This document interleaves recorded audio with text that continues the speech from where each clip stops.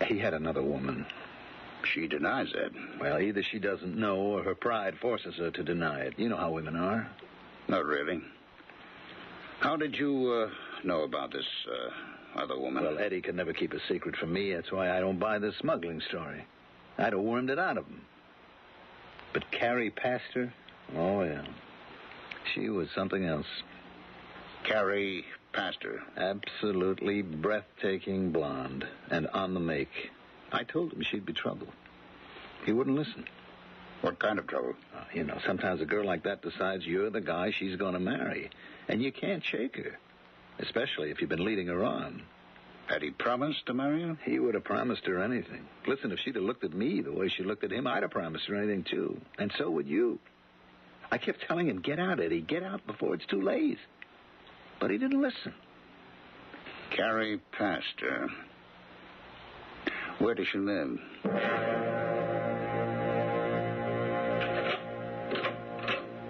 Yeah. Are you the landlady? Me? Nah. I'm the superintendent. Truth is, I'm just the janitor. What do you want? My identification.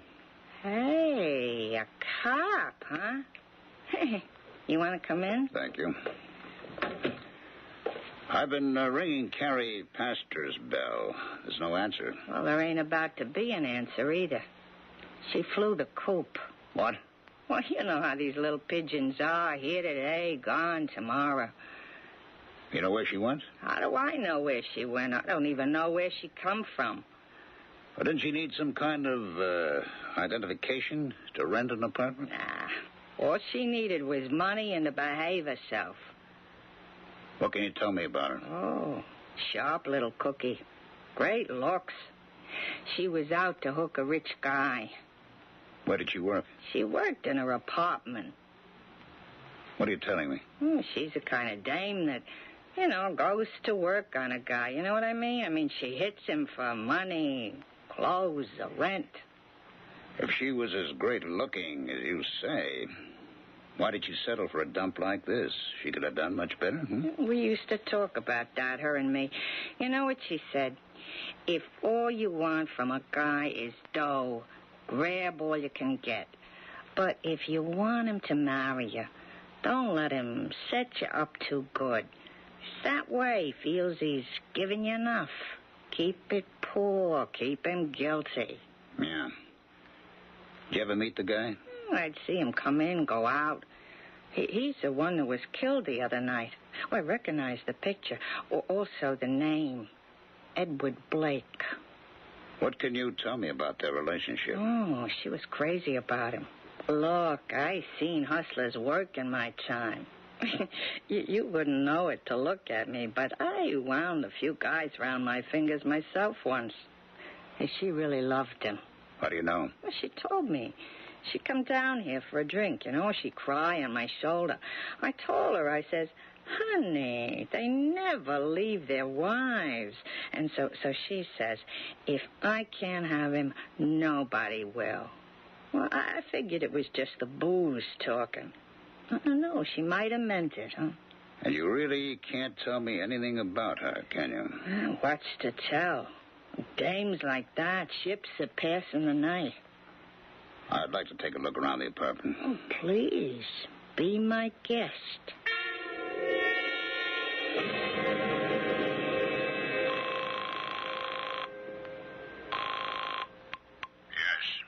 Yes. Sarah Clegg.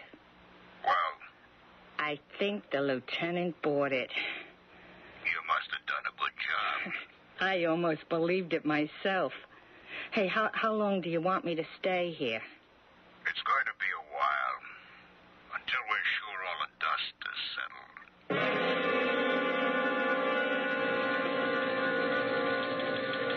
settled. Mullah, get this description out. It's the blonde. Her name is Carrie Pastor. It's probably not her real name. That's all we had to go on. Yes, who are you? My name is Michael Dempsey. Why do you look so familiar? You spoke to me. I own the gas station on West 18. Oh, yes. What can I do for you? Well, I don't know. Maybe it's crazy. I talked it over with the wife. She said it was crazy. What's crazy? Well, one little thing. It can give you the whole ball of wax. Or, on the other hand, it don't have to mean a thing. You asked me if I heard something that night. I did. And I said I heard a car go past. Yes, I remember. But I says to myself, why didn't I tell that cop more? About what? About what kind of car it was. You said you couldn't see it. Yeah, but I could hear it. What did you hear? Well, you know, the average car is a car. They all sound alike. Some might be better tuned than others, that's all. What are you trying to tell me? I remember about this car. It had the smoothest engine sound. Smooth like silk, like good whiskey, you know. Well, to my ear. So? So, it's barreling down West 18th. Now, he has to slow down for the turn onto Sessions, okay? Yes, okay. When you're going all out and you got to slow down, you know what happens. You lose the speed and need the power to make the turn. You get that whine in the transmission. But in this car, even that whine was smooth because the friction was less on account of... Oh, look, all I can say is it had to be one of the world's most expensive sports cars. Like what? Like a Merletti. No, better than that. This could have been a Nisata Asmara. What else? Well, that's it. And now that I think about it, what have I really told you? Late at night, I hear what I think is an expensive sports car racing down the street. What's the name of that car again? Well, there's all kinds, you know. But I figure it could have been the Merletti or the Isata Asmara. Yeah. Oh, now, look, it don't mean the guy driving it was the one that done it. He could have just been coming by, you know. Well, thank you for coming by. You think I helped? You never know.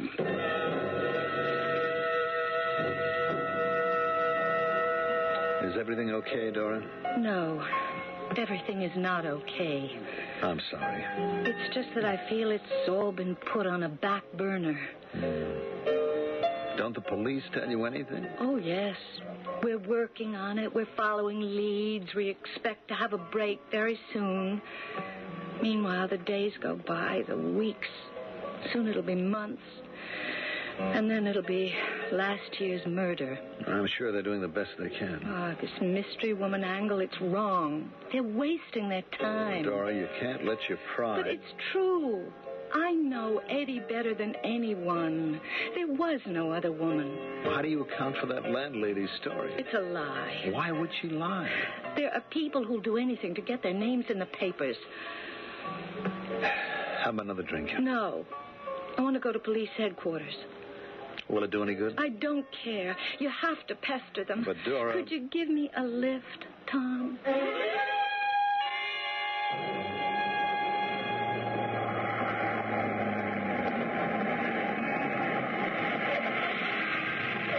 Want me to go in with you? Wait. That's him. Hmm? That's the lieutenant coming out of the building. Probably on his way to lunch. I'm going to have it out with him right here. Oh, Dora. Lieutenant Crane? Hmm? Oh, it's you, Mrs. Blake. Yes, it's me.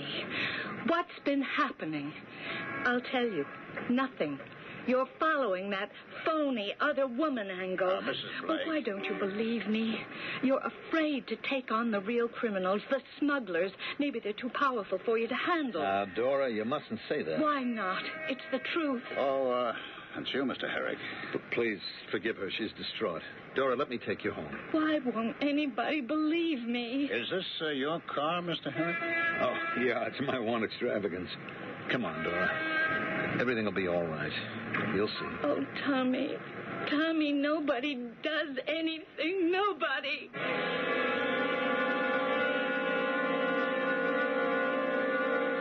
What are we parked here for, Lieutenant? He's bound to pass by sooner or later. Who? I'll want you to tell me. Wait. Listen. Close your eyes. Just listen. Hey, I hear something. Keep listening.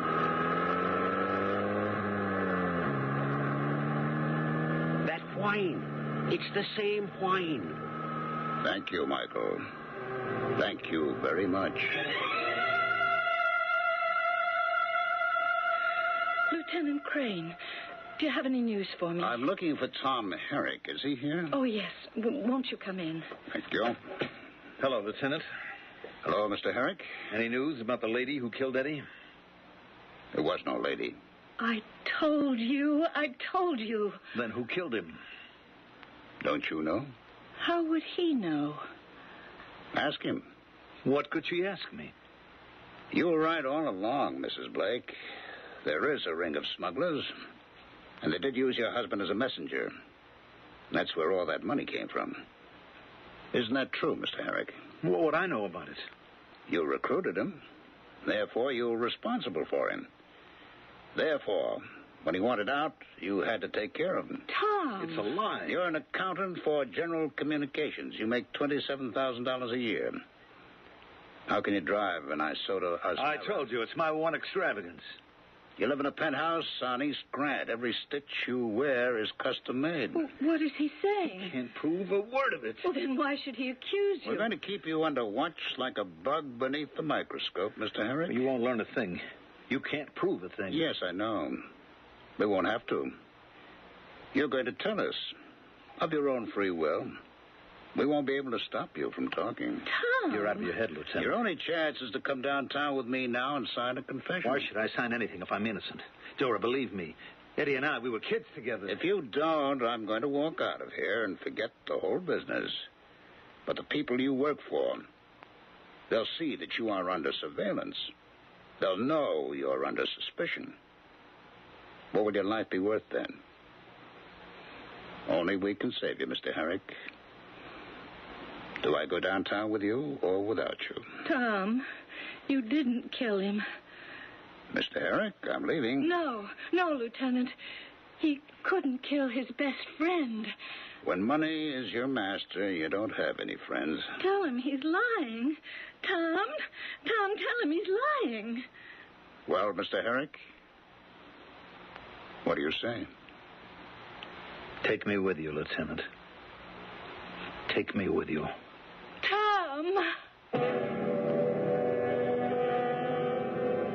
That one word, that cry of disbelief or of awakening awareness, she speaks for everyone who has been betrayed. And at one time or another, that's probably every one of us. Love, hate, lust, and betrayal. These weave the very stuff of drama. And I'll be back to finish the design shortly.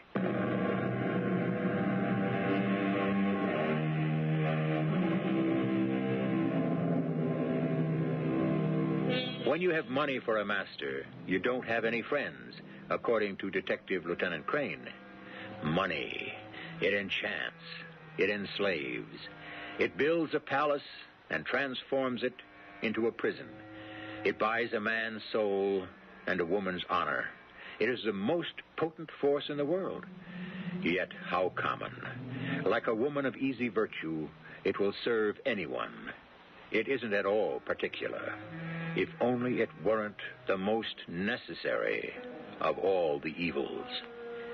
Our cast included Michael Tolan, Carol Teitel, Mandel Kramer, and Ralph Bell. The entire production was under the direction of Hyman Brown. This is E.G. Marshall, inviting you to return to our Mystery Theater for another adventure in the macabre. Until next time, pleasant dreams.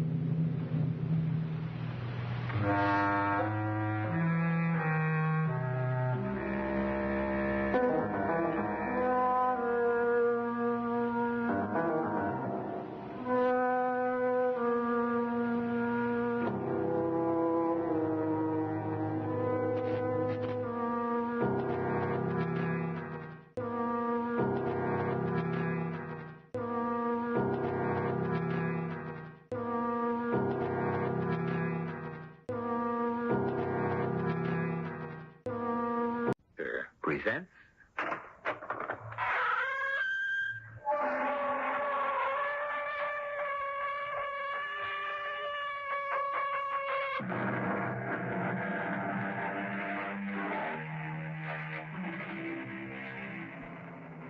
Come in. Welcome.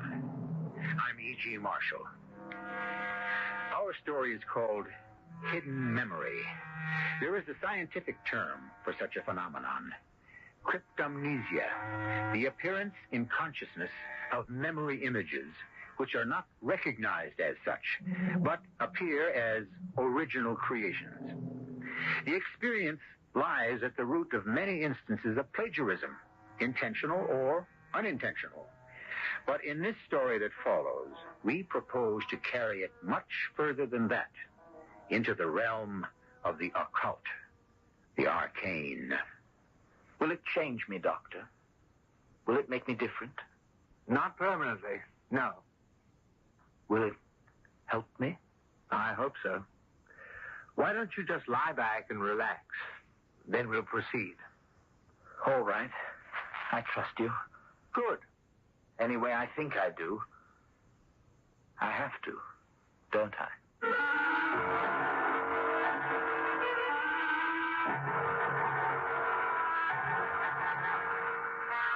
Our mystery drama, Hidden Memory, was written especially for the Mystery Theater by Elspeth Eric and stars Christopher Tabori and Terry Keane.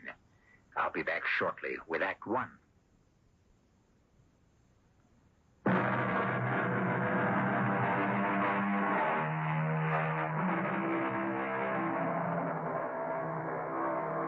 We all know that memory plays capricious tricks on us. I myself can remember the phone number of my parents' home when I was 6 years old, without fail, at any time. Yet, there are moments when I cannot instantly bring to mind the number of the phone I have now. I'm certain you have had the experience of forgetting something you're sure you know perfectly well, only to have it pop into your mind hours, days, or weeks later when you were thinking of something quite disconnected. Well, it is that fitful, fickle, freakish thing called memory that will concern us in the hour to follow. Sniper up ahead. Sniper, Larry. Watch it. Oh. I told you. Hit. Larry, are you hit? I'm coming to get you, old man. Just lie still. Everything's all right. Rest easy. I'm coming to get you. Lord, what's happening to me? What's going on? What's the matter? It's my leg. I can't move. I woke up in bed. Some kind of a hospital.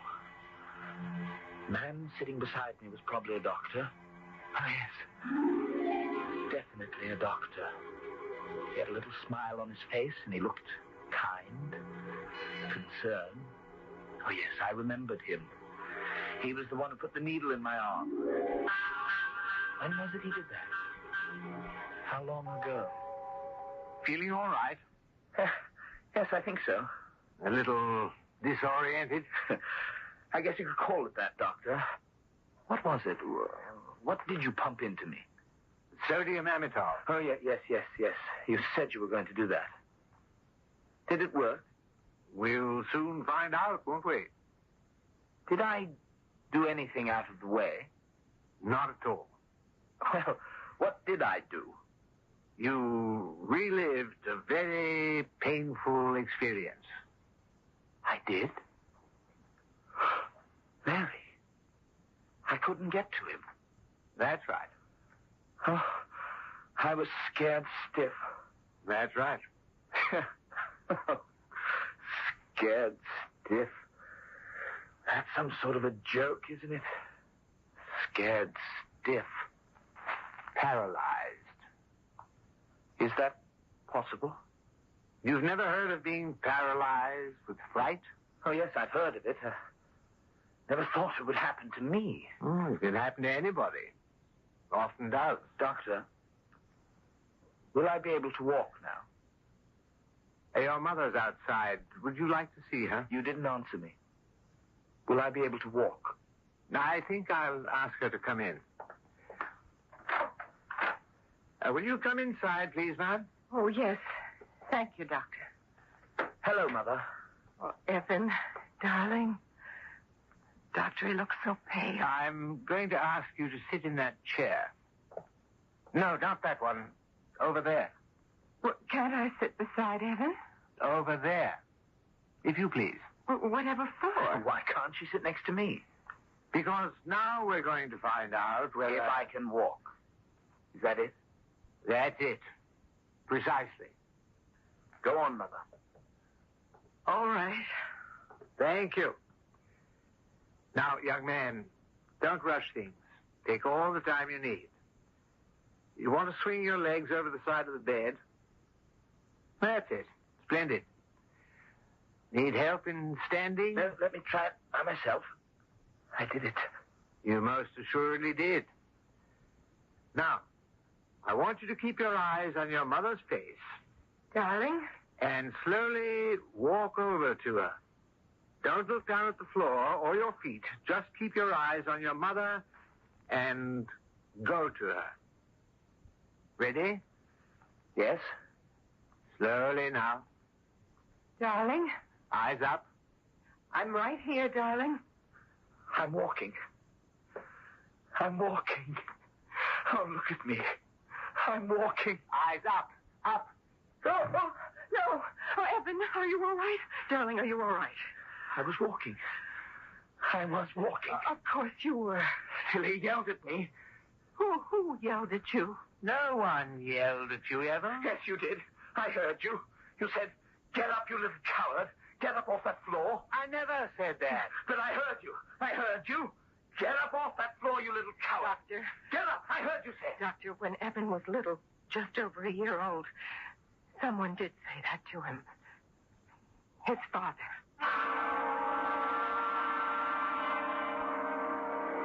A few days later, I left the hospital with Mother. She wanted me to drive. She was so proud and pleased that the paralysis had left me. But I had my mind on other things. A lot of other things. Not just the wonder of being able to walk again. Other things. Marvelous, mysterious things. We're almost there. Your grandmother will be out front to meet us. I phoned her from the hospital. Oh, Evan, are you all right? Oh, yes, I'm fine, of course. You're not still upset about, falling down that first time, are you? Oh, no, not a bit. Because you've been walking perfectly ever since. I know. I think it was just that your muscles were weak after not being used for so long. Maybe. Or you couldn't find your balance right away. Probably. That's what the doctor thinks. I don't care what the doctor thinks. Evan, when he's done so much for you. Oh, all right. I appreciate it. I'm grateful. Then what is it? It was hearing him say, "Get up, you little coward." But he didn't say it. I was there. I know. I heard him. Evan, my dear. What's more, I saw him. What? Yes, I saw him. I saw him standing there. No, wait. I'm going to stop the car. I did. I saw him and I heard him. Evan, now see here. We have got to get this straightened out. Now, I told you and I told the doctor, when you were, almost a year old, we were trying to teach you to walk. And you did pretty well on the whole. Anyway, I thought so. But your father, well, he was not a patient man. He did everything so well himself, so quickly, and apparently with so little effort. It irritated him when someone else didn't do something to perfection straight off. Is that how he was? A wonderful man in many ways, but he liked to have his own way in everything, and he was inclined to be irascible when he didn't get it. Yes, I remember his voice. The way I remembered about Larry after the doctor gave me the sodium amytal. Only that had worn off by then. I just remembered it. I heard it. I suppose it's possible. But it's all there, isn't it? All what? All where? Well, everything. In your memory. It's all there. Well, I suppose so. And why can't you get at it? Dear, I've no notion. I mean, you should be able to. All I can tell you is what the doctor told me, and he should know. Why? Just because he's a doctor? There must be tons of things he doesn't know. Evan, don't excite yourself. Okay, I'll bet you I could. Well, let's get going. I tried. I know I could. I want you to see my rose garden. If I could figure out how I could do it, I know I could. Here we are. Here's the turn. There's no such thing as forgetting. Oh, doesn't the place look beautiful? No such thing. Oh, we're coming to the little lake. It's all there. If we could only remember. Arthur Willow's lovely. Bending over like that. I'll remember everything. Oh, you see how pretty it looks? Evan. What? What did you say? See how pretty the lake looks. How fresh and clear. Stop the car. Stop the car. What for? Yeah, stop it. All right. That's what you want. Evan, what is the matter? No, nothing's the matter. I just want to look at the lake. Oh. It's beautiful, don't you think? Evan? Where are the swans? What? There should be swans. There should be swans on the lake. There haven't been any swans. Yeah, there used to be swans on that lake. I remember them. Beautiful, stately swans, gliding around, preening their necks. I can see them. There have been no swans on that lake since before you were born. Really? You mean that? Your father had them disposed of. I remember them. But you weren't even born. I told you. It's all there. In my head. Everything. Evan, let's go on up to the house. Your grandmother will be waiting for us, and you can have a hot bath. Wait, what are you going to do? I'm going down to the lake. Please, Evan. You go on ahead. I'll join you in a little while. Evan, please. Now, I am frightened. Don't be. I'm not. Go on, Mother. Oh, Grandma, I'll see her presently. Now, please, Mother. I'll be all right. Really, I will. Well, if you're sure. I'm sure. I'm very sure. I've never been so sure in my life. I guess she drove off and up toward the house. I didn't hear anything or bother to look back. Because my eyes were fixed on the lake, I still saw the swans swimming. Swans which, according to my mother, I had never seen. Well, I saw them now. I sat on the bank of the lake under a willow tree, and I stared into the clear, still water. Oh, so clear I could see way down to the bottom. And there, at the bottom of the lake, I saw something that flooded me with feeling. Rage, impotence, and despair. I heard myself scream.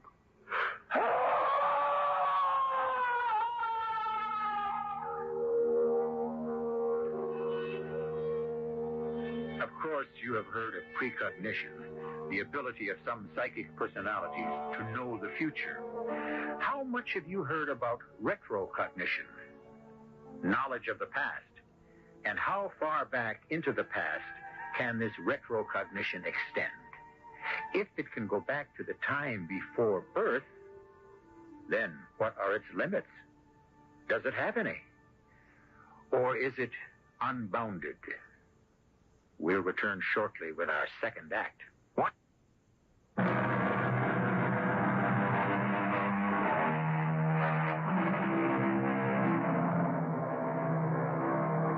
Have you ever heard Cicero declaiming from the Capitoline Hill?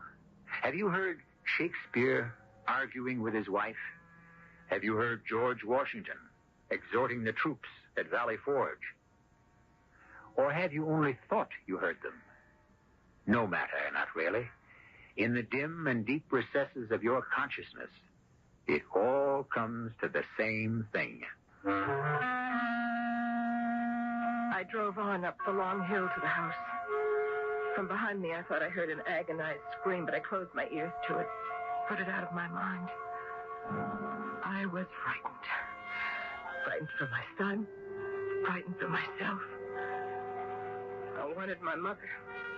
Darling, how good to see you. And Evan. Sylvia, where's Evan? Oh, back there. Where? Back where? By the lake. Oh, what's he doing there? Heaven knows. Why is he with you? Mother, so much has happened. Let me go inside, will you, and I'll try to tell you. Well, Evan's all right, isn't he? He said on the phone he was. He was. He is. Or maybe he isn't. I don't know. Just let's go inside, please. So much has happened. Go on into the library. Tea's all laid out. I don't think I want any. Oh, of course you do. Best thing in the world for you when you're upset. You seem to be. Go on now. Mother, will you hold me? You hold me. Why, of course, dear. Of course. There now. It's all so confusing. I don't know what to make of it. Darling, you told me on the phone Evan's able to walk now. Everything went very well. It did. It did. And he is walking now. I didn't tell you on the phone that the first time he tried, he fell down. But he's all right now. It isn't that. The sodium amytal worked perfectly. It brought back something that happened during the war. A close friend of his was shot by a sniper, and when Evan tried to reach him, help him, he couldn't. Sheer fright paralyzed his legs. But once he'd lived the thing over in his mind, he was all right. Mm-hmm. I was in the room afterward. He was walking toward me and suddenly fell down. And from the floor, he accused the doctor of yelling at him, which the doctor hadn't done at all. The doctor had simply told him to keep his eyes up. But Evan was certain that he'd shouted, "You little coward, get up off the floor." He was absolutely positive. Nothing could shake him. Why didn't you tell me? Well, because everything eventually straightened itself out. At least I thought it did. But on the way home, Evan kept mumbling about how everything, absolutely everything, must be there. Be where? In your memory. And that's what he said. If you could only get at it. Well, why get at it? Particularly if it's unpleasant. Get him in here. I'll get this foolishness out of his head. Now, you mustn't scold him, Mother, please. Now, listen to me. When we were coming up the driveway, we stopped to look at the lake. And I said, "Doesn't it look beautiful?" And Evan said, "Where are the swans?" Swans? What swans? Now, you see, it was so long ago you don't remember. There used to be swans on that lake. You don't remember, but Evan does. But that was ages ago. It was before Evan was born, before he was even conceived. It was 25 years ago, Mother. Well, probably he heard us mention them, talk about them or something, how beautiful they were. Yes, they were beautiful, now that I think back. It's not a time I like to remember. When you and that dreadful man you married moved in with me, well, I just don't care to look back on it. Sorry you brought up the subject. Please, let's not get started on the subject of my marriage. Do you mind? We've been all over that. Well, if you'd listen to me... Now, what about your own marriage? I stayed married. That's more than you can say. My husband didn't run off and leave me. Didn't he? You know he didn't. He died of the fever right here in this very house with me by his side. All right. Let's not argue. Right now, it's Evan I'm thinking about. Well, get him in here. Where did you leave him, by the way? Well, he got out of the car by the lake, where the swans are swimming, he said. Mother, he thought he saw them. The whole thing is a bunch of Tommy Rob. Mother, a lot of silliness. I think he just came in. Oh. Well. Hello, dear. Well, Evan, come have a cup of tea. Evan, dear, you all right? Sit down, lad. Sit down right here and have a nice cup of hot tea. Thank you. Your mother and I have just been talking about you. Mother? Yes, dear. Oh, here's your tea. Lemon, no sugar. Thank you very much. Why didn't you ever tell me? Would tell you what, dear? Father hit you and knocked you down. Why didn't you ever tell me that? Why did I have to find it out all by myself? It had happened again. Evan had remembered something he could have known nothing about. Could never have ever heard about.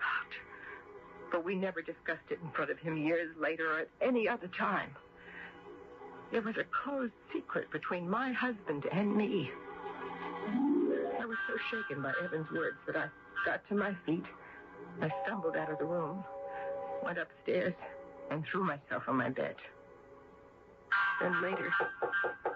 Mother, are you in there?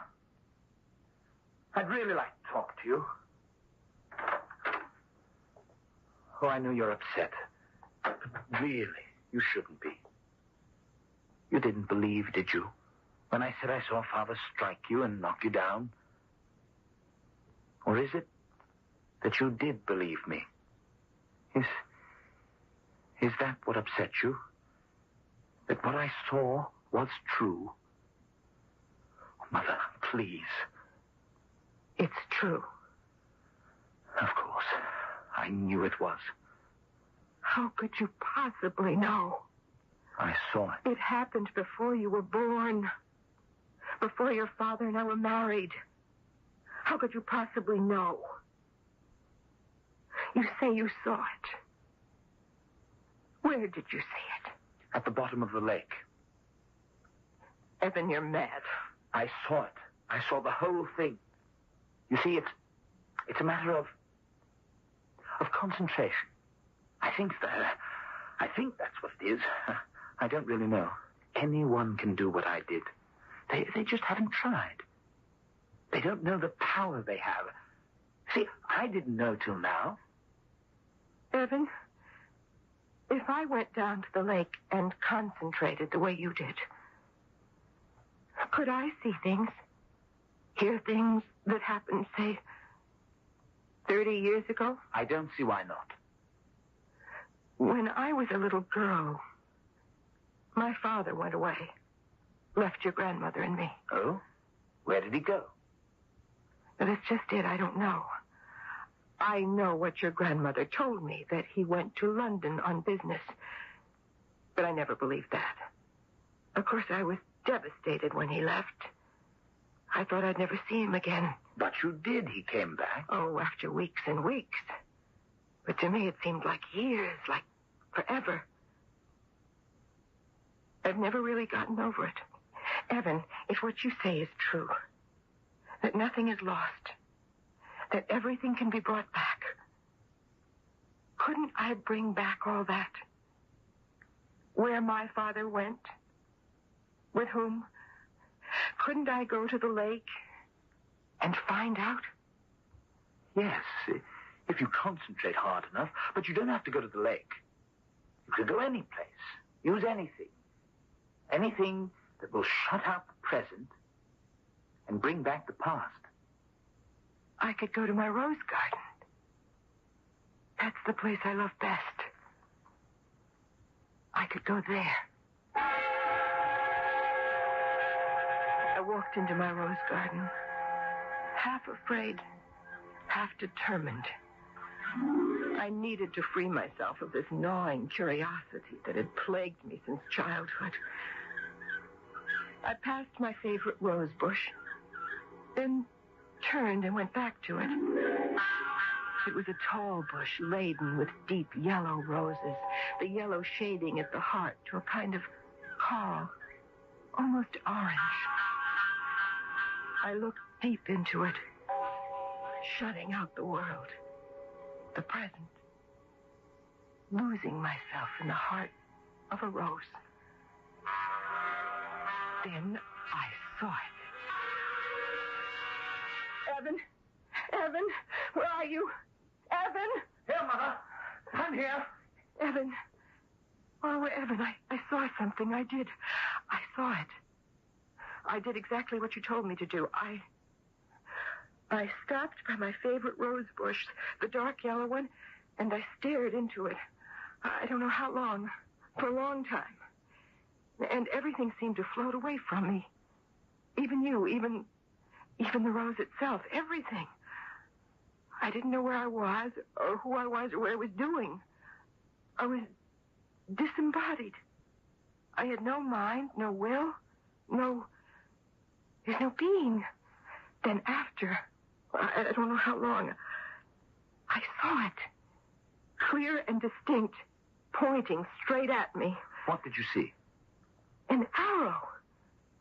An arrow, Evan, pointed straight up at me. An arrow.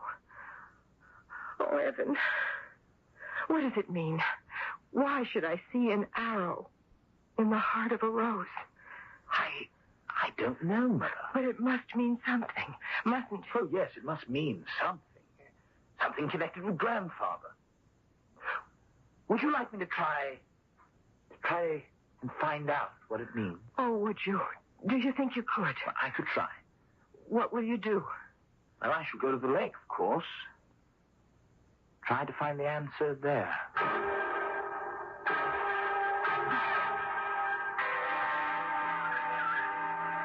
Oh, Mother.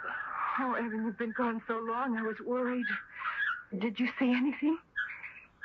Anything that would help? I hope you're not going to be disappointed. Well, just tell me. I saw Victoria Station. Victoria Station. That's all?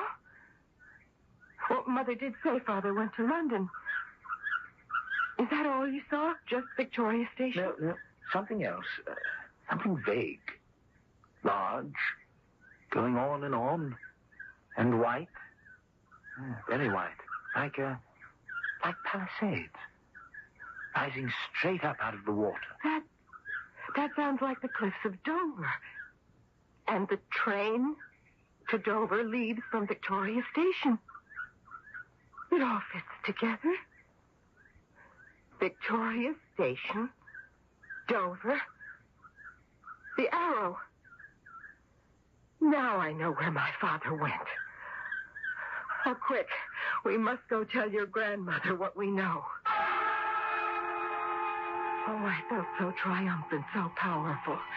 My mother's lie to me so many years before lay exposed for what it was. She had hidden the truth from me, but now I knew it. I knew.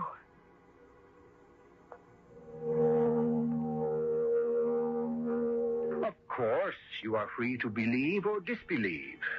Let the dead past bury its dead. Longfellow preached that in 1839, and in general, we have tried to do just that. But it isn't quite working, is it? The past and its dead are uneasy and refuse to stay buried. Perhaps it is better for us to go at least halfway to meet them. I'll be back shortly with our final act.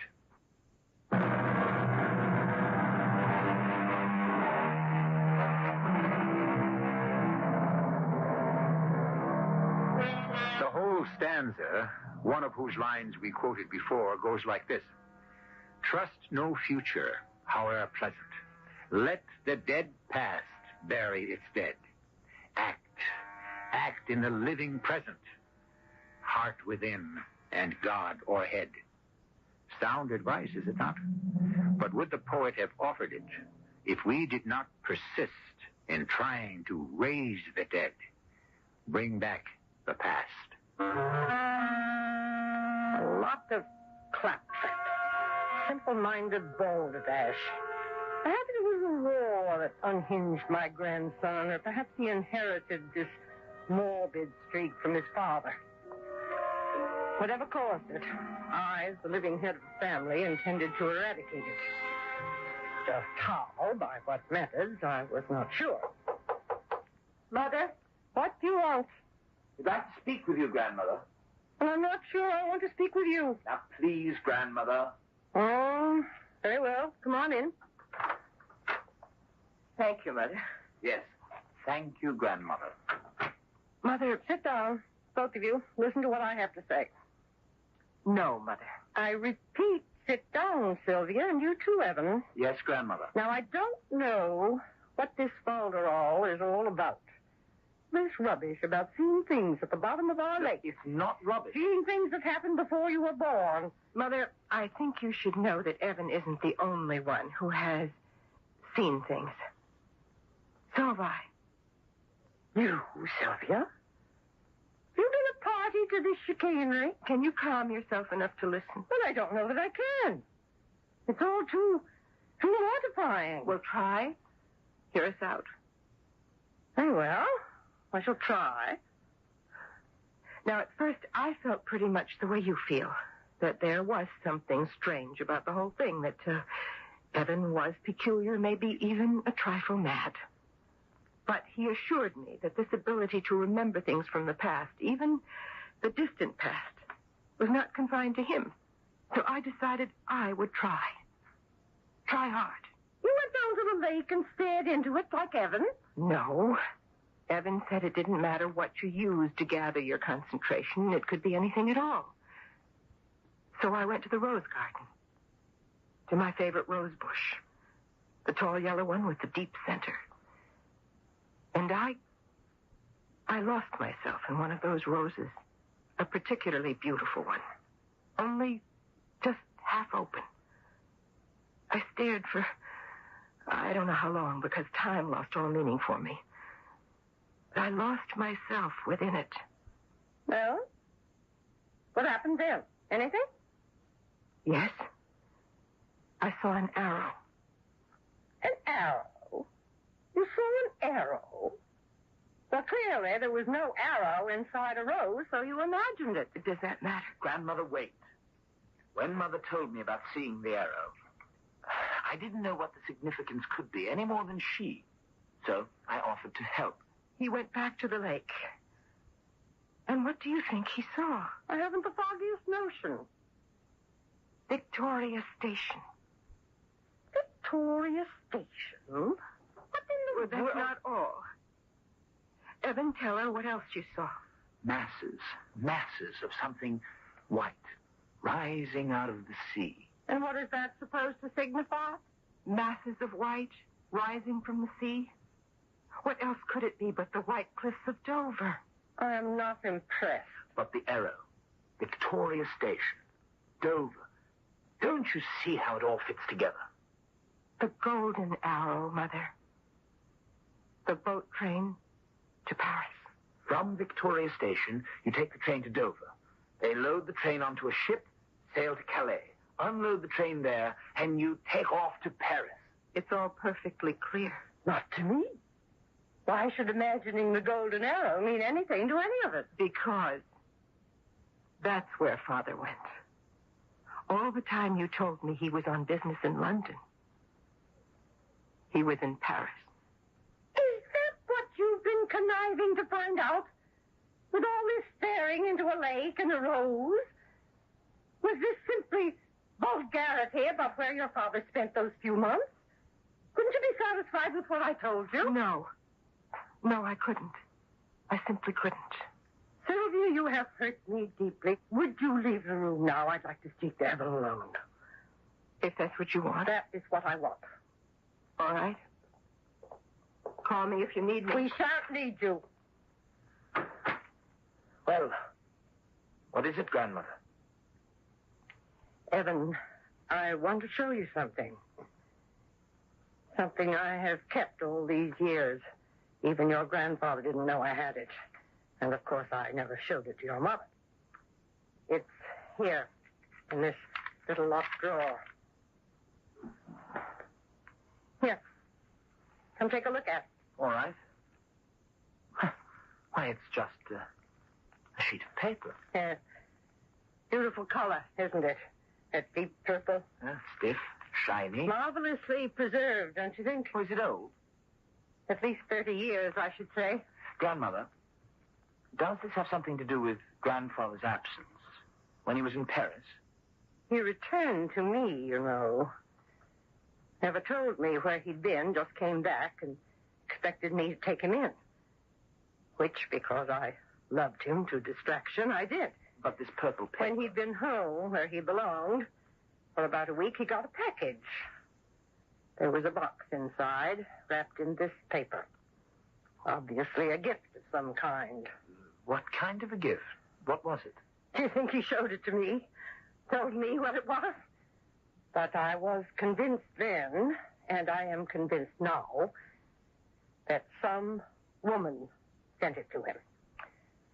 Now I'm convinced it was some woman in Paris. That he had an affair with some designing woman in Paris. Evan, do you think, is it possible that using your methods, I could discover their trysting place, discover her name, perhaps even discover her? It's possible for anyone. I've told you that. Evan, I'm going to try. Look here at this purple paper, this shiny purple paper. See how it reflects the light. Seems to be giving off sparks. Yes.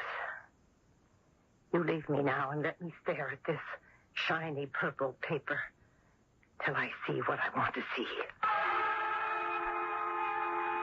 So intense was my determination, so ardent my desire that I dismissed all my querulous doubts about the absurdity of this procedure. I sat down in front of the little table, pulled up a chair, and with my hands holding the sides of my head, I gazed intently at the sheet of purple paper. Evan! Evan, where are you? Evan, I need you. Yes, Grandmother. I'm here. I'm right here. What is it? What's the matter? I saw... Grandmother, you're trembling. Come, sit down. No, I have to tell you. Yes. You saw something, didn't you? In the piece of paper. Yes, I saw something. I saw several things. Now tell me, what did you see? No, not now. I won't tell you. Now. Because you might try to talk me out of it. Out of what? The trip. Our trip. Our trip to Paris. You and I, Evan, are going up to London. Then we are going to take the boat train, the Golden Arrow, to Paris.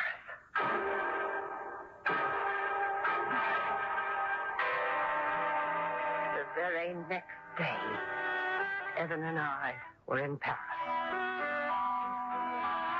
You're quite certain we're in the right place, Grandmother? Are you doubting your own methods, Evan? Oh, no. You think because I'm 60 years old I can't do what you did? And your mother? I sat staring at that piece of purple paper till I felt... Well, how shall I put it? I felt as though I had no earthly existence whatsoever. Do you know what I mean? Oh, I know very well. You felt it, too. Oh, yes, I felt it. I suppose your mother did, too. I'm sure she did. The first thing I saw, after who knows how long, was the water, this long stream of water, winding, twisting, going on for miles, seeming never to stop. I watched it with fascination for a good long time. And then it burst upon my consciousness. Of course, it was the Seine I was looking at, the Seine River that winds through Paris. Of course.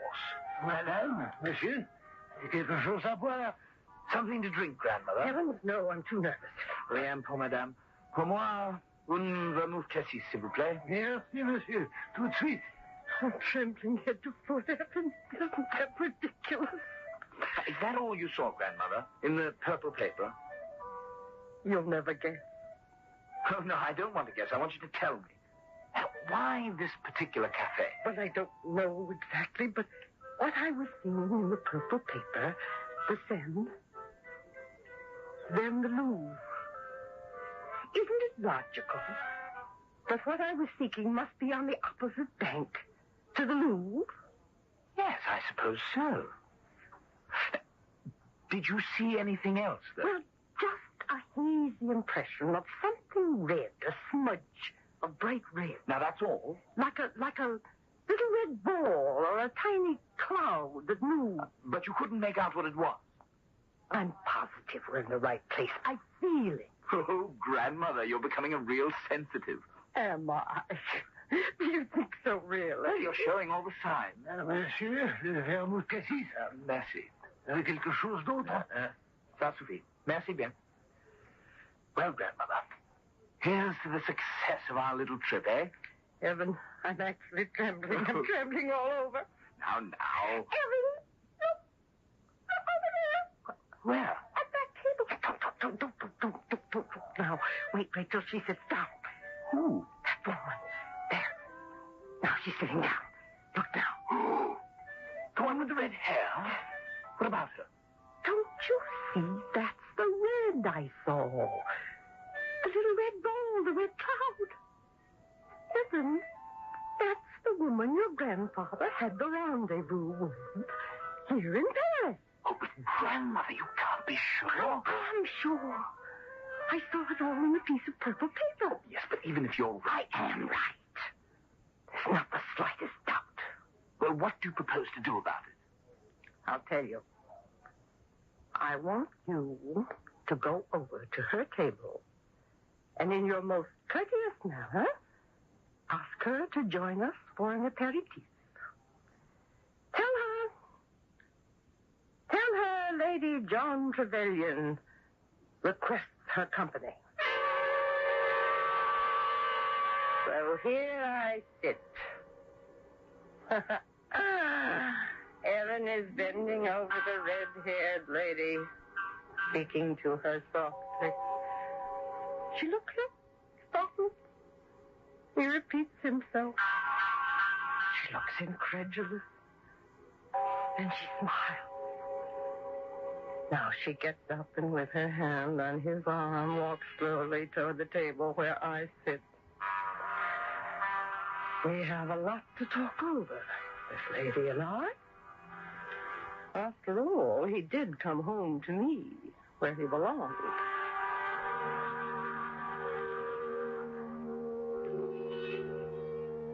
We shall never know if the lady with the bright red hair was Lord Trevelyan's Paris indiscretion, for our story has come to its climax. I'll be back shortly.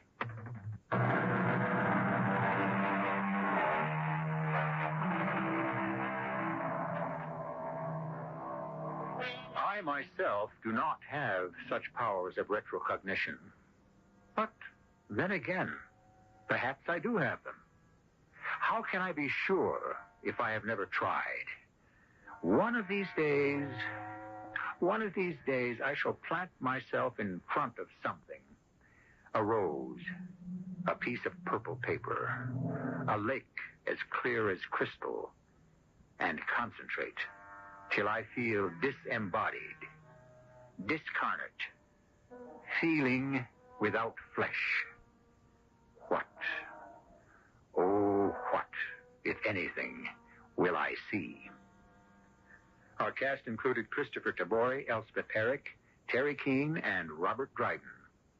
The entire production was under the direction of Hyman Brown. And now, a preview of our next tale. When I was a lad, I worked out every tree and building on the estate. Tell me, did your butler Brunton ever ask you such a question? Upon my word, Holmes, I don't know how you ferreted that out. But he did ask me some months ago in connection with an argument he said he had with a groom. But I still fail to understand what's behind it all. Holmes, I must confess that I sympathize with Musgrave's bewilderment. Look at my notes. Go back to the ritual and read. Where? What? Where was the sun? Over the oak. Ah, I see, Holmes, and the shadow was under the elm. Precisely. It was obvious from the first that the trees and the measurements were used as guides to some location. This is E.G. Marshall, inviting you to return to our Mystery Theater for another adventure in the macabre. Until next time, pleasant dreams, pleasant dreams, pleasant dreams, pleasant dreams, pleasant dreams, pleasant dreams, pleasant dreams. The CBS Radio Mystery Theater presents...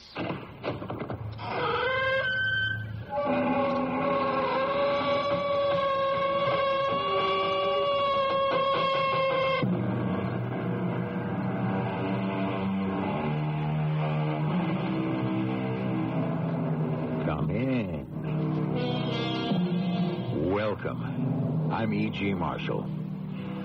Something for nothing has been the crest of the light-fingered, the swindlers, those too lazy to work honestly, and the men whose story you're about to hear. It has been said there is a thief in every one of us, but somehow most of us manage to keep him locked up.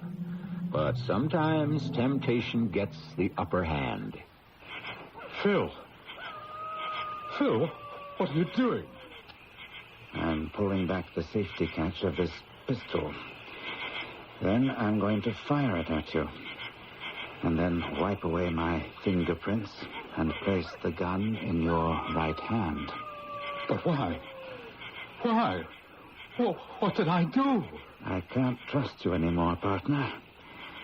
Therefore, our partnership is hereby dissolved.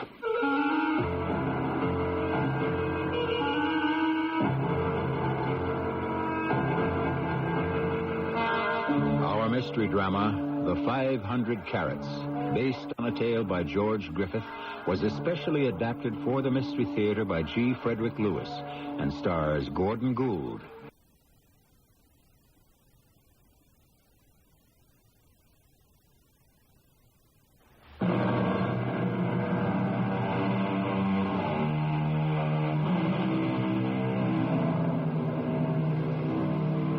One doesn't have to say the word Kimberley twice to know it means diamonds. And one of the most famous in South Africa was the Conception diamond, because Conception Bay is where it was found and lost, all 500 carats of it. The last man to see it was Philip Marsden. That gentleman at this moment sits behind bars in the Johannesburg jail with another gentleman, Inspector Grace. The reason I asked you to come to my cell, Inspector, is to try to make you believe I do not have the Conception diamond, nor do I know where it is. The only time I had possession of the stone was inside the company offices.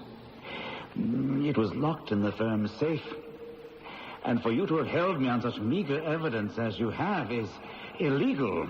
Unfortunately for you, Marsden, the law decides its own legality.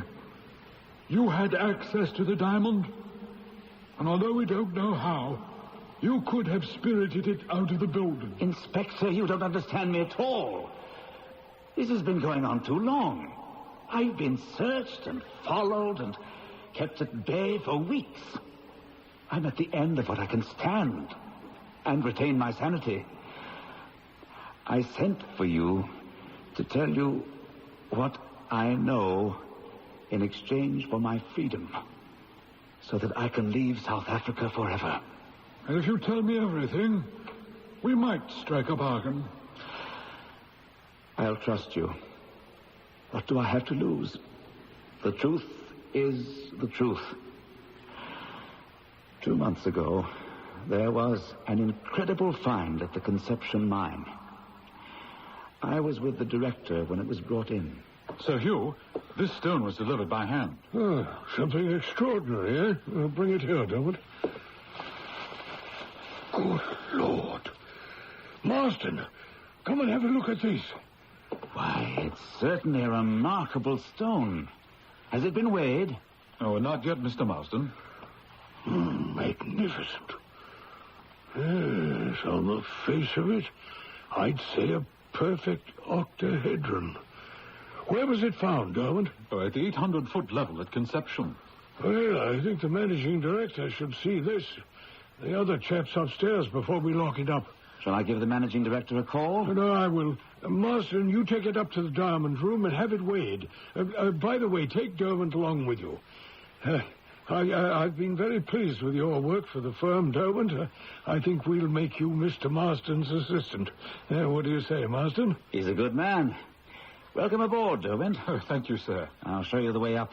Give me a buzz when you get the exact weight, will you? I'll call insurance and come up for another look. When we get to the top of these circular metal stairs... It's like climbing up a lighthouse. I've never been up here before. Turn right, and there'll be a door with a safety grill. Press the button. And we wait for someone to open the Judas window. Oh, the what? That little closed window in the door. That's what they call it. Hello. Oh, it's you, Marsden. Come in. And Derwent. And something else, which should knock your eye out. Gentlemen, gather round the scales, and we'll weigh the stone. 400, 420, 450, 500. A little more. 505. 505 carats. That's as large as since the Junker and the Jubilee. Wait till I tell the old man. Get me Sir Hugh, will you? Marsden, I've been waiting for your call. Sir Hugh, 505 carats. Lock it up. I'll call Cape Town and tell them we're sending it down. I say, Marsden, was the managing director pleased? Well, he didn't get up here, sir. Oh. I'll have the safe unlocked and show it to him later.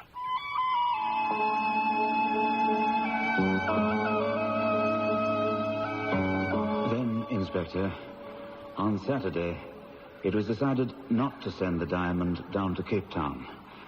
I'd had word there was some sort of strike going on and warned the managing director we'd better hold on to the stone for the present.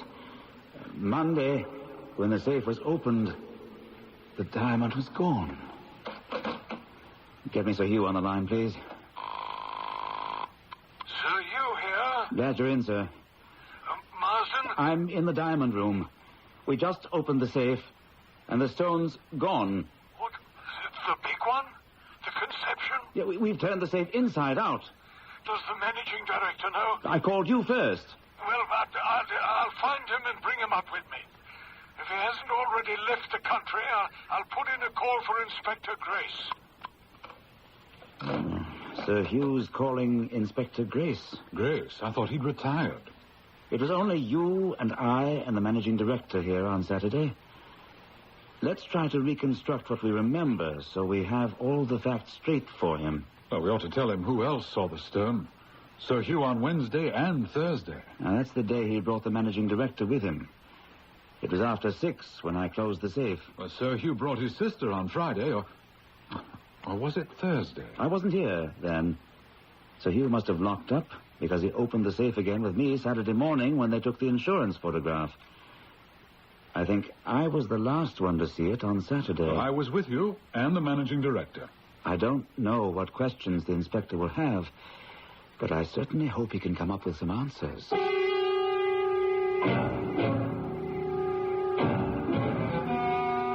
Gentlemen, this is Inspector Grace. I've persuaded him as a personal favor to delay his retirement from the police force. The Bureau. The Police Bureau, to take up this case. He has a few questions for you. Thank you.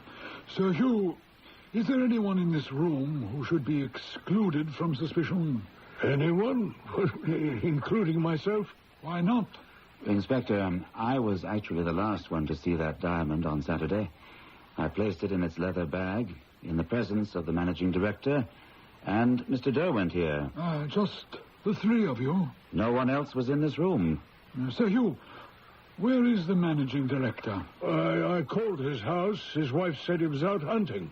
I'll have the Bureau examine the safe. But to the casual eye, I'd say it hasn't been tampered with. Well, it couldn't have been unlocked after it was closed on Saturday. I thought Mr. Marsden had a key. I do, but I can't use my key to open the safe unless Sir Hugh or the managing director are here. They each have a master key, without which the day key, which I have, is of no use. You're absolutely convinced you saw the diamond yourself when you locked up Saturday? Oh, without question. Mr. Marsden's been with the firm 20 years. Many diamonds have passed through his hands, and we've never experienced a loss. It's not a bad record. Well, I'd say a tribute to our choice of men. We'll conduct an official search. I dislike saying this, but everyone on the premises is under suspicion. And, Sir Hugh, if you would be so good as to put me in touch with your managing director when he returns from his hunting trip, I'd be obliged. Well, the managing director is also suspect? These specifications indicate the diamond was worth £3 million, uncut. Why should I not suspect the managing director? You also, Sir Hugh. I suppose that's only fair. Well, let me see. How large would you say this room is? 30 by 30. The entrance there. The safe here. Tables in the center, scales, and so on. Windows. What street do we face? Stockdale Street. Yes. Tell me again what transpired last Saturday. I know you told me. Please, tell me again. I was the last to see the diamond. The managing director said, lock up, and he and I opened the safe. Mr. Derwent put in the tray. The new big stone was in a fitted leather bag on a tray with some other fine stones. I placed the tray in the safe and stepped back. After that, I closed the door, gave the knob a twirl, and that was it. So is it against the regulations if I smoke? Oh, no, not at all. May I borrow a match? Marsden, light the inspector's cigar for him, will you? Excuse me, Inspector. Yes, that does make it a bit steamy. Mind if I open a window? Well, we will lock this room. What about these 3 windows? Can they be locked? They're left open only in the warmest weather. Such as we've been having this month. Yes. But there are guards everywhere. No chance of anyone throwing a stone into the street from here? Oh, I hadn't thought of that. To get back to Saturday, Mr. Marsden, you were saying you closed the safe, and then what happened? I went down to Sir Hugh's office and we talked. What did we talk about? Oh, well, not being able to get together for a hunt on Sunday. We postponed it a week. That's right. And then? Well, then I went home. Oh, so did I. Were you searched as you left the building? Oh, of course. Our security, you know. Everyone is searched. No exceptions. And what about the managing director? I don't know. He left the diamond room in front of me. I suppose he went home, too. It was after 6. And you, Mr. Derwent? Oh, where did he go? He'll be back. He just stepped out. Derwent was on duty Saturday night. He remained here in the diamond room? Until 7 in the morning, when he's due to go off duty. By the way, Mr. Marsden, what was the reason you and Sir Hugh didn't go on a hunt on Sunday? Well, I couldn't make it.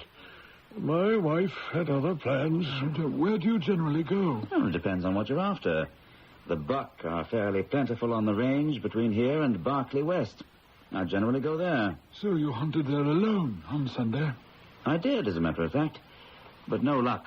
None at all? Oh, I saw a white hippo. Did you now? You never told me. So I'll assign my men to various parts of your firm, and that's it for now. Are they going to do a thorough search? That stone could be in the building. I wouldn't count on it. Why not? And then sneak it out sometime in the future. And the diamond at this very moment is probably miles away. What makes you say that? Because I believe it has taken flight. As assuredly as if it had wings. That is the most amazing piece of instant deduction I've ever run across. And I'd hidden nothing from you. Related the exact conversations as they happened. All that remained secret, of course, was the inner workings of 2 minds. The person who engineered the theft and the inspector who was deducing the modus operandi. I shall be back shortly with Act 2.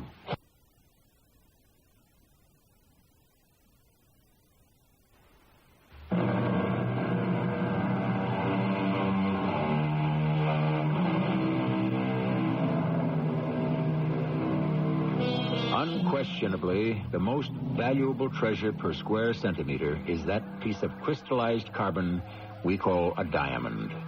It's easily hidden and easily disposed of. There are diamond cutters in Amsterdam, Rio, and London who ask no questions and turn a rough diamond into untraceable cut gems. This is what prompts Inspector Grace to apply all heat and speed to solving the theft. In the Johannesburg jail, he sits with the accused thief, Philip Marsden. You have me, Inspector, but you don't have the diamond. Not yet. I sent for you to see me in my cell because I don't think I can go on much longer like this without losing my mind. Confession is good for the soul, Marsden. Before I go on, will you tell me how you were able to guess the manner the diamond left consolidated? I'll be glad to. I followed the old adage, where there's smoke, there's fire. Smoke? Fire? Smoke rings, to be more precise. Here we are at Consolidated, Inspector. Nothing like a brisk walk to start off the morning. And it's given us a chance to discuss your progress.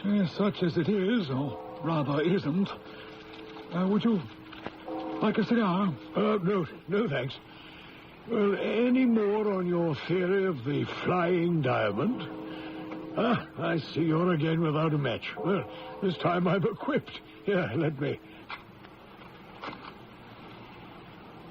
Thank you. Helps me think. Yeah. Well, I had to give it up. But I love the smell of a good cigar. I say, you're very good at that. I was never able to blow smoke rings that perfect. You just lean your head back, pucker your lips, and blow. Yeah. Look, that ring keeps its shape a long time, doesn't it? Well, it's practically up to our second story. Yes, notice where it's going now. Caught in some current of air and drifting across the street out toward the hills. I love those hills and the veldt beyond. We're really got pretty country in South Africa. Marsden and I find the best game right out there. As if you've been riding with him lately? No, I haven't. We used to, at least 3 times a month. In the past week or so, he's taken to going out alone. How long has he been with the firm, did you say? 20 years in August. We'll have to celebrate somehow. He's an extremely valuable employee.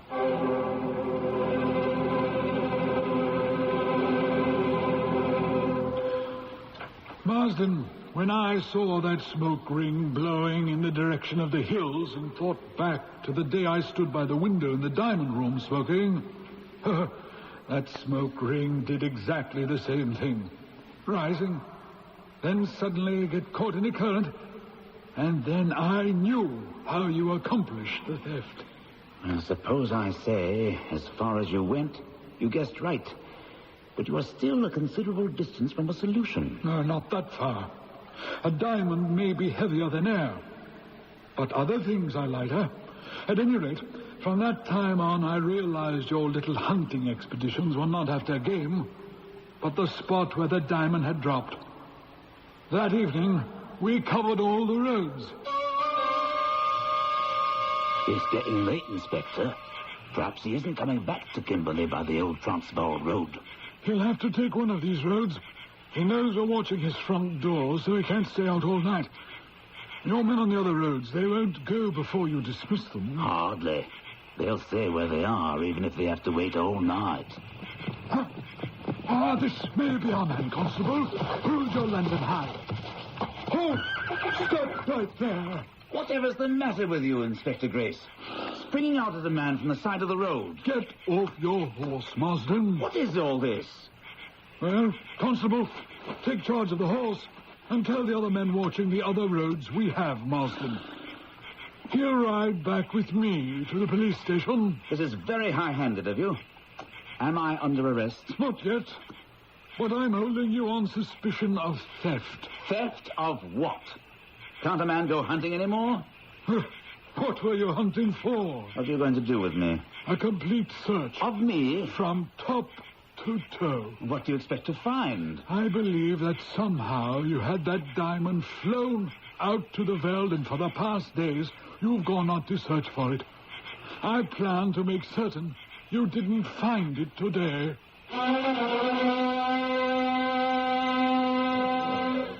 Gentlemen, I've asked all the senior staff to join me here today.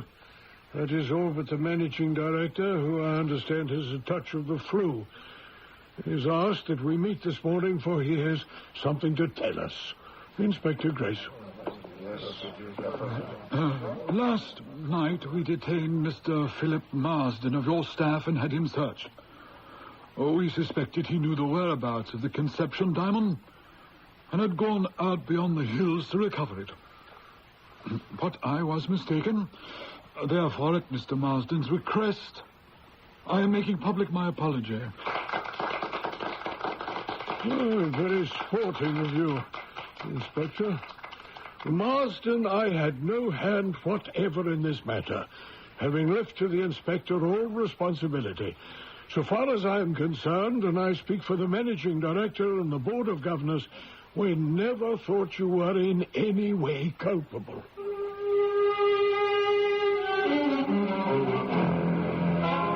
Yes, I apologized to you that day at your office, but I still knew I was on the right track. I tagged Derwent as your accomplice. Somehow, the two of you have been able to transport that diamond a dozen or so miles from Kimberley, and it was there for the picking. I was sure you were just waiting for me to give up and stop watching you. Yes, but you wouldn't. Day after day, week after week. I could have killed you. That was our game. No matter how and when you went out into the hills, one of my men or I would be close by. I've never flown in one of these whirlybirds before, Charlie. It's quite enjoyable. It's a marvelous way to see the country. I've hired my helicopter out to catch poachers and rustlers, but never a diamond thief. Are we heading in the right direction? Yes. Yes, he always makes for the Berkeley Hill section. How long have you been dogging him? 3 months. Then it came to me in a flash. Charlie's got a helicopter. Rent it. The company's picking up the tab. Well, he shouldn't be too hard to spot from up here. There he is. See him on that horse going through the ravine? Sure do.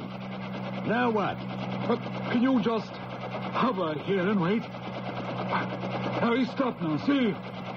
If you keep your bird in one place, I can focus these binoculars. I can get a little closer and then gain altitude. There he goes, turning his horse around slowly. I think he's spotted the direction or something.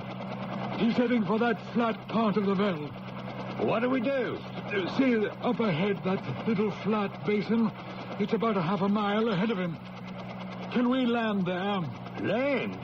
But he's bound to see it. I want him to, if he hasn't already. How do you expect him to dig up that diamond if he knows he's being watched? He won't. That's the whole idea. And the next time he goes out, we'll be ready for him and take off and go through the same motions. Man, you're a pretty patient guy. Yes, I am. You're going to drive him crazy. Exactly what I have in mind. Let's land. Climb in, Inspector. Hi, Charlie. Same man, same place today? Same place, Charlie, but a different man. Marsden's got a sidekick. He had to pull this off. Name's Derwent. Today it seems to be his turn. He started out on horseback half an hour ago. Oh, let's take off.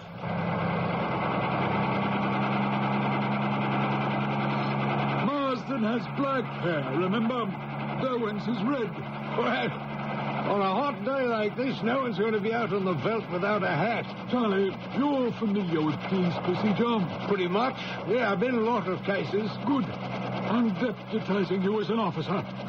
I think Derwent may be a lot more nervy than Marsden. Is Marsden running scared? Close to it. His boss says he's very jittery, and I think that's why his pal is taking over.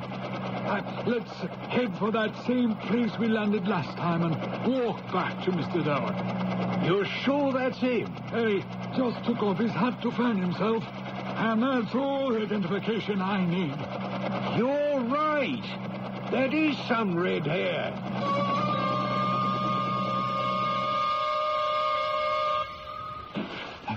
He's coming, Charlie. I can hear him. You take over. Hello, Derwent. Nice day for a walk, isn't it? You two made a big mistake. Put your hands up. Pointing a gun at officers of the law is a bigger mistake, pal. Get out of here. Get away from me. We're just picnicking. What are you so excited about? Get going. You heard me. Be sensible. Throw the gun on the ground. You're on my land. I have every right to defend it. Now you get out of here. Do you hear that, Inspector? It's his land. You wouldn't happen to have a deed on you, would you? I didn't know it was your land. I just bought it. You can see the stake marks. Oh, what do you want from me anyway? You know. Oh, I could kill you both. You're driving Phil Marston out of his head. Now you're pulling that stuff on me. I don't need this gun. You can have it. It's empty anyway. I wasn't threatening you with any harm. Nice gun. You have a permit for it? Of course I have. May I see it, please? But I don't have it with me. I came out for a ride to look at my property. Who takes papers? But you took a pistol. Why are you picking on us? You arrested Philip Marston. Now you're following me. What kind of justice is that? If we didn't know differently, we'd leave you alone. But you're a crook. And so is Marsden. All right, Inspector, he's all yours. You want to arrest him or let him go? I'll give him his gun back. He probably does have a permit. You're not fooling anyone, Derwent. We can wait just as long as you can. But I promise you this. If you live to be 1,000, neither of you will ever lay a hand on that diamond that's hidden out here. Never. Not without us watching. And you can tell Marston I said so.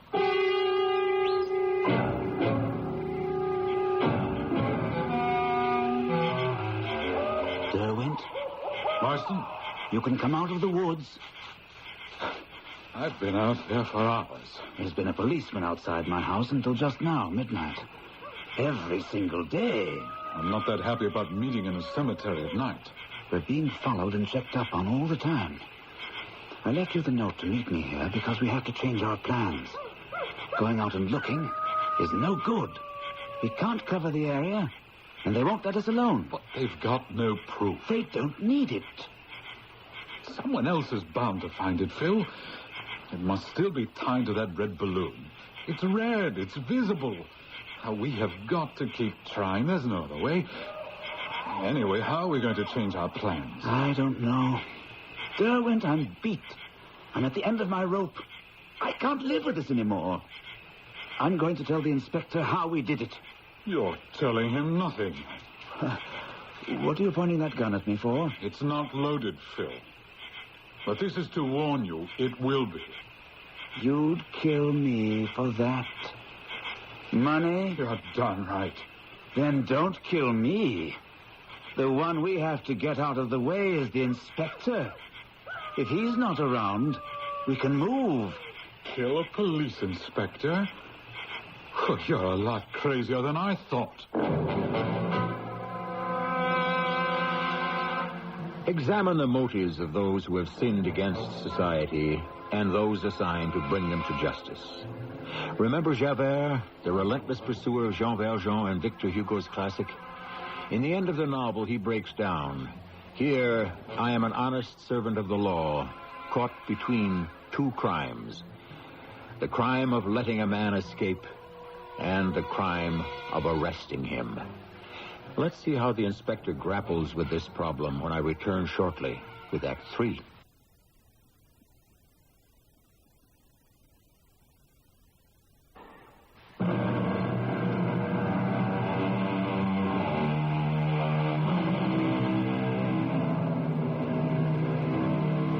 It's not fanciful to say fighting a criminal is like fighting a war. You probe the defender's weaknesses. You attack him where he is the most vulnerable. You encourage him to make mistakes. And then, finally, you offer him peace on your terms. Only in this case, the thieves are a little more desperate, which makes the situation considerably more dangerous. We are back in the cemetery with Marsden and Derwent. What we have to consider is there a foolproof killing as there was a foolproof theft? Well, Phil, I've had a lot of experience with guns. Even before we start, we have to find a gun and ammunition which can't be traced. I don't have any connections like that. I do. But they're not here in South Africa. They're in England. Oh, it'll be months before anyone can get us a gun from England. There's got to be another source. Wait. Yes. I've got friends in Cape Town. If you can arrange it, say you're having me sent there on company business. Your friends have untraceable guns? To spare. Inspector, I'm in a quandary. You know that since your apology for having mistakenly arrested him, Marsden's credit with Consolidated has been fully restored. But I can see from day to day the man is ailing. He tells me he can no longer enjoy riding into the hills. His home is watched. His steps are followed. Your men are making his life miserable. Sir Hugh, do you want that diamond back or dead? Oh, what a question. Of course we do. I tell you, he engineered that disappearance. Now, picture yourself. You're a man of good background, 20 good years with Consolidated, living here in Kimberley on the average small salary. Well, we're not London, you know. And knowing that within a few miles, on a spot you alone might locate, there's a £3 million fortune. Yours for the picking up, if only you dare go and take it. But you don't dare do so. So it's out there, is that it? That is it. Oh, dear. Dreadful situation. You're driving the man out of his mind. I'm driving a thief out of his mind. I wish he'd confess so I could put him out of his misery and go and retire as I planned to. You're dead certain about this? Yes. Would you mind if I talked to him in front of you? What, right here in my office? Well, no, not at all. Then have him in. Helena, will you find me Philip Marsden, please, and send him up here? Would you also send for that assistant of Marsden's, Derwent? Oh, he's not here. He went to Cape Town a week ago. Oh? On business? Well, I expect so. Marsden sent him. That's our shipping point. And to your knowledge, Derwent is not back yet. Well, I'm sure Marsden would have mentioned it. Come in. You wanted to see me, Sir Hugh? Actually, no, it's the inspector who does. What is it, Inspector? Haven't you had your pound of flesh from me yet? We were talking about Derwent. When will he be back? I don't expect him before next week. You're sure he hasn't returned to Kimberley? Quite sure. That's really strange. Sir Hugh, the Bureau, at your expense, has hired a private helicopter. Yes, I remember. He flies within the 25-mile radius every day, sometimes with a police officer or myself. The day before yesterday, the pilot brought in a report that he spotted Mr. Derwent, way out on the Veld. He was digging, it seems. It must have been someone else. He was mistaken. Well, that's what I told him. So yesterday he took a photographer with him, and they took pictures of anyone they saw. I had enlargements made, and I've brought them along. Just take them out of my briefcase. We'll spread them out on Sir Hugh's desk. Now, that figure with a spade in his hand. You see him looking up? He's probably seen the helicopter. Sir Hugh, does that look like Derwent to you? I see. It does. What do you think, Marsden? It may look like him, but I know for a fact Derwent is in Cape Town. Is there anything else you wish me for, Sir Hugh? No. Inspector? No. Thank you for your help, Marsden. I'd better get back to my desk, then. What do you make of that? Sir Hugh, when one is hunting wild beasts, one uses beaters who drive the game towards the hunters. Yes, I think these photographs will serve the same purpose.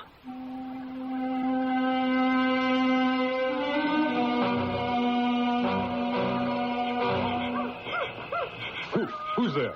Hello, Derwent. Did you get back from Cape Town sooner than you thought? I did. Matter of fact, I did.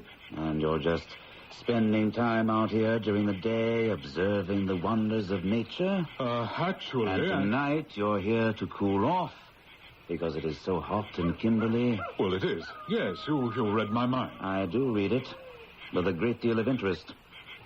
You've been back 3 days. Don't lie to me. You've been seen and photographed.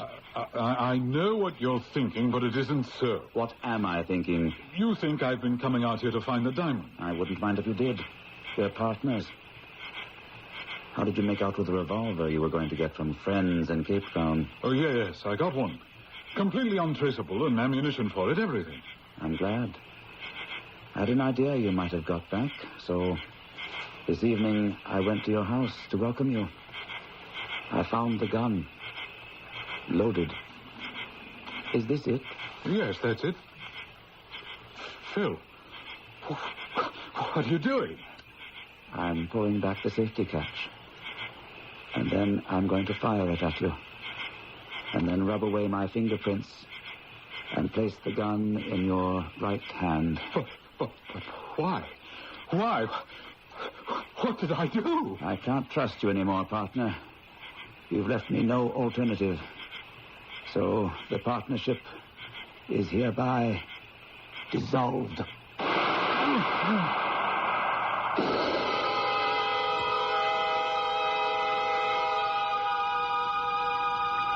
Inspector, you've won. I hope you appreciate the fact that I came to you of my own volition to confess I stole the diamond and accepted quite willingly being placed in jail. I understand all that, and I appreciate it. I'm trapped. I know it. I'll tell you everything, but it won't do you any good. You'll never find it. It's impossible. Let me tell you how I did it. While I can still, what's that word? While you can still concentrate. Yes. You want to know how? My assistant, Derwent. I had to train him. Go on. Derwent? Now, we've got just 2 days, and you've got to practice palming the big diamond. Understand? You work with that piece of stone. Oh, how's this, Phil? Now you see it, now you don't. Yes, keep doing it every spare minute. On Saturday, the managing director will be in the diamond room with us. I hand you the tray. You walk over here with your back to us. Palm the big one. Put the tray into the safe. I shut the safe. The diamond's in your pocket. Now, the next step, just as we rehearsed it. What do you say? I think the scales are off, Mr. Marsden. I noticed the needle vibrating a little. Is that so? Will you clean the scales, Derwent? And then I'll test them. Yes, sir, right away. Okay, so far. The managing director will leave. You take the diamond out of your pocket. Do it now with that piece of stone. That's right. Go to clean the scales and slip the diamond between the scale and the wall. Like this. Perfect. Then what? On Saturday, when I'm on night duty, I take this balloon and fill it with gas from this pocket cylinder. An hour before daylight, I tie the diamond bag to the balloon and let it fly out the window. A toy balloon. Very clever, Marsden. How come we never found the empty gas cylinder? We searched that room from top to bottom, and you and everyone in the place before they left the premises. Derwent had put the cylinder where the diamond had been in back of the scales. When the hue and cry died down, I got rid of it. How could you be sure the balloon would drop where you wanted it to? Oh, I have a scientific mind. I've always had one. I knew there'd be a temperature drop at daybreak, which would contract the gas and bring the balloon down. I know you felt hunted. But was there any other reason behind your coming to me? Telling me you wanted to confess? To make you an offer. You let me out. We'll go to look for the diamond together and share the proceeds 50-50. What about Derwent? I'll take care of him. Somebody already has. And they tried to make it look like a suicide, but amateurs make terrible mistakes. No left-handed person fires a gun at himself with his right hand.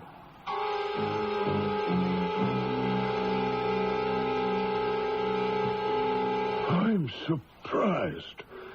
He admitted stealing it. In fact, came to me to beg me to stop hounding him. So, after Derwent was shot... What? Yes, we found his body out there. A staged suicide. Staged? Murder.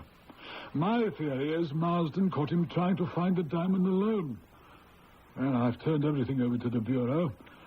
If they can build a murder case against Marsden, at least they've got him under lock and key, so he can't run away. Do you think that Derwent found the diamond? I doubt it. Marsden tried to make a deal with me. Let him out, we'd go look for the stone together and share the profits. Good. The nerve. So, no diamond, eh? When I rolled Derwent over, I found a busted toy balloon. A toy balloon? Why do you suppose a man would take a thing like that with him? Sir Hugh, I've done all I could do. Well, I appreciate everything. So you're retiring, eh? Yes, leaving in an hour. Oh, what, packed already? I was ready to go 4 months ago. Well, I hope you have enough to make it on. Oh, I've saved a little. Goodbye, sir.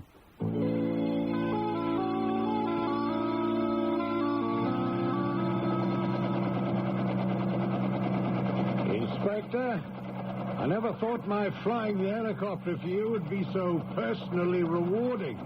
500 pounds is more than I ever got for a charter flight. Well, Charlie, there comes a time in a man's life when he can see the end of the rainbow. When do you figure we'll get there? Oh, I'd say about 10 hours flying time. Good. You've saved me a great many hours of traveling this way, and whatever I paid you, it's well worth it. How did you happen to pick Holland as a country to retire in? Oh, I don't know. It's quiet. It just suits me. Of all the places in the world to end up in, I'd say Holland was the least exciting. Not really. I mean, what has Amsterdam got besides tulips and windmills? Diamond cutters, Charlie. Diamond cutters.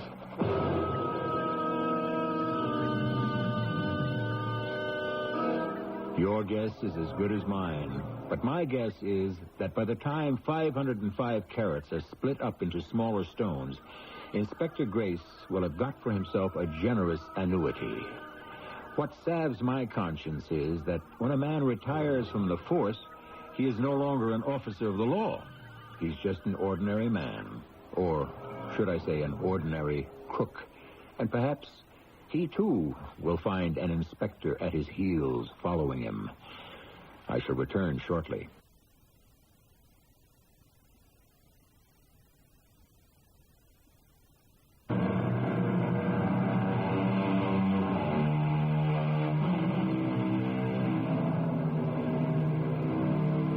For that last word the Mystery Theater allows me, I sometimes place myself in the shoes of one of the story's characters.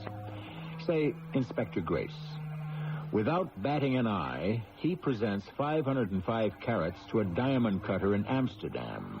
There is payment, and the nest egg hatches into a chunk of money.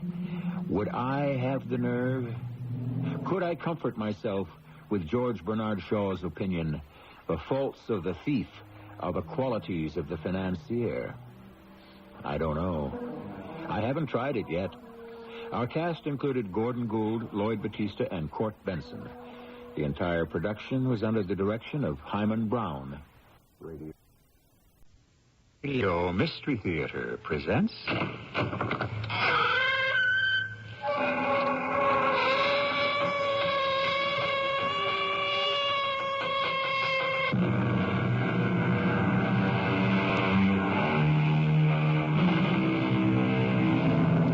Come in. Welcome. I'm E.G. Marshall.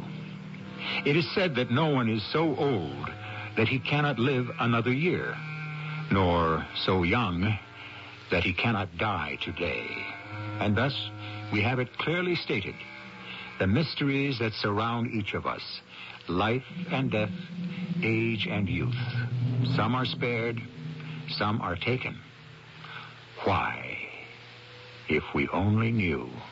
We'd like to get what might be called a psychological profile of the murderer, ma'am. Yes? Tell me what you know, Sheriff. Oh, you know, the victim was shot. Yes? He was also stabbed. Ah. He was also poisoned. All three? All three. Now, what could this tell us about the murderer? Obviously, he was a very insecure person.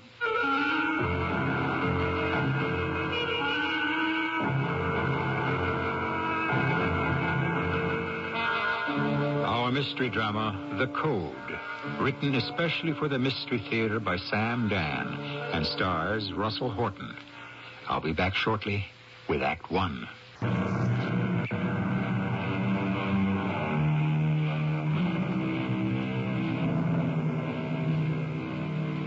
I have fallen in love with American names, said the poet. The sharp names that never get flat. The snakeskin titles of mining claims. The plumed war bonnet of Medicine Hat. Tucson, Deadwood, and Lost Mule Flat. Yes, young Paul Wagner knew all those names and 1,000 more. In 1936, he ran away from the drudgery of an Iowa farm and joined the circus. But I'm getting ahead of my story. It wasn't a circus, exactly. More of a carnival. Not really a carnival, neither. I guess you could call it a sideshow.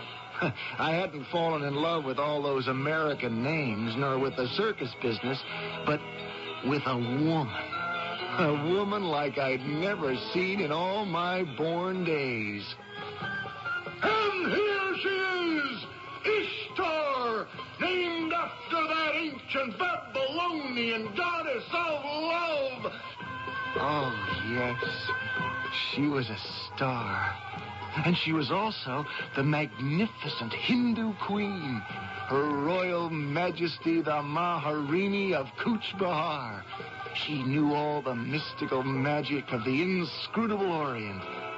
She was tall, she was slender, she had long black hair and flashing black eyes, oh, and a smile that could warm your heart and also chill you to the marrow of your bones. Yes, I worshipped her, but from a distance. How could I ever hope to approach her? Then, one night, it happened. Everything happened. And here she is, the Grand Duchess Helena of the late royal court, of the late royal Tsar, Nicholas of Imperial Russia. Helena, she reads the mind. She probes the innermost mystery of the human psyche. The human... Jack! Of the... Jack! Somebody open... I can't breathe. Jack!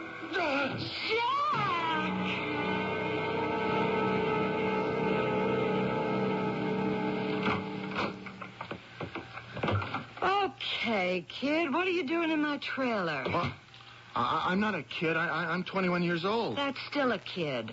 I wanted to tell you how sorry I am about your husband. My husband? Yeah, the fellow who died last night. Oh, he wasn't my husband.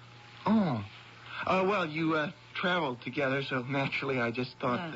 Naturally. I was watching the show when he keeled over. I'm the one who ran and got the doctor. I'm sorry I was too late. It wasn't too late. We all got to go when our time comes, and good old Jack's was due. Overdue, if you ask me. Well, thanks for dropping by.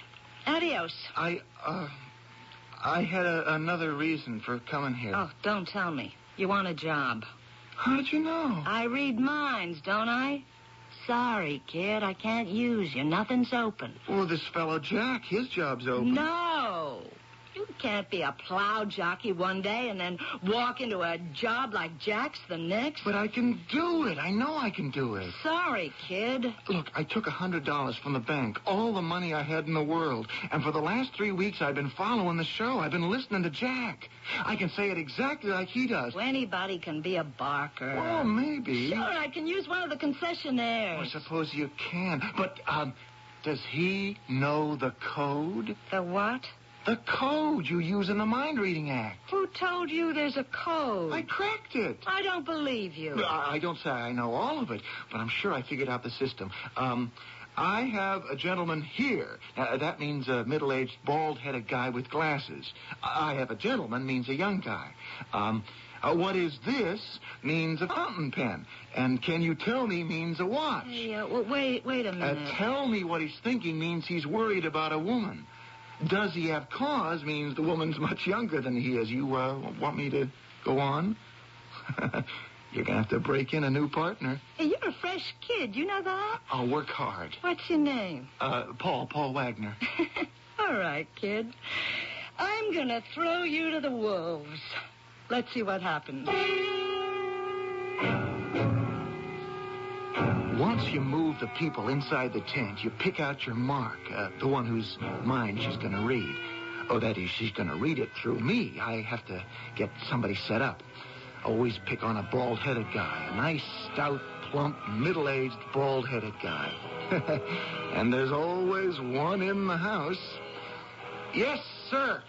Before the Duchess makes her appearance, is there a problem she can solve for you? Well, maybe yes, maybe no. Health, wealth, love, what is the nature of the problem? Well, there's this little girl. Love. She ain't a day over 19 years of age. The peak of pulchritudinous perfection. Whereas me, well, I ain't exactly over the hill. You might say I've just about reached the crest. And the question, the perfectly natural question, is it you or your bankroll? Have no fear. The Duchess shall read the truth.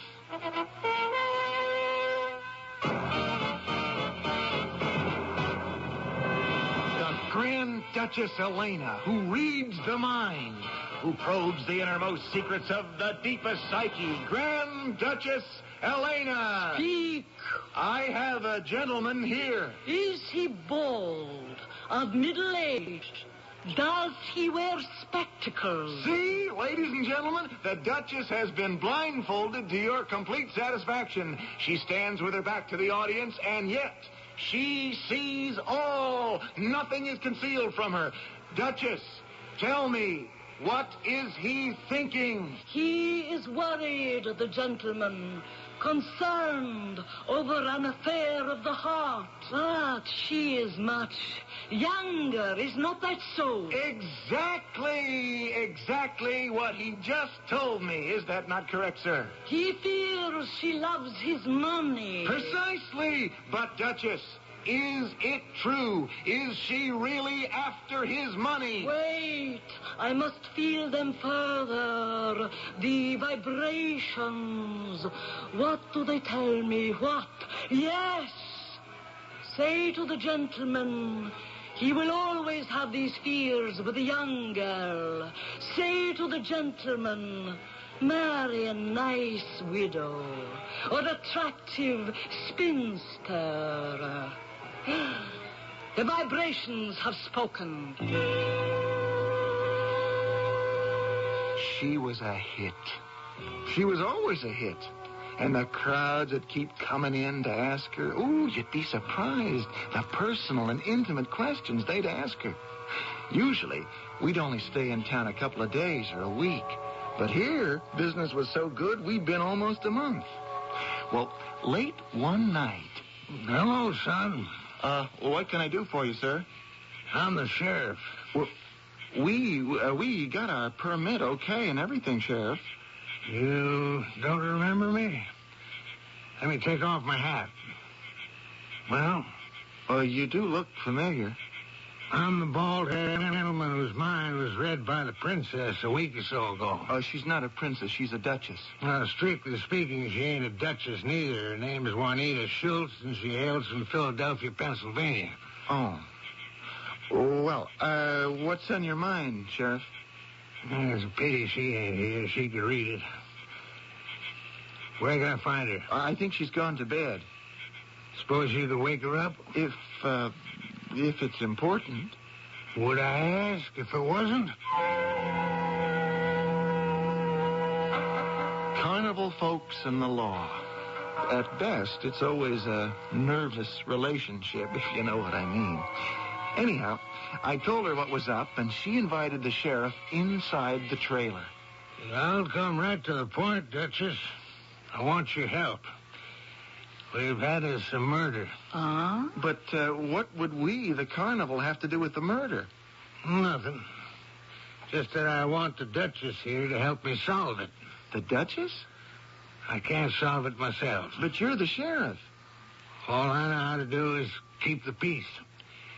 Besides, the folks who may have done it, they're all more or less good friends of mine. And when did the event take place? About a half an hour ago. That's why I'd like you to come up there now whilst the clues are still fresh.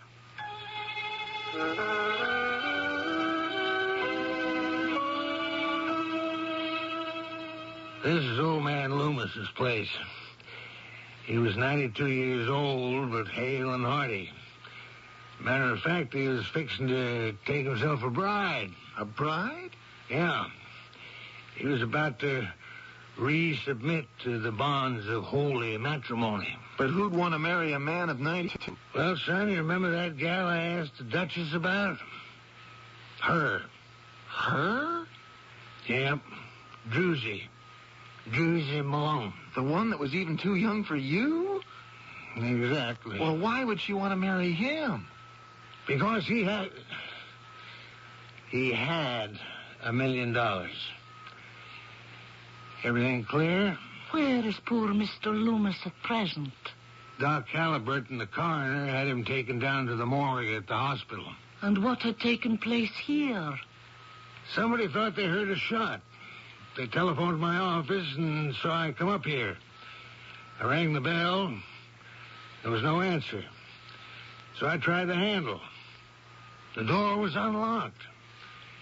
I walked in, and I seen him sitting there in that armchair, dead. He'd been shot. I'm going to tell you the truth. I thought he'd been poisoned. Poisoned? Yeah, there was this coffee cup laying on the floor near his feet. It had a funny smell. I took a small sip. It was arsenic. But you said someone heard a shot. That's right. Then I looked, and I could see the little blue-black bullet hole in his forehead. Well, then he had been shot. And there was blood on his shirt from what looked like a wound in his chest. Doc said he'd been stabbed. Well, he'd been poisoned, shot, and stabbed at one and the same time? All three. Yeah. But not necessarily at the same time. Well, which one of them killed him? Well, we don't know. And that's what we want to ask the Duchess. But what can I tell you, my friend? Duchess, we got 3 suspects. Yes? Fred, Frederica, and Ferdinand Loomis. They're the old man's adopted kids. None of them never got married, you see. They've been waiting to inherit old man Loomis's money. Well, then why should they wish to kill him? The old man was going to marry Druzy, and she'd get all the money. This is the room in which it took place, you say? Yes. Let me close my eyes and see what the room may tell me. What vibrations do I receive? Ah, yes. Certain things are being revealed. The 4 people who are involved, Miss Druzy Malone, and the 2 sons and the daughter.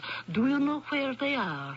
We're out looking. We'll pick them up sooner or later. And the 5th principal, Mr. Loomis himself. You say he is in the morgue? Yes, ma'am. Shall we visit him? Perhaps he may be able to tell us something. Oh, what can he tell us? The man is dead. That does not matter. It doesn't matter. No. If he has something to say that is important, he will find a way to say it. That's an interesting thought. Does all knowledge and communication pass away with death? Can the departed no longer communicate? Oh, we don't mean through seances or voices from the grave or other assorted hoaxes of that nature. There are statements that the dead can make. If you don't believe it, come back for Act 2 shortly.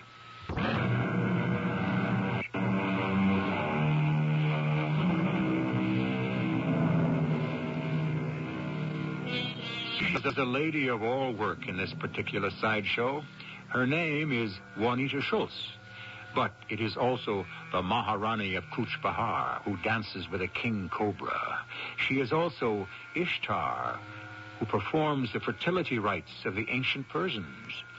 And last but not least, the Grand Duchess Elena, who claims she can probe the psyche and read the mind. She has somehow persuaded this small-town sheriff that she can actually do it. Leave me get somebody to open up the morgue so you can get a look at the old man.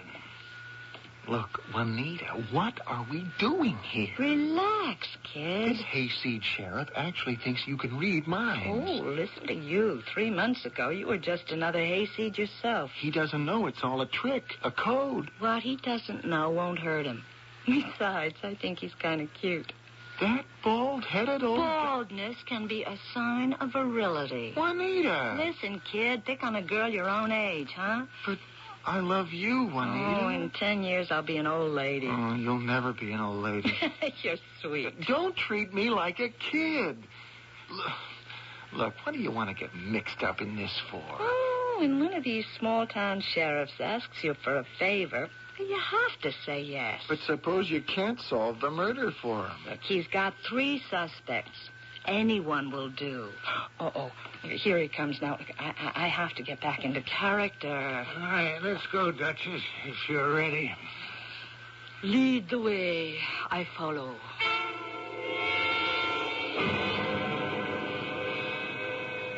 So, this is the morgue. How bright, how white. And this is all that remains of the gentleman's name again. Loomis.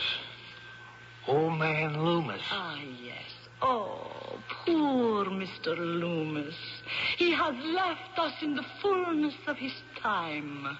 Duchess, you said he might be able to tell us something. Yes, I said that. Well, is he telling us anything? Oh, look at him. He scarcely appears dead. He sleeps. Such a peaceful, happy smile on his face. It tells us much. It does? What? Have you found out anything? Oh, yes. Well, can you tell me what? When I am at liberty to make the revelation. Well, when will that be? It is out of our hands, Sheriff. I must speak to the others.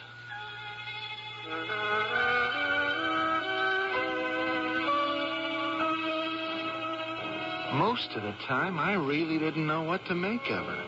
I never knew quite how to figure her. Oh, sure she was Juanita Schultz from Philadelphia, PA.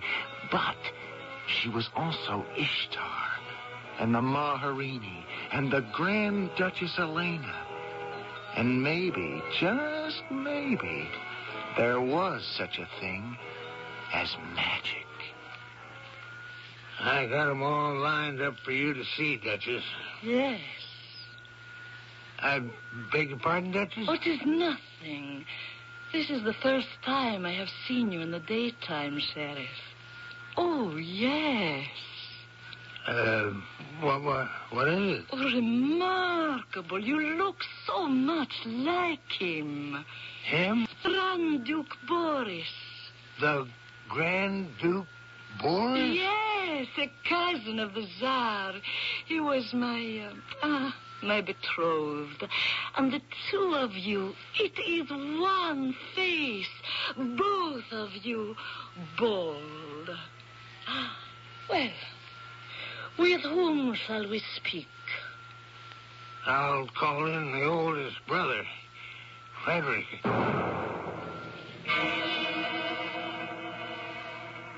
Why would I want to kill the old man? This is what you must tell us. I didn't do it. He was shot. You own a gun? Yes, I own a gun. I am told by the doctor that this was the gun that fired the bullet. But that didn't mean I fired the bullet. Well, it was your gun. Everybody knew I had it. Everybody knew where I kept it in the house. Anybody could have taken it and fired it. You claim to be innocent. Yes, ma'am. How old are you? 48. And how long have you waited for your inheritance? What does that have to do with it? Year after year, you wait patiently for the old man to die. But it seems that with each passing year, he grows stronger. He does not lose his faculties. He is still vigorous. And now he decides to take a wife. That isn't true. It is not true that he has decided to take a wife? That I was going to do something, that I did something about it. Very well. You have been extremely helpful. We shall talk again. Is he the one who done it, Duchess? That will be revealed in time. Yeah, well, how does it look? The outlook is clouded. How come you couldn't read his mind? It happens. Yeah, but you were able to read mine that night. Because your mind was open to me.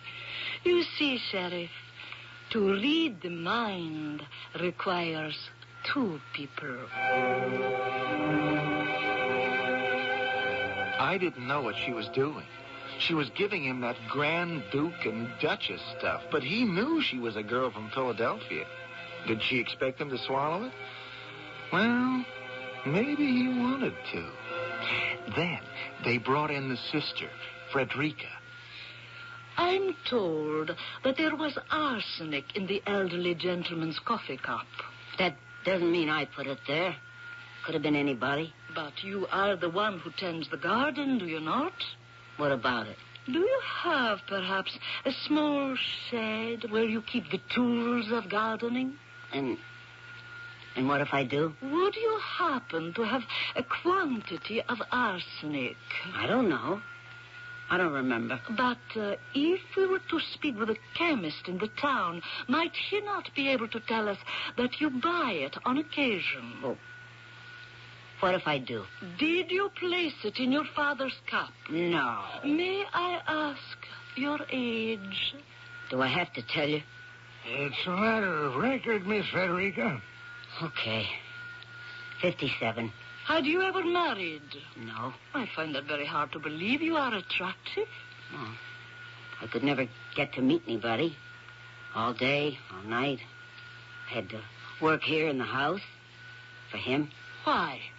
What else could I do? You could have gone out into the world. And done what? There are jobs. Oh, sure.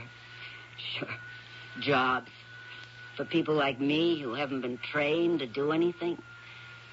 Jobs that pay enough to starve on. Ah, then you were afraid. All right. I was afraid. But I always figured that one day I'd come into my share of $1 million. I could get myself all fixed up, you know? Travel, see the world, maybe meet somebody. But she came along. Yeah, she came along. Out of nowhere. Started making those eyes at him. The senile old fool. You saw the fortune slipping through your fingers. You bet I saw that. I saw it begin to melt away, dollar by dollar. And therefore, what did you decide to do about it? What could I do about it? With his money? Was it? Was that how you thought of it? As his money? Did not you and your two brothers come to regard it as your money? Well, maybe. And so, if he were to die quickly, before he could change the will, before he could marry, it would truly be your money, would it not? But I didn't kill him. Ah, well. We shall speak again. soon. And you are the one who is known as Ferdinand. Yep. The Bowie knife that was found near the body, it belongs to you. Yep. This knife was used to stab him in the heart. You're aware of that? Yep. And, of course, you have the motive, just as strong as your brother or sister. You, too, would lose most of your inheritance. It is not so? Yep. You claim you had nothing to do with your father's death. Yep. But you knew about Miss Drusi Malone. Yep. Did the thought of the coming marriage bother you in any way? Nope. You stood to lose money, did you not? Yep. But that did not matter. Nope. Very well. We shall speak further. Listen. Yes? You want to know who killed my father? Of course. Who? Who do you think? The sheriff. He's a man of very few words, but when he decides to make a statement, he certainly picks some that gets your attention. The sheriff? We hadn't looked at it from that angle, although some of you might have been ahead of us. Can the sheriff be the killer? You know you'll have to be told this, among other things, in Act 3.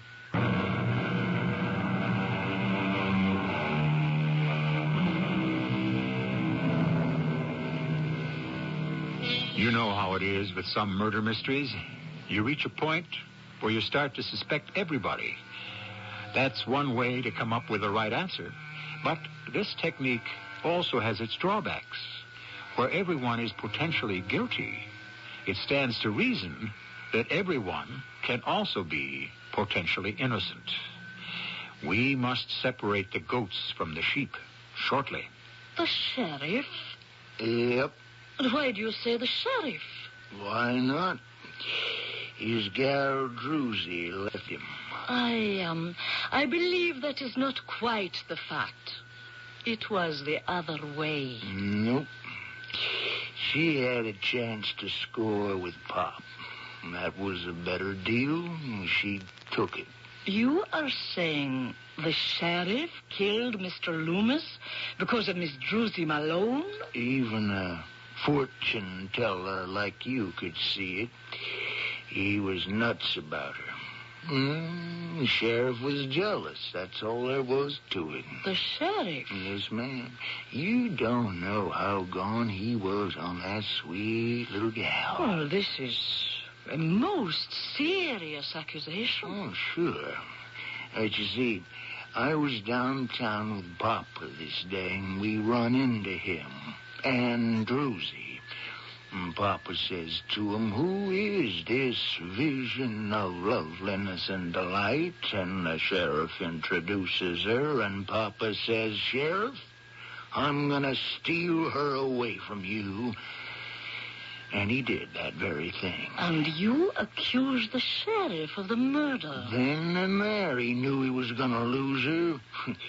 And if looks could kill... But looks do not kill. Of course not, but bullets do. Knives do. Poison does. And I guess he wanted to make sure he's your man. It sure sounded logical to me. Of course, I was jealous of the sheriff because I could tell she liked him. But why couldn't it be true? After all, didn't the sheriff have just as good a motive as anybody else? Maybe even better. No. Why do you say no? Because my vibrations deny it. Sure. What do you see in him, anyhow? I told you. I think he's cute. So, where do you go from here? There's one person we haven't talked to yet. Who? The one who brought it all about. Drusi. Drusi Malone. Yes, ma'am. That's my name. Drusi. And what can you tell us? Oh, ain't it all just awful? Yes. Oh, to think that pure-hearted soul is now gone from us. Yes, but he has gone to his reward. That's my only consolation. Is it true you were engaged? Yes. It had just been announced last Sunday. I suppose in the eyes of the Lord, we were as good as married. And you were in love with Mr. Loomis? Oh, yes. With all my heart. How old are you? 19. And Mr. Loomis was, I understand, 92. Oh, but he was such a young 92. And when did you last see Mr. Loomis? Why, it was on the night... last night. We are informed by the coroner that he died at about 9 o'clock. Oh, yes? Oh, poor Mr. Loomis. Well, I had come by at about 6 to fix him a little bit of supper. And when did you leave? Oh, I guess it was about 8. You came at 6, and you departed at 8. Mm-hmm. Thank you, Miss Malone. Perhaps we shall speak about this further. Leave me know if I can be of further help. Meanwhile, bye all.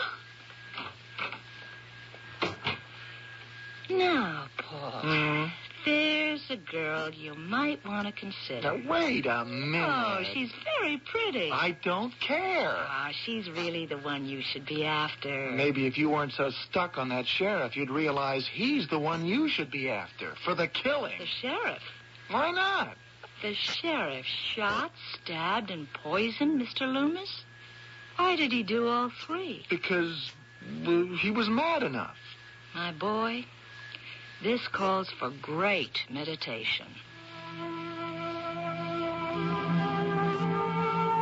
And she did just that. I couldn't get another word out of her. After a while, the sheriff came in and asked about what progress she was making. I could tell by the free and easy way they were talking that something was either going on there or about to start. And I didn't like it one bit. I remind you of this fella, this Grand Duke Boris, you say? Oh, yes, yes. You are, as they say, the very image. And you were in love with him? Oh, with all the passion and fire of first love. Look, none of this is solving that murder. The impatience of youth. What throws me, Duchess, is that he was shot, stabbed, and poisoned. I never heard of that. Ah, but this is nothing new. It has happened before. It has? And not only was the poor fellow shot and stabbed and poisoned, he was also drowned. No. Oh, yes. Where? In St. Petersburg. Florida? Russia. Oh. To whom? Why, to Rasputin, of course. Rasputin? Oh, yes. You see, he had cast a spell upon the Tsarina. Ah, poor Alexandra. Well, what happened? It was during the war, you know, and they thought he was a German spy, and so several noblemen of the court invited him to a party. They poisoned the cakes, they poisoned the wine. And that didn't kill him? Oh, no. They also had to shoot him and stab him. And that didn't kill him? Oh, no, he ran out of the house. After all that? Oh, yes, to the river, the Neva River that flows through St. Petersburg, and he fell through the ice, and he drowned. So, you see. Yeah. Rasputin, huh? Mm-hmm. Well, what does this have to do with old man Loomis now? The answer is coming to me, slowly, in its own time. You must permit me to meditate. It's no good, Juanita. What's no good, kid? How much longer can you go on protecting him? Who? The sheriff, that's who. Well, what makes you think I'm protecting the sheriff? Because you're in love with him. How do you know I'm in love with him? He's guilty, and you know it. How do I know it? Well, you just told us the story about that Rasputin fellow in Russia. Well, what about him? Well, except for the drowning part, that's exactly what the sheriff done to old man Loomis. Is that a fact? The sheriff came here last night. The old man offered him a cup of coffee. The sheriff spiked it, but it did no good. So then the sheriff stabbed him, but the old man still refused to go. So the sheriff finally had to shoot him, and that's what happened. You did? Will you answer it? Hello? Oh, yeah, hold on, sir. It's for you, the coroner. It's about time, too. Hello? Oh, yes, sir. Oh, is that a fact? Oh, my. Oh, well, I wish to thank you very much. Now what? Now we must do what you see in all the detective stories. We must assemble everyone here in this room. The scene of the crime. And we did it. The sheriff brought everybody in. The 3 children of the late old man Loomis. Children? Well, yeah. And Miss Druzy Malone. The sheriff has asked me if perhaps I might assist in the catching of whoever it was that killed poor Mr. Loomis. And so, now I may say I know who is the murderer. Yeah? Well, who? Mr. Loomis was killed by Miss Druzy Malone. That's a lie. Is it? I didn't kill him. He was shot. I didn't shoot him. No, that is true. He was stabbed. I didn't stab him. Of course not. He was poisoned, and I didn't do that either. No one says you did. Then how can you say I killed him? He did not die of the bullet, the knife, or the poison. He didn't? No, Sheriff. None of these. Then what did he die of? Sheriff, do you not remember I said let us go to the morgue? Perhaps Mr. Loomis himself could tell us. But Mr. Loomis said he couldn't tell us anything. Oh, but he told us everything. Remember the look on his face. How contented. Do you remember the smile that was still on his lips? What about him? He was at blissful peace with the world. A man who dies a violent death does not die with a smile on his lips, does he? Well, a man who is shot dies with a look of shock and surprise. A man who is stabbed has a look of agony. A man who is poisoned has a face that is twisted with pain. But you remember the look of Mr. Loomis. It was positively angelic. Well, what does that mean? What does it mean? Miss Malone, you know why he died. How would I know? You cannot be prosecuted for the crime. Indeed, it was no crime. She committed murder, and it's not a crime. Since when is making love an act of murder?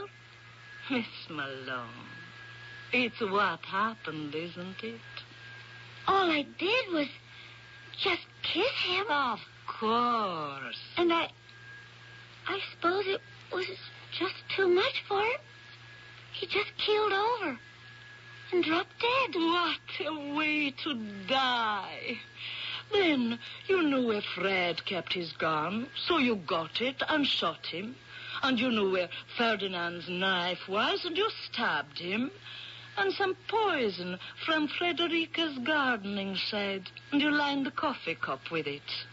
But why, Druzy? Why did you do all that?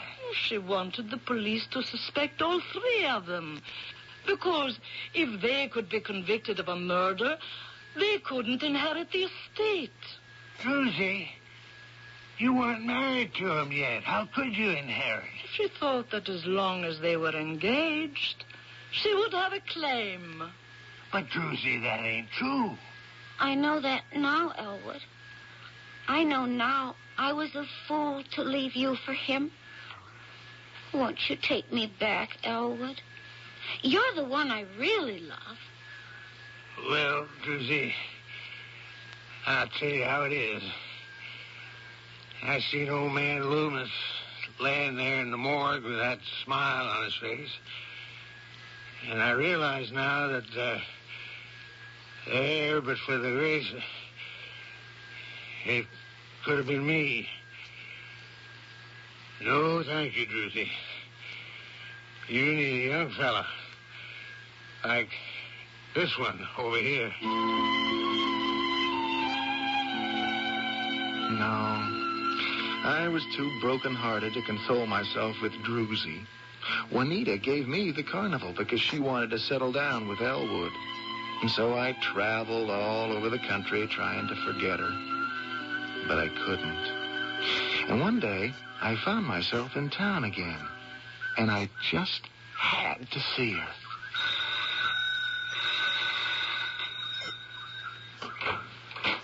Yes? Is this the sheriff's house? I'm looking for his wife. Paul. Huh. You don't remember me. No. Oh, this isn't you. It can't be. I told you I was an old lady, Paul. No. Where's Ishtar and the Maharini and the Grand Duchess Elena? Gone, Paul. Gone with all the make-believe. No, you were all of them. It was only a code, Paul. A code to provide us with an illusion. Sooner or later, I had to grow old. Just as you must grow up. It was only a code? Huh. That's all it was. Only a code.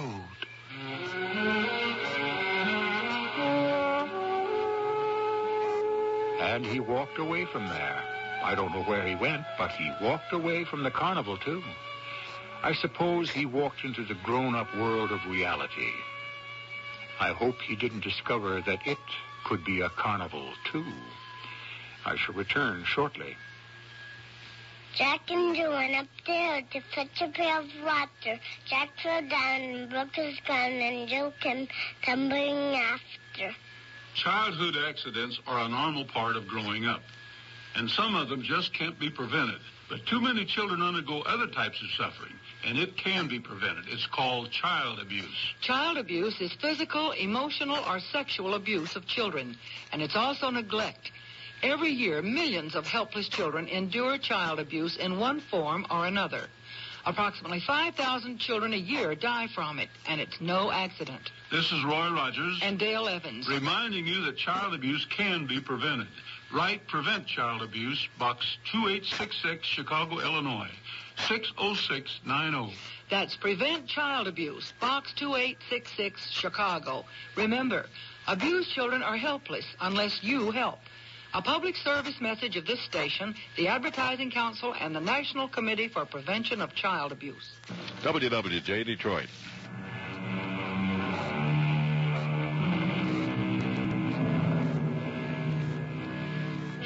It all begins simply and even innocently enough, doesn't it? We use some word when we mean another, and then we use words that disguise rather than reveal meaning. And after a while, no word really means what it's supposed to. Before we know it, all language becomes a secret code. If you don't believe it, just take time out to listen to the language that's spoken all around you. Can you make sense of most of it? Our cast included Russell Horton, Carol Teitel, Robert Dryden, and E.V. Juster. The entire production was under the direction of Hyman Brown. And now, a preview of our next tale. There are those who feel that the cause would be better served if you died at the end of a rope. The choice, life or death, must be yours. All yours. After all, it's your life. Yes, my life. Yes, Roddy. You're fighting for your life. My life. The CBS Radio Mystery Theater presents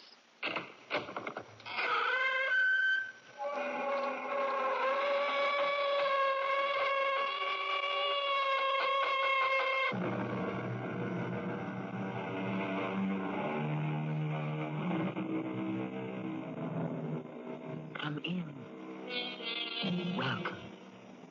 I'm Tammy Grimes. This is the true story of Mary Reynolds, born in the wilds of Pennsylvania in 1793, died there aged 61 in 1854.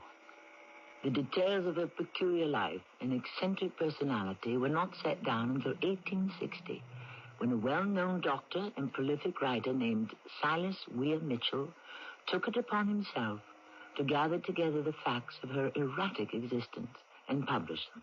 Mary, my dear? Are you speaking to me? Mary, dearest. What is it? What do you want? Mary, I'm your brother, Simon. And you? Who are you? Why, I'm your mother, dear. A likely story. And this is your father. I never saw any of you before in my life.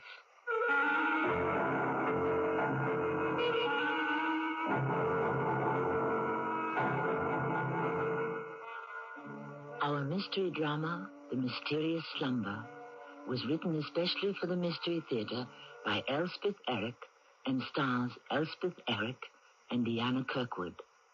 I shall return shortly with Act One.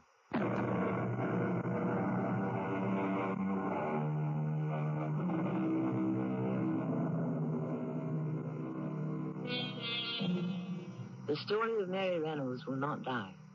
William James abstracted it in his Principles of Psychology, published in 1891.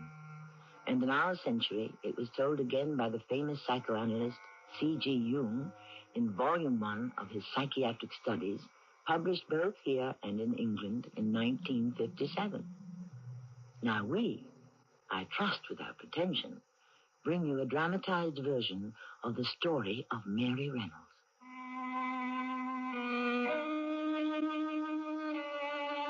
I'm the Reverend John V. Reynolds of Meadville, Pennsylvania. And Mary Reynolds was my aunt.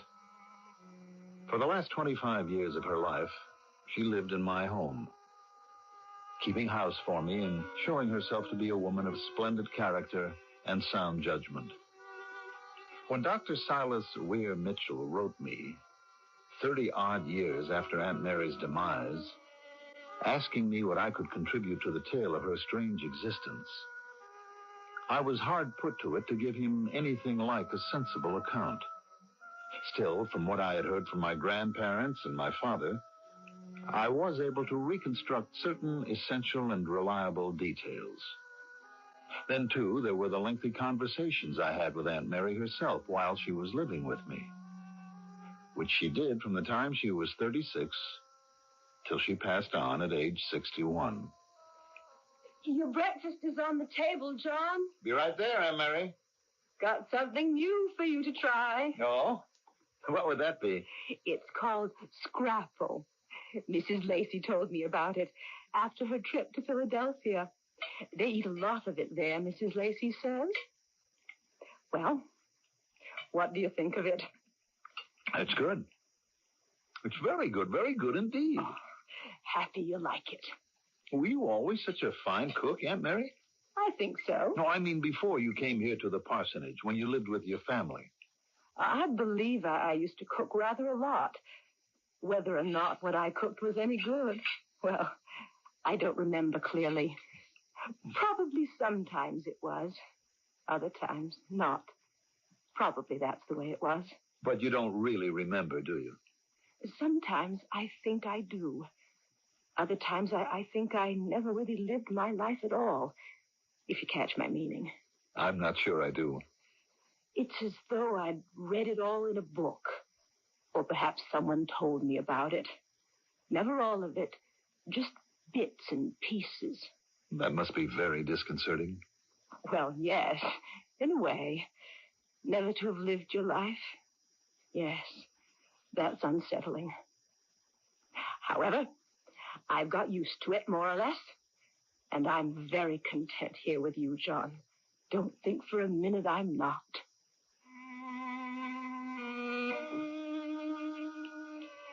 The vagaries of Aunt Mary's memory disturbed me a little, but they fascinated me, too.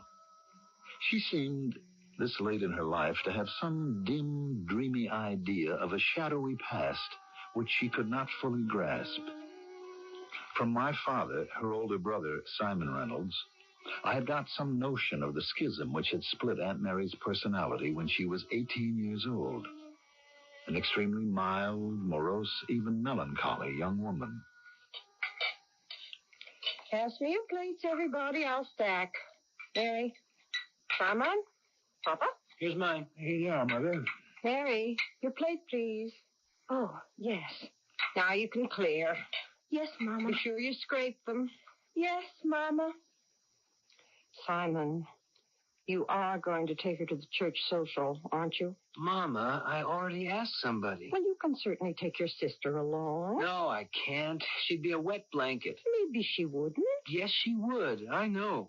I've let her tag along before. She hangs back. She's got no conversation. She hardly even smiles. Nobody wants to dance with her. Nobody can talk to her. Oh, now, Simon. Let's have no bickering now, if you please. Papa, do I have to? Well, more likely than not, she won't want to go. That's right. She hardly ever does. Well, she can't mope around the house all the time. It's not healthy. I could ask her to go riding with me tomorrow, I guess. Mary's afraid of the horses. Mary's afraid of everything. Still, if you wanted a walk, or maybe a slow trot. It's nice in the woods this time of year. The woods? You wouldn't take Mary into the woods. You know how she feels about the woods. I'd be with her. It's the wild animals she's afraid of. Yes, and the snakes. The rattlesnakes, the copperheads. Anyway, I'll ask her. But I won't take her to the social. Mary? What is it, Simon? Come here a minute, will you? I've washed the dishes, Mama, and dried them and put them away. Now, if you don't mind, I'd like to go to bed. But it's early. All the same. Mary, how would you like it if we saddled up a couple of horses tomorrow and rode through the woods? Oh, no. No, I wouldn't. I couldn't. Well, you'd have me along to protect you. No, I couldn't. Mama, is it all right if I go up to bed now? Of course, Mary, if you want to. Thank you very much. Good night, all. Oh, that poor girl. That poor, poor girl. My father was fond of his sister, though her melancholy personality, so unlike his own, made it difficult for him to get close to her, to enjoy her company in any light-hearted way. Still, he felt protective. He wanted to help this forlorn, unhappy young woman, try to bring a little joy into her almost morbid existence. One evening, he and my grandfather came home after a long day's work in the fields. Supper ready, Mama? Yes, you've got two hungry men here. I'm just setting the table. You two go wash up. Why are you setting the table? Yes, where's Mary? Why isn't she doing it? Mary's upstairs. What's she doing up there? She's sick or something? She's asleep. Asleep? Sleep at 6 o'clock? She must be sick. When did she take to bed? Last night. Last night? Last night after supper. You were here, she did the dishes, and she went to bed. That's where she's been ever since. She didn't come down to breakfast. I remember that. Nor for dinner. Well, why didn't you say something? Well, I didn't want to worry you. I thought, well, the poor girl's tuckered out. Let her sleep. When she's good and ready, she'll wake up. Didn't you try to rouse her? Ask her if anything was wrong. wrong. Well, of course I did. What kind of mother do you think I am? I went up there half a dozen times at least. I spoke to her. I even shook her a little, pretty roughly the last time. But she never opened her eyes, never uttered a sound, just turned away from me and went on sleeping. Oh, good heavens, she's been sleeping close to 20 hours. What are we going to do? Can't just sit around and wait for her to wake up. What if she never does? Now, don't talk like that, Simon. I think we should go up there. All of us. Mama? Papa? The three of them went up the steep stairs together, each with a separate and nameless fear, each with a dim hope that all would somehow be well and life could go on as before. They reached Mary's little room. Its door was open. I didn't shut her door in case she should call out. I wanted to be sure I heard her. Mama, look. She's sitting up in bed. She's all right. Mama, you gave us such a scare. Now, let's go in. Let me go in first. Mary, my dear? Are you speaking to me by any chance? Mary, dearest? What is it? Mary. And what do you want? Well, I'm your brother. I'm Simon. What's a Simon? I'm your brother. What's that? Brother. Mama? What's she? I'm your mother, dear. And I'm your father. I never saw any of you before in my life. She's left her senses. Gone clean out of her mind. Could it be the long sleep that's done it? Well, she doesn't look any the worse for it. Oh, she looks almost pretty happy-like. Mary, wouldn't you like to get up out of bed? What's that you said? About what was it? A bed? This. What you're lying on. This is a bed. Your bed. Bed. A bed. Your bed. Your bed. Mary's bed. What's a Mary's? Mary is you, dear. You are Mary. It's your name. Mary Reynolds. What's name? Tell me. Are you making fun of me? Oh, no. I think you are. I think you don't like me much. Oh, Mary. Maybe not at all. Mama, Papa, both of you go downstairs. Leave me alone with her. You think we should? We're not doing much good here. Well, call us if you need us, Simon. I will. I like you, you know. I always have. Since when? Since always. Why? No reason. I just always have. You don't know me. Oh, yes, I do. I know you very well. I don't know you. How's that? Well, it's all right, I guess. Give me your hand, will you? This? Yes, that's your hand. Give it to me. Let me hold it and help you get out of bed. That's it. Yes, like that. And we'll walk over to the window and look out, and you'll see what you shall see. I shall see what I shall see. That's right. Now let me pull the curtain. Now you can see. I see it. What do you see? Right there. That's a tree. It's a tree. A tree. And beyond. All that. All that. That's the sky. Oh, it's pretty. It's pretty, so pretty. Oh, so very, very pretty. My father said she was like a newborn child. Her memory was gone completely. The world and everything in it was altogether new to her. Her father, her mother, her brother, friends, and relatives who came to see her, all went unrecognized. It was as though she had never seen them before, never known them, was not aware that such persons had ever existed. To the scenes which surrounded her, she was a perfect stranger. The house, the fields, the forests, the hills, the streams, all were novelties. She had not the slightest consciousness that she had ever existed previous to the moment she awoke from that mysterious slumber.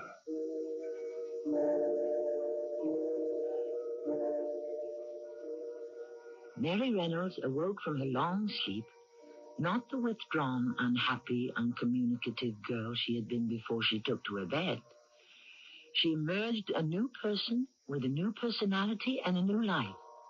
The old one vanished along with her memory of it. In a way, she was reborn, yet born in a state of maturity, with a capacity for relishing the rich, the sublime, the luxuriant wonders of creation.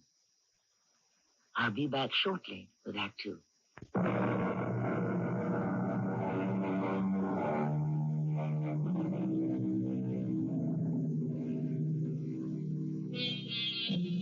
What happened to Mary Reynolds during her long, mysterious sleep? No one really knows. What could happen to change a melancholy, dispirited girl into a lively, cheerful one? And what caused the amnesia? The failure to recognize father, mother, brother? Was something triggered in the recesses of her unconscious mind that made her renounce her previous life and self and turn to a new life, a new self? I wish I had an answer for you, but I don't. My father said that after Aunt Mary's sudden, inexplicable change, her parents decided to invite various friends and relatives within traveling distance to attend a party.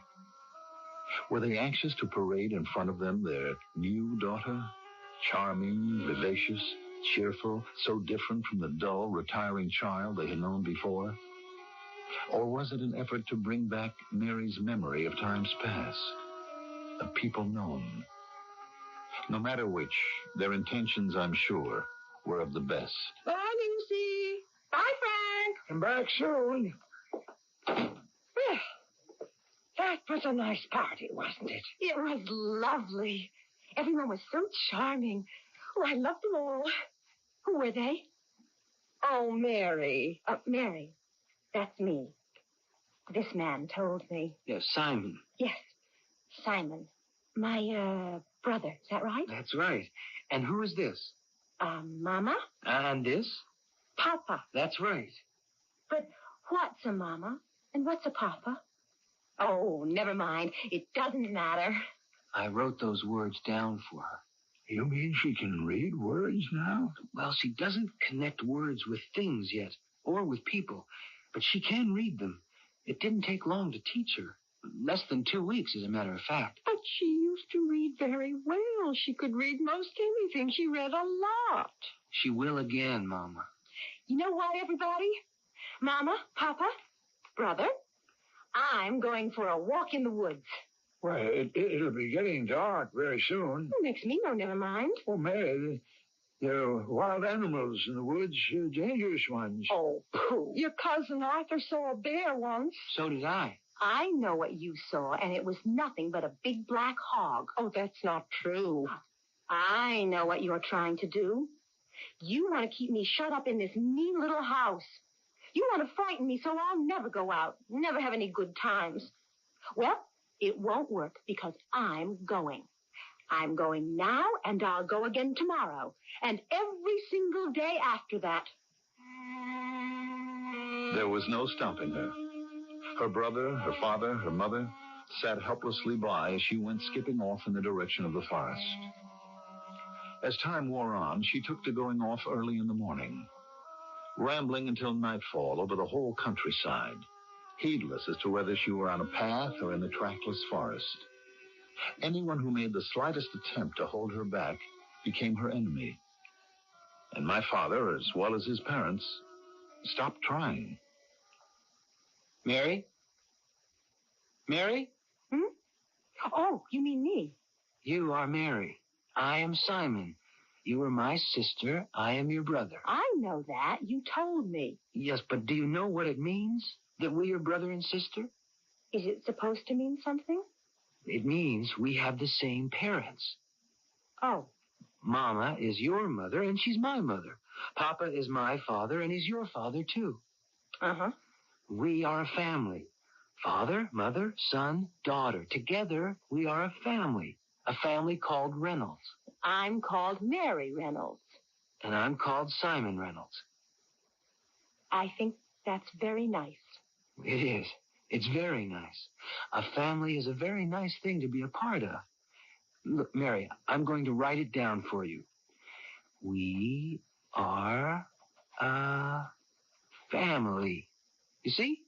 We are a family. Now, do you think that you could write that?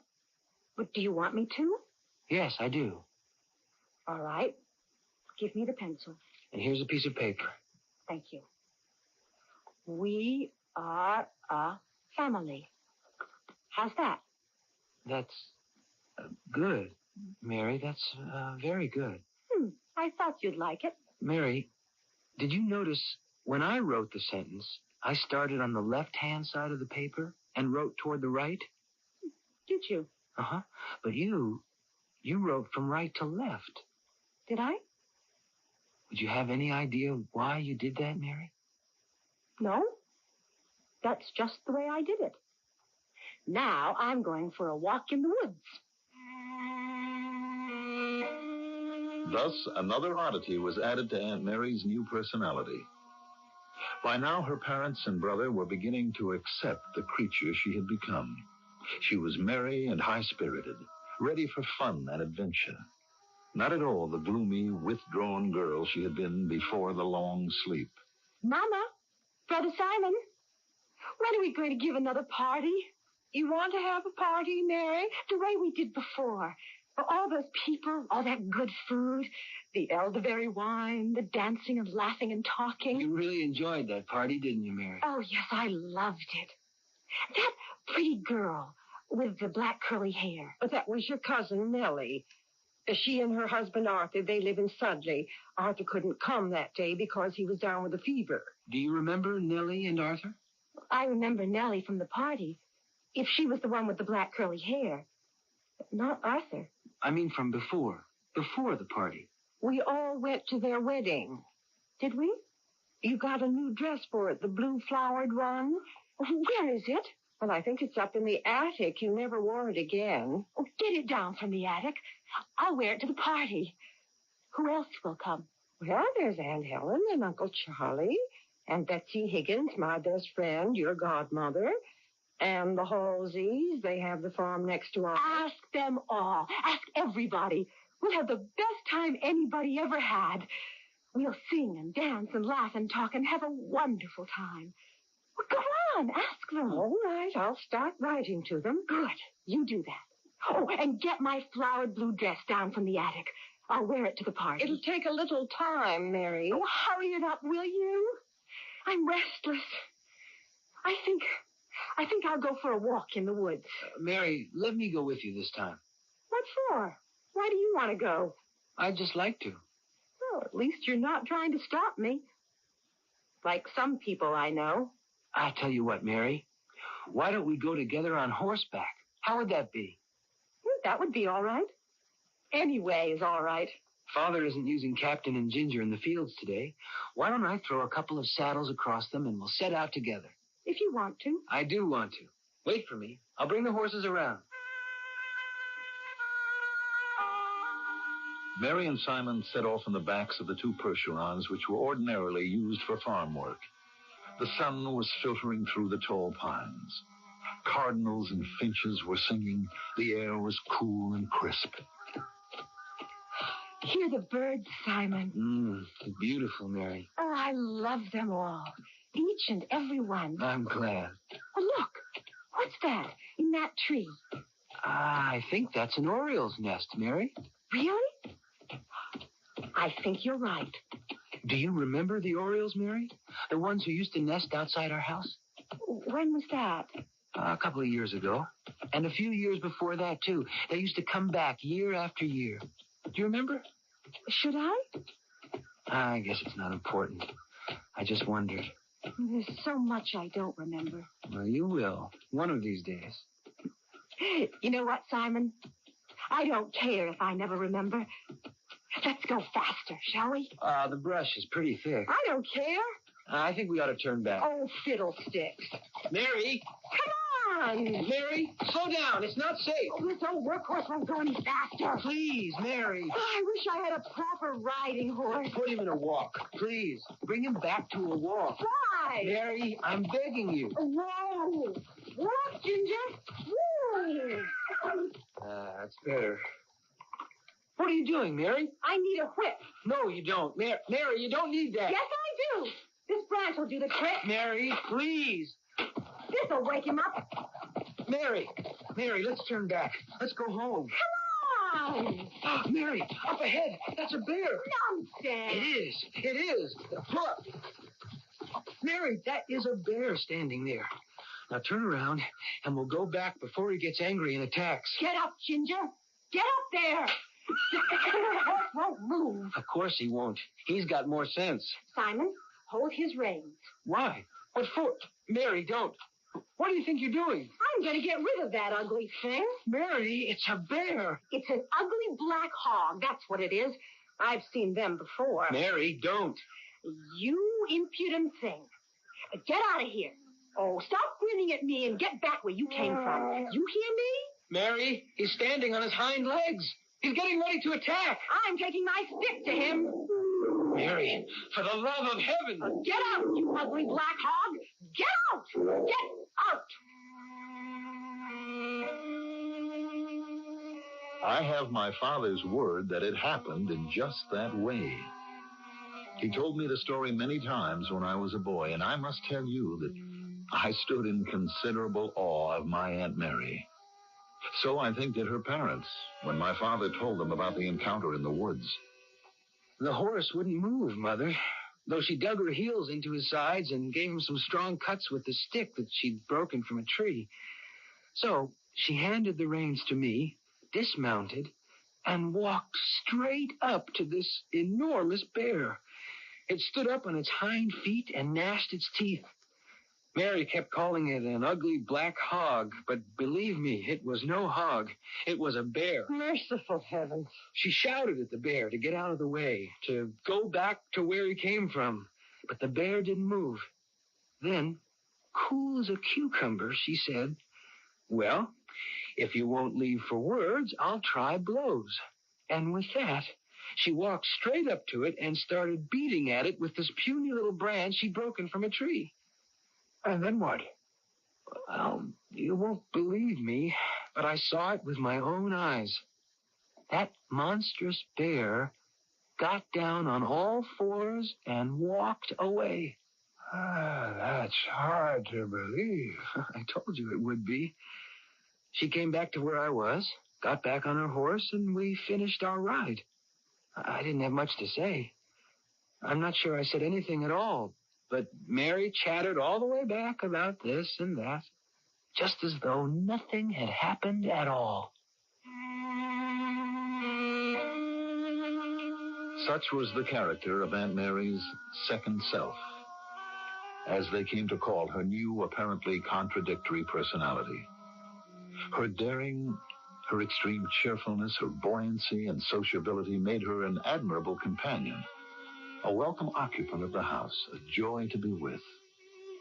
If certain eccentricities accompanied this new self, well, they were only something to be tolerated and accepted.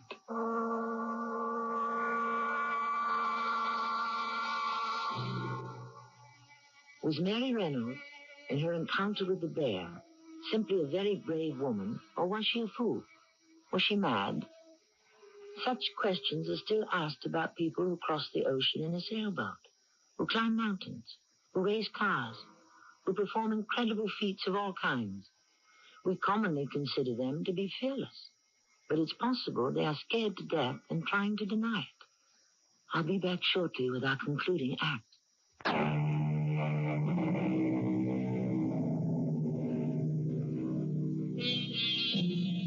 So far as I know, there has never been a definitive explanation of Mary Reynolds' drastic personality change, though the transformation has been observed and recorded by others. The most facile and admittedly superficial description is, quote, the removal of inhibition, unquote, enabling Mary to, in a manner of speaking, set herself free. But why this should have occurred when it did, after a prolonged slumber, at the age of 18, no one seems to know, least of all myself.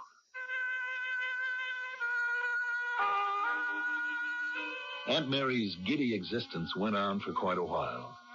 Household chores were forgotten. Conventional behavior seemed unknown.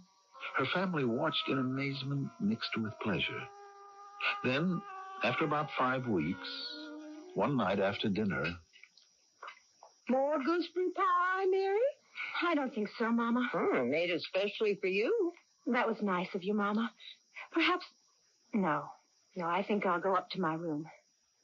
I'm a little tired. Maybe I'll just go to bed. You run along to bed, Mary, if that's what you want to do. I think it is. I think that's what I want to do. Good night, all. Sleep well, dear. I will. I'm really very tired. You think she's all right? Oh, she's just tired, Mama. Oh, that running around is no wonder. She kept asking about the party we're going to have. Maybe she wants to rest up for that.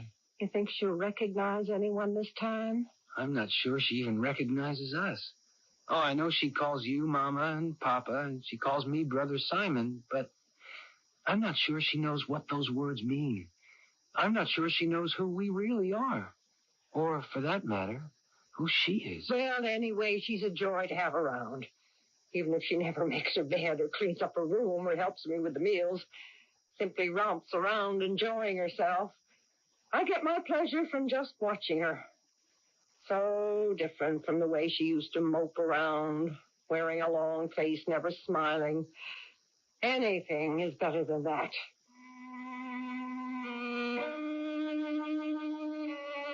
Everyone agreed that the wild, unpredictable Mary was preferable to the depressed girl they had known. If she seemed to care for no one, not even to know them in any intimate way, still she was a merry companion, a ray of sunshine in the house, and they were content to leave her so. Not that anyone could have changed her. Supper ready, Mother? We're home. Almost ready, Papa. Why, Mary. You're setting the table. Of course I am. I always set the table. Well, you haven't been doing it for quite a while. What are you talking about? I always set the table. You know that. It's one of my chores. I'm surprised at you, Simon. Mary, did you go for a walk in the woods today? In the woods? I never go near the woods. There are wild animals in the woods. You told me so, Papa. You and I went for a ride in the woods, Mary. Why do you lie to me, Simon? A brother shouldn't lie to his sister. We went on horseback, on Captain and Ginger. I think you're a trifle touched, Simon. I would never do such a thing. Yesterday I did what I always do. Did my chores, had dinner, cleared the table, washed up, and went to bed. That's all I did yesterday. That's what I do every day. So please don't tease me with these fanciful tales. You know I don't like to be teased. I never have. I'm sorry, Mary. Well, you should be. Mary, dear. Yes, Mama? Would you go in the kitchen and stir the stew for me? Oh, of course, Mama. And in about 2 minutes, add a little beer to it, will you? Half a cup, maybe? It'll add a little flavor. Yes, Mama. Well, what do you make of it? She's gone back to what she was. How? Why? What made it happen? She slept all day, the way she did the other time. I went to her room an hour ago. She woke up, looked at me, and said, "Oh, dear, it's you. I suppose you want me to help you in the kitchen." Well, I hardly knew what to say. It was the first time she'd mentioned helping around the house since she changed. Now she's changed back. I don't know if to be glad or sorry. Nor do I. Nor I. Well, what's to be done? What can be done, Papa? Mama? Yes, Mary, dear? There's no beer in the keg.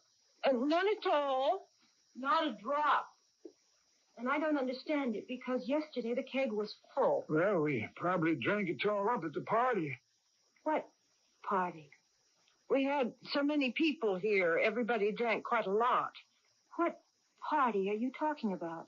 Well, when all the friends and relatives were here, we all had such a good time, and you had the best time of anybody. You don't remember it, do you, Mary? A party? And I had a good time? At a party? Who was here? Your cousin Nellie was here. Oh, her. With the kinky black hair. You remember Nellie? Oh, she's my cousin. I've never liked her, though. Oh, Mary, you liked her at the party and you thought her hair was beautiful. Oh, that's not possible. She married Arthur, didn't she? I could never see what he saw in her.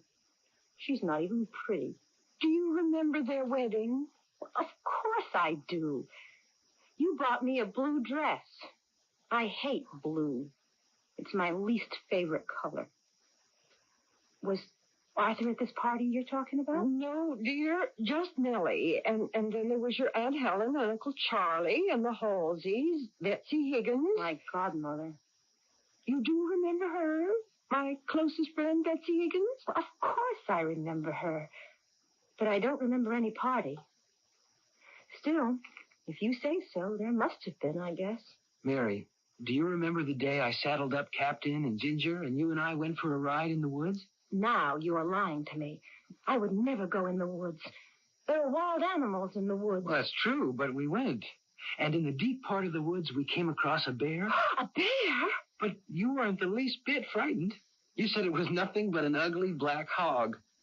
And you broke a branch off a tree, and you went at that bear. You yelled at him to get out, go away, and then you started beating him over the snout with your little stick. I did that? And you were as cool as a cucumber. What happened? That big bear put his head down and slunk away. Do you remember any of that, Mary? If you say it happened, then it must have happened. Aunt Mary remained in what her family by now had come to call her first state.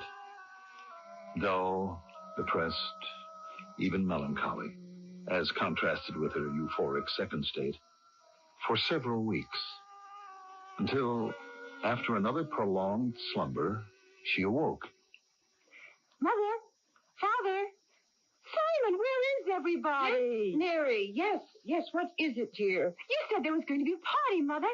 You promised me another party. What party? You know the one you promised me, like the other one.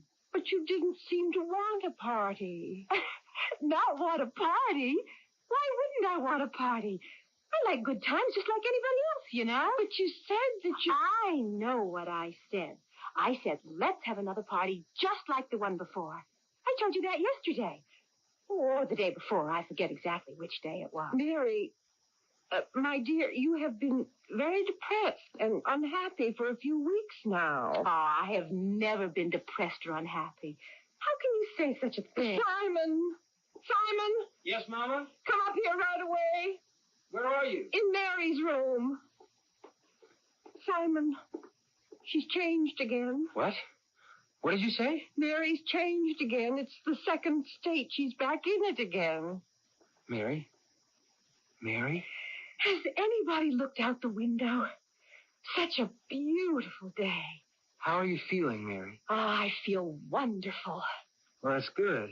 I'm glad. Well, of course it's good. What else should it be? It's not the way you felt yesterday. Oh, of course it is. That's the way I've always felt. I felt like this all my life. No, you haven't. Of course I have. No, most of your life you've been a very unhappy girl. Oh, that's ridiculous. Absolutely ridiculous. No, it's not. It's true. You just don't remember. Is that it? That I don't remember? Well, that's part of it anyway. What's the rest of it? I don't know. I just don't know. I wish I could remember being unhappy. At least I think I wish I could. I'm not sure. Maybe it would help. I could try, I suppose. Maybe you should. Now? Whenever you feel like it. Well, I don't feel like it now. All right, then don't. But maybe later. Yes, later. Sometime. Not now. And you know why? Why? No, you tell me why. Because I feel so absolutely marvelous. Why should I spoil it? No reason, I guess. You know what I'd like to do right now, this minute? I'd like to go saddle up a horse and go for a ride in the woods. Will you come with me, Simon? If you want me to. Oh, I do. I want you to. Remember the last time when we ran into that ugly black hog and you said it was a bear? But I knew better, didn't I? And I beat that old black hog. I beat him off with a stick, didn't I, Simon? And he ran away. Dirty old black hog.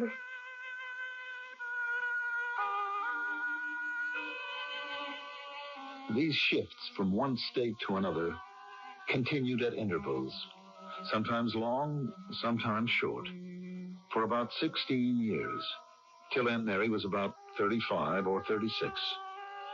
At that age, she began to stay permanently in her so-called second state. Gay, mischievous, fond of company and good times. But gradually she sobered down to a level of practicality and usefulness, becoming rational, industrious, cheerful, but capable of being serious as well. During her last 25 years, she lived with me and tended to my house, as I told you at the start. And it was there that we held the conversation with which this story began. Sometimes I think I never really lived my life at all. It's as though I'd read it all in a book, or someone had told me about it. Your mother? Your father? Yes. And Simon. And friends, relatives. They would tell me things about myself. Sometimes tell me more than once. And I don't know if their telling me made me think I remembered those things, or if I really did remember them. You understand? I'm trying to. Well, don't bother your head too much about it, because I don't understand it at all. And I've got sick of trying. All I have is just these bits and pieces of my life that either I remember or think I remember. But if that's all I have, or all I'm ever going to have, well, so be it. I'll have to settle for it, won't I? Still, it must be disconcerting. Never to have lived your life? Well, it's unsettling, yes. But I've got used to it, more or less. And I'm very contented here with you, John. Don't think for a minute that I'm not. I'm happy to have you here, Aunt Mary. That's very nice to hear.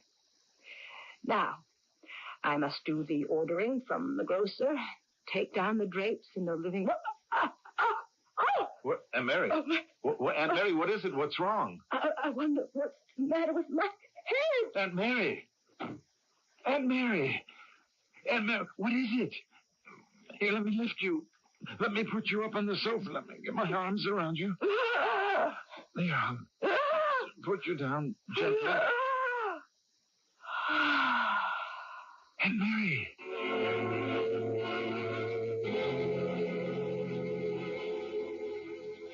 She gasped twice there on my sofa. Then a long, deep sigh. And she was dead. I have written all this to Dr. Silas Weir Mitchell. I wish I could tell him more, that I could offer reasonable explanations for the strange events that befell my Aunt Mary. But I am a simple minister in a small Pennsylvania town. My vocation is to comfort troubled souls, not to dissect troubled minds.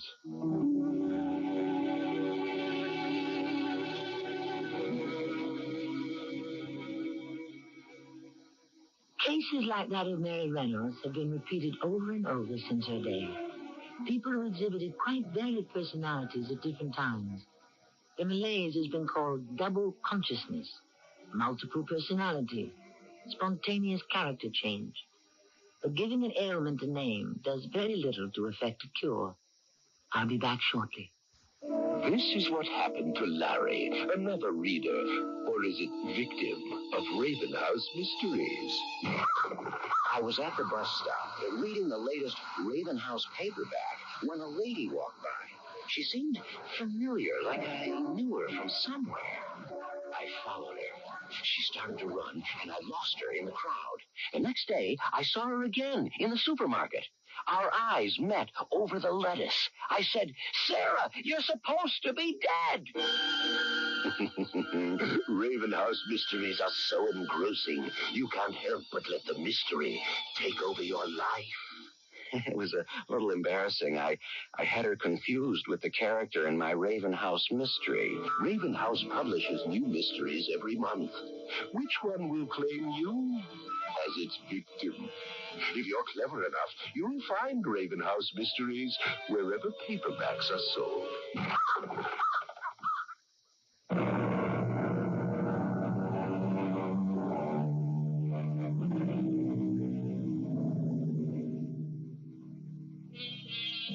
It is interesting to note that every case like that of Mary Reynolds is marked by total amnesia.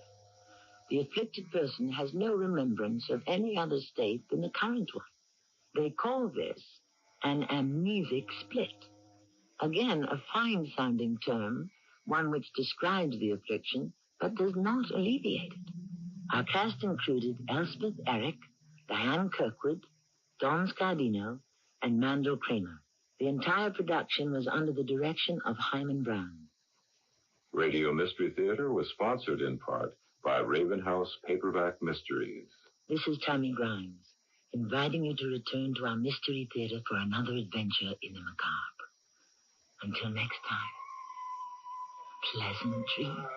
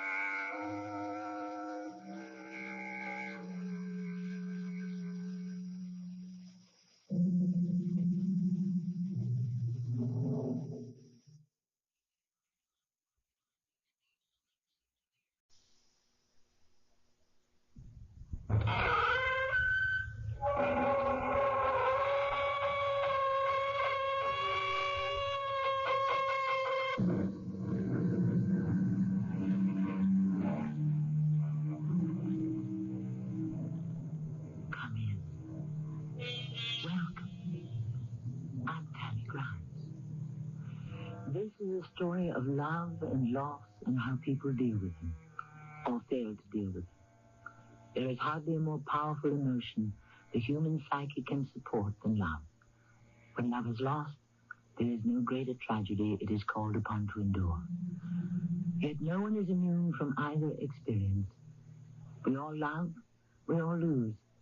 Most of us not once, but many times. It is a wonder that we survive. Yet somehow we do. Look, there, straight out over the water. You see them? One just dipped down to catch a fish. What kind of birds are they? See what long wings they have. Those are Manx shearwaters, the first I've ever seen migrating. Now, those must be the grown birds, the adult ones. Where are the little ones? The babies and the children? Oh, they've been left behind. All by themselves? Alone? By themselves? Don't worry. They'll catch up.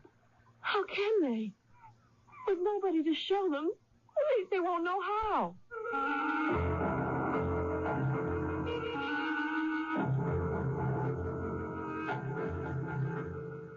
Our mystery drama, Sand Castle, was written especially for the Mystery Theater by Elspeth Eric and stars Norman Rose and Jada Rowland. I'll be back shortly with Act One.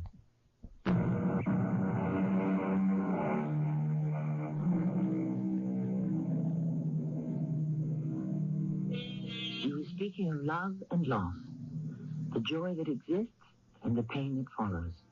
For when we love, we invest a portion of ourselves in the one we love. And when that loved one is lost to us, a bit of ourselves is torn away, set adrift, as it were, with no home, nothing to which it can attach itself. We are then bereft and helpless, calling, come back, come back.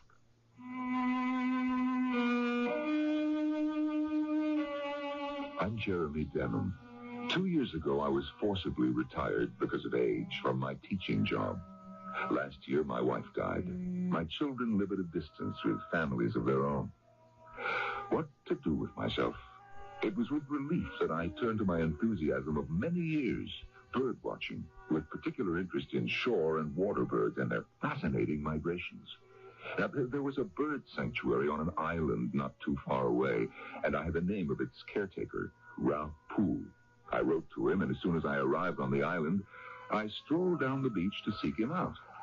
Before I could reach him, I saw a girl. Good afternoon. Lovely day. What are you doing? That was a silly question, wasn't it? You're building a sandcastle. Anybody can see that. Do you mind if I sit down for a minute and watch you? If you want to. I don't mind. You're making the moat now, aren't you? Every good sandcastle has to have a moat. The sea comes in later and fills it up. I remember how it was. Yes, I built a lot of sandcastles when I was young. Oh, much younger than you. It It was being on the beach so much when I was little that got me interested in birds. That's my avocation, my hobby, especially shore and water birds. Well, I'm here now because this is about the time when most of them start their migration to the south for the winter. Oh? It's about time for the lesser yellowlegs to start for Martinique. Is it? 1,930 miles, and they do it in 6 days. That's 322 miles a day. Not bad. I guess not. Look, they're straight out over the water. One just dipped down to catch a fish. I think they're shearwaters. They look like seagulls. No. You see what long wings they have. I believe those are Manx shearwaters, the first I've ever seen migrating. Those must be the grown birds, the adult ones. Where are the little ones? Oh, they've been left behind. All by themselves? Alone by themselves? Don't worry, they'll find their way. How can they? With nobody to show them. Now, don't be upset. It's not unusual among birds. The shearwaters hatch their chicks in dark burrows up north and spend all their time fattening them up. The chicks get so chubby that when it comes time to migrate, they can't get out of their burrows, and their parents simply go off and leave them. What happens to them? They go on a diet.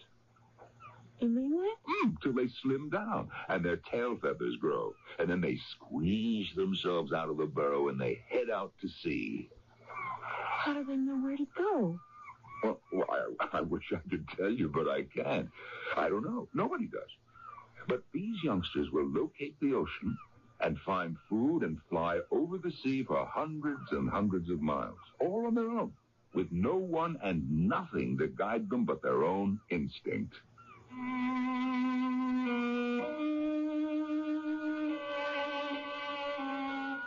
That had been the only display of emotion the girl had shown. And when it had subsided, she sat staring out to sea without speaking. After a little, I got up and left her to make my way to my original destination, the small cottage belonging to Ralph Poole. Come in, Mr. Denham. Come in. Oh, thank you, Mr. Poole. Now, please call me Ralph. Sit down and I'll get you beer. Yes, that would be very nice. I just finished your article on banded birds. Enjoyed it. Well, of course, there's nothing definitive about it. All the same, every little bit of information helps. Here's your beer. Oh, thank you. So, you're here to watch the migrations, you said in your letter. Yes, and I'd like your permission to wander over your sanctuary. Consider it done. I'm just here to keep the hunters out. Any bird watcher is welcome. Oh, that's very kind of you. You're a little early for the barn swallows. I may still be here in September when they take off. No, I haven't the least idea where they go. South America. Brazil, Bolivia, Peru, all over. I didn't know.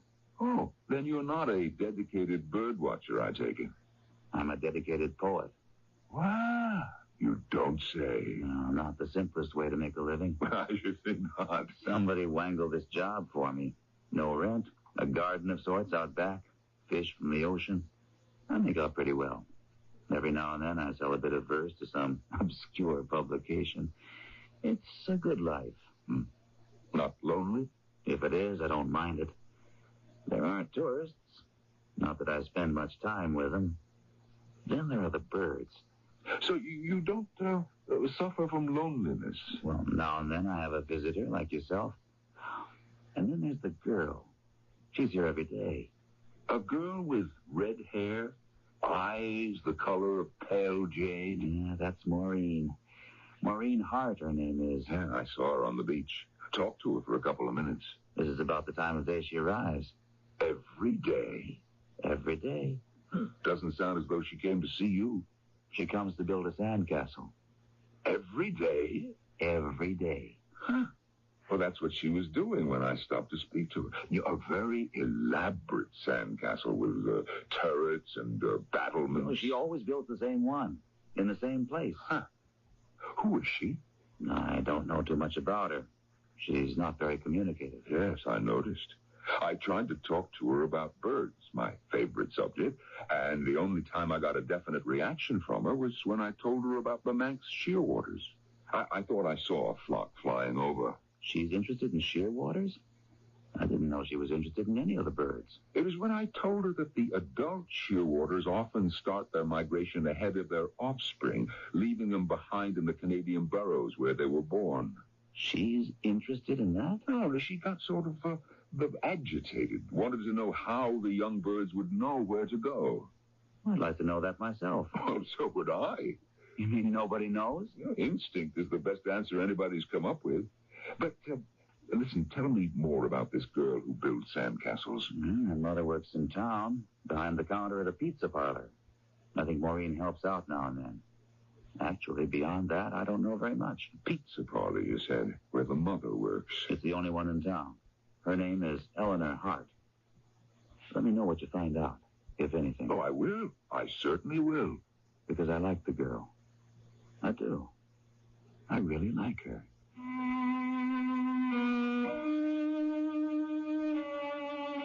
I don't quite know what I had in mind when I went looking for the mother of the young girl on the beach.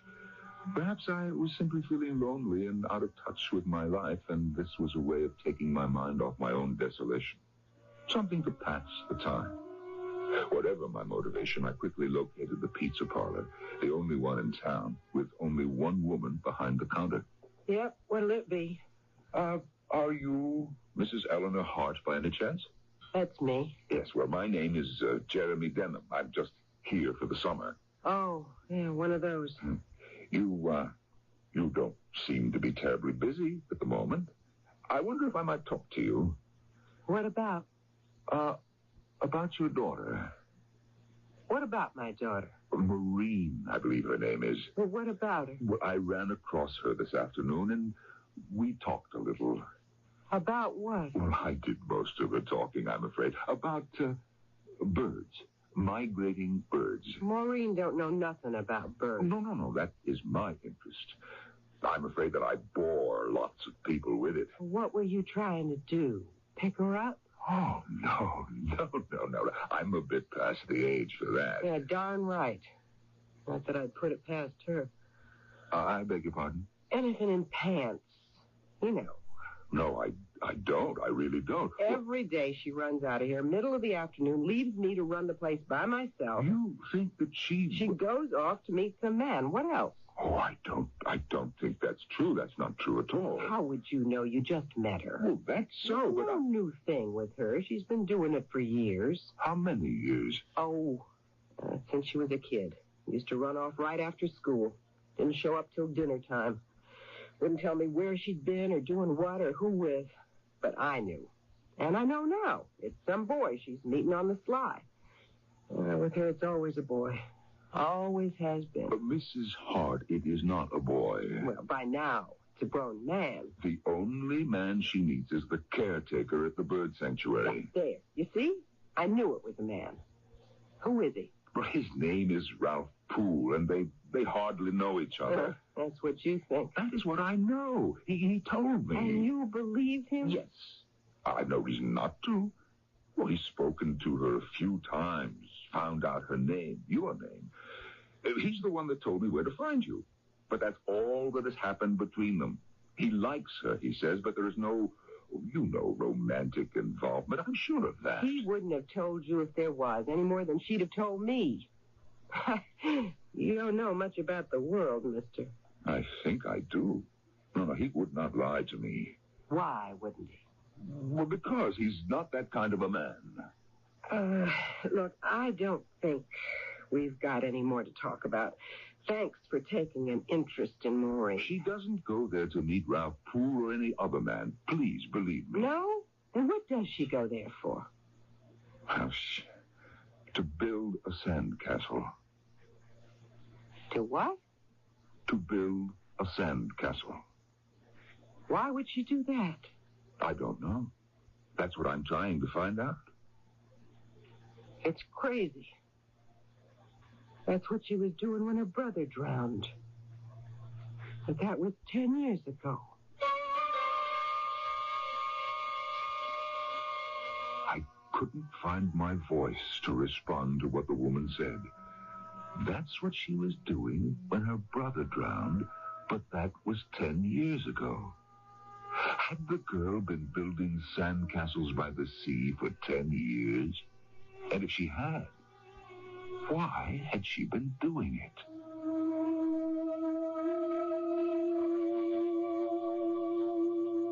I venture to say that there are literally no mundane lives. Set out to investigate the details of any one of them, and sooner or later you will come upon something that marks it unusual, dramatic, or tragic, or perhaps all three. No life is ordinary or uneventful. If it seems...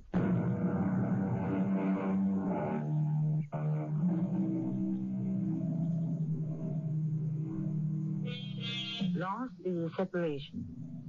In the mysterious realm of psychiatry, there is something called a separation neurosis, where the psyche cannot bear up under the strain of separation from someone loved, valued, or simply relied upon. It fills up with terror, despair, and impotency. Perhaps, I do not really know. It has its origin in infancy when the helpless baby is left alone by the mother, with no certainty that she will ever return. Or perhaps it goes back as far as the original separation from her body.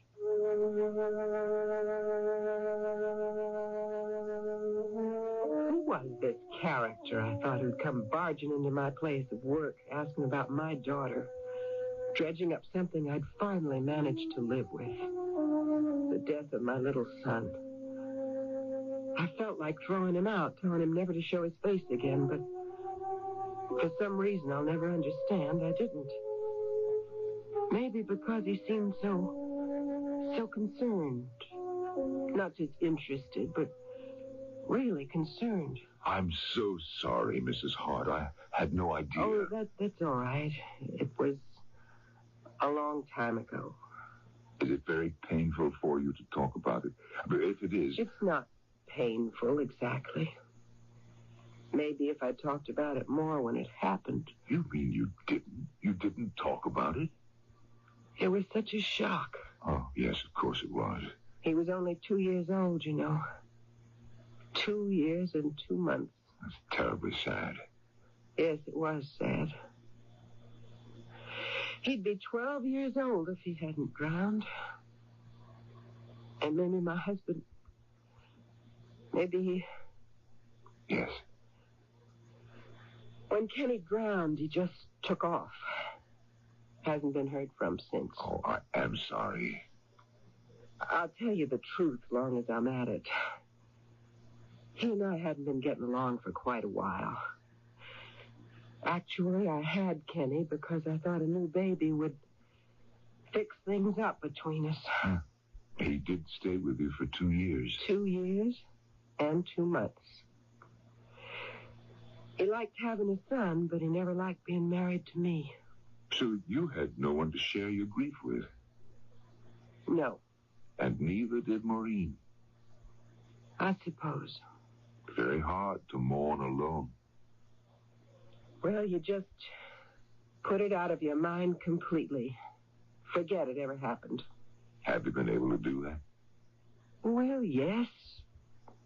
There are times when I think about it, think back to what was or what might have been, but then I get real busy doing something and I'm all right. And life must go on, you know? Yes, I do know. My wife died last year and my life is going on. Did you love her? Most of the time I did. Other times she irritated me and got on my nerves. But the odd thing is, when she passed away, I missed the times she got on my nerves almost as much as, the other times. I see what you mean. Now, if it isn't too difficult for you, would you tell me about the sandcastle? After my husband cut out, I had to go to work. He never sent any money. What am I saying? He never even sent a postcard. And here I am in this dinky town with a 13-year-old daughter. That's not easy. I can see how it wouldn't be. Yeah, pretty daughter. Red hair, green eyes, neat figure. Oh, you've seen her. Oh, yes, she's very pretty. Yeah, always was. The boys at school were after her all the time. Not that you could blame them. No, certainly not. I used to bring Kenny to work with me. Then after school, Maureen would stop by here and pick him up. Take him to the beach. Anyway, that's where she said she took him. It probably was. Maybe. I know I didn't see either one of them till that time for dinner. Then one day, she showed up for dinner without Kenny. I was half out of my mind. Of course you were. So naturally, the first thing I said was, "Where's Kenny?" But that girl just gave me this blank look like she'd suddenly gone stupid or something. I kept after and after her. She just kept shaking her head, not talking. She was, like dumb or something. I think she must have been in shock. Well, that could have been it, I guess. Well, how did you find out that what had happened to Kenny? The police showed up. They said some tourists had found the body and reported it. That poor little boy had drowned in 2 feet of water. Got knocked down by a wave, I guess, and drowned in 2 feet of water. Well, I had the devil's own time getting Maureen to tell me how it had happened. She didn't even know. Not really. She kept telling me how she'd been building this sand castle, and it was all finished except for the flag on top.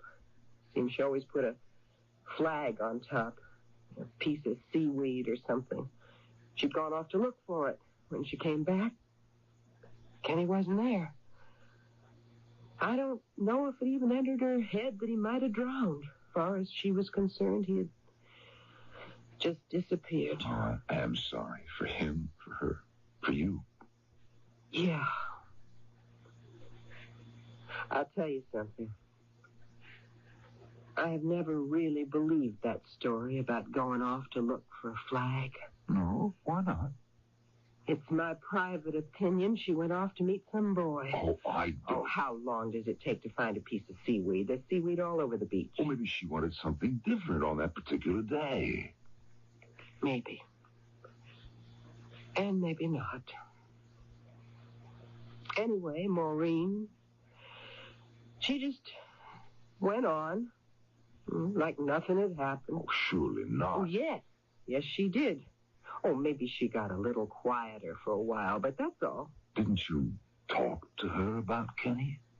What was there to say? Kenny was dead. I mean, that's all. There wasn't anything to say. Yeah.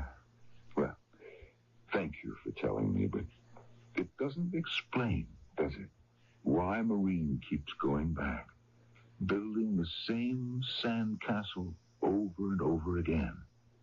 We still don't know why she does that.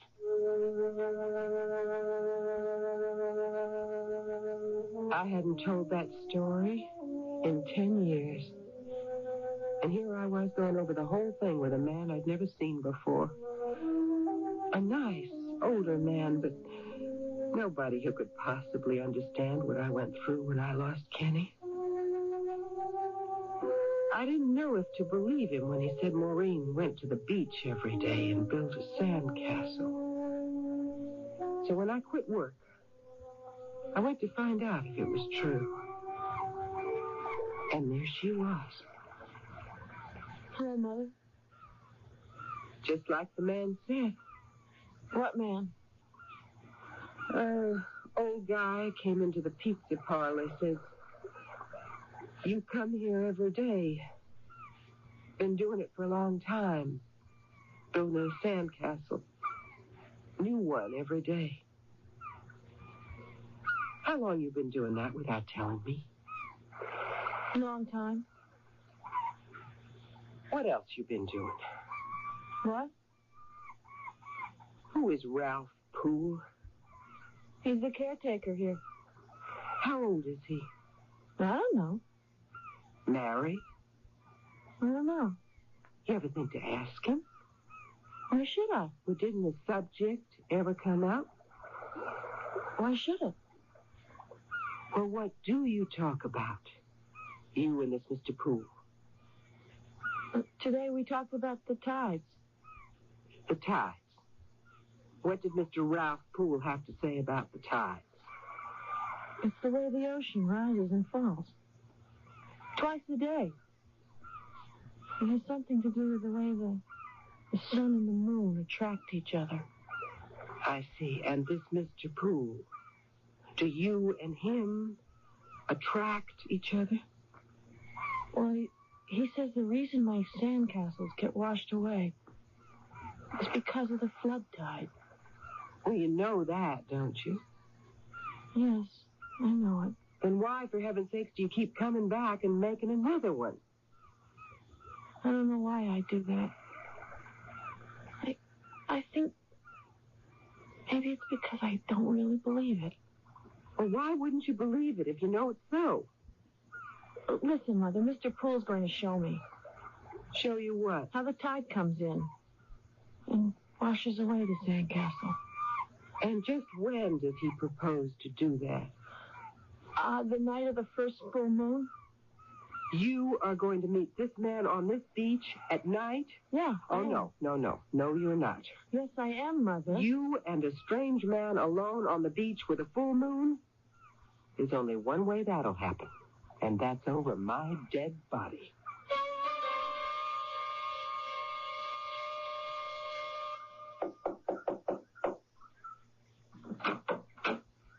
Yes? You Ralph Poole? Yes, I am. I'd like to come in, please. I'm Eleanor Hart. Oh, Maureen's mother. Please come in. Thank you very much. I'm very pleased to meet you, Mrs. Hart. You are? Maureen told you about me? Well, not much, but some. Has she told you I'm very strict with her? No, she never said that. She really never said much of anything, except where you work, things like that. Well, she's told me about you.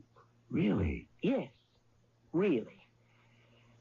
And she told me what you got planned for her. Her and you. Honestly, Mrs. Hart, I don't know what you're talking about. Oh, the beach, the tide, full moon. You know all right. No, that. Now, if you think I'm going to let my daughter out of the house to meet you here late at night... No. Let me explain, please. It's not anything like what you think. It's just an idea I have. Yes, I know all about the ideas men have about young girls. Now, listen to me, please. Someone I know, a friend of mine, he's here for the summer. He's a bird watcher, as I am, in an amateur sort of way. He's here to watch the migration of birds. The old gentleman? Well, yes, over 60, I'd say. I've met him. He came to see me. That's how I know where Maureen goes every day. He told me. Yeah. Well, I learned from him that some birds migrate by night, which astonished me. Well, naturally, I said, how does anybody know that birds migrate by night? Who's seen them? Well, who did? Mrs. Hart, there's something called moon watching. And what's that? On the night when there's a full moon, if you set up a telescope, you have a good chance of seeing migrating birds fly across the moon. What do you think of that? You mean it? Mr. Denham told me. He's seen them. Now, I don't have a telescope, but I have some very strong binoculars.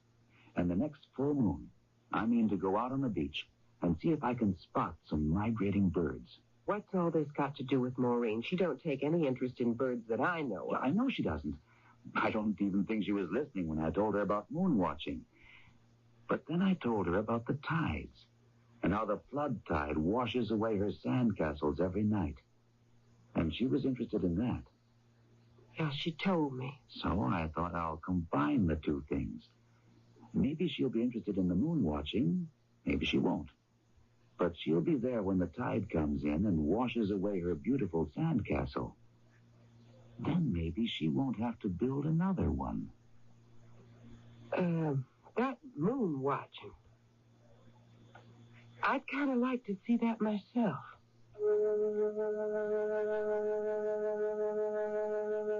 He wasn't such a bad guy. Lots nicer than I thought he'd be. Nice looking, too. About 30, 35, something like that. And educated. You could tell that right away.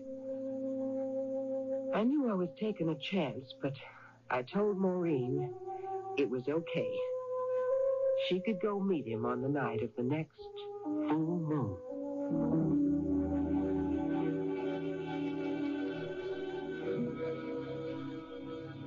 I suppose we could say that our young heroine is acting under a compulsion.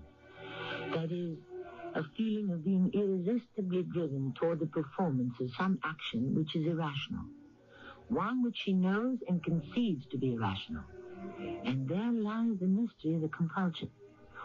While demonstrating that the tide washes away every sandcastle she builds to turn Maureen Hart from building yet another one, and another, and another, and another. I'll continue with Act 3 shortly.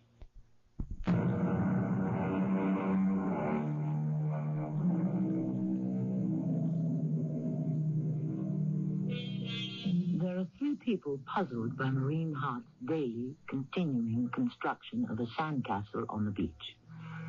Jeremy Denham, an elderly retired professor and an avid bird watcher. Ralph Poole, caretaker of the bird sanctuary.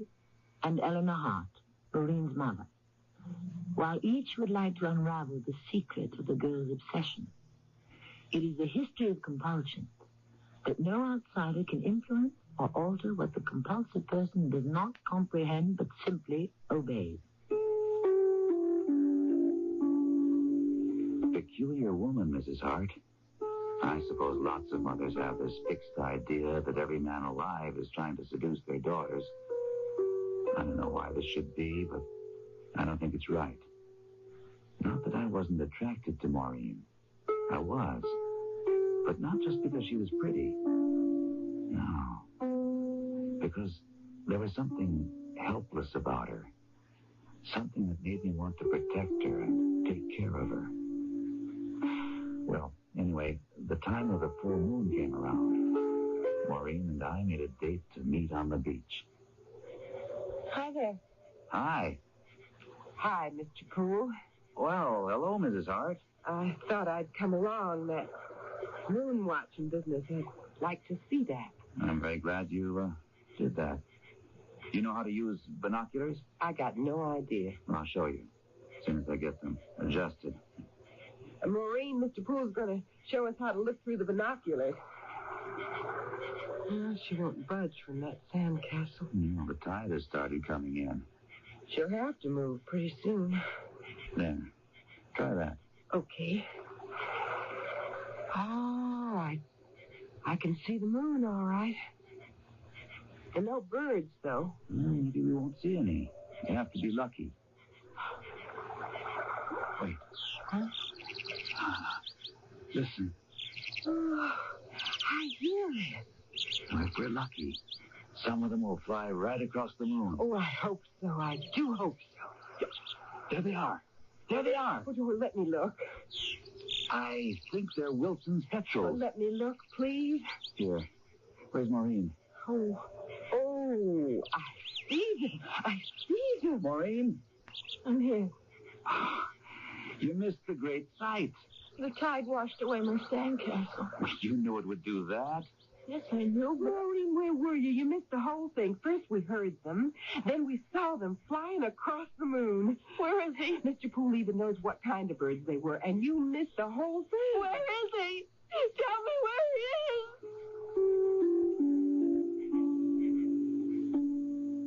Maureen kept beating at her mother with her fists. Eleanor Hart was completely bewildered. And so, I must admit, was I. We stood by helpless as Maureen sobbed and shrieked at her mother. At last, she subsided, more, I think, from exhaustion than from anything else. Leaning on her mother, she let herself be taken home. A few days later, Mr. Denham stopped by the house, and I tried to tell him about it. It didn't quite turn out the way you'd hoped, did it? I thought just the sight of the sea washing away her beautiful sandcastle would put an end to it. Children don't know about death. How can they? They just feel shock and horror that someone had been taken away from them. But she just kept pummeling her mother and screaming, "Where is he? Where is he? Tell me where he is." Children are very angry when someone they love disappears. Maureen isn't a child. She's over 20. She was a child when her brother drowned. You'd think by this time she'd have taken it in, that her brother is dead. Children can't mourn, you know.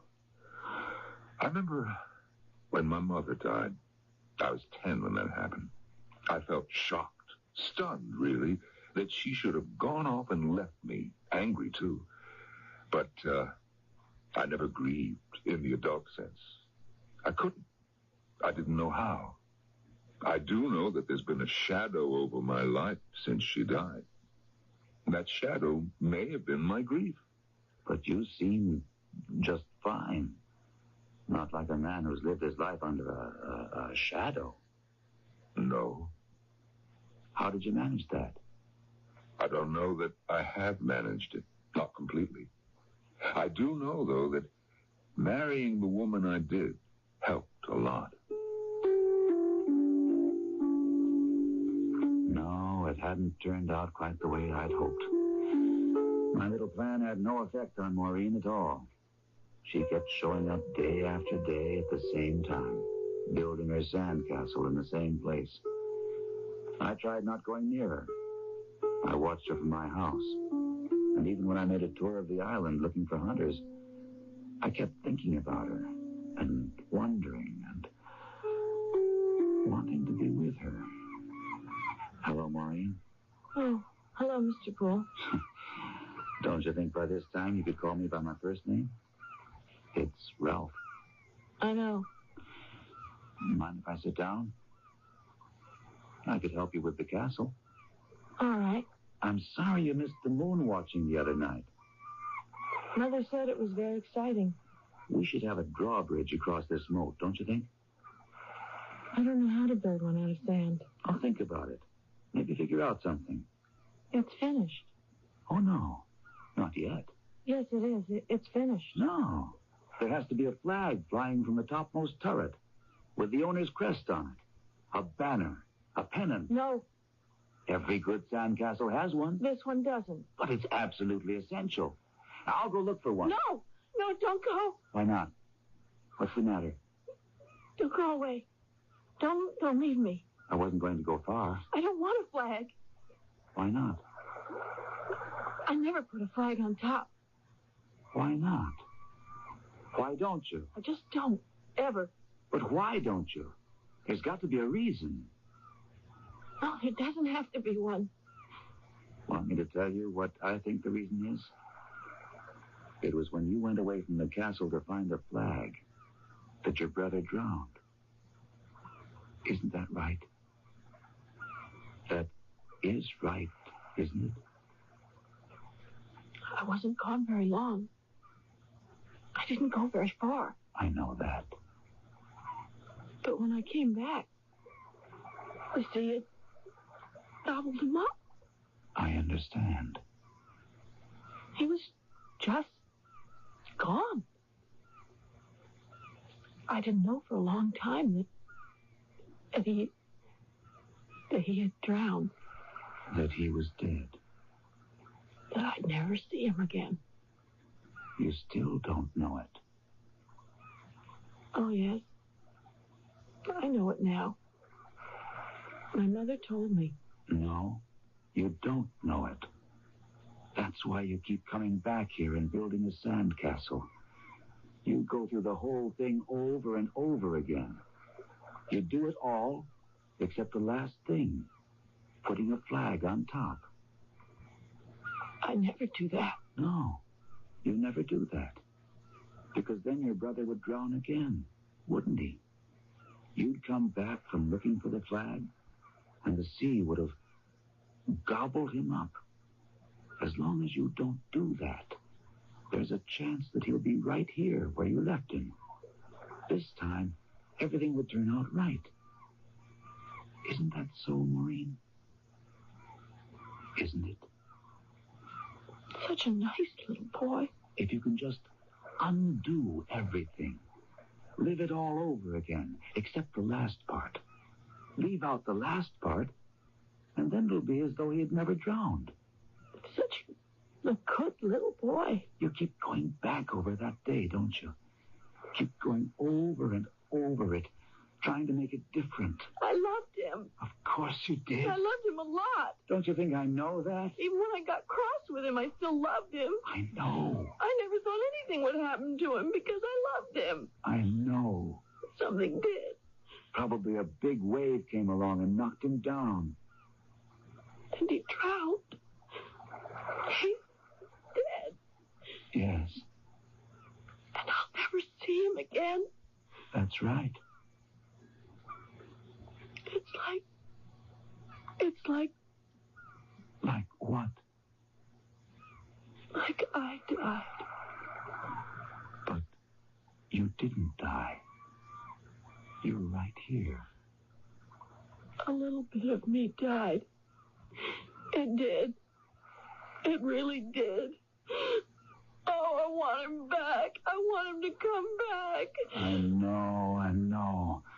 Honestly, I do. Why doesn't he come back? Because he's dead, my dear. I can't stand it if he doesn't come back. I need him. I want him. I love him. Why doesn't he come back? Why doesn't he? Just one more time. Why doesn't he come back? Just one more time.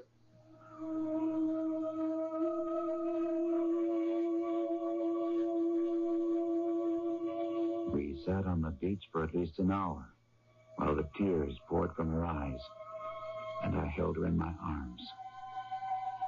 10 years of tears were shed in that hour, I think, and I let them flow. I wouldn't have stopped them for the world. I was happy to hold her and let her cry.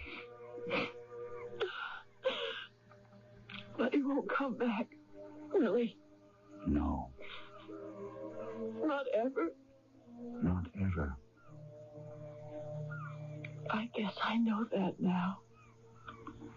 Maureen, the night we spent moon-watching, you and your mother and I, you sat here by the sandcastle you'd built that day, and you wouldn't leave it. Now, after your mother and I had seen the petrels fly across the moon, we came back here, and your mother was a little bit annoyed with you. She kept saying you missed the whole thing. And you remember what you said? You kept beating at your mother, hitting her over and over. And do you remember what you kept saying? I think I said, where is he? That's right. Where is he? Tell me where he is. Now, did you think that she could find your brother for you? I don't know. I don't think so. I think you wanted her to tell you where your father had gone to, where he is, and how to get him back. Do you think maybe I'm right?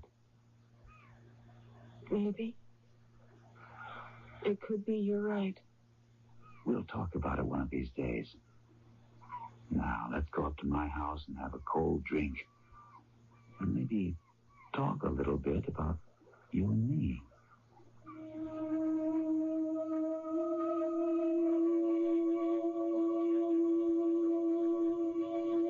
Maureen and I are married now, and she's expecting a baby.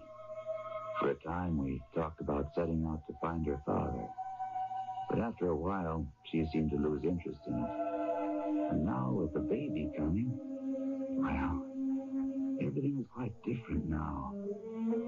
I think the long period of mourning is finally over.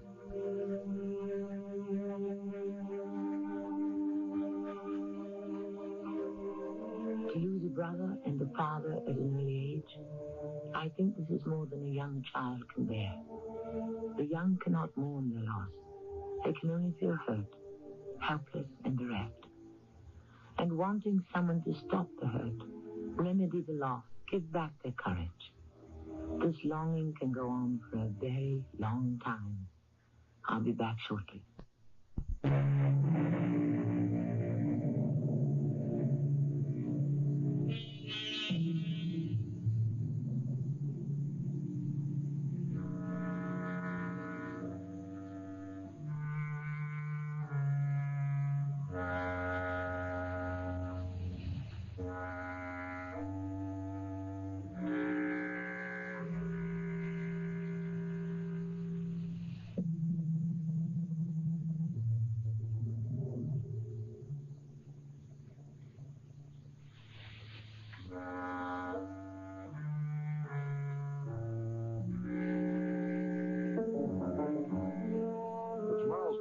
show, a Food and Drug Administrator, and our neighborhoods...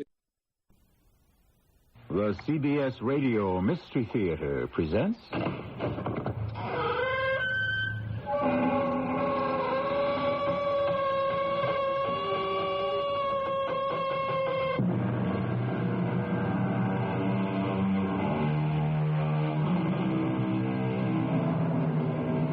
Come in. Welcome. I'm E.G. Marshall. Primitive man cowered and trembled before mysterious and malignant forces that dramatized his insignificance and vulnerability. And so, for thousands of years, mankind fought to establish the dignity and worth of the individual. And now, just when it seems that progress has been made, the individual is suddenly being threatened with even more vulnerability and insignificance. What's going on here, anyhow? Who are you? How did you get in here? Sir, my name is James Wilson, and I worked here for 20 years.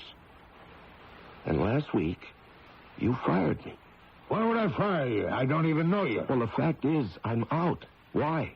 Because you did something wrong. What? Well, how do I know? Well, how can I have done something wrong if no one knows what it is? Now, look here. You did something wrong because if you didn't, you wouldn't have been fired. And that's all there is to it.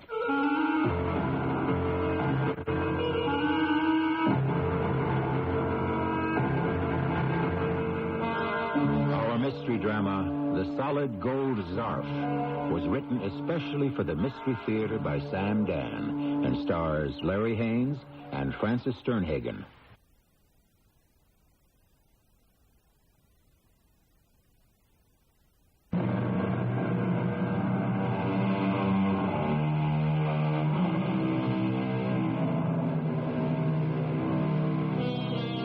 In a way, all of us are cogs in machines, and James Madison Wilson is a small cog in a huge machine known as Transcontinental.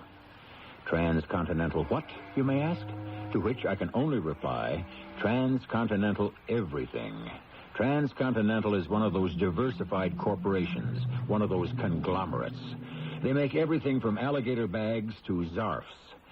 And how do they keep track of everything? Simple. They use computers.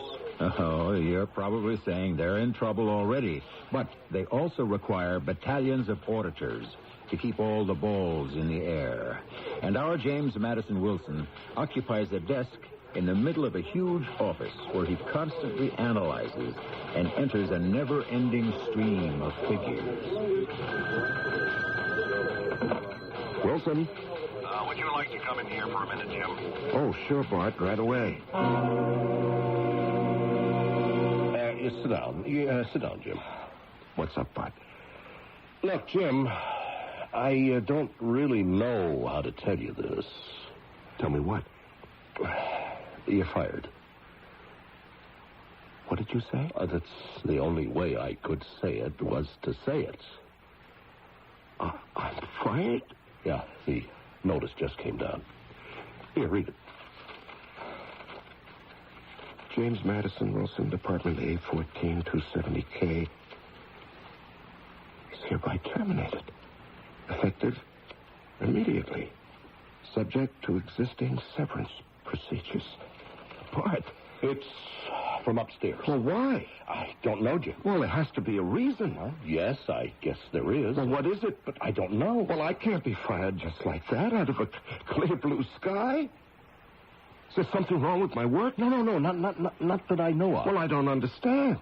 I'm sorry, Jim. Oh, I have to know why. Could you find out why for me? Well, Please, Bart. Yeah. All right, Jim. I'll try.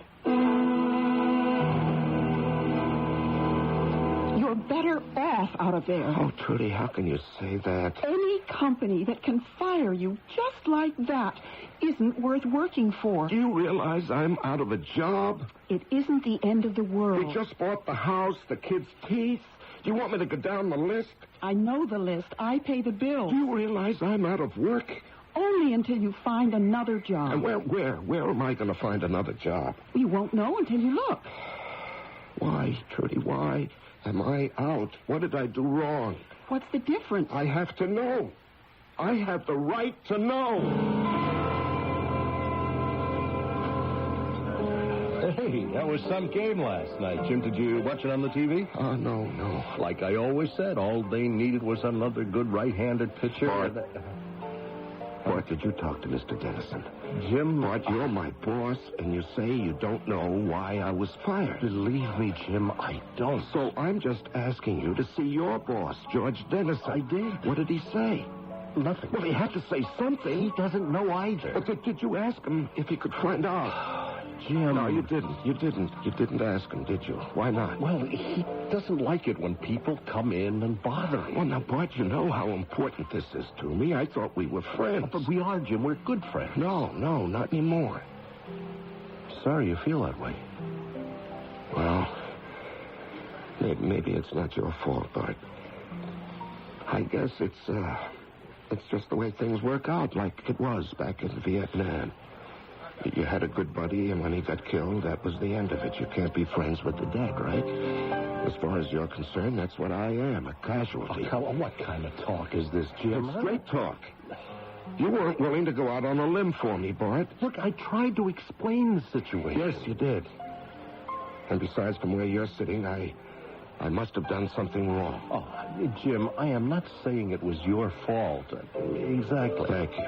But maybe it's not good politics to be known as a friend of mine at this time. Jim, fact is, you did get fired. So you must have done something wrong. Now, why don't we just forget it, huh? And why don't we also forget about having lunch together, too? Who are you? I'm Wilson. James Wilson, sir. How did you get in here? Well, I waited for your secretary to step out of her office. Oh. What do you want? My name is James Wilson. Does that mean anything to you? Why should it? Well, I worked here for 20 years. So did 6,000 other people. Well, I was fired last week. What does that have to do with me? Well, Mr. Dennison, you fired me. Why would I fire you? I don't even know you. Well, the fact is, I'm out, sir. Well, maybe I did fire you. Is my secretary back yet? That woman's never around when she's wanted. Why don't I fire her? Miss Ruby, oh, you are there. Good. Go through your memos or whatever and tell me why I fired a man named... what's your name again? James Wilson. James Wilson. What's that? You sure? All right. Well, that's that. She has no record of my ever having fired you. Well, then why was I fired? Well, who says you were fired? Well, this letter, sir. Oh, let me see that. Yes. Well, this is something else. It comes from upstairs. Well, why would they fire me? Obviously, you must have violated some company policy. Well, I don't know of any company policy. I might have violated... It doesn't matter. Ignorance is never an excuse. Well, I'm sure I didn't. I couldn't have. If you hadn't violated some company policy, you wouldn't have been fired. The fact that you were dismissed proves that you did. And that's all there is to it. All right. Mr. Dennison, I can accept that. But I'm being fired after 20 years, and I don't know why. Now, do you suppose you could ask your boss? Oh, yes, I could if I were a fool. Well, why would you be a fool? Well, A, it wouldn't change anything, so it'd be a waste of time. B, it would appear that I'm questioning, even challenging company policy, which I have absolutely no intention of doing. The fact is, you were fired. Therefore, it was for a good reason. And let that be the end of the thing.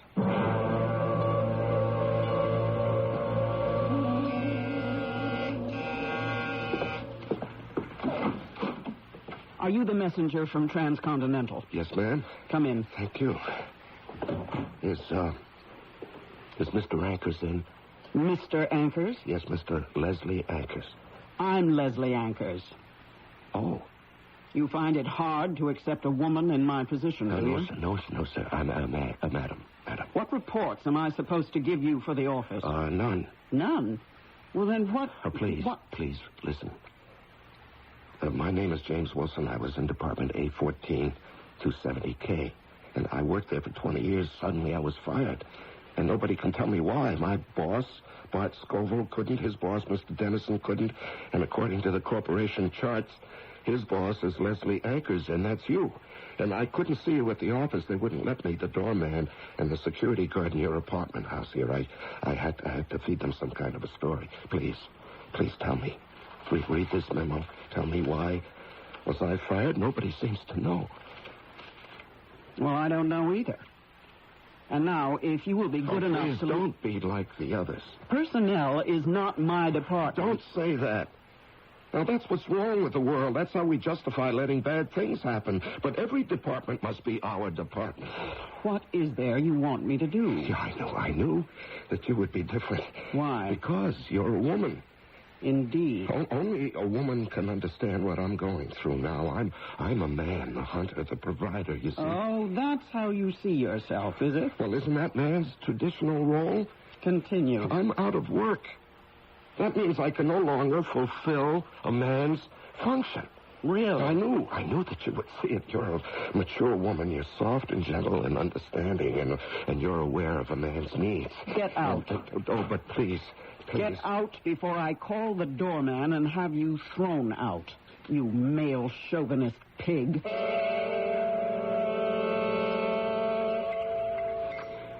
All right. What's wrong? You have to ask, Trudy. I'm out of work. For the first time in my adult life, I'm out of work. There has to be a first time for everything. Look, I was graduated from college. I joined Transcontinental. Then I went into the service. I came back. It's been almost 20 years. Too long, if you ask me. Trudy, I'm unemployed. I never thought that could happen to me. Did you look for a job today? Well, I had lunch. I started to have lunch with Bart. What for? Well, he promised he'd find out why I was fired. Did he? No. Couldn't he ask? No. Why not? Trudy, I don't want to go through it again.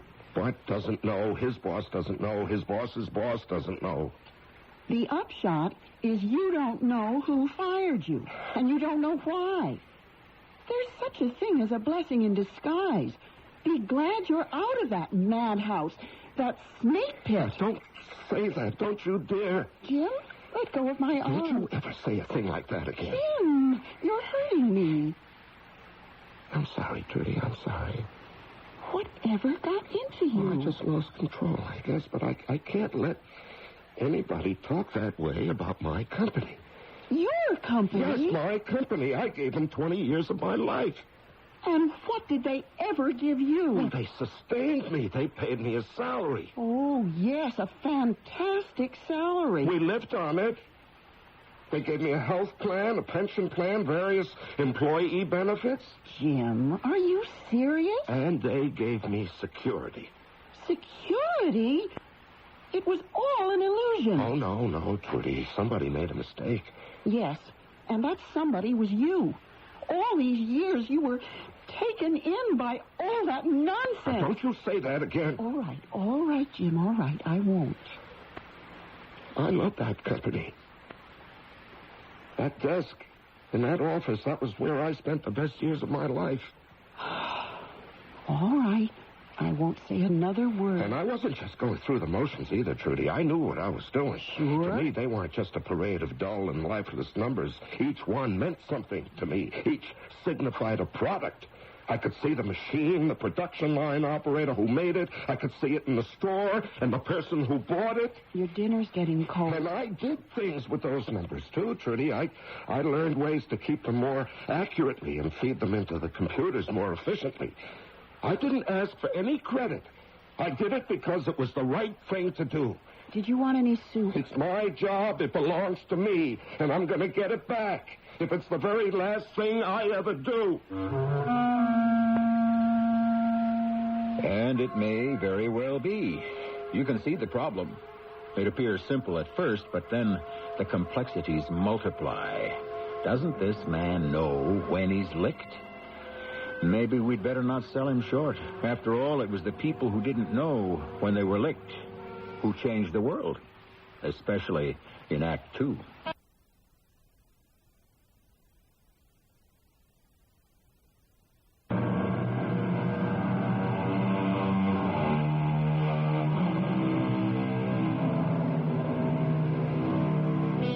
place for everything, and everything in its place. That's the way things are with most of us, more or less. We have our place, our job, and the role we play. But then sometimes we fall out of place. We lose our job, and our role changes. And so does the whole world. Jim, you'll have to go out and get a job. A job? Yes, a job. We don't have enough left in the bank to cover next month's mortgage. Trudy, I wish... I know what you wish. You wish you knew why you were fired. You wish you could get your old job back again, but you can't.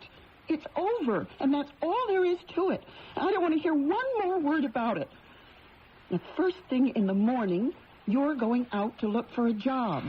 I just can't get used to the idea of working somewhere else, Trudy. It's almost as if I were committing infidelity. I've got the want ads here. Well, I'll look at them later. You look at them now, because if you don't, I will. Trudy.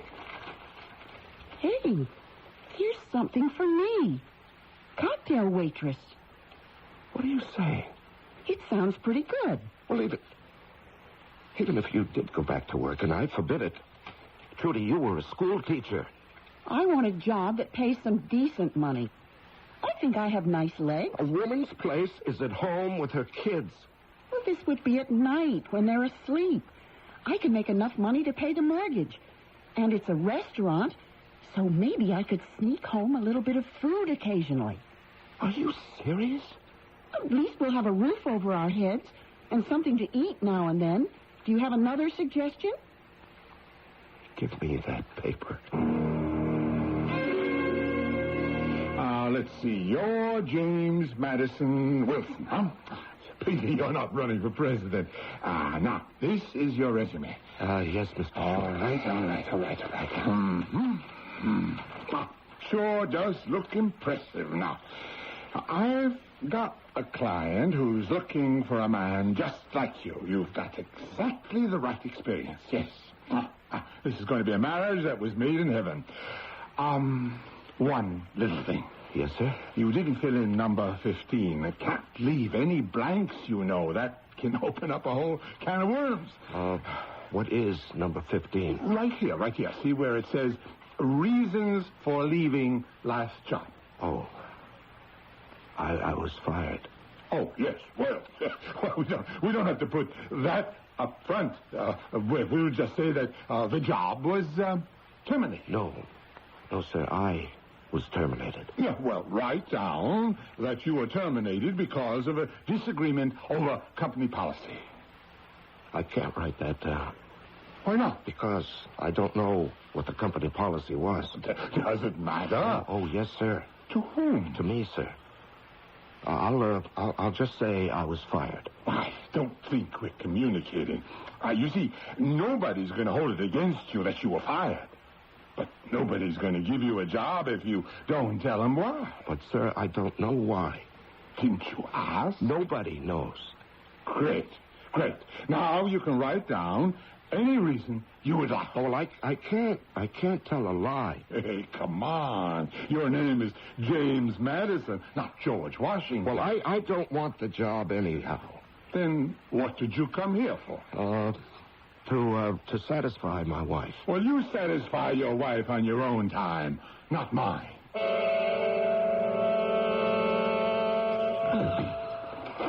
Trudy?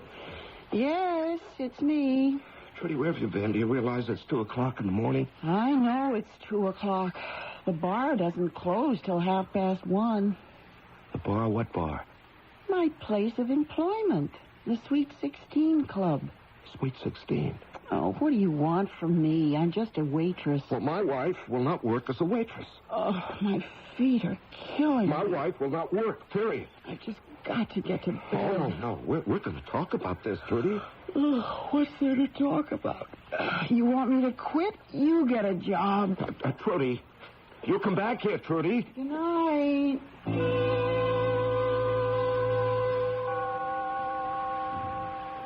Trudy, I will not stand for you working in a saloon. Jim, please, let me fall asleep. But you have a master's degree in education. Yeah, and you should see the education I got tonight. Trudy, you're to quit, understand? I'll go out tomorrow. I'll find something. Trudy.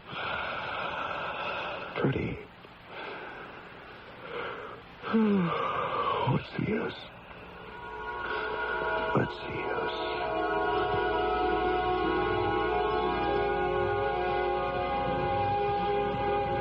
Where's that waiter, Bart? I'll just holler for one, Mr. Dennison. What do you think of this place, Miss Anchors? I want a drink. Oh, there's the waiter. Waiter! Oh, doesn't he have nice legs? He looks familiar. Waiter? What? It's James Madison Wilson. The one who got fired. Is this a better job than the one he had with us, Mr. Dennison? I don't know, Miss Anchors. Bart, what did Wilson do when he worked for us? I think he added up numbers. Good evening. What will you have? Why, James, don't you know me? Don't you know me? Don't you know me? Well, you look familiar. I'm Bart Scoville, your boss. I'm George Dennison, his boss. I'm Leslie Anchors, their boss. Oh, yes, I think I remember you. Now, what are you all doing in a place like this? We thought perhaps we could all become Sweet 16 again. Could I have some lemonade? Could I have some soda pop? Could I have some milk? I'll think about it. Look, the striptease act is about to begin. I will not stay here and see womanhood degraded. The stripper is a man. Oh, that's another story. Bring me my lemonade. My pop. My milk. No. What do you mean, no? I won't bring you anything until you tell me why I was fired. Oh, no, Jim. Ask us anything. But don't ask that. Why not? Why can't I ask? Never ask. But I have to know. You don't want to know. Why was I fired? Why, Jim. Why? Jim, darling, turn that thing off. Why was I fired? The alarm. I can't get up at 6 in the morning. I need my rest. The alarm? Will you please shut the thing off? Oh, yes. There. It's off. Oh, I have to go back to sleep. But as long as you're up, go downstairs. Downstairs? Make something hot for the kids before they go off to school. And make sure they have lunch money. Trudy, I had a nightmare. Tell me about it later. No, Trudy, I have to tell you now. I dreamed. Oh, it was so crazy.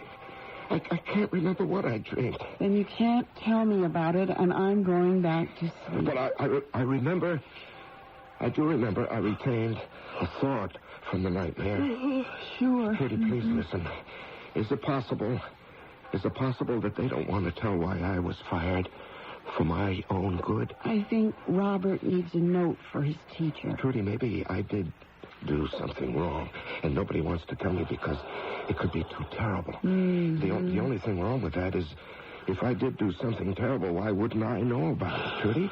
Huh? No, what do you think, Trudy? It is possible. I could have done something very bad because isn't each of us supposed to be two persons in reality? Trudy?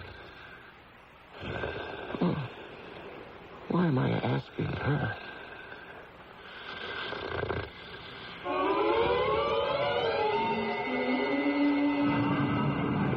Bart. Huh? Oh. Bart, please. I have to talk to you. Oh, look, you have got your nerve. I apologize, Bart. I had no right to get mad at you. Look, James, I have This will only take a minute. But I don't have a minute. To me, it's life and death. Look, I'm sorry. I have this meeting. Taxi. Nobody wants to tell me why I was fired. And I can't tell you either. Please, Bart, I have to talk to somebody. I'm sorry. I have to run. You're the only one, Bart. You have to talk to me. All right. Not now. But just tell me when, Bart. Tell me when I can talk to you. Just call me sometime. Driver south on Park, and hurry.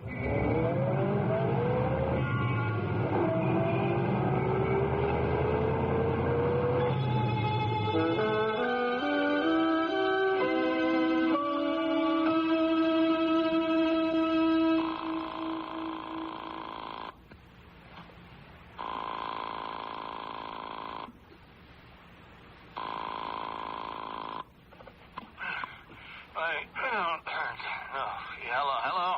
Bart? Yes. Yes, this is Bart. Bart, it's me, James. Huh? James? Oh, James. Oh, good Lord, man. Do you know what time it is? I'm sorry, you said to call you.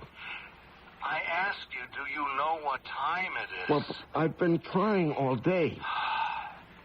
It is 2:45 in the morning. Yes, I know, and I'm sorry, but this is the first time your phone has answered. James, tell me, what is the matter with you? Bart, please. Please. You have to talk to me. How can I talk to a maniac? Now, Bart. Bart!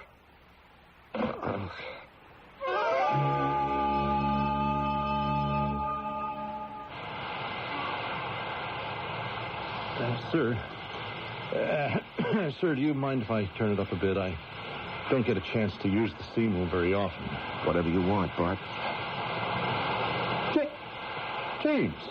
Oh, what are you doing here? This is a private club. Bart, please. I'm suffocating. I'm dying of the heat. But it was the only way to see you. James, I am warning you. What do I want, Bart? Just the answer to a question. That's a legitimate question, isn't it? I know I'm making a nuisance of myself, but please. I'll never bother you again. Just tell me, why was I fired? I don't know. Is that really true? Yes, Jim. Or is it that you don't want to tell me?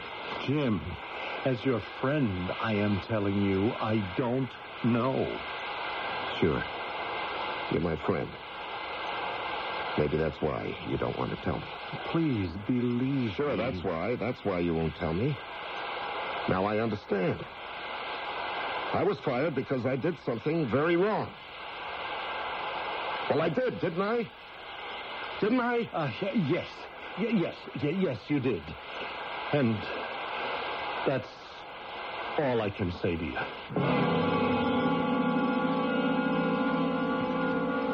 And why do you wish to see me, Mr. Wilson? Dr. Salters, this is going to sound crazy. I want to meet the other person who occupies my body. The other person? Yes, Doctor. I see. And why do you want to meet him? I want to throw him out. Why? Because he must be doing a lot of wrong things. Such as? Well, he got me fired from my job. How? Because of something that he did. What? Well, I don't know. It must have been something absolutely awful. Why do you say that? Well, you see, I've been working for that firm 20 years without a single complaint. And all of a sudden, one day, I'm out. Oh? That's why. You see, somehow I have to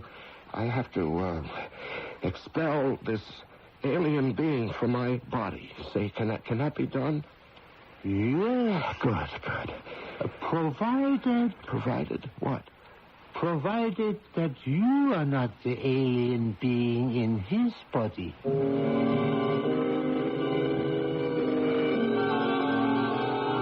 That idea never came up before, did it? Here all along, we've had our hero thinking that he was in control of his life, when it's completely possible that it's a life he cannot call his own.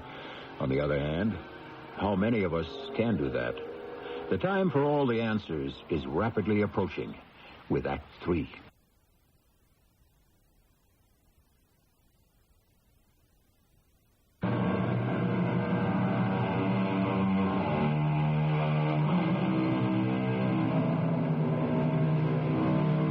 The poets and the philosophers, and of course the psychologists, tell us that each of us is not one, but many persons.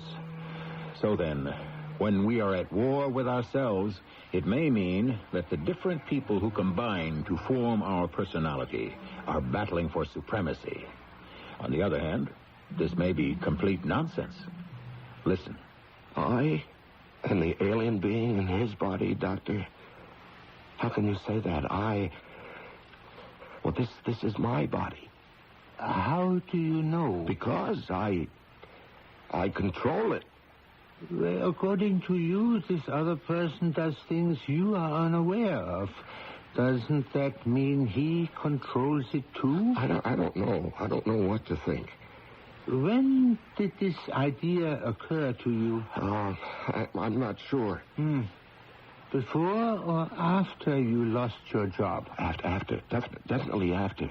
And so you came up with it to justify your being fired? Well, what else makes sense, Dr. Soldis? I personally couldn't have done anything wrong, so the only way that I can explain it is, it's like Jack the Ripper. Really? Oh, yes. He didn't know that he was committing a crime while he was killing those women. It was somebody else in his body working unknown to him. Wasn't that so, wasn't it? Does it matter? Oh, yes. It does, Doctor. No, Mr. Wilson. It is all an aspect of the same psyche. Maybe there was a side of you that wanted to destroy the company. Me? I would want to destroy the company? Doctor, I don't care how this sounds, but the fact is, I'm going to say it. I love that company. Love and hate. Opposite sides of the same coin. Oh, no. I could never. Perhaps unconsciously you performed some great damage. And the company, unwilling to undergo the publicity that might result if they prosecuted, simply decided to dismiss you quietly. Is that what happened? I don't know, but from what you tell me, it's what you think happened. Doctor, I may be a man who was born out of his time and place. Yes? You see, I loved my work. I loved the company I worked for. I've never been cynical about it the way so many people are. You mean the company was perfect? Oh, no, far from it. But this is what I was doing 8 hours every day. You see, this was 1/3 of my life. So if it were meaningless, then 1/3 of my life would be a lie. Doctor, I was so proud to be a part of it. What does a man have? His country, his job, his family. There again, 1/3 of his life is the place that he works for. Then what happened? Well, that's what I want you to tell me. You're the doctor. That's what you must tell me. You are the patient. But I don't know. Perhaps you do not want to know. Oh, but I do. Believe me. Maybe you can't face the truth. The truth? The truth is what I'm looking for, Doctor. Are you sure you are not running away from it? I don't know. I don't know what I'm doing anymore. A man gives himself completely to a woman. He makes every sacrifice for her. And one day she abandons him. What happens to him? I'm not sure I know. You know. People who give themselves completely to anything or to anyone are destroyed by rejection. Why did the company reject me? Why does a woman suddenly reject a man who is faithful and loving? Who can say? But the rejected lover always looks for the fault in himself, never in the loved one. Well, I must have done something wrong. Why? Because you cannot accept the fact that the loved one is imperfect. It must be your fault. And so you are willing to destroy yourself with this Jack the Ripper fantasy. No, Mr. Wilson. The company is to blame. Why did they fire you? Well, no one wants to tell me. Whom did you ask? Oh, the various managers. Small fry. Go to the top. The top? You mean the chairman of the board? I do. Harold H. Hubble himself? If that is his name. Well, no one ever gets to see Mr. Hubble. Why not? Well, first, you have to be cleared by the security guards and the main receptionist, and then... Oh, no, listen, there's such a human wall around him. That just can't be done. It must be done. Well, he wouldn't know why I was fired. Of course not. But he could push the right buttons and get the right answer. Well, I could never get in to see him. Wait a minute.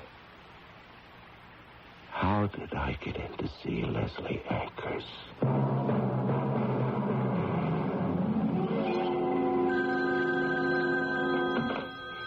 Yes. Oh, no, he wouldn't bother me at all. Please ask him to come in. What? Oh, well, are you going to fix my telephone here, or are you going to take it away? Neither. I'm not going to fix your phone at all. Oh, well, aren't you the telephone repairman? No, sir. No. But you're wearing a belt with all those tools. Well, I just bought them, sir. Most of them are made by Transcontinental. Are they? Please, Mr. Hubble, I had to see you. Don't call security and don't have me thrown out. Why would I do a thing like that? Well, it was the only way I could get in to see you. Oh, I am so glad you're here. No one ever comes to see me. You have no idea how lonely it gets sometimes. Please sit down. May I offer you a cup of coffee? Oh, thank you, sir. Well, help yourself. Cream and sugar. And now? Sir, until a month ago, I worked for Transcontinental. Yes, sir, for 20 years. Oh, 20 years? Yes. Why did you leave? I hope you weren't unhappy. Oh, no, sir. I was fired. Why? Well, no one wants to tell me. Where did you work? I was with A14270K. What do they make over there? ZARFs. What is a ZARF? This is a ZARF, sir. This holder in which this plastic coffee cup is held. This is a ZARF? Yes, sir. The word is originally Turkish. Oh, fancy that. Yes, they used to be made of metal. And in Turkey, they'd hold hot cups of tea. In America, they would hold soda glasses in the old days. I just think I have been using ZARFs all my life. And we actually make them. Oh, yes, sir. Last year, we sold 17 million. You really do learn something every day. What's your name? Wilson, sir. James Madison Wilson. And you were fired, eh? And no one knows why? Yes, sir. My immediate supervisor received this piece of paper. Oh, yes, I see.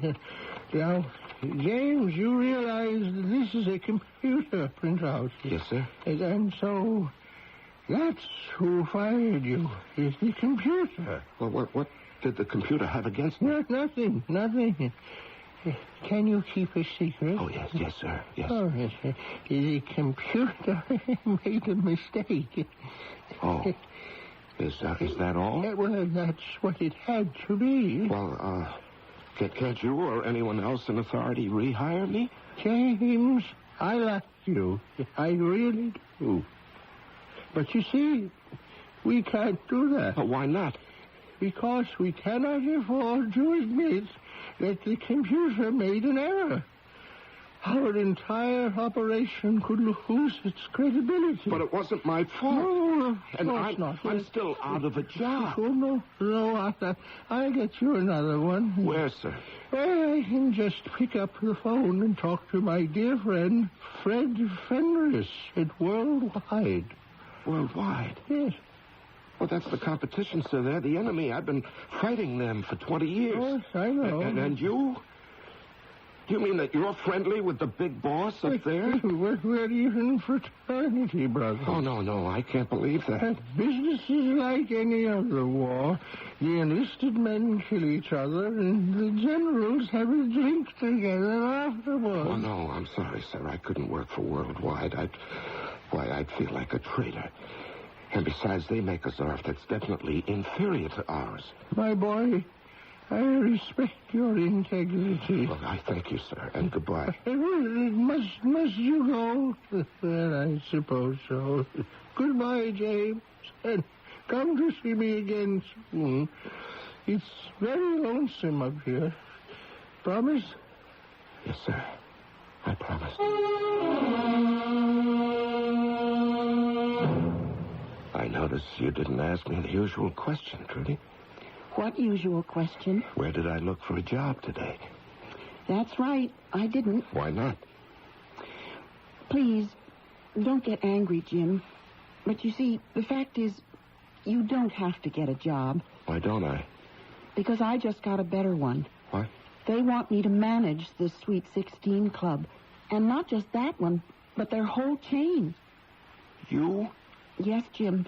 For good money, too. Well, who will stay home and take care of the kids in the daytime? You will, Jim. And why not? After all, as society changes, so do the traditional roles. Well, I don't want to stay home. I want to go to work. And I don't want to go to work. I want to stay home. What are we going to do, Jim? You just won't take a job with anyone else but Transcontinental. Trudy, can I help the way I feel? Well, who could that be? Bart. And Mr. Dennison. And Miss Ackers. Jim and Trudy, please, hurry. Hurry? Yes, you have to come with us. Where? To a party. Party? A formal party. Well, whose party? Yours. Mine? Bart, does he have a tuxedo? Yes, sir, he does. All right, get dressed quickly. Mrs. Wilson, let me go upstairs with you. The company bought you this gown. Well, what is it? Talk later, my boy. We're going to be late. Well, why am I having a party? Because Transcontinental wants to give you one. That's right, Jim, for 20 years of faithful and valuable service. Yes, in return for 20 years of faithful and valuable service, they fired me. No, Jim, they didn't fire you. What do you mean? I have the memo right here. James Madison Wilson is hereby terminated. But James Madison Wilson was not supposed to be fired. He wasn't? No, my boy. The culprit was James Monroe Wilson. The culprit? Literally.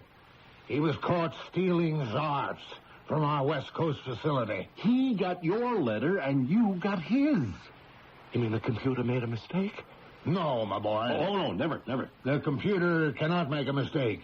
It was a human being who activated it. Is that understood? Is that clear? And so you see, you were never fired. And your party has been scheduled for tonight. Yes, and everyone will be there. Do you mean that I was never fired? Oh, of course not. James Monroe Wilson was fired. No, we'll be late for the party. All right, come on, the limousine is waiting. And Mr. Hubble himself is going to present you with a gift. Getting a gift?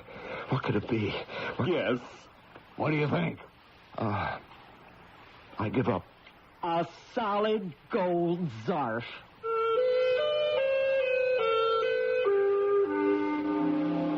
He went, and he accepted it. And it was quite a party. The following morning, he returned to work in that vast office. Once again, he feeds numbers into that adding machine. And once again, he's a little cog, but secure in his big wheel. The only thing that distinguishes him from his mass of fellow workers is the solid gold ZARF that holds his cup at every coffee break. I shall return shortly.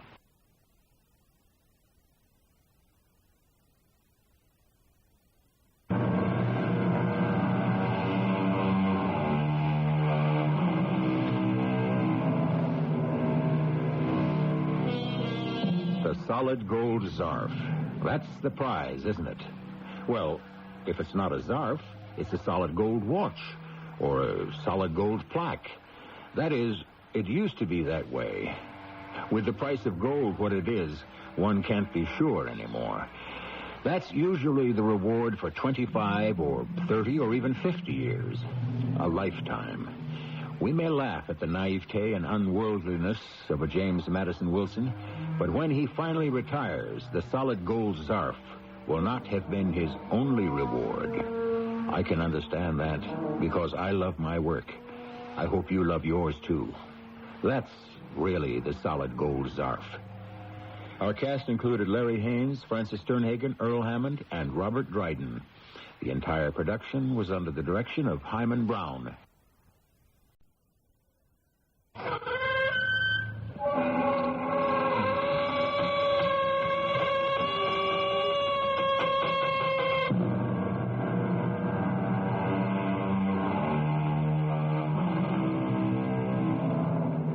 Come in.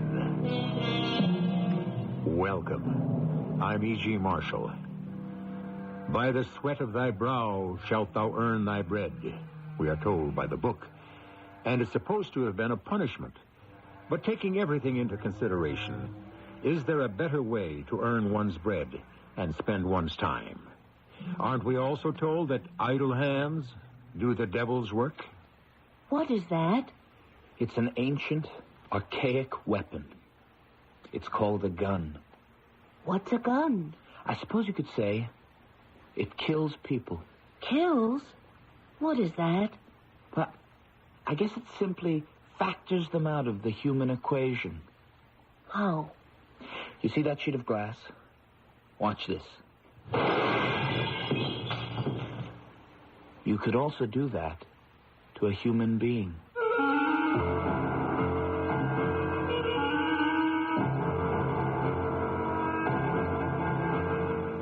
Our mystery drama, The Land of Dreams, was written especially for the Mystery Theater by Sam Dan and stars Christopher Tabori and Marion Haley. Radio.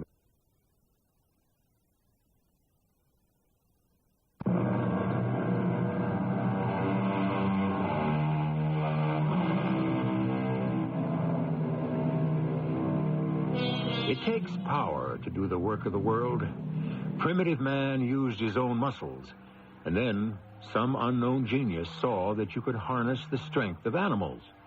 One horse could do the work of 10 men. Modern man has replaced the animals with machines. One engine can do the work of 10, 50, 100, even 1,000 horses. But you have to give in order to get. Man could always control the animals. Controlling the machines could be another story. Every day, the machines become more intelligent. The day is close when man will have absolutely no work at all to do. How shall men and women get through the day? Journey with us some 2,000 years into the future.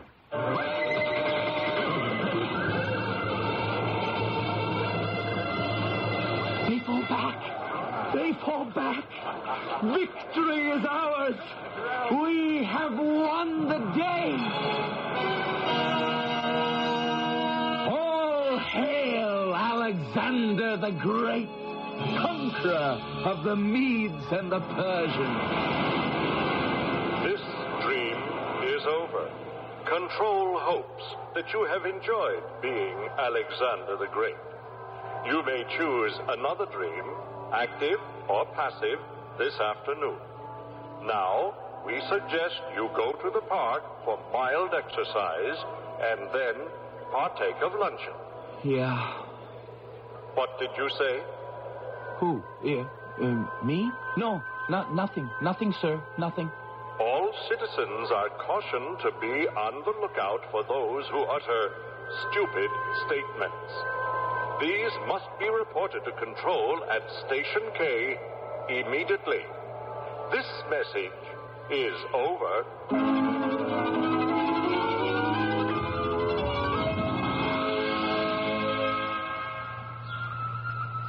Hi. Hello. Do you come here often? Oh, yes, now and then. It's the most beautiful park in the province. And it's a lovely day. What did you say? Oh. You said it was a lovely day, didn't you? I guess I did. Everybody knows every day is a lovely day. Everybody knows it could never possibly be any other kind. You know that, don't you? Yes. So, you just said something stupid, didn't you? Yes. I should report you to control. Please don't. It'd be for your own good. You know the law of probability. Someone who says something stupid can probably be expected to do something stupid and should be watched. Are you going to report me? No. Let's forget it. Well, you really should. Why don't you? Maybe I think it's a lovely day, too. You just said what I did. So maybe I'm stupid, too. Are you going to report me? Never. I'd like to know you better. How much better? Completely better. That means we have to get married. I realize. You've been married before, haven't you? Oh, 10, maybe 12 times. Oh, I can't remember all my marriages either. You know, there's a marriage station just as you enter the park. I know the one. I've been married there before.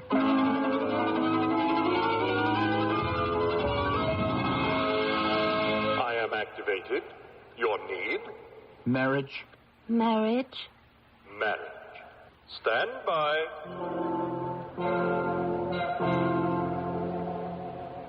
The blue light. Face it, please.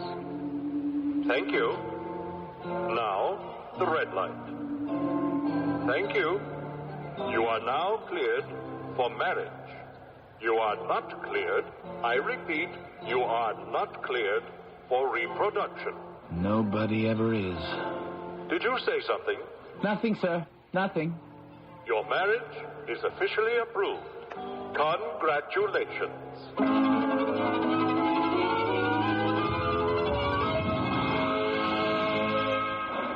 Well, we're married. Yes. No matter how many times I do it, I always get this feeling of excitement. Don't you? Sure. I always say to myself, maybe this will be the real one. Don't you? But it won't be. Why do you say that? How can there be a real marriage if you're not cleared for reproduction? Children? What's the point? You'd never get to see them. What would they be to you? What could you be to them? Where should we go? My place or yours? Well, mine's across the water. Well, mine's in the valley. It's nearer, I guess. All right.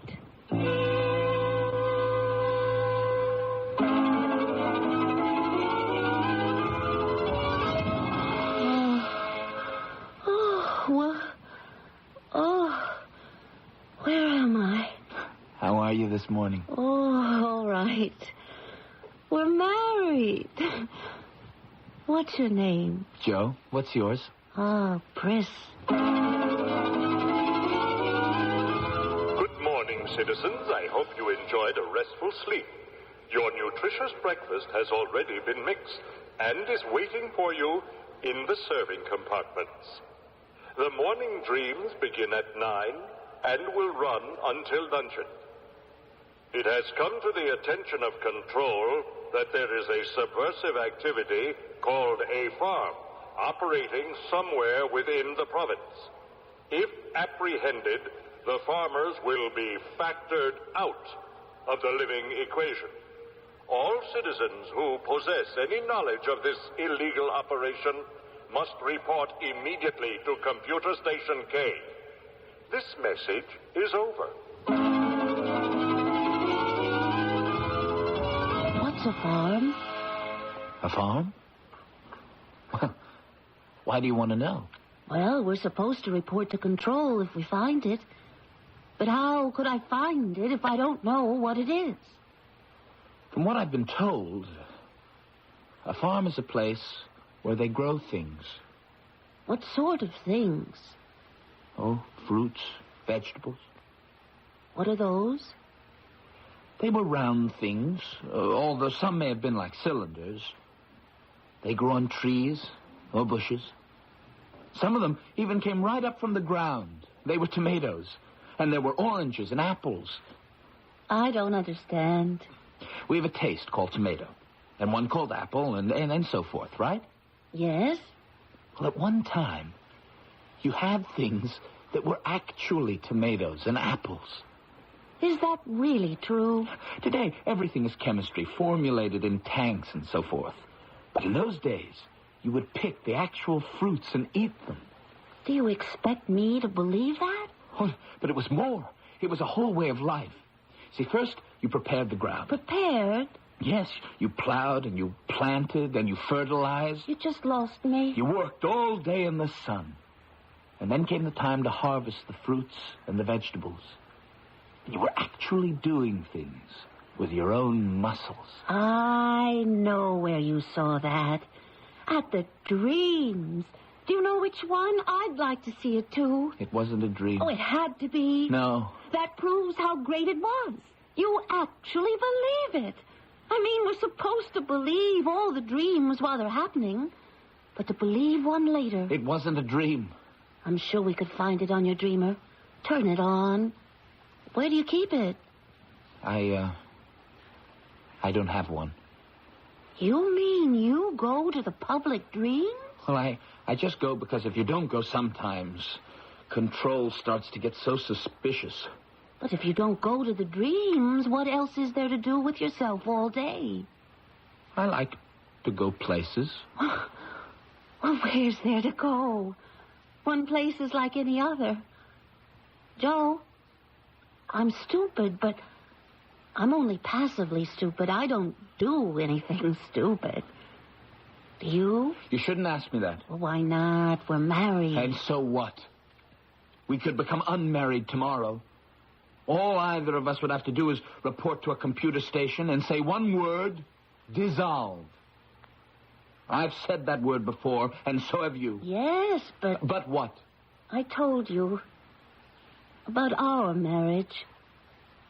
I hope this one will be real. I've stopped hoping. Oh, you mustn't. There can't be any real marriages today. I mean, look at us. Two people. We happen to meet. We like the looks of each other, and so we'll stay married till one of us meets someone who looks better. But suppose we learn to know each other. How could we do that? It would mean we agreed to trust each other. Yes. It would mean we place our lives in each other's hands. Yes. No. Joe, maybe you and I could be different. I have to go out. Where? Look, I'm only married to you. I don't have to answer your questions. Hey, hi, Joe. Mel, I received your message. Why do you want to see me? You'd better not come out to the farm for a while. Why? Well, you've just been married. Well, so what?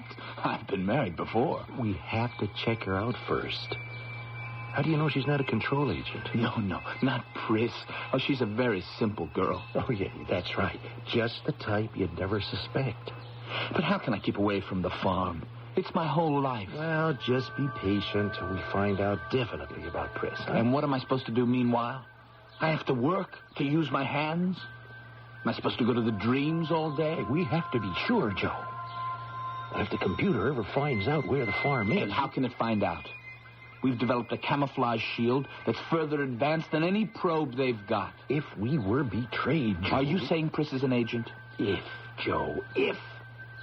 Not a split second the computer absorbed that information, you and I, every last one of us, we'd be factored out. No, I won't use their jargon. I'll call it by its right name. We'd all be killed. Why did this have to happen to me? Oh, it isn't just you, Joe. Any time any one of us gets married, we have to discover whether or not the new partner is harmless. Well, suppose I wasn't married. There'd be no problem. Then there's no problem now. I'll dissolve. Joe, you can't be happy unless you're married. And we have to go through this every time. Now, it won't take long. Just be patient. I can't keep away from the farm. Look, I said I was sorry. But I'm willing to dissolve the marriage. No, you can't. Why? Well, what if she does happen to be an agent? Huh? She'll become suspicious. Now, that means you'll be kept under very close watch. Now, we couldn't afford to let you come to the farm in any event.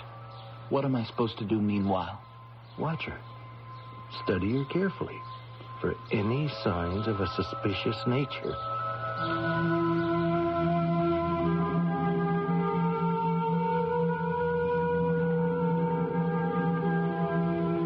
Where were you? Out. I went to the dreams. Oh, yeah? Yeah, it's warm and sunny, and I wanted snow and mountains and skiing. Did you enjoy it? Oh, it passed the time. Skiing? What would you like to do now, Joe? Why don't we perform marriage? All right, Joe. What kind of music do you like? Oh, any kind of music. Is this all right? Mm-hmm. Yes, just fine. Joe? Yeah? Are you all right? Oh, yeah, of course I'm all right. Your hands. I just noticed. Is there something wrong with your hands? What could be wrong? I never saw hands like yours. They seem to be so hard and so rough. You'd better report to medical. My hands are all right. But how did they get like that? Oh, forget about it. How can I forget about it? If there's something wrong with you, it's your duty to report it to medical.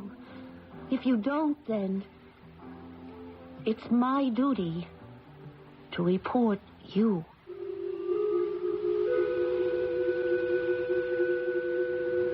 Duty. That seems to be the operative word in this land of dreams in the far-off future. All right. We know what's wrong with his hands.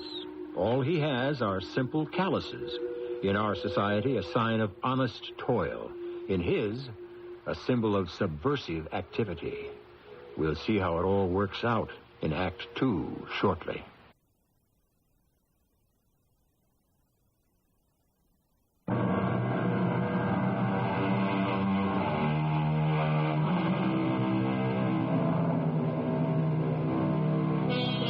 In ancient times, the average person was forced to perform labor, whether he wanted to or not.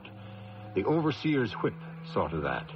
In our days, economic and social pressure provide the spur. But in the future world of our story, it's all reversed. Idleness is socially desirable.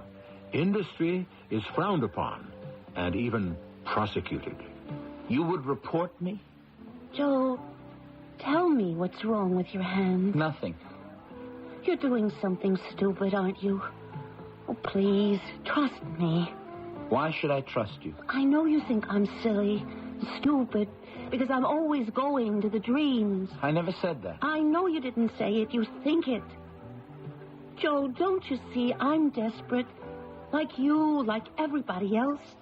I have nothing to do. That's why I try to lose myself in the dreams. Oh, save me. If I keep going to the dreams much longer, I'll be lost like most people. Lost and dead. How can I save you? The same way you're saving yourself. Whatever it is you're doing. Let me do it with you. You're different. How do you know? Because I've spent my whole life just looking for somebody different. And when I saw you sitting in the park, I just knew you were different. I could feel it. So I took a chance. I spoke to you. Joe, I love you. Love? You know what love is. You've been to the dreams. Yes, and it belongs in the dreams. How can we be in love? We can't have children. Who says we can't? The law? I don't care about the law. I only care about you and me and the true expression of our love, which would be a child. You would have a child? Yes.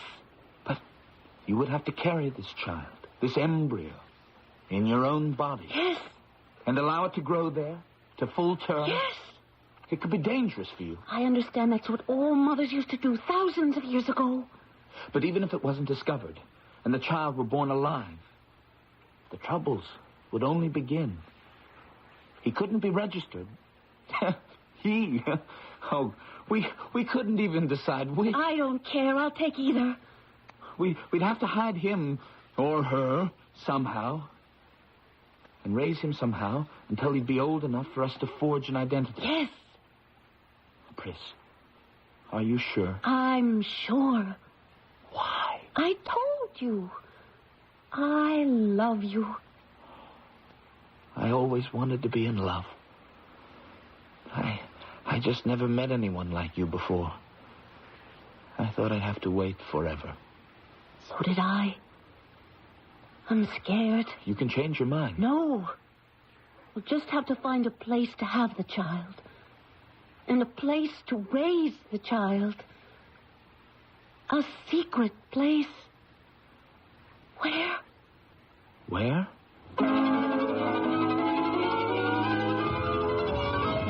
Citizens, to date, no one has responded to the orders of control to report any suspicions concerning the location of the subversive place known as the farm.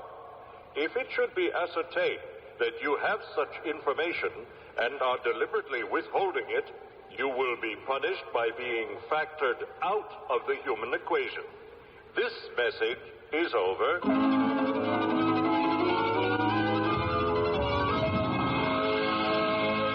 I have an idea.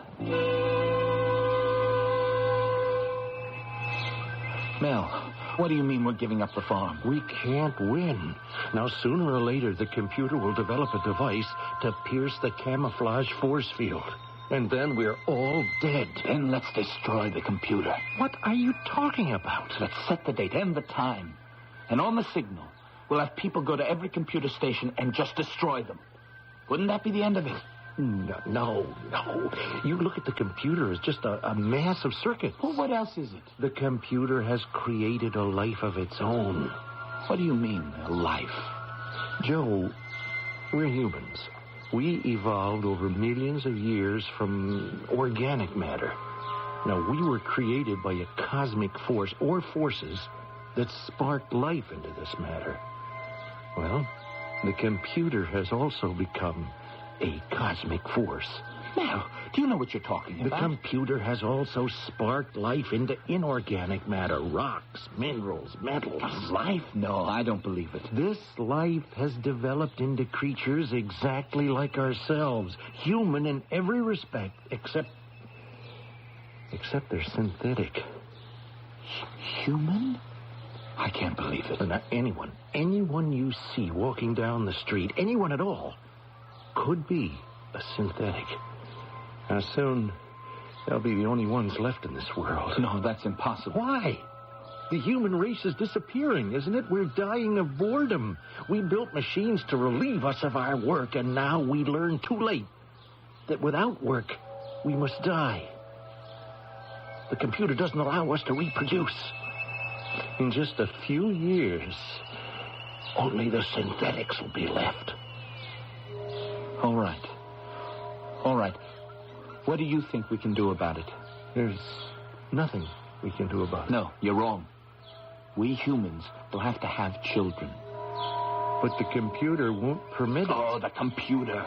First it drives us to madness, and then it gets rid of us completely. No! We're gonna have children. You know what happens to those who get caught. All we need are numbers. Enough humans who want to stand up and fight. Oh, this generation, you can forget about them. Most of us have been brainwashed by the dreams. But we'll raise new generations. Fighters. Where could we do it? On the farm. But if they find us? If they find us, we're finished anyhow. We'll have to keep perfecting new camouflage techniques. We'll just have to stay ahead of the computer, that's all. Well, I don't know.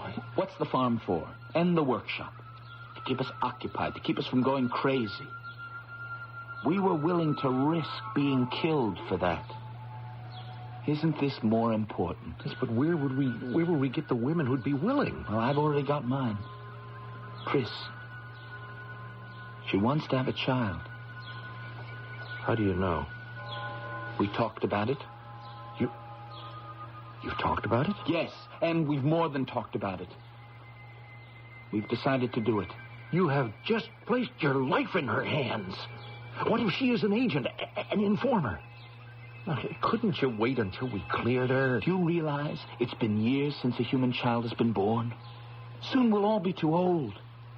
And then it'll be too late. No, there's no time, Mel. How do you know we can trust her? I know. How? We're in love, Mel. We're in love.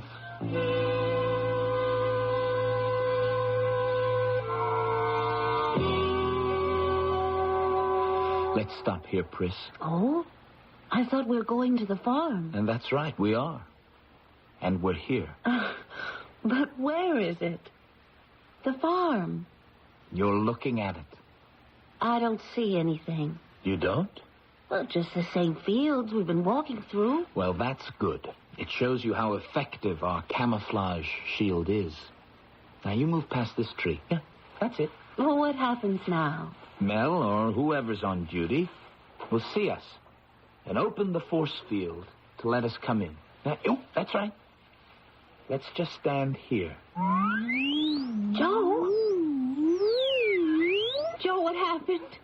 Fantastic, isn't it? Well, it's as if we've suddenly been transported to another country. In many ways, this is another country. This is the farm. I've never seen fields that looked like this in all my life. Not even at the Dreams. What's that? That in front of you? Well, that's a wheat field. Wheat? Yeah, those stalks on the top are ground into flour. And from that, you make bread. Bread? And on your right is corn. It looks so pretty. Wait till it's ripe. And we pick some. And you look inside. And what's on those trees? Fruits? Yes, you told me about those. Yes, these are apples. Would you like to taste one? No, here, wait. Here's a real beauty. Taste it. Where's the liquid? Well, there isn't any. You bite into it. Bite? Yeah, that's what your teeth are for, biting. Biting? Thousands of years ago, people used to bite all their food instead of drinking it.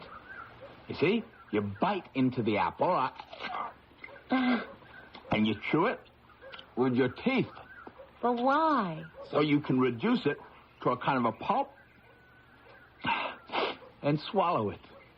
Then in your stomach, it can be converted into a liquid. Well, but isn't it more efficient the way we do it now? To reduce to a liquid before we eat it. Yes, of course, it's more efficient. But this way, it's more delicious. Come on, have a bite. Well, I don't think I know how. You don't have to know. Just do what comes naturally. All right, I'll try. Joe? Oh, Joe. Well, how do you like it? Oh, it's out of this world. I don't know what to say. It's magnificent. You have so many marvelous discoveries waiting for you. Oranges and pears, berries, bread, meat. Meat? What's that like? Oh, there's no way to describe the texture. Taste. Oh, it's a whole new world. Here, come. Let me show you through the workshop. The shop? Yeah, it's part of the farm. You'll see people preparing the food by hand and making clothes by hand and building furniture. It's unbelievable. But this is what the world was like thousands of years ago. What a world that must have been. Yes. And if we only could get back to it.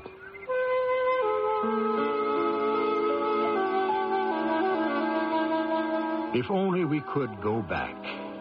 Is this to be the eternal cry of the human race? Oh, for the good old days. Are the times we live in always the times that are out of joint? Why do we constantly bemoan the present? Don't we realize that one day a future generation will look back on our era and call it the good old days?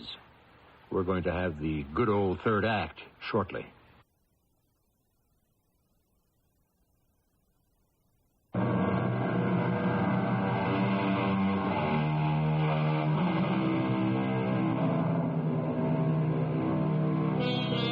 Mankind always mourns the loss of Eden.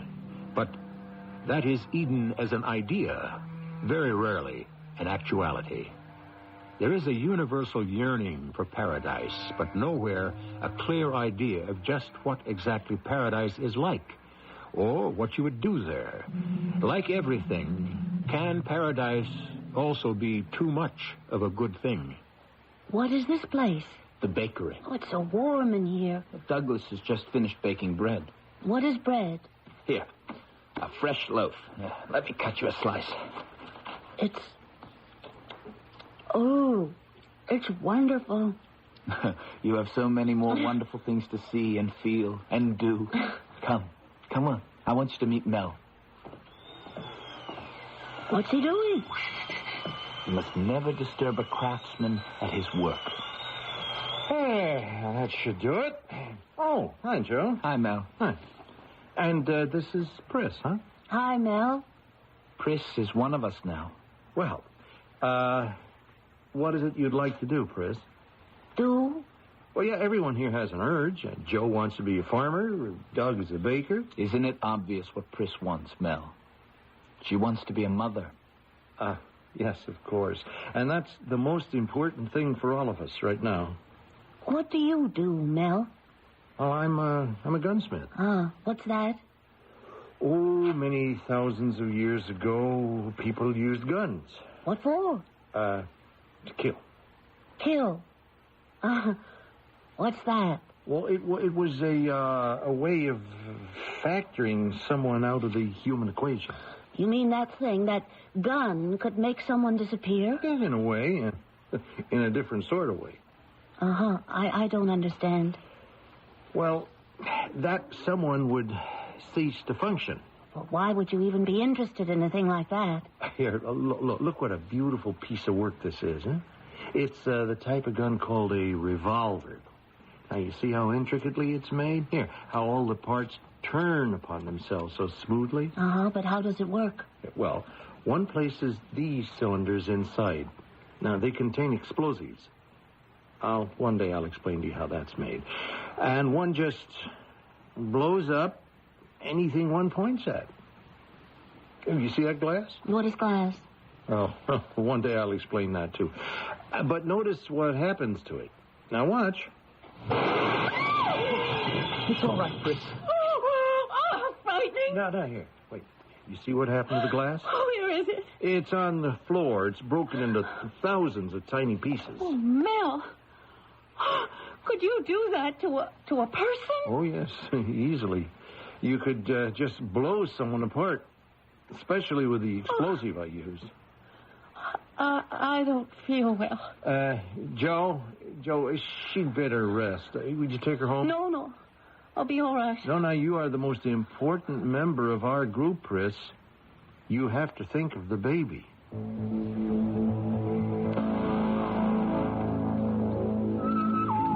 No. Oh, no. Oh, I can't.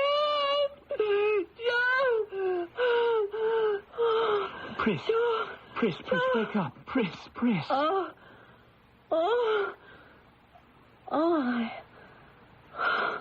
What's the matter with me? Pris, are you all right? Oh, I was having a nightmare. Why? It must have been the bread and the fruit and the meat. But they were so delicious. I know, but you're not used to them. You have to retrain your entire digestive system. Why am I so afraid? It's natural to be afraid. You're having a baby, remember? All by yourself. Yes. Do you want to go back to sleep? No. I want to go for a walk. Now? Well, I'll go with you. No. Please. Oh, all right. I understand in the very old days, when women were pregnant, they used to have all kinds of whims. Be careful. What could happen to me? Well, I mean, there's the baby. Yes. A baby.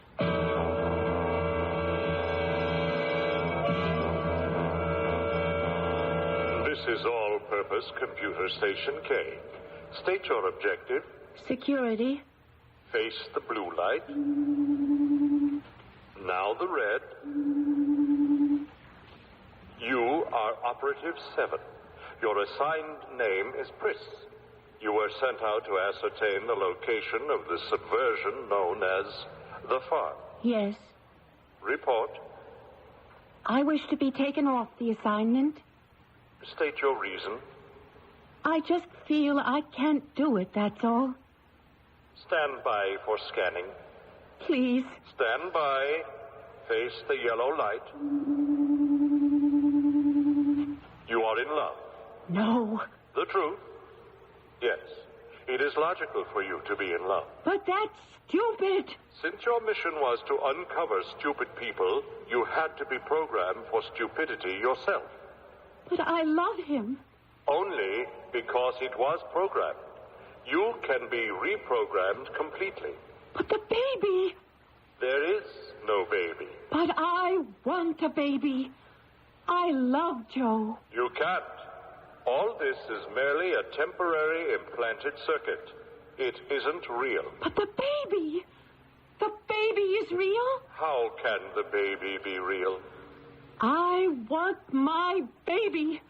And nothing, nobody is going to stop me. Face the green light. No. You were only reacting, and splendidly it must be said, to your programming. No wonder you were able to fool them. Stand by. Standing by. New instructions. You have ascertained the location of the so-called farm and workshop. Affirmative. You will continue in present role until further orders. Understood? Affirmative. Object, to gather together as many farm subversives as possible before factoring the group out of the human equation. Understood? Affirmative.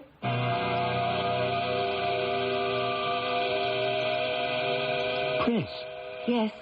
Oh, you're home. Is everything all right? Yes. Feeling better? Yes. Are you sure? Go back to sleep, Joe. Go back to sleep.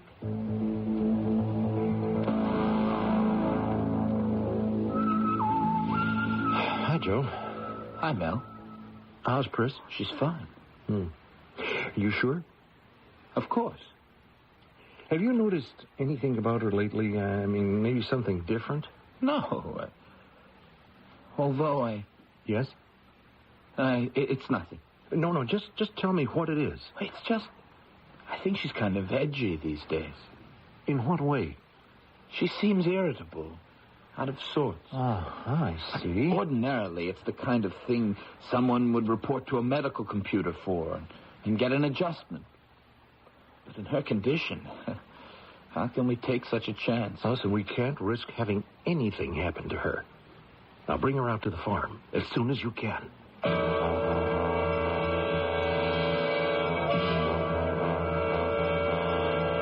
Mel wants to say hello to you first thing, Pris. All right.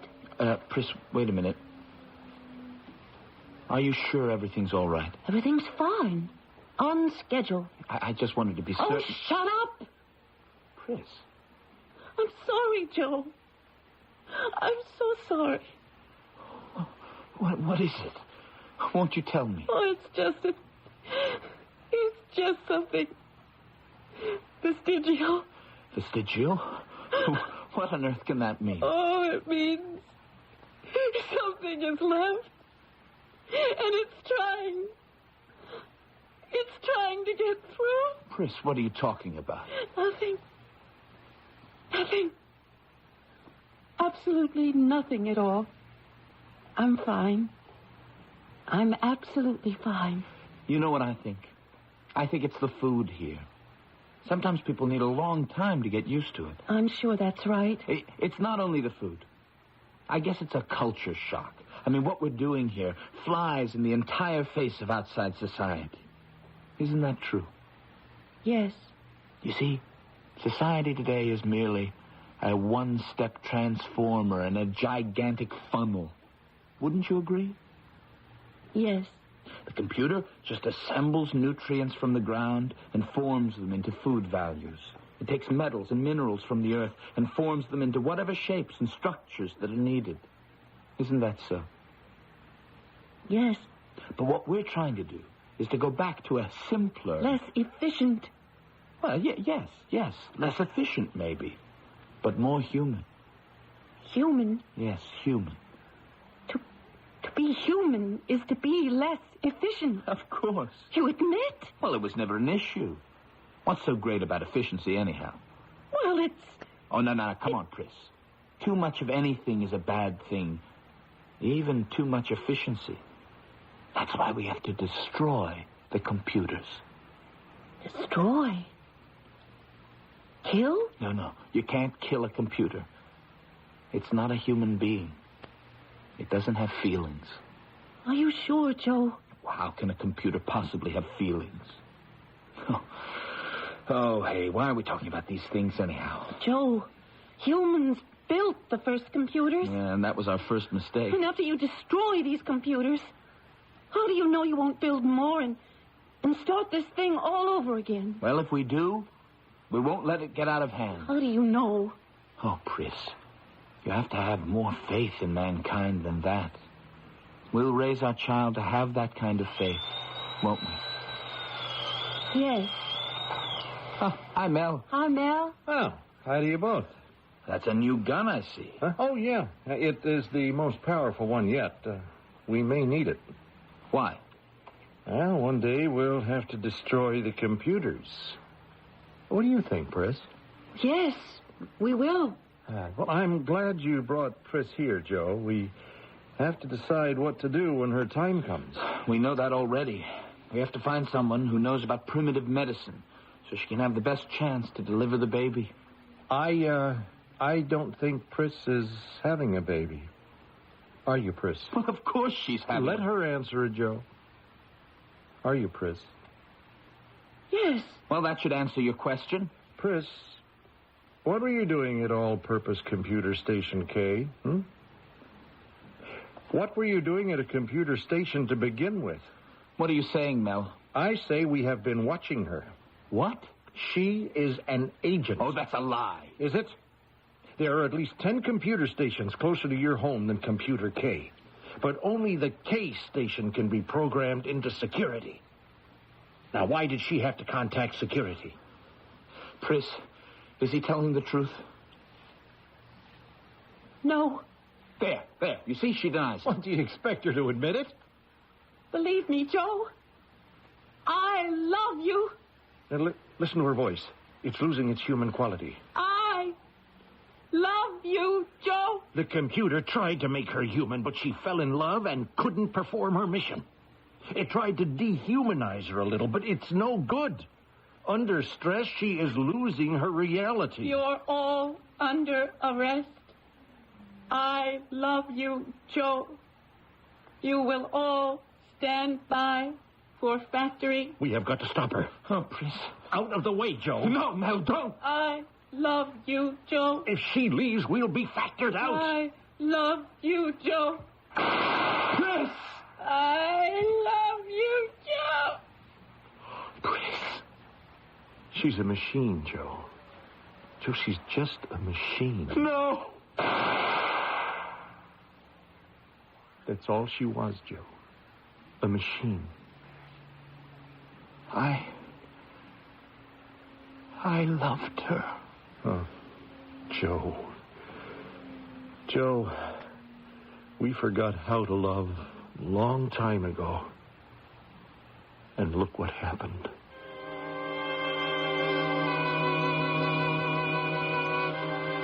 Yes, look at what can happen if we can't find a way to live with progress.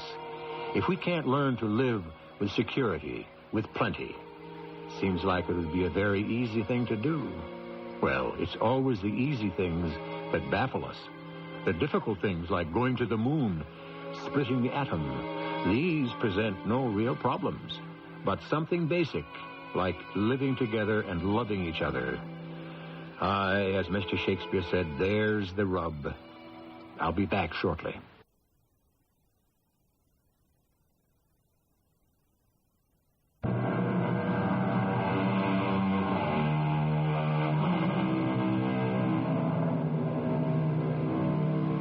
Who was it that said, if a man cannot dream sometimes, he is hopeless. But if he dreams all the time, he is helpless. Dreams, the most mysterious aspect in all of human life. What is a dream? What do we mean by the land of our dreams? A dream, it can be an escape from reality. It can also suggest an escape to reality. Like everything else, it all depends on what you do with it. Our cast included Christopher Tabori, Marion Haley, and Earl Hammond. The entire production was under the direction of Hyman Brown. The CBS Radio Mystery Theater presents...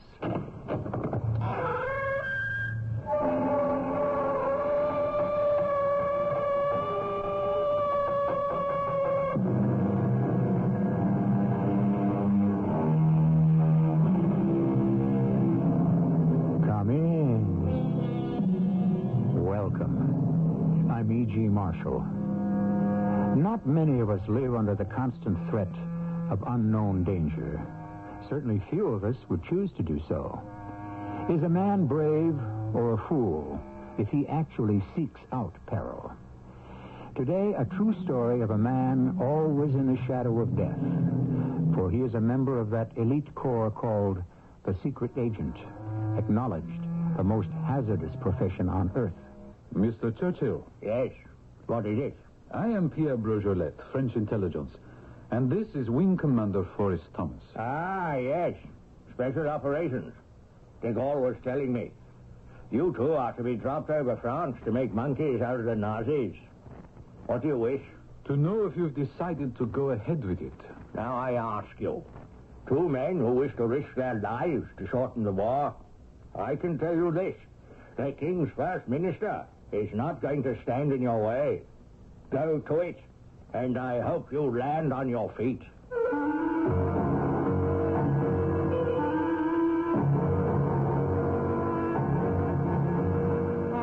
Our mystery drama, The White Rabbit, was written especially for the Mystery Theater by James Agate, Jr. and stars Norman Rose. It is sponsored in part by Pinnacle Books. I shall return shortly with Act One. The South, the end of the Civil War, a time of tragedy and triumph, heartbreak and heroism. From this turbulent era of our great American heritage emerges the proud, passionate saga of one family, their plantation and their dreams. Windhaven's Bounty by Marie Desjolais, the 9th book in the best-selling Windhaven saga. Windhaven's Bounty, new from Pinnacle Books. Windhaven's Bounty, wherever paperbacks are sold. Can't stop nibbling blue diamond almonds every day of the week. There's roasted salt for the Monday blues. Cheese is pleasing every Tuesday. Live salty makes Wednesday move. Onion garlic, Thursdays improve, and Friday barbecue's just right. The smokehouse lights up a Saturday night. Home natural brings Sunday to a peak. There's a different flavor for every day of the week. Blue diamond almonds. It's holiday baking time. Time to bring home the butter and flour and sugar and get out the rolling pin. Time to get to Jewel. Because this week Jewel has butter on sale. And somehow nothing tastes better than things baked with butter. Imagine delicate almond crescents. Then bake them with butter from Jewel. Picture creamy shortbread cookies, baked till they just start to brown, then covered all over with sprinkles. It's time for Yule logs, candies, and gingerbread men. Time for fruit breads. Time to bring home the butter from Jewel. Come on in. You'll find quartered, lightly salted, or unsalted Land O'Lakes butter is just $1.79 for a 1-pound package. And through Wednesday, Jewel's own Hill Farm butter in the bright yellow 1-pound box is just $1.59. Starting your holiday baking, bring home the butter from Jewel. Jewel, for a simply delicious Christmas.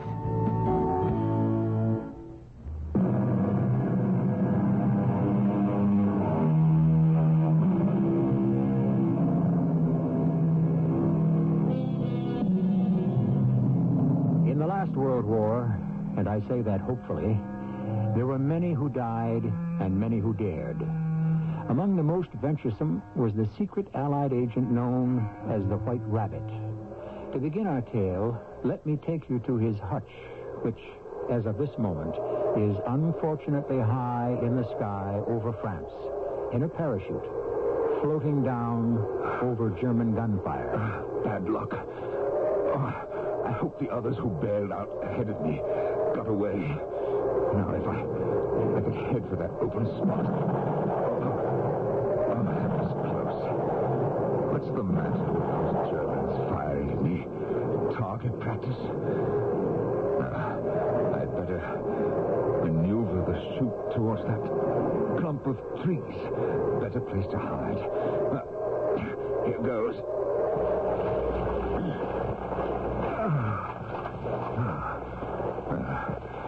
So far, so good. Maybe they can't see me up in these high branches. Now, to unsnap the buckles. Oh, what have I done to my back? Slowly. Easy. Now, I can just turn a little and undo the main buckle. Oh, I can't reach it. You up there in that tree.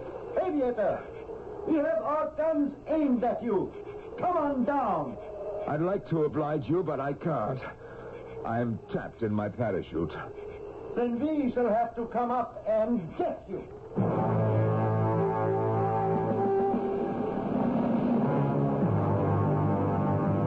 I can say without exaggeration, there isn't a German prison camp I can't escape from. I've done it a few times, and I dare say there'll be more times. I speak German and French fluently, so disguises are possible. A little wheeling, a little dealing, a little wall climbing, and some fast sprinting. And by Christmas 42, I was out of prison and back in London. Your name is Thomas, is it not?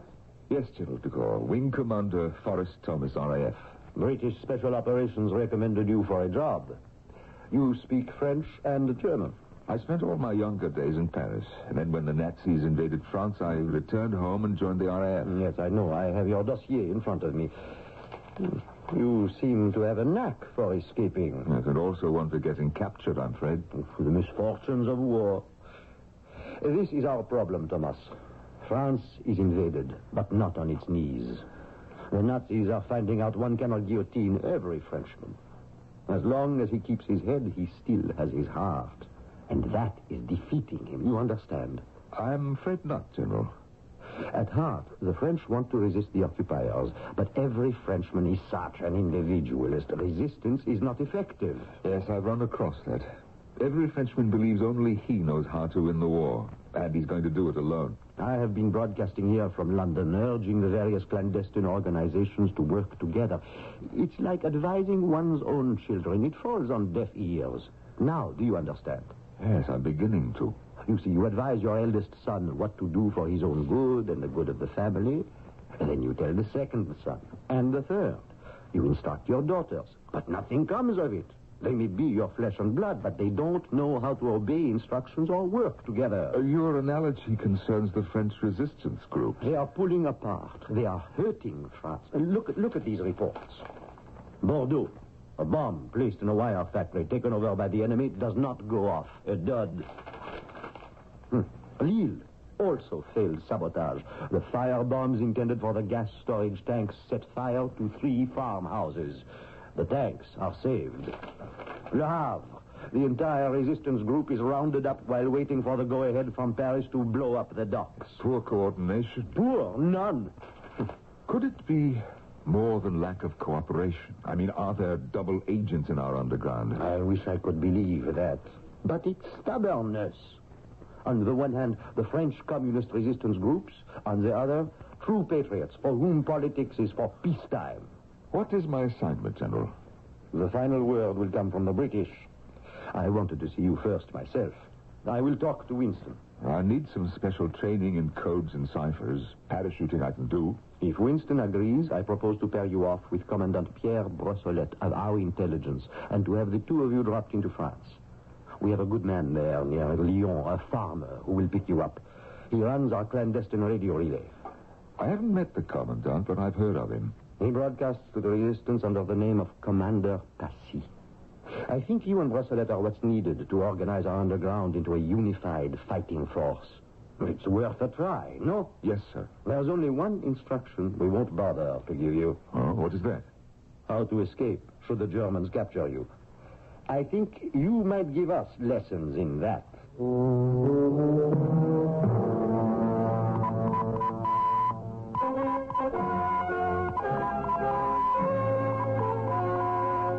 This is the BBC French service calling from London on 34.5 meters.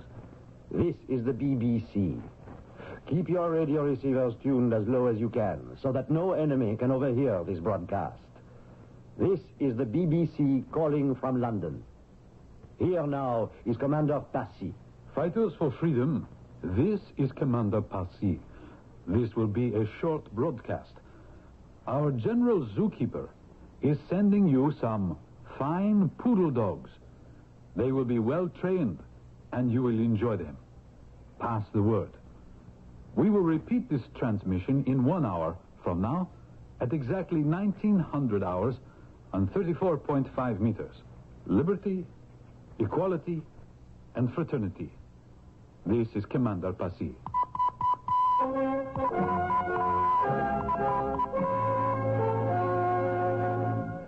Jacques, was it all right? Yes, Pierre, it was fine. Thomas, I didn't ask you. What does the engineer say? Pierre, you made no mistake. You said 34.5. In these broadcasts, do you always refer to de Gaulle as General Zookeeper? Always. You know who the trained poodles are, don't you? Yes, we are poodles, pigeons, or rabbits. When peace comes, I'll never look at a poodle, a pigeon, or a rabbit without thinking... Is there someplace we could walk around and stretch our legs? Well, the corridor outside. It runs along all the radio booths. We could walk up and down there. Pierre, let's do it. Jacques? Yes, Commandant Brosselet. The wing commander and I are going to take a little walk up and down the corridor. I'll be back in time for the next transmission. Mr. Churchill is doing a broadcast from the studio next door. You'll find the corridor a little crowded with security. The Prime Minister? Just the man I want to see. De Gaulle keeps saying Churchill hasn't decided yet, and Christmas has come and gone. Yeah, that's true. We're as ready to go as we're going to be. Let's see if the PM believes in starting the new year right.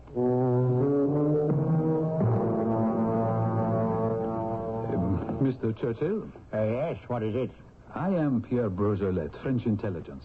I was broadcasting in the next studio, and this is Wing Commander Forrest Thomas. Oh, yes, of course. Special operations. Charles was telling me. You two are to be dropped over France to make monkeys out of the Nazis. Well, what is it you wish?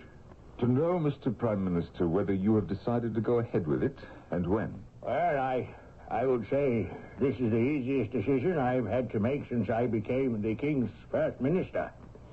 You two wish to risk your lives to shorten the war. Far be it from me to stand in your way. Go to it. And I hope you'll land on your feet.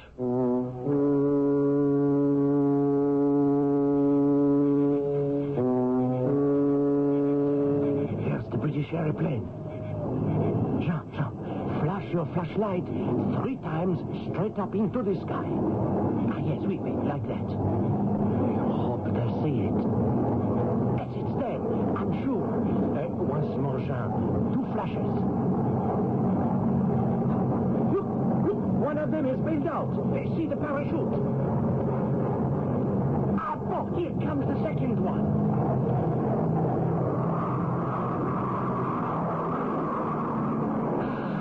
There goes the plane back to England. They're coming down smoothly.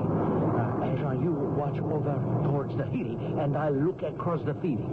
Wherever they land, we'll run to them right away.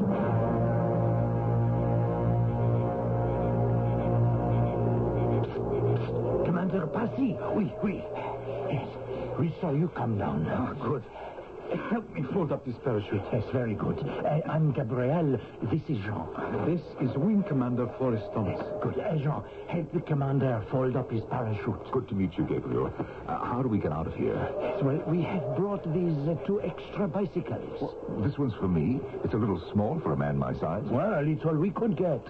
I didn't know the wing commander would be such a tall gentleman. I shall manage. Have we far to go? Say 10 kilometers to the safe house. Commander Passy, Jean and I will lead the way. The road is very bad, and we cannot show a light, so one must be careful. Gabriel, you can call me Pierre, or Pierre Brosselet. You are not Commander Passy? On shortwave radio, I am Passy. On a bicycle, I am Pierre. Ready, Thomas? Yes, as ever I will be. We're ready. We start. Try to follow our tracks.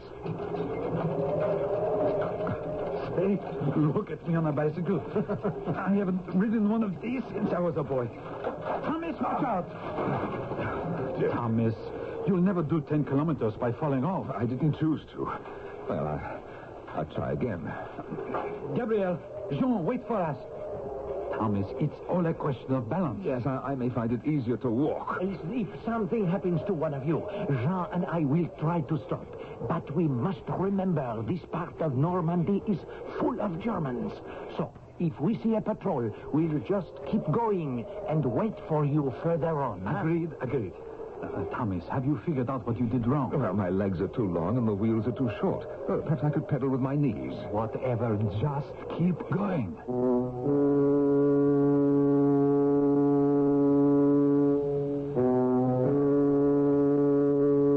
I read somewhere that Ben Franklin had said, "A little neglect may breed mischief.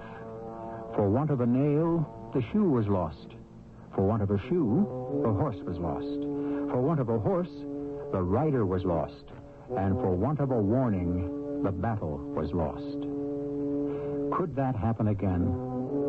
It would distress me greatly to learn that the mission had to be aborted because tall Thomas couldn't ride a small bicycle. I shall return shortly with Act 2. Hi, I'm an elf. Yeah, like in Christmas. You know, weather conditions at the pole are brutal on my hair. The reindeer just love it, but frankly, I'd rather be in Tahiti. Well, Valurite pharmacies have something that helps protect against damage done to my hair. During Valurite's Christmas sale, 16-ounce Flex shampoos and instant conditioners in a variety of formulas for your type of hair are just $1.69 each. I bought some Flex for the big guy, too. His hair's going to be a mess when he gets back home Christmas morning. Find the Valurite nearest you in the yellow pages under pharmacies. Wrap up a beautiful Christmas at Sears with values for the kitchen. Now at most Sears retail stores. Save over $55 on a 9-piece cast aluminum cookware set with a Silverstone nonstick interior and baked porcelain exterior. Just $79.99. Then for quick cleanup, save $100 on a Kenmore built-in dishwasher with 3-level wash cycle. Now just $319.95. For kitchen values at Christmas, you can count on Sears. Minimum savings nationally. Savings based on regular separate prices. Homeowners, businessmen, apartment dwellers, the crime rate in Chicago and the surrounding communities is on the rise. And if you've been burglarized or have a fear of being burglarized, vandalized, or even worse, and you want affordable positive protection for your loved ones and your valuable possessions, Crime Buster urges you to call 228-0900 right now. Learn about the Crime Buster, an affordable new electronic security system that detects the sounds of breaking and entering at all points of entry. The Crime Buster works before, not after the crime has been committed. It sets off flashing lights and a powerful electronic siren which frightens the criminal away before he can commit the crime. Plus, the Crime Buster unit can be equipped to signal an operator to call the police. Unlike other security systems, Crime Buster requires no costly wiring or installation. For a free, informative, descriptive brochure, call 228-0900 today. Operators are on duty 24 hours a day at 228-0900. You call Crime Busters today at 228-0900 to have that extra peace of mind.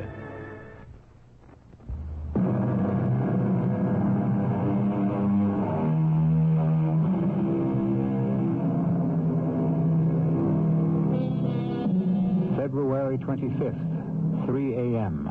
Pierre and Thomas arrive by bicycle at the Normandy farmhouse. Clandestine contact is made with all resistance leaders. February 26th, 8 a.m. They are on a local bus bound for Rouen. 4 p.m., they board the Rouen-Paris train. Next morning, 6 a.m., the train arrives in Paris as the two agents discuss plans in the train's washroom. I'll leave first, Thomas, and walk to the rear of the train. We'll meet at midnight tonight at the Cliché warehouse. All resistance ships will be there. Where are you hiding out today? Well, I have some old friends who used to work at the French radio. I looked them up.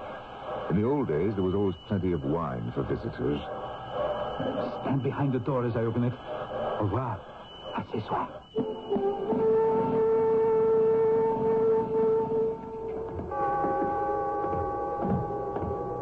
Halt! Who are you? What are you doing walking along the Seine at 11 o'clock at night? The embankment is verboten, forbidden.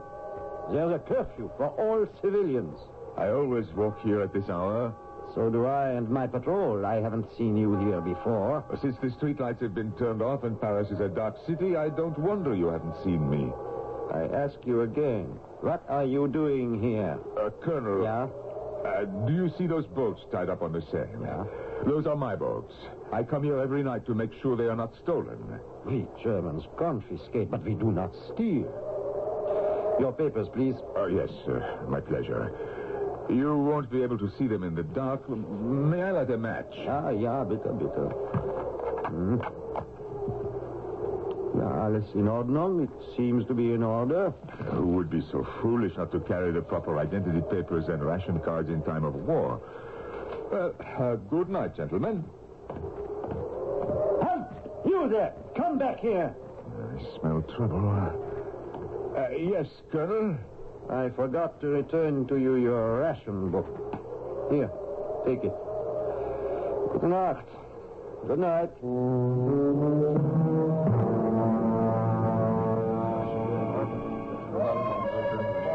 And when the hour went by and you didn't show up at the warehouse. I knew something was wrong. I was stopped by a patrol. I had to double back in my tracks, go the long way round to Clichy. Those resistance group leaders hate each other's... Though, how do you call it? They hate each other's guts. Yes. And I thought the meeting went exceptionally well. At least they all finally agreed to work as a team. They realized together they stand, divided they fall. Besides, they're in bad shape. They all need equipment. Guns, ammunition, food, medicine. Of course, and they knew it. If they played it our way, as a combined operation, they had a better chance that de Gaulle and Churchill would recognize them as a distinct army. Oh, you made a good point there about standing on a street corner and throwing a bottle of gasoline. That doesn't stop a German tank. Here.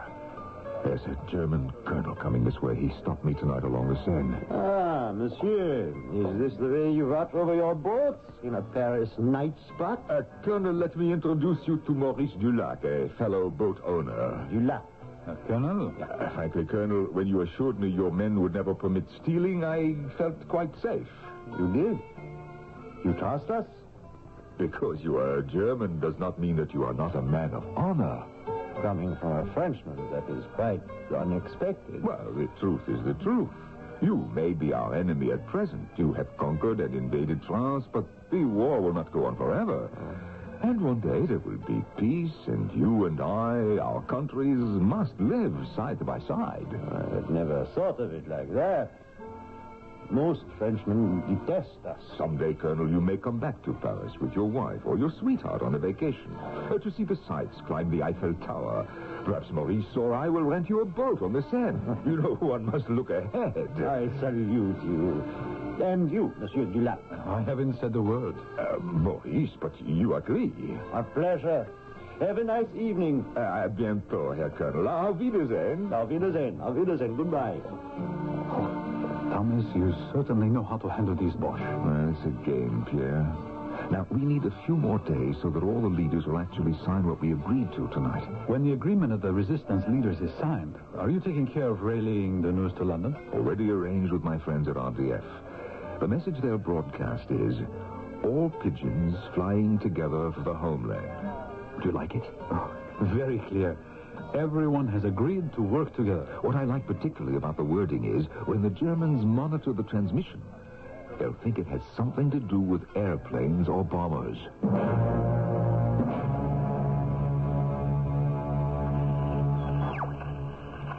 Ici la radiodiffusion française.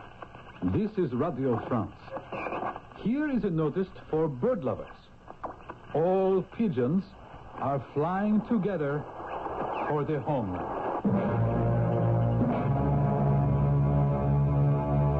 Winston, we have received word from our two men in Paris. Mission accomplished. Really? Well, that didn't take long. What do they say, Charles? All pigeons are flying together. Well, I'm happy to hear it. And you must be also. Do you have any further instructions while Thomas and Pierre are still in France? No. Tell the poodles to come home. I'll be glad to.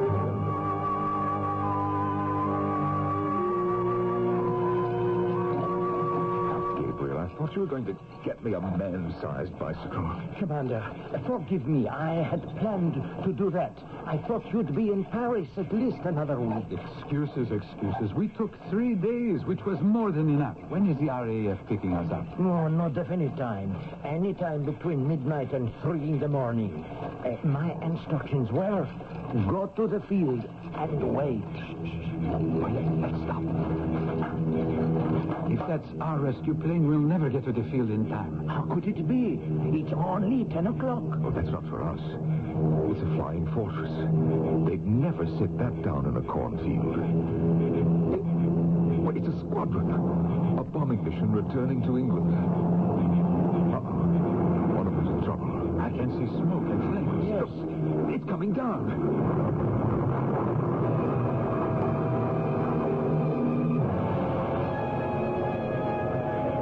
Here. Gabriel, Pierre. So much smoke. I can't see anything. There's someone on the ground. He's caught. Oh, he's caught under this piece of the wing. Gabriel, help me pull him out. Yes, all right. Pierre, where are you? I'm coming. I see him. I lift the piece of metal, Pierre, and you and Gabriel pull the man clear. Very good. Pull. No, we've got him clear. I'll pick up his legs. Oh, he's alive. Gabriel, and I have his arms. Yes. Now, let's run for it and get out of here before everything explodes.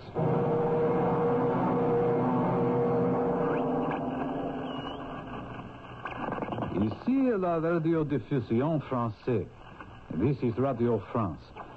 The main item on our weekly talk for bird lovers concerns our ruptured duck. It is having a wing set, and we hope it will soon be ready to fly.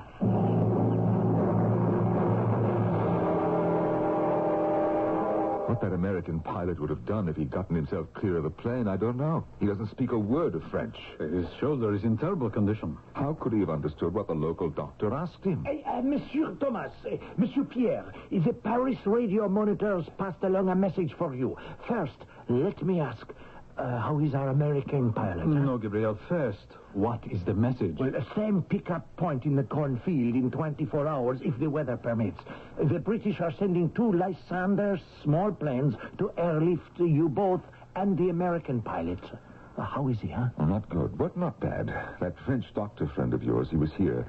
He bound up his shoulder, but he said the sooner we get him to a hospital, the better. Yes. Is he suffering? Oh, not him. He's off his head. He keeps saying, "What's all the delay? I want to get back to my squadron." You see, we hadn't told him that he was the only one who survived the crash. He wants to go on fighting. He's come all the way from the United States. Oh, you'd think it was his war. Monsieur Pierre, isn't it?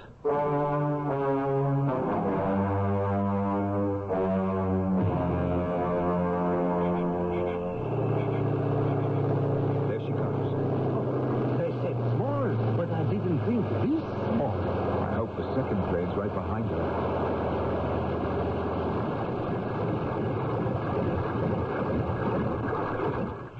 Only room for 2. That's all right. Now, let's get this wounded man on board first. Gabriel, help him up, will you? Tell me, when is your other plane coming? That's what I'm trying to tell you. He had trouble over the channel and turned back. I came on alone. Well, you can take 2. But not 3. Somebody better toss a coin. Thomas, you take the plane out with the American pilot. After all, I don't have to pretend to be French.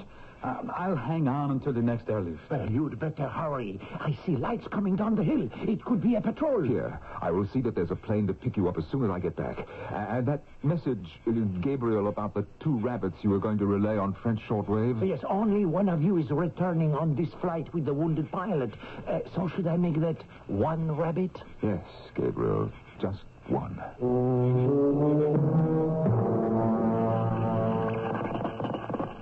This is Radio France, continuing our talks about the little animals of the forest. You remember we were worried about our 1 white rabbit. Animal lovers, you will be glad to hear that our white rabbit has returned to its hutch. Mes amis, Hans, turn off that radio. They must think we're fools. Broadcasting from Paris in the middle of a war about animals and birds. The white rabbit has returned to its hutch. Hans, get me Berlin on the telephone. Come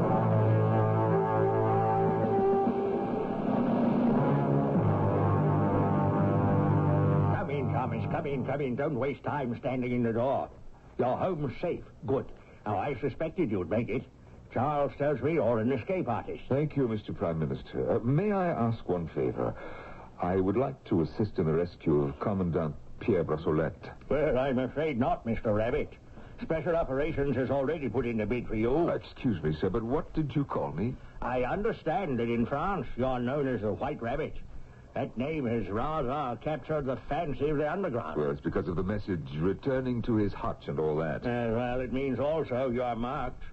We must not assume, as some do, that the German officer is stupid. Therefore, not only the French are interested in the White Rabbit. So, for the present, Wing Commander, I shall recommend that we keep you here. Good day, sir. Thomas, I believe you have seen the Prime Minister? Yes, General de Gaulle, yesterday. And he told you that Special Operations wanted to keep you here until the right special assignment came along? Well, more or less, sir. That was yesterday. Today is today. We have just received word from a Dutch courier who got it directly from Gabriel, our man in Lyon, that Pierre Brossolette has been captured and imprisoned at Rennes. Rennes? I know that prison. General, I know Paris. I want to get him out. I had the same idea. Equip yourself and come see me the day after tomorrow. Paris has changed since the occupation, so you will need a guide to take you past the barricaded streets. We have one. He will be alerted to your arrival. But, General, what about the Prime Minister? He and I are in this together. I shall just have to explain to him how essential it is for the White Rabbit to once more leave his hutch. It is quite true that the White Rabbit, like Cyrano's White Plume and the fictional Scarlet Pimpernel, became a symbol of freedom and courage. Whenever his name was mentioned on the air, it caused a stir in both Allied and enemy hearts. A great deal of sabotage and destruction was done in his name. And if you'll forgive me saying so, the exploits of the White Rabbit made the Germans hopping mad. I shall return shortly with Act 3. I've never fancied myself as much of a cook, but I can bake a wonderful homemade pie. And my secret is Pet Ritz frozen pie shells. I found them one day in my grocer's freezer, and I've been baking pies ever since. I just fill a pie shell with fruit and pop it in the oven. My friends can't figure out how I can be such an average cook and bake such wonderful pies. But Pet Ritz pie shells make it easy. All you do is fill and bake with Pet Ritz frozen pie shells. If you're having trouble finding a perfect gift for a homeowner, True Value hardware stores offer an open and shut solution. Hi, Pat Summerall to suggest you give a Genie automatic garage door opener so that special person can open and shut a heavy garage door and turn lights on and off at just the touch of a button. Then the driver and passengers can enter or leave the garage in any weather in the comfort and safety of the car. You'll find Genie automatic garage door openers at participating True Value hardware stores and home centers, and tell them Pat Summerall sent you. Homeowners, businessmen, apartment dwellers, the crime rate in Chicago and the surrounding communities is on the rise. And if you've been burglarized or have a fear of being burglarized, vandalized, or even worse, and you want affordable positive protection for your loved ones and your valuable possessions, Crime Buster urges you to call 228-0900 right now. Learn about the Crime Buster, an affordable new electronic security system that detects the sounds of breaking and entering at all points of entry. The Crime Buster works before, not after the crime has been committed. It sets off flashing lights and a powerful electronic siren which frightens the criminal away before he can commit the crime. Plus, the Crime Buster unit can be equipped to signal an operator to call the police. Unlike other security systems, Crime Buster requires no costly wiring or installation. For a free, informative, descriptive brochure, call 228-0900 today. Operators are on duty 24 hours a day at 228-0900. You call Crime Busters today at 228-0900 to have that extra peace of mind.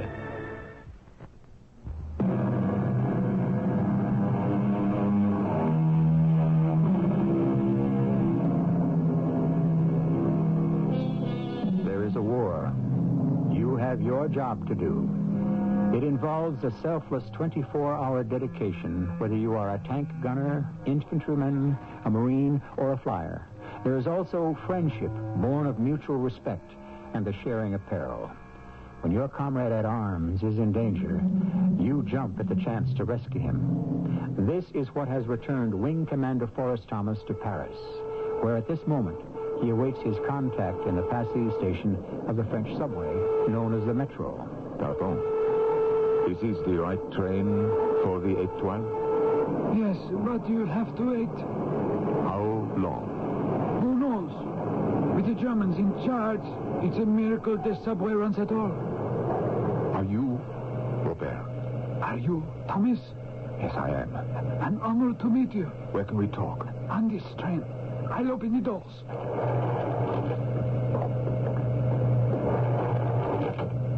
I take the metro whenever I can.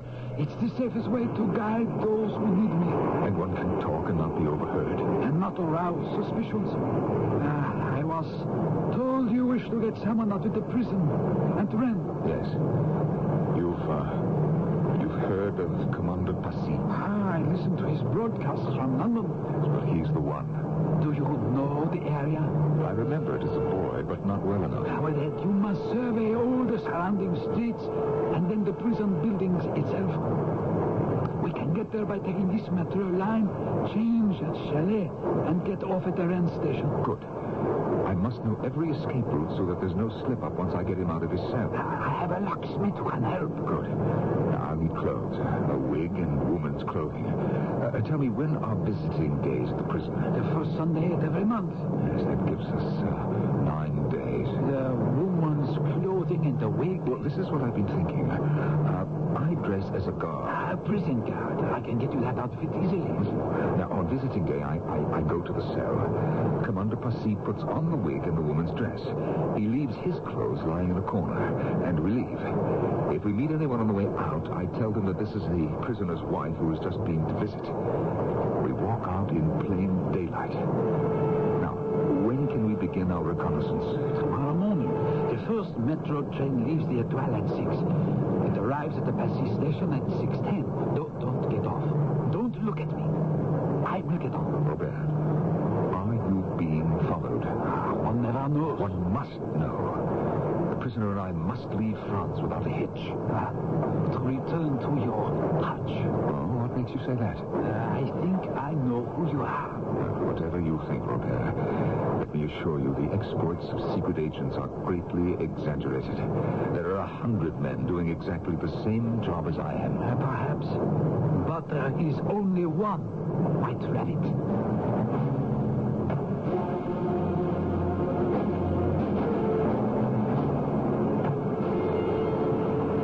You there! Me? I don't see anyone else on this platform. Come here. Is something the matter? That's what we are going to find out. Take hold of him. Oh, what is this? I have all my papers. I'm tired of looking at forged identity papers. Wait. I want to see who gets off this metro. But my papers are all in order. No one's getting out. Take the man up to the street. So help, man. I can't walk. You don't have to pull me up the stairs. Let him walk. I demand to know on what grounds you're treating a private citizen in such a manner. You can demand all you like, but we have a few questions to demand of you. What do you do for a living? Who are these people we see you talking to? Why are they giving you money folded over? Take him to the car. Yes, sir. You don't have to drag me. Let me walk. Why don't you look at my papers? You have the wrong man. Sit him down on the pavement, his back to the car. Yes, sir. Open the car door and hold his right hand against the opening. Go on. Robert, who were you going to meet this morning downstairs in the Passy metro station? I wasn't going to meet anyone.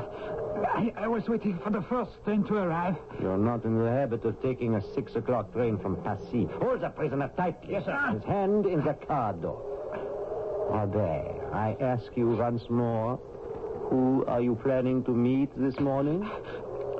No one. No one, I swear to you. Slam the door closed.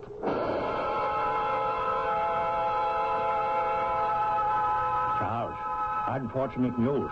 The Gestapo picked up Robert, our Paris guide, and broke him. That led them to Thomas. They arrested Thomas? Yes. We just had word from our Dutch agent. That is bad news. But he's been imprisoned before. You don't seem too upset.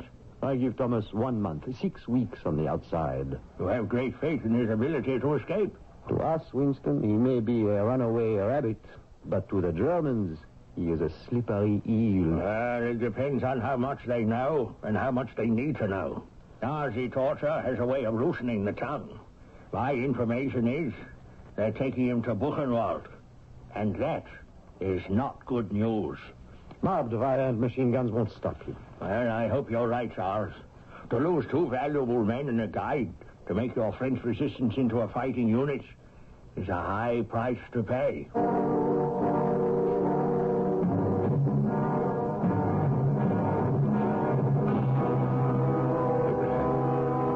Are you awake? Thomas? Abraham, has anyone tried to escape from here? From Buchenwald? Yes, since you came a year ago. Why do you talk escape? They would let you out of here if you told them what they want to know immediately. Abraham, you don't believe that. They take me out like clockwork every morning. I tell them a little story which they don't believe.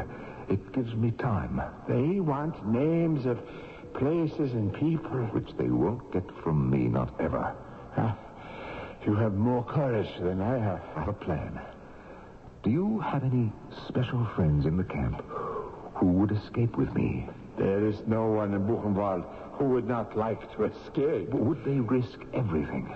Do you mean would they risk their lives? Yes. Well, it's always the same. If they are caught, a quicker death is preferable to this slow death. Yes, there are those who would risk everything. Then I will find the way.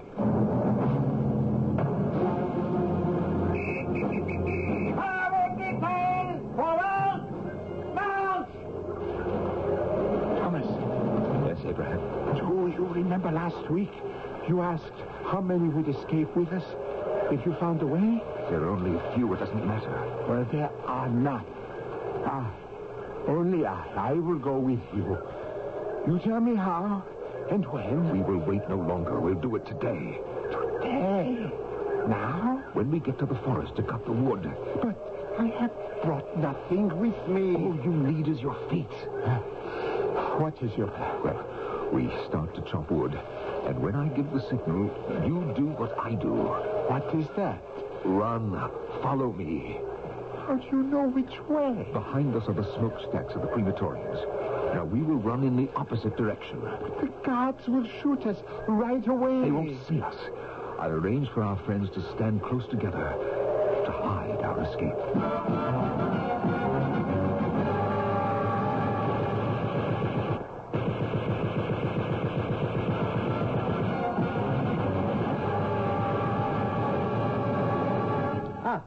Wing Commander Forrest Thomas. You're not a prisoner, Colonel? We are old acquaintances. We met in Paris a long time ago. The Wing Commander is always trying to run away from us, and we are always getting him back. Catching him like a rabbit in a trap. Not so, Mr. Thomas? Oh, please go on, Colonel. I intend to. This time you tried to escape from the firewood detail, and I am informed that this time many of your friends were killed. One of them we did not shoot. A Jew. His name is Abraham. We have not found him yet, but the men with the dogs will find him. What do you want? I was sent here to Buchenwald especially to talk to you, Mr. Rabbit. I have told everything I know about the French resistance. I doubt that. We learned a great deal more from a farmer, a friend of yours. So I had him brought here to convince you that you are playing a losing game.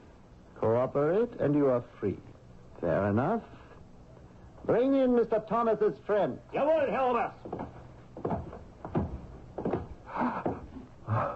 Leave the body there. Who is it? I don't recognize him. His face is somewhat unrecognizable. You don't know him? It isn't... Oh, no. Oh, yes, it is. Or was. He lived near Lyon in a farmhouse. Do you remember? He owned the receiving and sending wireless. Now, do you know him? Speak when you are spoken to. It is Farmer Gabriel. Let me warn you, Thomas.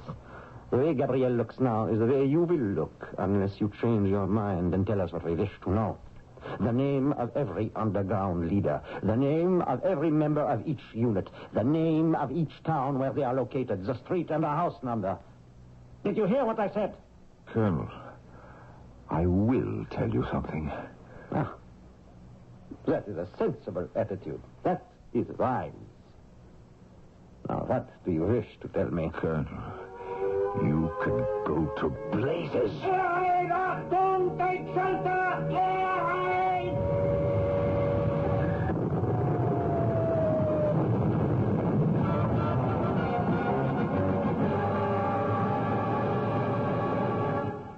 Glad you made it back, Thomas. I just got in yesterday, Mr. Churchill. I asked you to come along with me to our radio studio so I could use every moment to start thinking about your next assignment. I still would like to go back and get Pierre Rassoulette out of prison. Well, he may not be there after all this time, but we'll talk about him in a moment. Now, that is the limit. I am told to be in Studio A at 7 p.m. We arrive here, and there's an on-the-air sign over the door. We'd better wait, and it had better not be long. The on-the-air sign has gone off, sir. Pierre. I knew you were back in London, Thomas. Good to see you. Mr. Prime Minister, good evening. Thomas, I was just this moment talking about you. You were? To whom? Anyone who might be listening to the BBC shortwave. About me? Well, why would you do that? Because I gave him orders to. A message for all your friends across the channel. Le lapin blanc est rentier au clapier. The White Rabbit has returned to his hutch.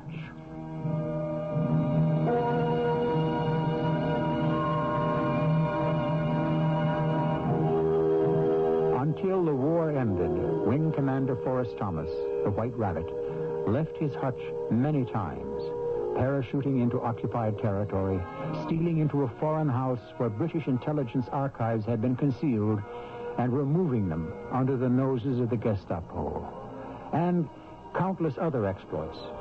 After the war, Thomas lived for another 19 years. On February 26, 1964, the White Rabbit returned to his final hutch, leaving behind him thousands of inspired and grateful men and women.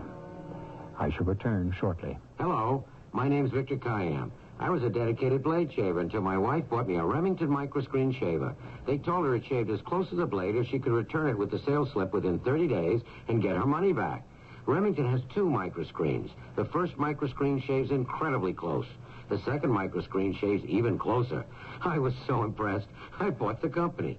The Remington microscreen shaves as close as a blade, or I'll give you your money back. Available at all Kmart stores. Taking a laxative? Yeah, traveling throws my system off. But so can a laxative. Not Metamucil. That's Metamucil? Metamucil Instant Mix in a little packet. Oh. Easy to take along. And easy on your system.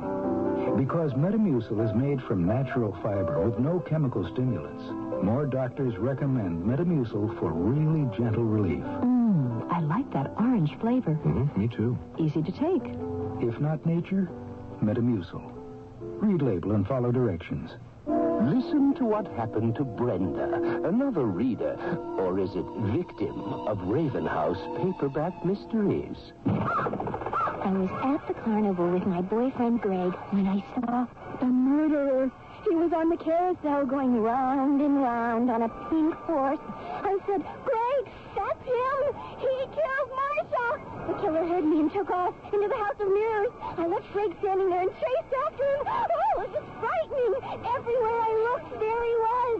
Tall, short, fat, thin. Ravenhouse mysteries. Which one will claim you as its victim? I had to apologize. Imagine, I had him confused with a character in my Ravenhouse mystery. Ravenhouse publishes new mysteries every month. If you're clever enough, you'll find Ravenhouse mysteries wherever paperbacks are sold.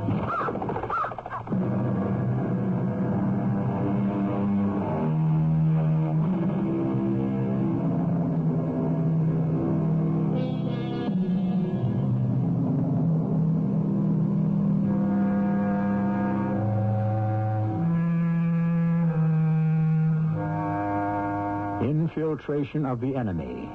Fifth column activities.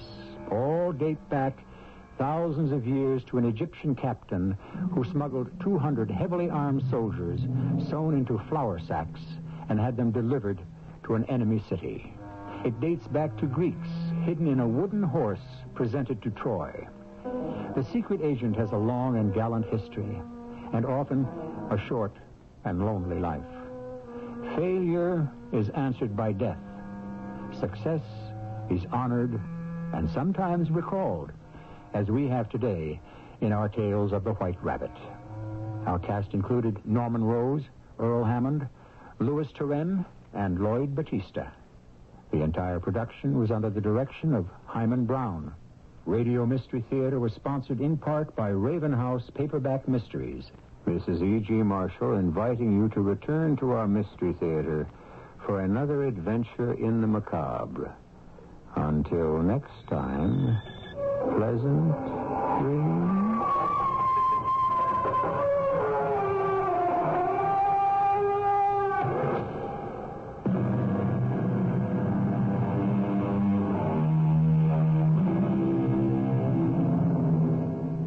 This is your Chicago Bears station, Sports Radio 78, WBBM Chicago. WBBM Chicago. WBBM Chicago. WBBM Chicago. WBBM Chicago. WBBM Chicago. And 1117. The CBS Radio Mystery Theater presents...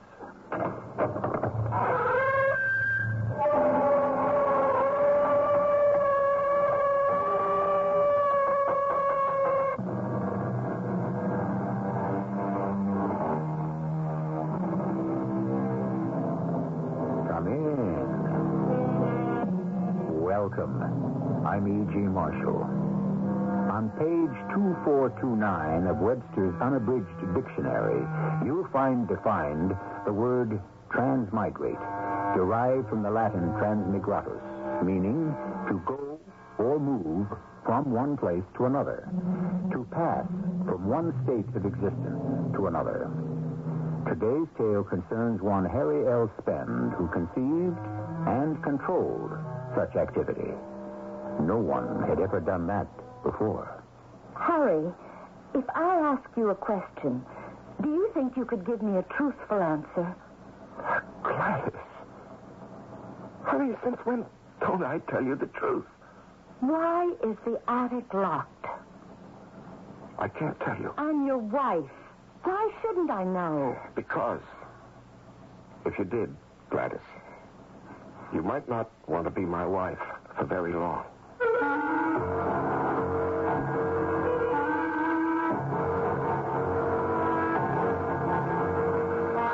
Our mystery drama, Harry's Taxi and the Tea Machine, was written especially for the Mystery Theater by G. Frederick Lewis and stars Larry Haynes. I shall return shortly with Act One.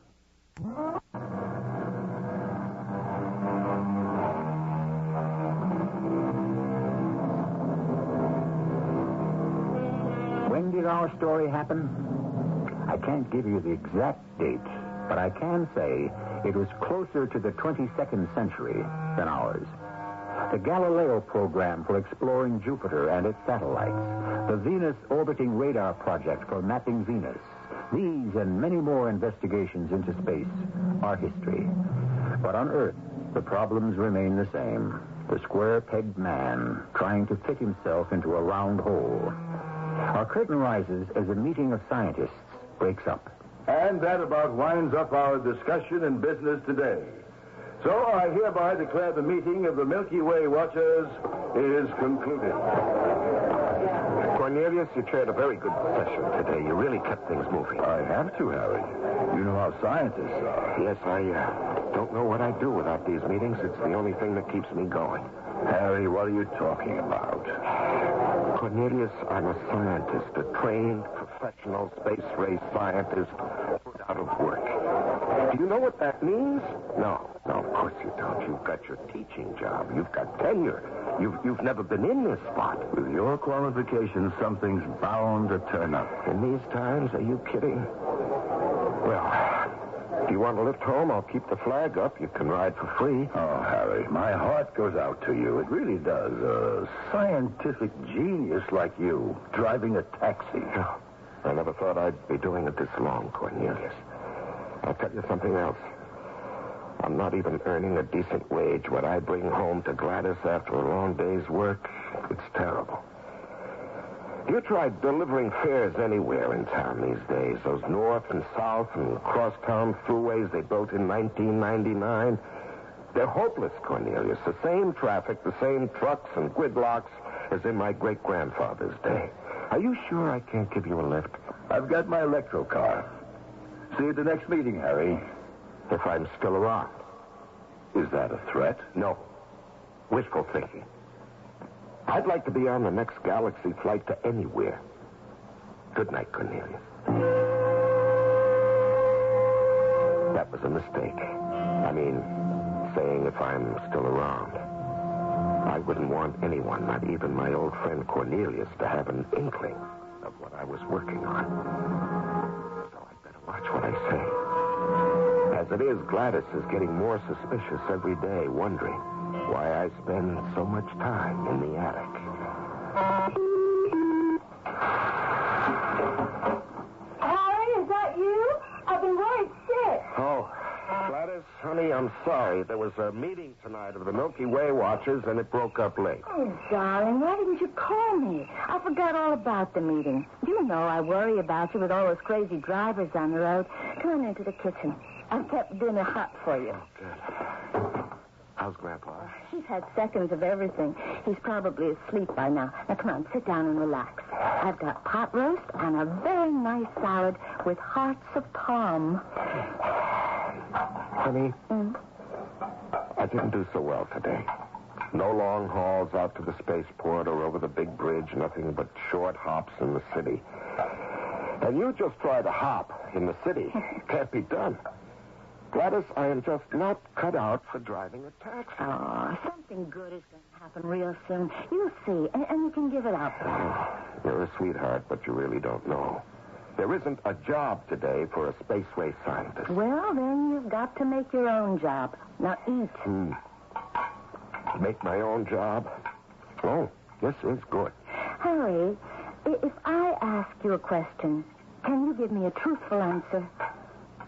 Gladys, since when don't I tell you the truth? I did the house cleaning today, and I went upstairs, and the door to the attic was locked. Now, since when have you been locking that door? Well, it's been locked for about 4 months. Well, can you tell me why? Well, you know what I've got up there. I've stored all my electronic and magnetic gear and that big telescope. The truth is, honey, I've been experimenting on something. It keeps my hand in, you see.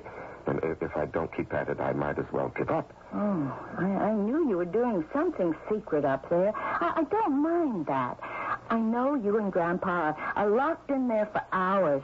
I just don't like being treated as if I couldn't be trusted. Well, it gives Grandpa something to do. After all, he was one of the first to develop the high-intensity laser. And he's got some good ideas. Well, I'm glad Grandpa's living with us. He's fun. And I don't mind walking his dog when he forgets to. But what I don't like is secrecy. Just take a look at this month's electric bill, the one that came today. $1,000? There's got to be a mistake. That's what I said when I called the power company. They checked their records, Harry. It's no mistake.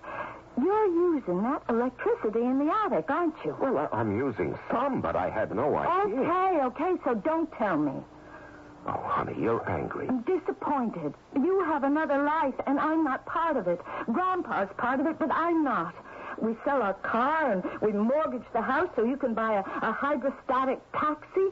That's valuable. But every night you park it on the street. Well, I've got scientific equipment in the garage, too, honey. You know that. Well, I've never seen it. You could have 10 dead bodies in there, and I'd never know. Darling, I am working on something very, very important. If everything goes as I hope. Of course, I'll let you in on it. When? I don't know when. Have you finished eating? That's all I want, thank you. Coffee? No, thanks. And that's another thing, Harry. You're picky about what you eat. And yet several times last week, I wake up in the middle of the night and I smell bacon and eggs frying. Now, how do you think I feel about that? That I don't give my husband enough to eat? I love you so darn much, and it's awful to know that you don't trust me. Bacon and eggs frying. That's the one unfortunate side effect of my tea machine. When it's in operation, it gives out that odor. As for confiding in Gladys, I will all in good time. After all, it was Grandpa who first gave me the equation and the possibilities. And he is her grandfather. Grandpa, are you in your room? Oh, hi, Harry. Is my granddaughter going out? Yes, she went over to see Mildred. Do you feel like putting in a little time on the tea machine? I'm right behind you. Come on, Bozo. I was in my room today, and I heard Gladys going up these stairs and trying to get into the attic. Yes, she told me. She was pretty angry. Came down, barged into my room. Why was the attic locked? What was the big secret around here? I said I didn't know anything about it.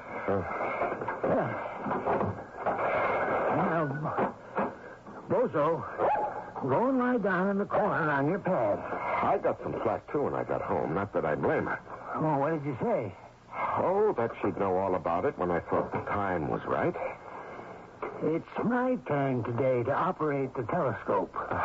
Grandpa, for 200 years it's been called an electroscope. Don't be so old-fashioned. These babies can bring in 15 light years. Anyway, it's my turn to pull in Numitor. Well, you think you can? It's an elusive planet. I've watched how you calibrate it. All right, let's start by checking equipment and procedure. You call it, and I'll check the log. All right. Transmigrator dimensions of cylinder. Height, 7 feet. Diameter, 4 feet. Shell. Compounded magnesium, zinc, lithium fused to elements AG 767 and AG 933. Oh, Bozo, be quiet. What do you have in mind for tonight? Well, let's try another transmigration. The receiving cylinder in the garage checks out. Well, I haven't touched it since yesterday's test. Well, what substance shall we try? We've transmigrated a chair, a lunar marker, a case of antique French wines dating back to the 1970s. Yes, well, Grandpa, each of those had different molecular arrangements. Wood, stone, and liquid. Bozo! 3 different kinds, and each of them moved from this cylinder to the one in the garage without a hitch. Okay, Bozo, now you catch it. If you don't cut it out, I'm putting you into that cylinder and transmigrate you into the garage. Grandpa, a dog would have a different molecular arrangement. What? You mean Bozo? Why not? An animal, a living creature. Oh, that would sure be a great scientific step forward. Look, I'll slide open the cylinder door, then supposing I put Bozo's pad inside so he'll know to lie on it, huh? No, I don't like it. Maybe we should start with rodents. But, Grandpa, we don't have any rodents. Now, don't you have complete faith in our tea machine? Limited faith. I mean, supposing Bozo makes the trip, but when we open the secondary cylinder, his tail is on his nose. Yes, I suppose that's possible. All right, we'll just run it once, empty, to make sure no active particles remain inside from previous tests. I've got Numitor on my crosshairs. I'm ready to fire it up when you say go. Go.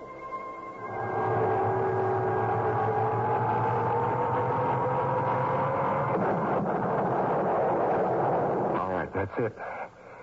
Now, she ought to be clean as a whistle. I'll open her up and have a look, and we'll go down to the garage to check out the receiving cylinder.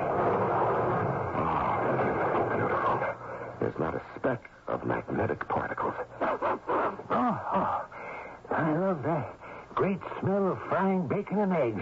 I've got to do something about that, Grandpa. It's not dignified. All right, come on, let's go. Bozo. Come on, Bozo. Time to leave, Bozo. Harry. He's not in this room. Bozo, stop kidding around. Well, he's not anywhere in the attic. There's no place he could have gotten into. Except the cylinder. When you opened it and put his pad inside, he could have crawled in there when I was yelling at him. No, he's not in the cylinder. He transmigrated. That could be. Sure, that must be. In the garage, that's where he'll be. I hope so. I sure hope so. And I hope his tail is in the right place. We have all learned in school that the various identities possessed by matter are merely ions arranged into a certain pattern visible to the naked eye. Disconnect those particles, move them through space, and reconnect them, and you have transmigration. However, sometimes theories have a way of backfiring, as we may see when I return shortly with Act 2.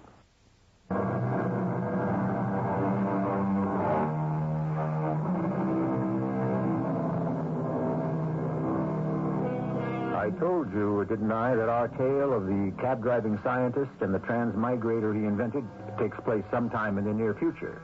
I say this is more of a probability than a possibility, because today's scientists have said so and written it up in no little details. However, such a discovery is only as good as the uses to which it is put. I can't get the garage door to open. Oh, of course, you've locked it. Now, Harry, hurry, open up. If Bozo's been hurt, I don't know what I'll do. Okay, I'll get the light. The cylinder's warm. Well, go on, open it up. No, don't. I don't want to know. Yes, I do. Okay. Here goes the cylinder door. Bozo, old boy, how are you? You all right? He did it, Harry. He did it. No, Grandpa, we did it. Disintegrated in the attic and reformed in the garage. Grandpa, it's a triumph. Okay, Bozo. You just stay close by Grandpa. We'll take him back to the attic, examine him, and write it all up in the journal. It's our first breakthrough, Grandpa. A living creature can move through time and space by the application of wavelengths from the planet Numitor. Just think of where this could lead. Yeah. If you made the transmigrator cylinders big enough, you could move a whole busload of people anywhere, even an army. We could be the airline in space. Anywhere you want to go, zip, you're there. No more space shuttles. We just fly up a large enough container to receive the payload and transmigrate the stuff from here. Of course, it might take a little time before people really trusted to have themselves dematerialized to get from one place to another. Yes. You? Is that you in the garage? Oh, Gladys is back from her mother's. But what are you two doing in here? Well, no wonder there's no room for the taxi with that great big round thing practically up to the ceiling. Grandpa, will you take Gladys into the house? I'll be over in a few minutes. I don't want to go there right now. This garage is as much mine as yours, Harry. Oh, you two, you're impossible. I give you both a big filling dinner, and you have to fry up a mess of eggs and bacon in the garage. Now, don't tell me you haven't, because I can smell it. Hey, come on, Gladys. Let's get back to the house. Harry has things he wants to do. Come on, Bozo. Oh, mystery, secrets. You're no better than Harry is. You're no better at all. And before you two leave here, I want you to air this place out. It smells awful. You've got to let Gladys in on this soon. She's worse not knowing. I will. Do you know what occurred to me? I've got to put in a set of emergency controls in the primary cylinder so that if you wanted to do the switchover alone, Grandpa, you could. I'm not sure it's quite ready for the public yet. Oh, I agree, but it's close. I don't know. Have you taken a good look at Bozo's ears? Why? They're both upside down.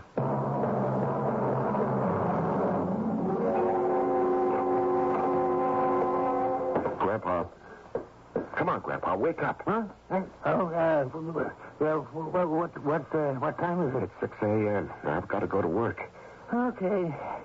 Have a good day, Harry. Yeah, Grandpa, listen. I need your help. What? You know that big, heavy, double storage battery up in the attic? Could you give me a hand and help me put it into my cab? That thing? It weighs a ton. What do you want to do that for? Well, it's all charged up. It's got a week's charge of Numitor rays. I know that. Who helped you charge it? Why are you taking it away? Well, I talked to Bob Platt last night. He's one of the last cabinet makers left. He works in real wood. I told him I wanted a strong box with 2 handles for big batteries, and he said he'd make it, and I should bring it down. What do you want a portable pack for anyway? It's got to be used with the cylinders. Well, it's just an idea of mine. Come on, Grandpa, let's go. Gladys will wake up, and then I'll get it from her. An idea of yours. What are you going to use for your transporter? Your taxi? Hey, Taxi! Could your hover cab make a U-turn? A U-turn in this traffic? I'm heading downtown and across town, City Hospital. Okay. Hey, which way are you going? Across and then downtown. Make any difference to you? No, I guess not. This isn't a very good street to cross on. Those cars up ahead aren't moving. No street's a good street to get across town. Are you in a hurry? I'm a doctor. I'm late for an operation. Oh, well, that's too bad. I'll do my best. This traffic is fierce. I don't see how you drivers get around. We don't. Doctor, if you don't mind, will you sit back in your seat? I was just looking at that tremendous battery on the floor next to you. That must be a 500-volt power pack. Yeah, something like that. What time is it? Oh, we'll never make it. Now, Doctor, you keep on like that, you're going to need a doctor. Now, just sit back and relax. I'll get you there. Yes, but when? Where are we? I don't know. We're in the middle of an intersection. There's a truck in front of me. I can't see the street sign. And nothing's moving. Listen, I'd better get out and find a phone. Hope they can dig up a resident to take my place in the operating room. Driver, have you got to change the bill? Yes, sure have. Now, you go phone. I'll still be here when you get back. Thanks. I hope I can get through to the hospital. That was the city hospital you wanted to go to, wasn't it? Hey, driver, you put your change machine on that big battery and it's making dark. It was the city hospital, wasn't it?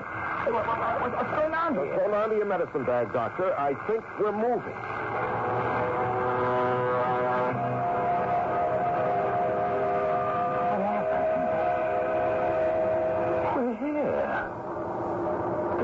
Is City Hospital. Yes, I'm a little surprised myself. How did you do it? 1 minute we're tied up in traffic, the next I'm here. Hey, here's a 10 for you.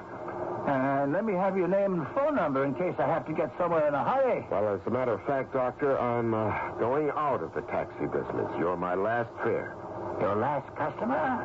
Forever. Say, I think your engine's overheating. It sure smells like fried eggs and bacon. Well, thanks again for the fast ride.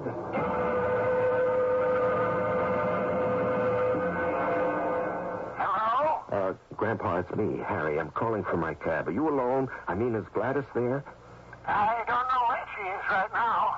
Well, what do you mean, right now? I'm not going to like this. I found the door to the attic open. She must have found a key. Well, is she in there? I went in, but she's not there. I don't know where she is. Why did you call me? Grandpa, I think I'm on to something tremendous. Do you know that power pack with the stored pneumator wavelengths? I think I got a hernia from lifting. Now, listen to me. I don't think we need the cylinders anymore to transmigrate matter. My taxi became a transporter. Well, how did it do that? Well, you see, I accidentally laid my money change machine across the terminals, and that's all I had to do.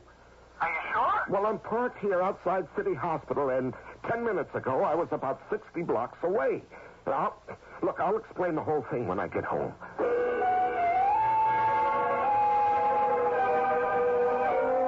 And here's the doctor's card, Grandpa. Now, you just call him and ask him. I tell you, we were 60 blocks away and made it just like that, from the attic to the garage. You, him, the hover cab, the whole kit and caboodle transmigrated across town? Oh, we'll never be able to patent this.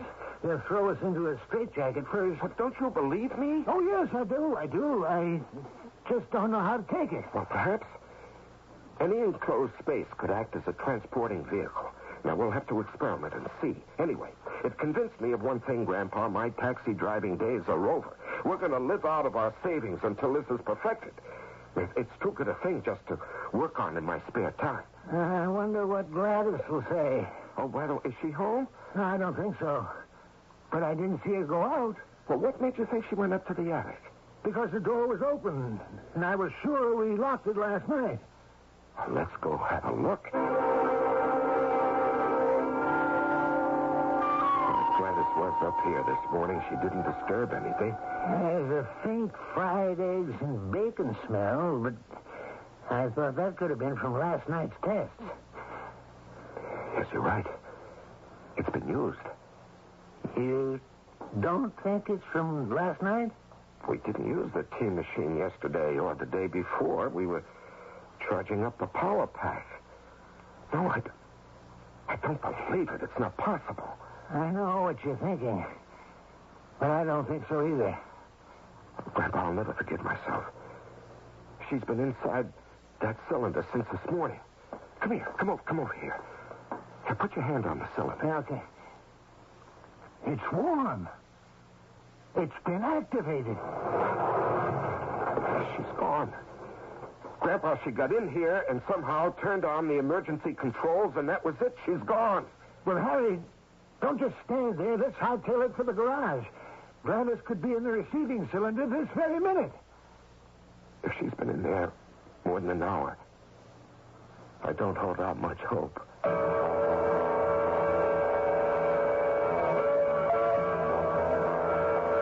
I'm sorry, Cornelius, to wake you in the middle of the night, but I just had to come over. I need your help. I need it bad. Harry, you're white as a sheet. Here, let me give you a drink. I've had a great shock. You're the only one in our profession I respect, the only one I can turn to. Oh, come on, just drink it down. Count to 10, and then we'll talk. Cornelius, would you mind coming home with me right now? I've got my hover cab outside. It can't wait till morning. I can't even explain it to you. I have to show you the problem. Sure, I'll come. But can't you clue me in? It's Gladys. Gladys? What happened to Gladys? She's gone, Cornelius. I love that girl. You mean she's not at home? No, she's gone. And I know where she is. I mean, where she must be. But I can't reach her. Cornelius, you're the only one who can help me.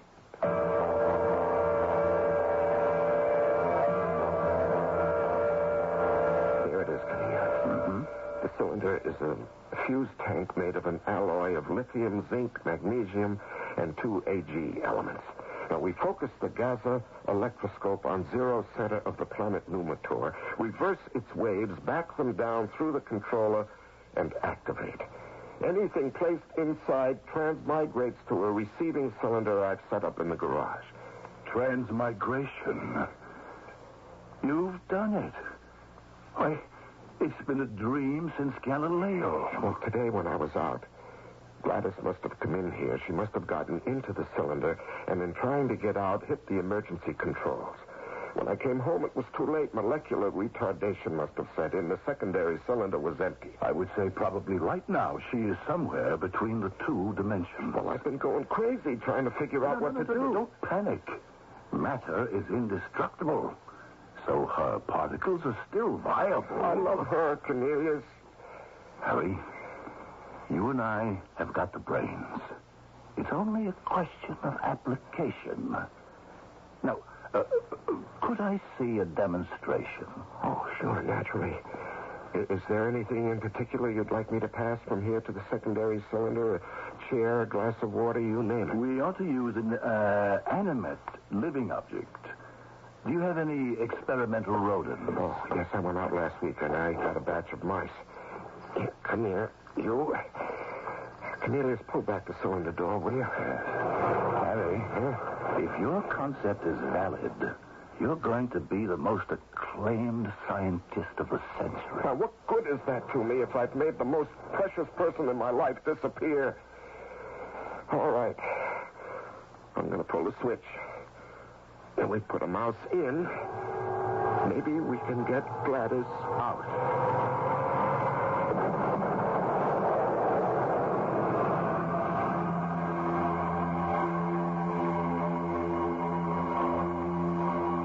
Science is a curious taskmaster. As Harry tries to make his tea machine give up his wife, I'm reminded of Louis Pasteur's warning. When moving forward to the discovery of the unknown, he said, the scientist is like a traveler who reaches higher and higher summits, from which he sees in the distance new countries to explore. Be ready for what you find. I shall return shortly with Act 3.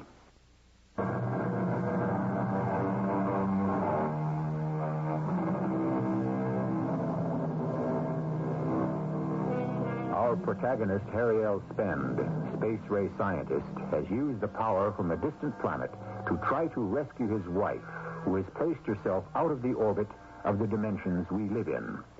He has placed a mouse into his tea machine, and now with his friend Cornelius, is opening the secondary cylinder. Well, the mouse made it. So it did. It was a dumb hope. But I sort of was wishing putting the mouse in would release Gladys. Speaking arithmetically, I'd say that if an exchange could be made, you'd have to match up a complex organism with another equally complex. You mean another human being would have to be transmigrated? And then both might come out here. But, Harry, I'm interested in this mouse. You know what I would do if I wanted to fool the scientific community? What? I'd go hot-footing over to a pal of mine with a story that my wife had disappeared, that she'd dematerialized herself in a transmigrator. Then I'd persuade my friend to come see the apparatus in operation, place a mouse into the so-called sending cylinder, and have another mouse planted in the receiving cylinder. Is that what you think? That I fooled you? Normal scientific suspicion. Now, why don't we go back to your attic and see if the first little mouse isn't where you left it? Well, I'll take this one with me. I'm sorry I didn't have you tag it when you put it in, but it never occurred to me that you'd think I'd fake it. Oh, Harry, don't get me wrong. I want to believe you, but what do I have to go on? Only what I see, not what I analyze and know. Well, we'll start by my proving to you there's only one mouse if we have to run him and his friends through a dozen times. Oh,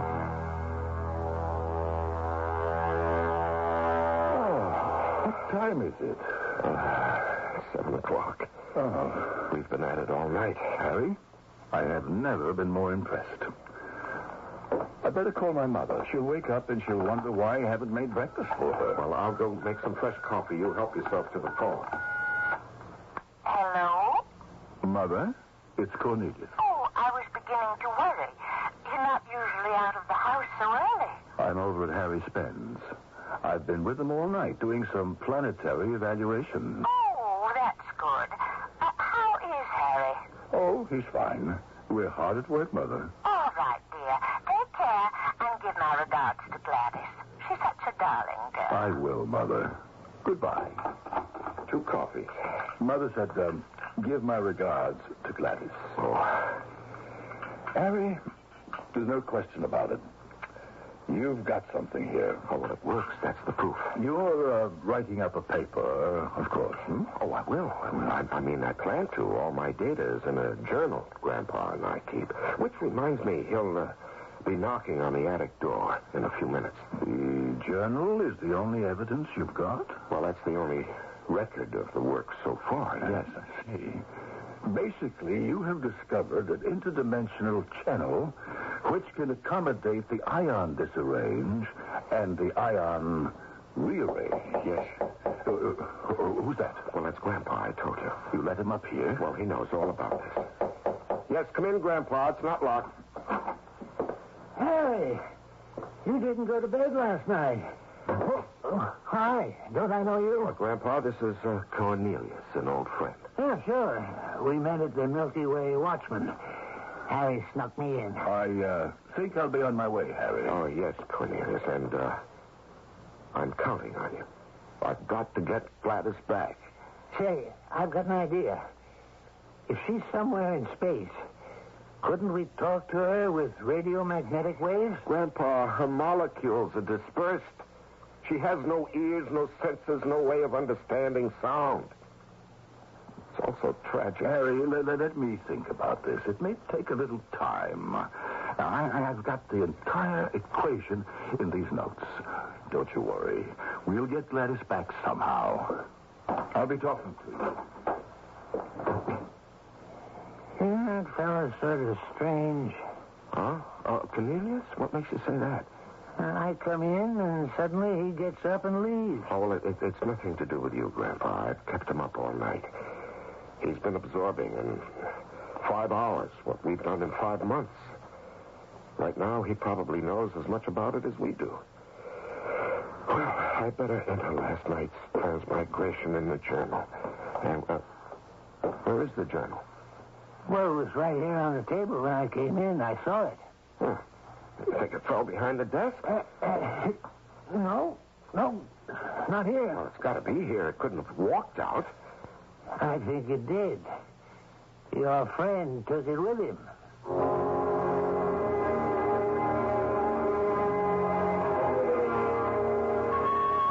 Harry, it's nice to see you. I don't know what Cornelius does with his time, but this past week has just been one thing after another. He's hardly home. Was he expecting you? No. I've been trying to get him on the phone, but he's never here, so I took a chance and drove over. Oh. Did you hear him last night at the special Milky Way Watchman meeting? Oh, he was brilliant. No, well, I didn't go. Nobody told me about it. Oh, I was there. He announced his discovery, and the phone has been ringing all day. Scientific journals, newspapers. Well, I knew he was up to something because a man came down from Washington to see him, and then a 4-star general from the Pentagon, or is it the Hexagon now? Oh, to think after all these years of teaching high school science, my Cornelius is going to be recognized. Mother? I'm in the parlor, Cornelius. Guess who's come to pay you a surprise visit, dear? Why, hello, Harry. I've been meaning to call you. Well, your mother's been telling me you seem to have built the better mousetrap. Oh, yes. I was going to tell you about it. Would you believe it, Harry? Cornelius has discovered how to move people and things through space in a second. Has he? I was just thinking, Harry, why don't you and I duck over to your place? I'd like to have another look-see at your setup, and I think I've come up with an answer to your problem.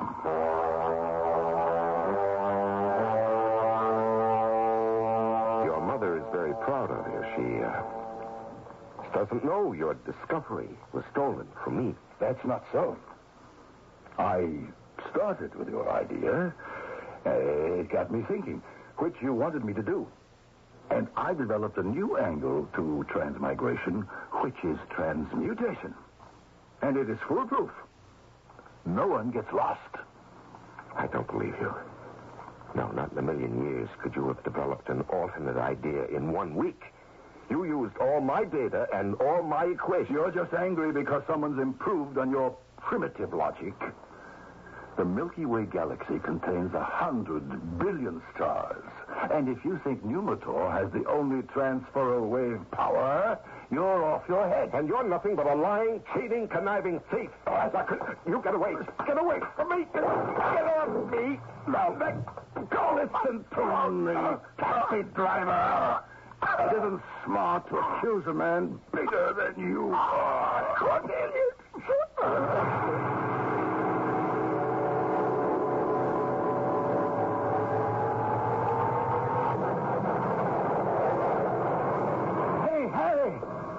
The tea machine's on. Harry, what are you doing on the floor? Harry, wake up. Oh, Grandpa. Oh, my neck. You have frightened me to death. What happened? He choked me and I blacked out. Cornelius? That big ox. Oh, here. Take a sip of this. It'll help. No, thanks. What'd you do that for? He stole the transmigrator. He's been in touch with Washington and all kinds of people for commercial application. They think it's his. Where is he? Oh, he's not up here. And I didn't pass him on the stairs. Oh, you must have had some fright. There's broken glass. Fried eggs and bacon. What? Could he be in the cylinder? We've got to open it. Empty. I'll bet anything that after he knocked me out, he went poking around inside and accidentally triggered the emergency switch. Well, then he's in the secondary cylinder in the garage, darn it. I guess we better go down and let the so-and-so out. Are you coming, Grandpa? I wouldn't miss it.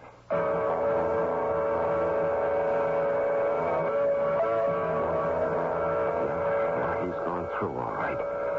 The cylinder's warm. Okay, here it goes. Gladys! Harry, what is this? Gladys. What am I doing in here? I don't know. I just got... Darling, are you all right? Oh, of course I'm all right. Why shouldn't I be? Oh, darling. My sweetheart. Harry, what is this? You don't usually act like this, especially in front of Grandpa. Anyway, I can't think what I was doing in that metal thing. Oh, you don't know how glad I am to see you. Well, it serves me right. I must have come snooping around the garage. I'm ashamed of myself. Hey, you're not ashamed of Harry leaving his hovercraft out front so he can use this garage as an extra lab? Oh, I could have bit my tongue when I said that. Ashamed of Harry? Someday, they're going to realize what a brilliant scientist he is, and they'll be beating a path to our door. You know something, child? That day could be tomorrow. I'm going back into the house. It must be late. Don't be long, Harry. No, I won't, darling. Oh, thank heaven she's safe. Well, what do you think? Retribution doesn't only happen in heaven. Yes, I'd say that Cornelius got himself into the channel for transmigration, and Gladys was already there. Then her molecules rearranged themselves, and she surfaced in the secondary cylinder. Cornelius in, Gladys out.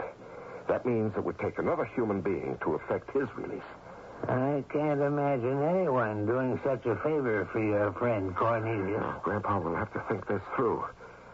I wouldn't want my worst enemy spending his life broken up into small matter. I think we should give Cornelius some minor credit. You hear that, Cornelius? Wherever you are, your name will appear in the fine print. Grandpa, I told you, out there they can't hear you. Oh, that's right. You said no ears, no sounds, no brain, no nothing. I must say I agree with the great Huxley who said, I am too much of a skeptic to deny the possibility of anything. When I introduced Harry to you, I described him as a square peg trying to fit into a round hole. I was mistaken. Harry managed to make science adjust itself to Harry's dimensions and his discoveries. I shall return shortly.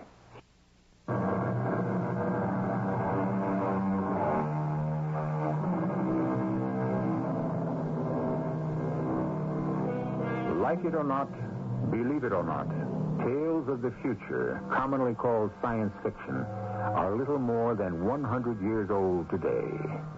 That's a century of fantasy, extravagance, and dreaming. You and I have lived to see many of those dreams realized. Genetic engineering, atomic power, robots, space travel are all here. It's going to take some doing for us to keep bringing you the believably incredible. But I think we can do it. Our cast included Larry Haynes, Bernard Grant, Carol Teitel, and Robert Dryden. The entire production was under the direction of Hyman Brown. Radio Mystery Theater was sponsored in part by Raven House Paperback Mysteries. This is E.G. Marshall inviting you to return to our Mystery Theater for another adventure in the macabre. Until next time, pleasant dreams.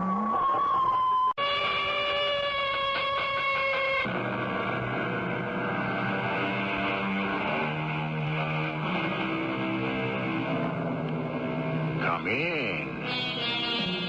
Welcome. I'm E.G. Marshall.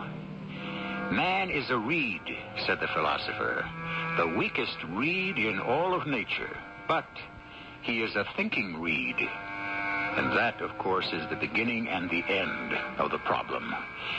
Thinking man's most useful and also most dangerous talent. For some, thinking may lead to delight. For others, it may bring on disaster. What do you do? Well, you can see what I do. What do you do? Who are you? I told you I'm a plumber.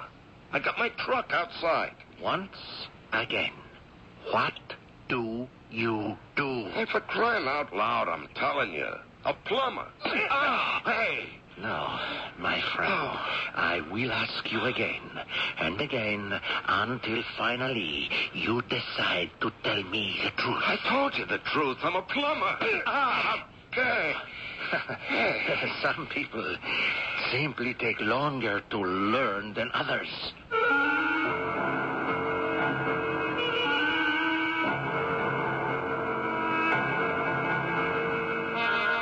Our mystery drama, Golden Time, was written especially for the Mystery Theater by Sam Dan and stars Larry Haynes.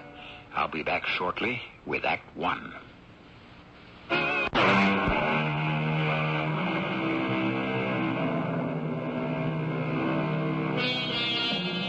Every story must have a hero, or, of course, a heroine.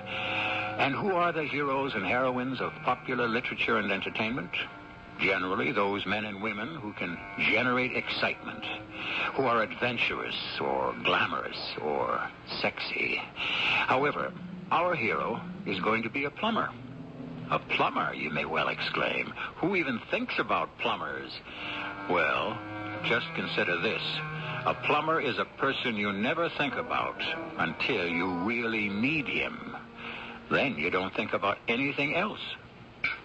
Slow down, Harvey. Hey, this is pretty good chicken. I got a bone to pick with you. Harvey. Oh, I thought you were talking to the chicken. That's a pretty good joke, huh? No. Well, it's a pretty tasty chicken. Is this a new recipe? I was talking to Jenny Lloyd this morning. Oh, yeah? Mm-hmm. She wanted to know when you were going to Washington, D.C. Now, why would I be going to Washington, D.C.? Well, to get the Medal of Honor. What Medal of Honor? That big one. The one they should have given you 10 years ago when you was in Vietnam. But they somehow overlooked. Hey, what are you talking about? Jenny says her Jimmy was talking to Harvey Jr. Oh. Now, what kind of nonsense have you been telling your son this time? Oh, you'd think the kid would be able to tell I was laying it on a little thick. He is 12 years old. He wants to believe his father was a hero. Well, that's why I did it, for him. Oh, yeah. Here we go again. No, really. I was reading this book on psychology, you see. And a kid needs to build up his what do you call it? His self-esteem, you see. Now, he can only do that if he has a powerful father figure to look up to. These stories are yours.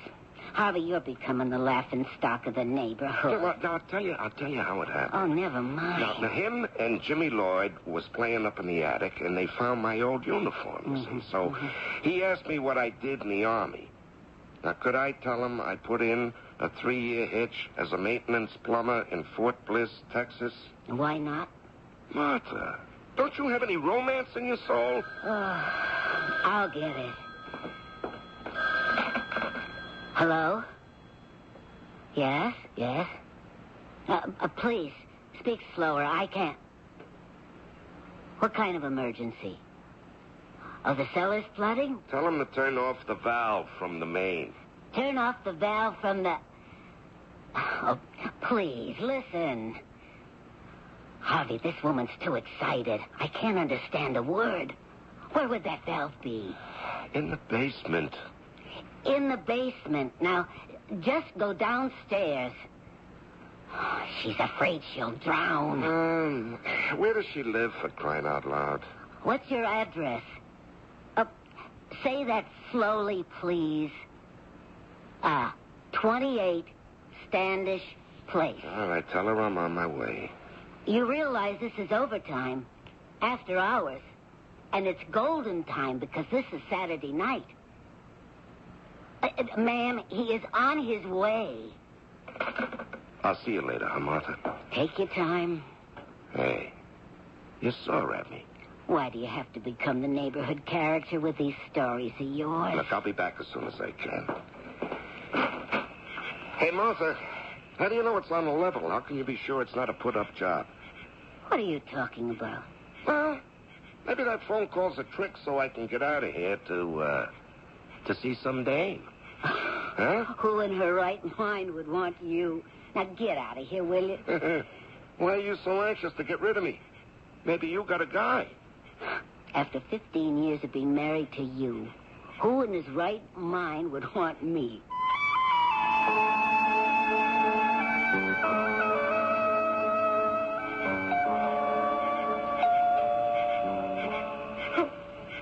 Who is it? The plumber. The plumber? That's what I said, lady, the plumber. How do I know you're the plumber? Lady, you're paying for my time. You want to pay me to stand out here on the doorstep? Just a minute.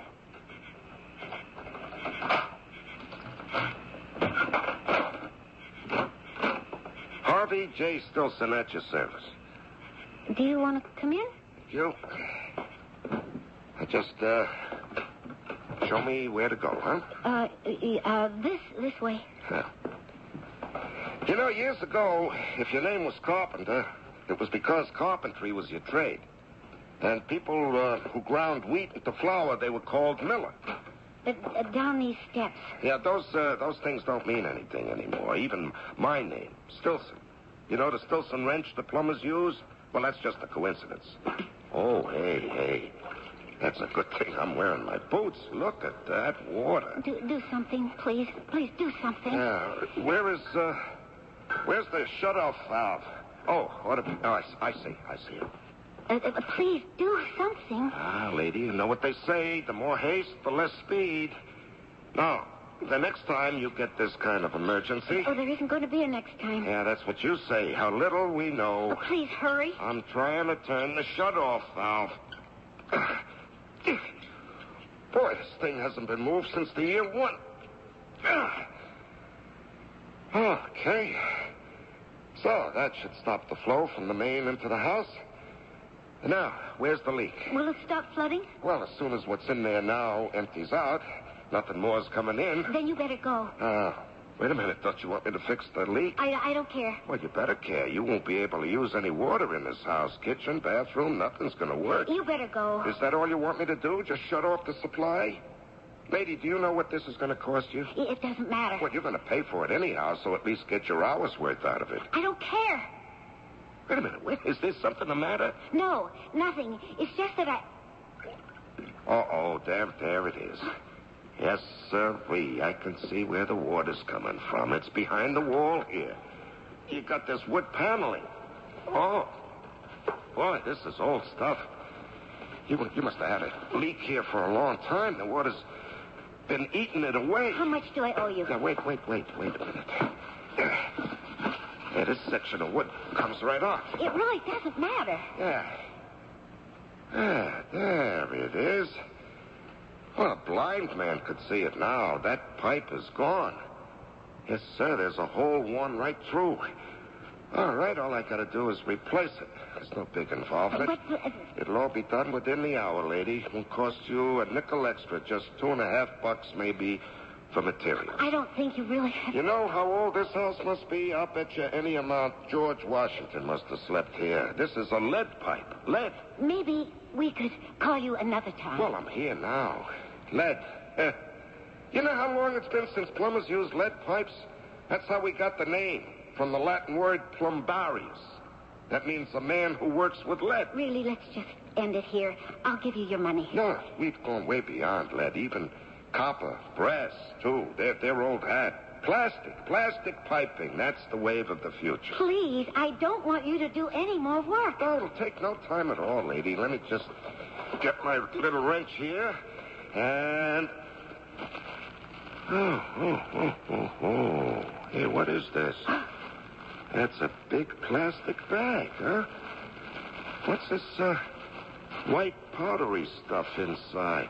Stand still. What? Armand. Don't move. Do not turn around.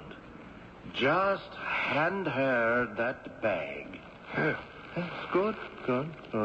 Who is he, Clara? Well, who do I look like? I'm the plumber, for crying out loud. As I have said, stand very steady, motionless, while I see if you are armed. Armed? With what? What is he doing here, Clara? Hey, look, can I turn around? He came to fix the leak. What leak? Well, can't you see the basement is knee-deep in water? You shut up. What is he doing here, Clara? The pipe had burst. Yes? I thought I'd better call a plumber. But I told you were to permit no one to enter this house. But the basement was filling with water. You still had your instructions. But I thought that... You were told to allow no one into the premises. I could have been drowned. Hey, look, listen, why don't you two settle this between yourselves? And you were told to stand still. Right. Now, look, you want me to replace the pipe, and I can be on my way? And shut up. Yeah, okay. It's just I get paid by the hour. We're in golden time as it is. I said, be quiet. We shall all go upstairs while we decide exactly what to do with you.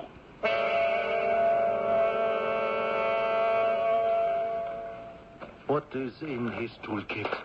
Just wrenches and things? No, according to your identification here, you are Harvey J. Stilson. A plumber, huh? Well, who else would I be? Where did you get his name, Clara? The telephone book. I just opened the page to plumbers, and his place was the nearest. Now, look, folks, there's one thing I want you to know about me. I told you to be quiet. Yeah, I know, but this is important. I know how to keep my mouth shut. Start now. All right, I can see I walked into something here that, some kind of activity, maybe, right? And you don't want it known. Now, look, I'm a master plumber. I'm also a master at minding my own business. I can walk out of here, there won't be a peep at it. I am telling you to keep your mouth shut. Yeah, I won't even charge you for the call. How about that? You know how much money you're ahead? For the last time, not another word. Okay. What do we do now? This is not humorous, my friend. Don't get him angry, please. And you be quiet, too, Clara. No, you didn't answer my question. What do we do now? How do you top this? Where can you go for an ending? You know, if I have to tell you another time... I just got wise to it. It's a gag. Clara and Armand. Smooth and slick. You stash the plastic bag of sugar downstairs, so I think it's some kind of dope, right? Armand. That's just the right kind of foreign touch. And Clara, the good-looking gangster's girlfriend. And that's what you think this is, huh? A joke. Oh, that's what I know it is. Sure, my old buddy, Jack Lloyd, and a couple of the other guys. It's a practical joke. I wouldn't put anything past that bunch. You wouldn't? Yeah, they got together, they rented this old house, busted a pipe, hired the two of you, she calls me, you walk in and act real smooth, real tough. So, what are you going to do? Try to scare me? Get me real nervous, real frightened. Maybe beg you not to kill me, huh? I'm going to fall down on my knees, baby? This isn't a joke. It isn't, Come on, how much you want to bet that Jack Lloyd and Jerry Davis and the rest of them aren't watching this from somewhere in this house? Hey, Jack! Jerry! That is enough out of you. I'll even bet you that they're getting it all down on videotape. Hey, fellas, all right, the show is over. Must have cost you a bundle of dough, and it was all for nothing. I'm going home. Don't move. Come on, that gun doesn't scare me. Please. Come on, that's empty, or it's just got blank cartridges inside it. Do not take another step. Look, don't you know when the joke is over, pal? You a professional actor or something? You're not bad. You asked for it. Hey, are you crazy? I heard that one go right past my ear. And if I have to fire another one, I promise you will not hear it at all. Hey, what is this?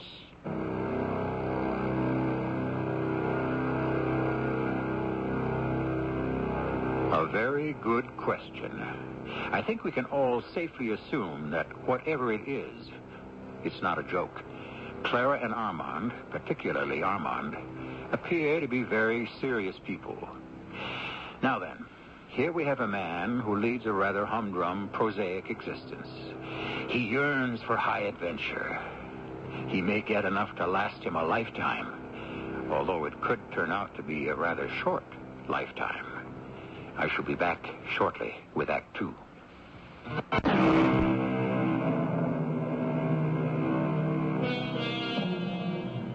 What does the average man know about adventure? Our lives are carefully planned and strictly scheduled. We perform our daily task to earn our allotted portion of daily bread. When is there time or opportunity to face and conquer danger? And this is how most of us really want it. Of course, there's always the unforeseen, the random chance. And this is also a part of life, not to mention death. Hey, you could have killed me. Yes. Well, what's the big idea? Sit down in the chair and shut up. Armand? What is it? What are we going to do with him? That does not concern you, Sherry. What do you mean it doesn't concern me? You promised me there wouldn't be any killing. It was a promise I made in good faith. If I had known it could go this way, I'd never... One cannot mortgage the actions of the future to the promises made in the past. Oh, that's all fancy talk. The net result is you're going to kill him. Hey. We shall have to postpone the final decision until Frankie arrives. Since when is Frankie the one who decides? Frankie is entitled to express an opinion. Just answer this one question. Are we going to kill him? You, be quiet. Clara, look through the peephole. Oh, it's Frankie. Well, let her in. Good evening, Frankie. And who's this? This one is a plumber by the name of Stilson. And what's he doing here? She called him. Why? What do you think? The cellar was flooding. And so you called him? Where did you get his name? In the phone book. Where else would I find a plumber? You could have called me. Why? Could you have fixed the leak? I could have sent someone reliable. Hey, listen, I'm reliable. You be quiet. You've got more trouble than you can handle now. He took away the wood paneling to get at the pipe. And that's where the stash was. Sure. Well, the question is what to do now, huh? Well, what do you suggest? Why are you asking her? What would be the point of asking you? Look, let us not let this degenerate into pointless bickering, huh? I know what you two want to do. You want to kill him. That's not true. We don't want to kill him. But you're going to. I can tell. All right, Clara, dear. Tell me why we shouldn't. Because killing isn't our style. Our style? Mine and Armand's. Oh, Armand, honey, you and I, we're strictly confidence operators. We set up a mark. We work a hustle or a scam. We get away clean. We don't need rough stuff. Oh, honey, just let's not start now.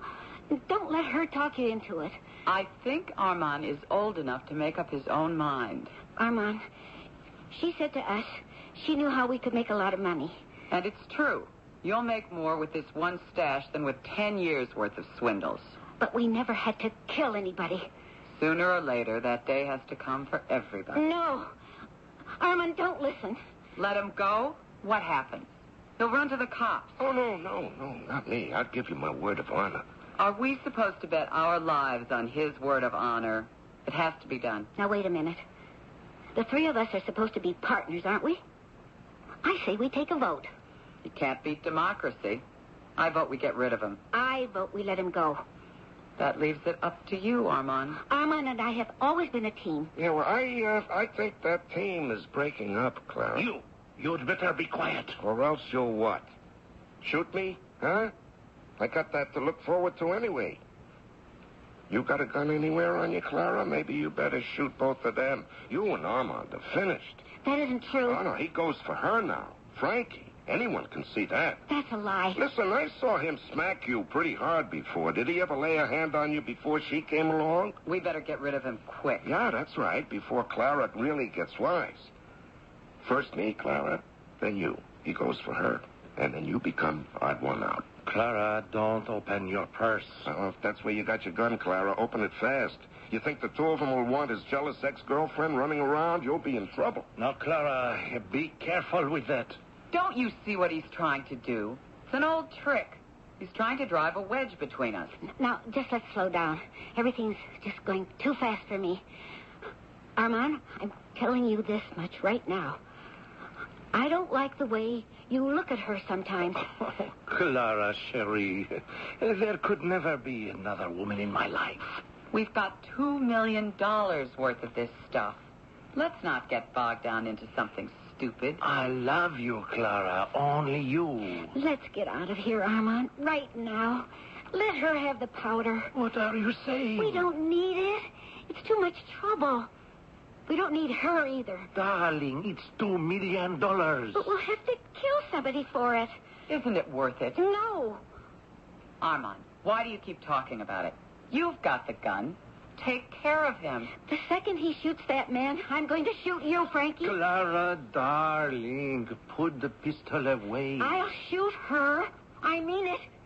You, plumber, walk out the door. Oh, yes, ma'am. Happy to oblige. Take one step and I'll kill you. What do you say, Frankie?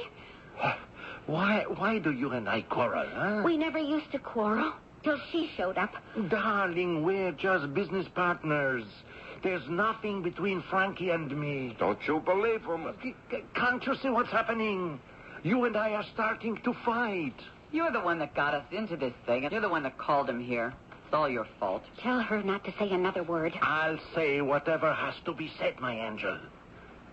I thought you loved me. I do. How can you love me if you don't trust me? I feel terrible about this. But everything is going to be all right. You'll see. You just let me take care of it, huh? Well, just tell me that you love me. Of course I love you, my darling. How could you ever doubt me? Well, but this man, do we still have to... Yes. When? Just before we leave. When are we going to leave? As soon as they get here with the money for the powder. And when will that be? At any moment, my darling.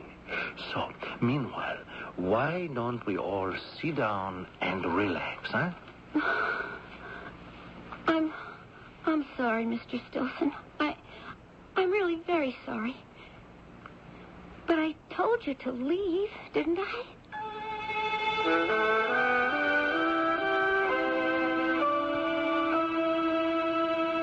What time is it? 10:30. I got 10:29. Would you believe I've been here almost 4 hours? What a bill you'll be running up. I do not like this waiting, Frankie. They'll be here, don't worry. Yes, well, with the money, I hope. Armand, I know these people. Oh, yeah, she knows these people, Armand, but you don't. How do you know they'll walk in here with money, huh? Maybe they'll walk in here with guns and just take the powder, huh? Have a good time, but it won't work. What do you think, Armand? Is this the kind of double cross you would pull if they were friends of yours? Armand, I'm scared. There's nothing to be scared of, Clara. This is a kind of new business for us. We know nothing about it. What's to know? You hand over the stuff and you take the money. That's all. Yeah, but how can you be sure? Okay, let's put a stop to it. This plumber here is going to ruin the whole business. He keeps talking and he gets on everybody's nerves. He's going to have us killing each other. What I say is we're going to have to get rid of him sooner or later. So let's make it sooner. Let's take him down to the cellar. Get it over with. Yes, I'm afraid you're right, Frankie. Why is she always right? There is no alternative. On your feet, Mr. Stilson.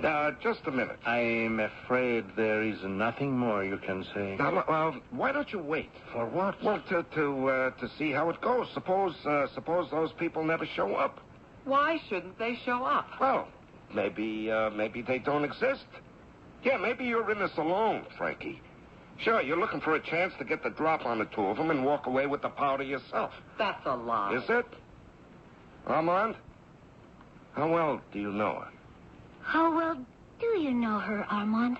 Don't you see why we have to kill him? If she's going to double-cross you, you'll have killed me for nothing. You shut up.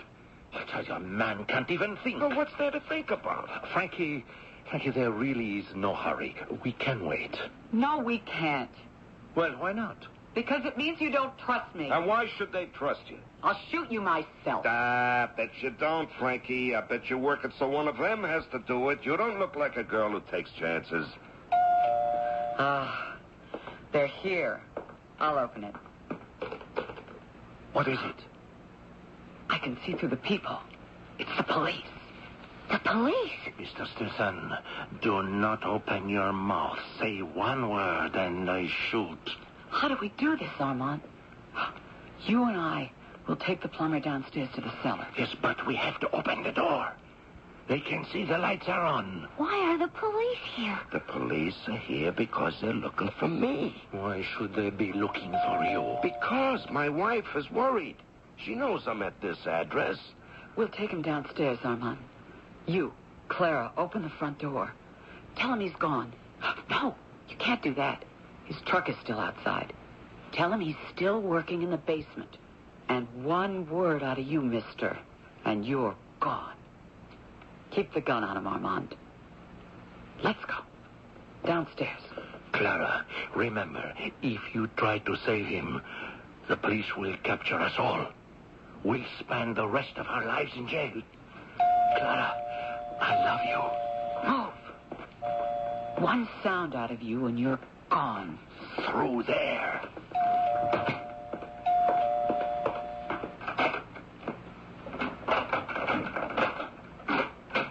Oh. Well, good evening, ma'am. I'm sorry to bother you, but is the plumber still here? The plumber? Yes, ma'am. He left home a long time ago, and his wife is worried about him.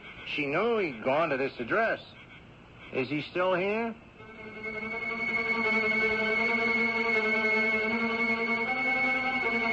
Well, now, how do you suppose Clara will answer that question? These things are never really simple for those who are under the gun. And this is one of those stories where people live from minute to minute. Therefore, let us relax for just a bit. And are you an unpublished author? Do you have...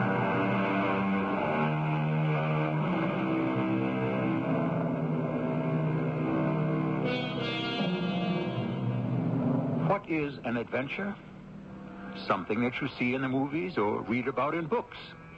At any rate, it almost always happens to other people. How would we behave in a life or death situation where our fate would be determined by our wits? You never know till you're tested. And by that time, it may be too late. You see, the plumber generally calls in after he's been away for an hour, and she hasn't heard from him. His wife, you know. Well, naturally, she's nervous. Yes. But, well, I guess he's still here, huh? His truck's outside. He is. So I guess he's still working, huh? Yeah. Must be some leak, huh? An old house like this. Yeah, when the plumbing goes, it can sure be one big headache. Yes. Yeah. Well, of all times for a thing like that to happen. Saturday night, huh? Yes. Well, all right, tell the plumber to check in with his wife, huh? Oh, yes. And I'm sorry we bothered you, ma'am. Good night. Yeah.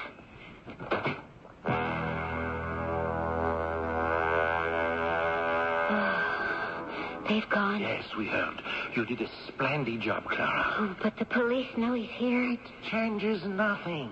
Look, Clara, we've got $2 million staring us in the face. And that is what you should be thinking of. Just as soon as my friends get here. If she's got any friends, and if they ever get here...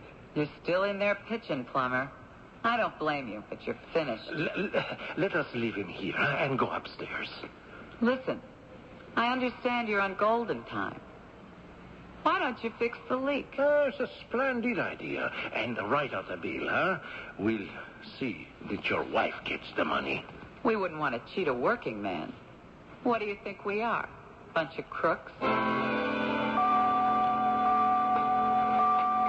Hello? Oh, it's you. I made some coffee for everybody. You made some coffee. Sure, that figures. What figures? Yeah, she wouldn't make the coffee. I thought you'd like to have a cup. It's damp down here. Yeah, thanks. I love coffee. You know, Martha says I drink too much. Martha? Martha, my wife. Oh, yeah. Well, she's the lady I spoke to on the phone? Yeah. Oh. Hmm. She's all right. She puts up with a lot. Oh, that means she loves you. Women who love a man have to put up with plenty. Too much, if you ask me. Oh, men put up with an awful lot, too, if you know what I mean. Does she give you a hard time? Oh, I don't know. Not really, nah. Maybe I asked for it, but then, I don't know. Well, what don't you know? Well, maybe she's disappointed in me. Why? Well, I'm just a plumber. And what's wrong with that? Well, I never went to college. Well, neither did Abraham Lincoln. Oh, he must have. He was a lawyer. Well, I think he became a lawyer by reading books. Well, anyway, they're mostly college guys in the neighborhood, professional men, businessmen. But I make as much dough as most of them. Can you believe that? Oh, sure. Yeah. That's how we could afford to buy the house there. Of course, we bought it years ago before things went crazy, you know. I know. That's why I held still for this one big score. So Armand and I can buy a house somewhere and settle down. You know, Martha, she feels, I guess it's self-conscious. That's what she feels. But we're the only family that's got a truck parked in a driveway. Oh, I can understand that. I mean, it's not exactly a truck. It's more like a van. I keep it looking great. But it's what it is. It's a plumber's truck. Drink your coffee before it gets cold. So, maybe... Maybe what? So maybe I tell the neighbors things I shouldn't, you know, making myself seem important. It's just that I'm trying to fit in. You want to drink that coffee? Oh, yeah, thanks.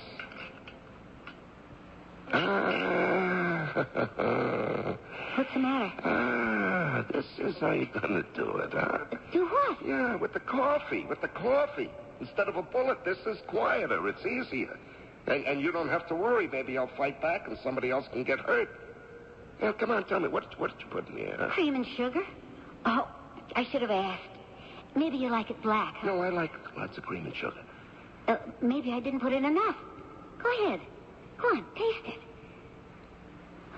I swear I didn't put anything in the coffee. I wouldn't do a thing like that. I really don't want to kill you. You're going to let the other two do it. I'm sorry. Yeah, I'm sorry, too. For you. Nobody has to be sorry for me. Okay, so they kill me.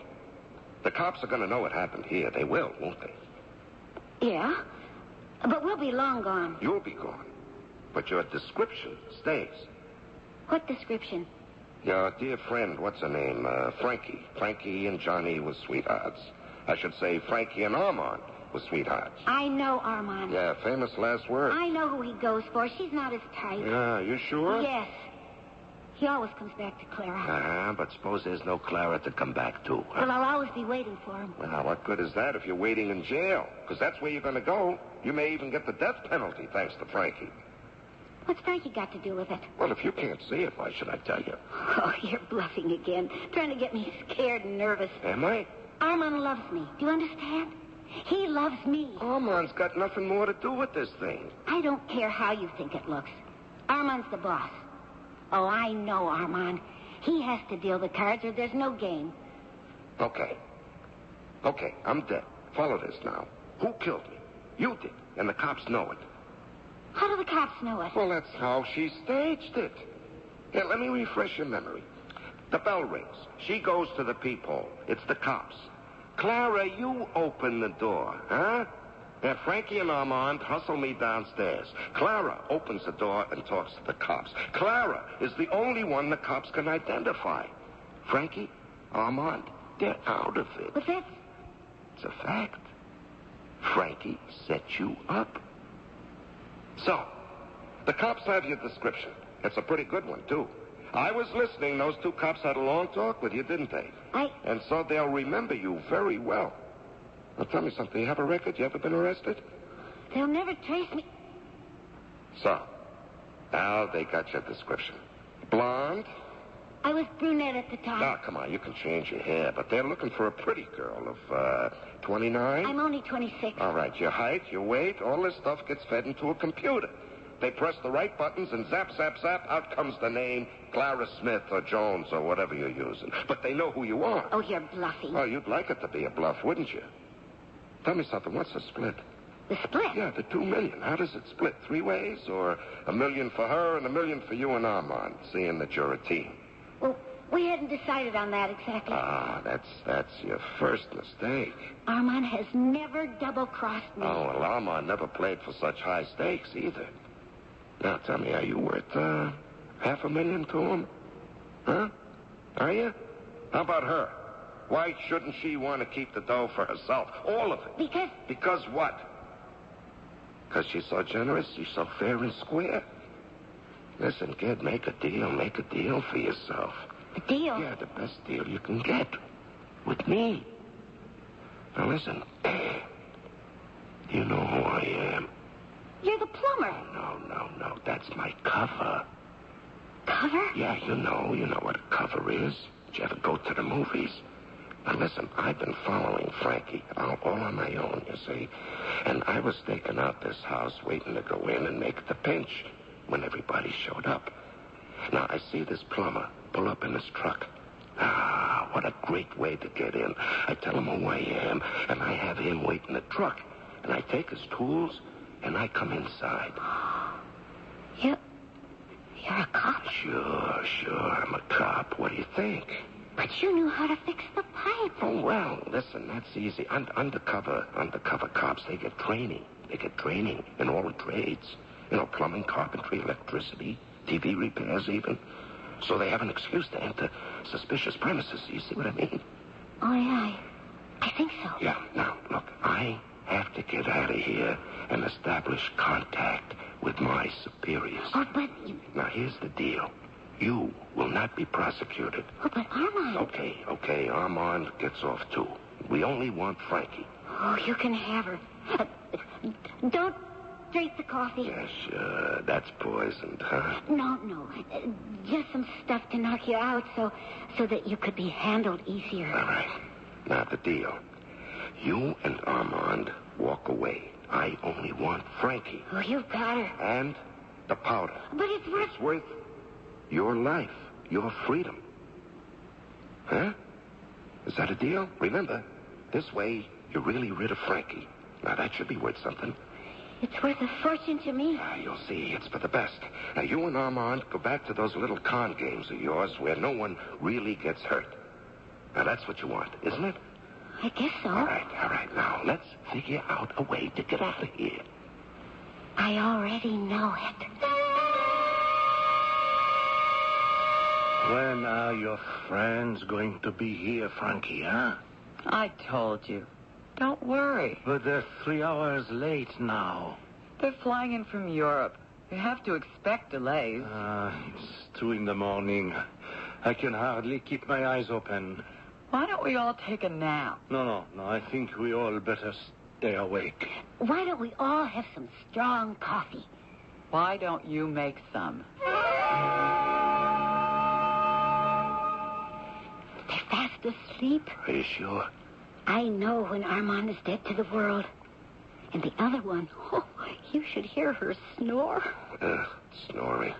That's the most unsexy thing a woman can do. You promised me Armand and I would get away. Would I break my promise? Well, you'll have to help me get Armand into the car. I give my word, I keep my word. Let's go.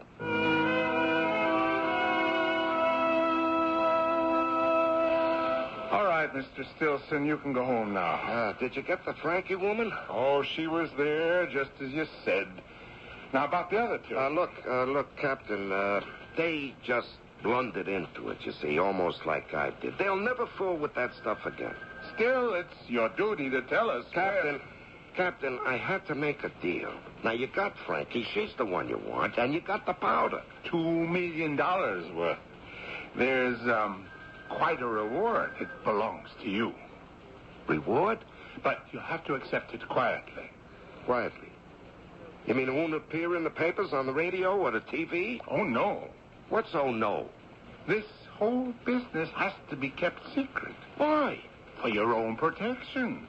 You mean I won't be able to tell anybody? Not a soul. Not even my wife?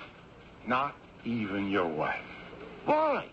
Suppose one day you have a serious fight, or she decides to divorce you. Oh, but you Captain... did your duty as a citizen.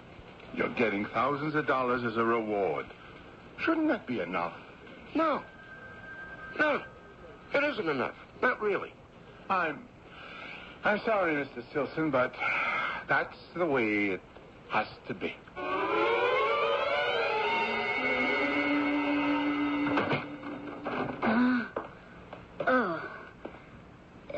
Is that you, Harvey? Don't tell me you were expecting somebody else.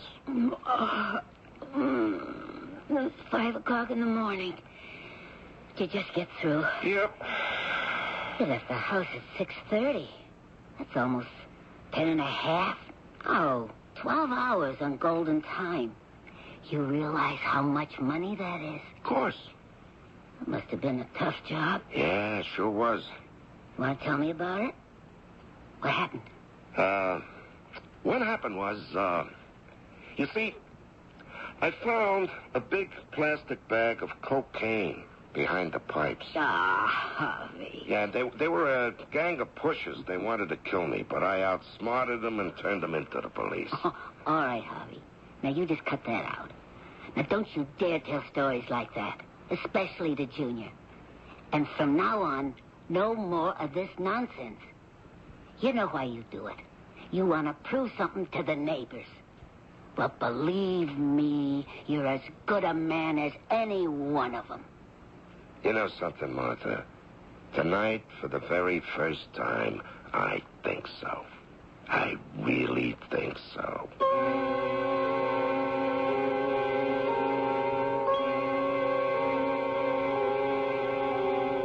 And why not?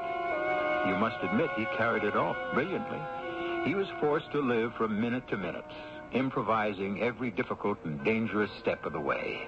How many of us could have brought it off? Think about it, and I shall return shortly. You've had a bad time. You lost everything. You gave up everything. You became a drifter. Look, Frank. Something inside you said, no, this can't go on. Joe Driscoll is not going to be a bum for the rest of his days. Joe Driscoll is going to make a comeback. I'm so glad you feel it, and you're going to make good. I know it. So this woman, you don't need her anymore. How can you say that? Well, you needed her in the beginning. You needed her, the idea of her to wake you up.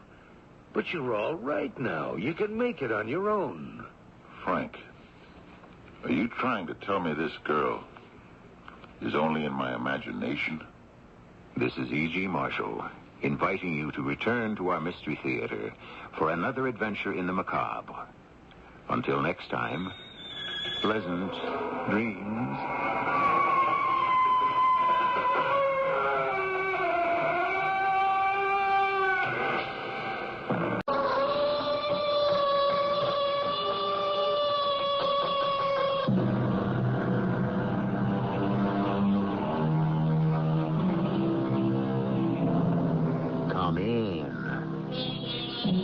Welcome. I'm E.G. Marshall. If life had a second edition, oh, how I would correct the proofs. So sighs the poet. And I'm sure most of us would agree. Yet, if by some accident or miracle, call it what you will, the book of your life could be reprinted, would the pages show the same mistakes? Who knows? Who can really say for sure? Joey, that dame, she goes for you. Hit her up for some dough. No. Joe, we got nothing left to drink. Go see that dame. She'll give you a couple of bucks. No. I'm not like you. I'm not a bum. I was a cop. A detective first grade. One of the top men in the department. Yeah. And I'm going to be back up there again one day. You just wait and see.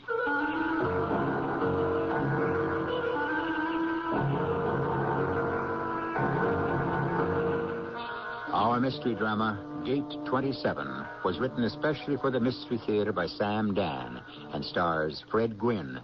I'll be back shortly with Act 1. Working hard, there's no denying. You do your best, you keep on trying. So take a break that's satisfying. You and Maxwell House. So pour a cup, enjoy the flavor. The taste is always true. Relax and get yourself together. Maxwell House in you. Get that good, the last stop feeling. With Maxwell House, only Maxwell House gives you good to the last stop feeling. Maxwell House. Maxwell House has a taste, a feeling that no other coffee can give you. Because Maxwell House is always good to the last drop. Get that good to the last drop feeling. Maxwell House. Yeah. Really good. Hey, what's the holdup? This isn't rush hour. Haven't you heard? Cousins is having their half-off sale. You mean all this traffic is heading for Cousins? If you were at Cousins' half-off sale last year, you'd understand. It's unbelievable. Practically everything is 50% off and more. Suits, sport coats, sweaters, outerwear, dress shirts, you name it. You mean to tell me that those great-looking fashions from Adolfo, LeBaron, Cassini, Lou Miles are at least a half off? Now you know why everyone's in such a hurry. Designer three-piece suits that were $295 are now $147.50.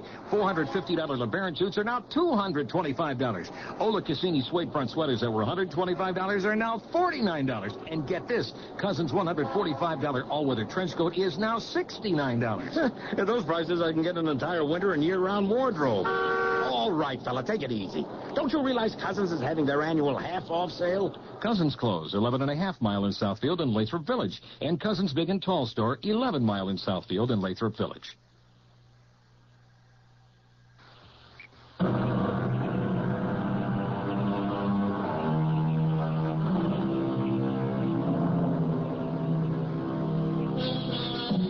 What did the philosopher say? He that is not handsome at 20, strong at 30, rich at 40, nor wise at 50, shall then never be handsome, strong, wise, or rich. Our story will tell of Joe Driscoll, who has just arrived at his 50th birthday, and at this point has none of those attributes. However, let the tale be told by a man who knows Joe Driscoll better than anyone else. Detective Lieutenant Frank Ruhlbach. The fact is, at the time you're discussing there, Joe Driscoll was a bum. A down-and-out drunk who just drifted around. Every morning you'd see him in Grand Central Station, here in New York, at the height of the commuter rush hour. And he'd usually shape up in front of Gate 27 on the upper level. The railway cops were always ready to give him the bum's rush. Hey, you. Keep moving. I'm not doing anything. Start walking. I guess you could say it's the standard morning ritual.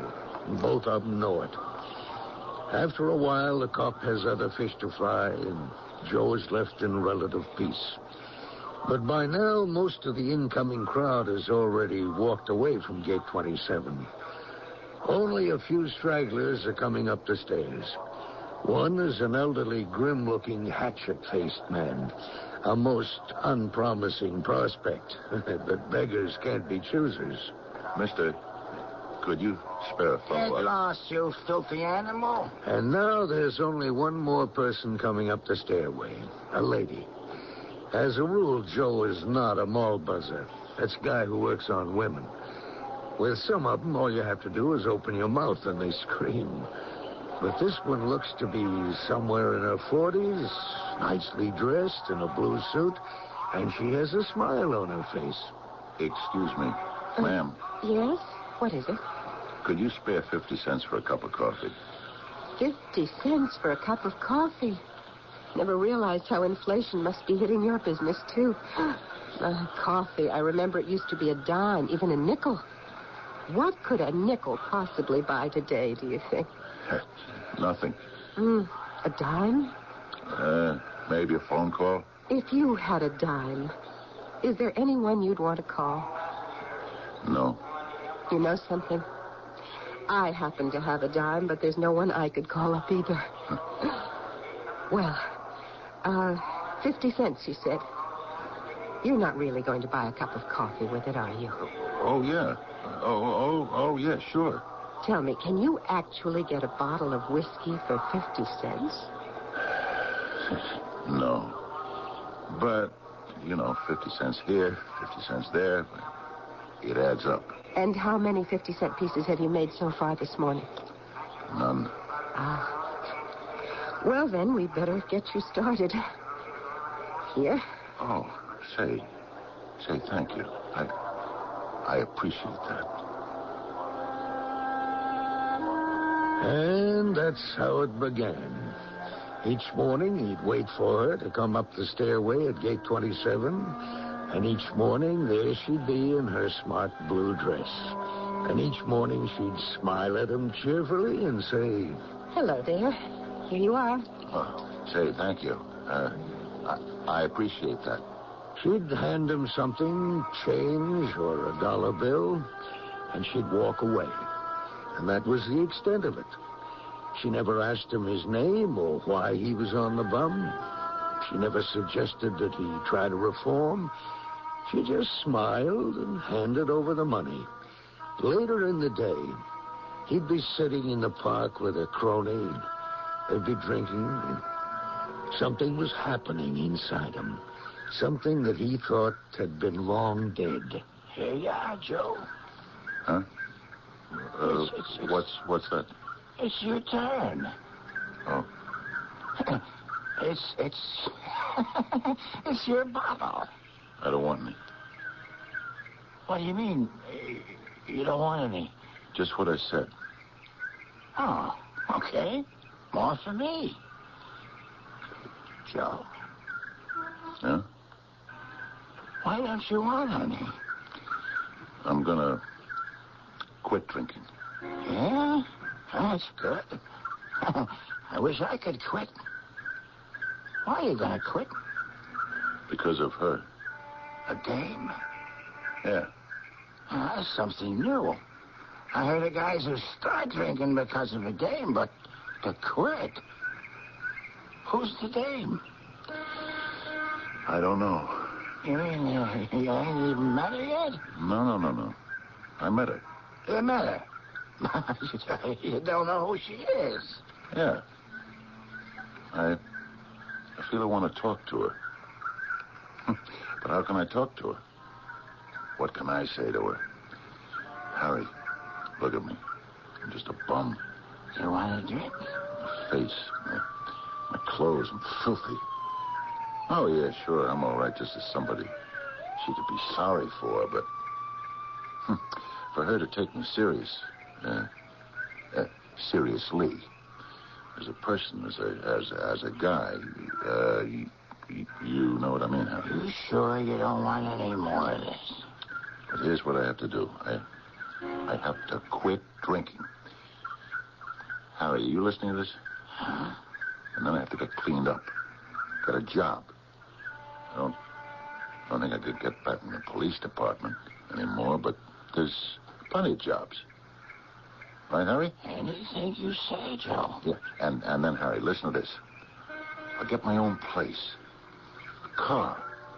Some good clothes. And one morning, I'll show up at gate 27. And I'll say to her, hey, listen, let me buy you some breakfast. Yeah, Harry, that's what I'm going to do. What do you say to that, huh?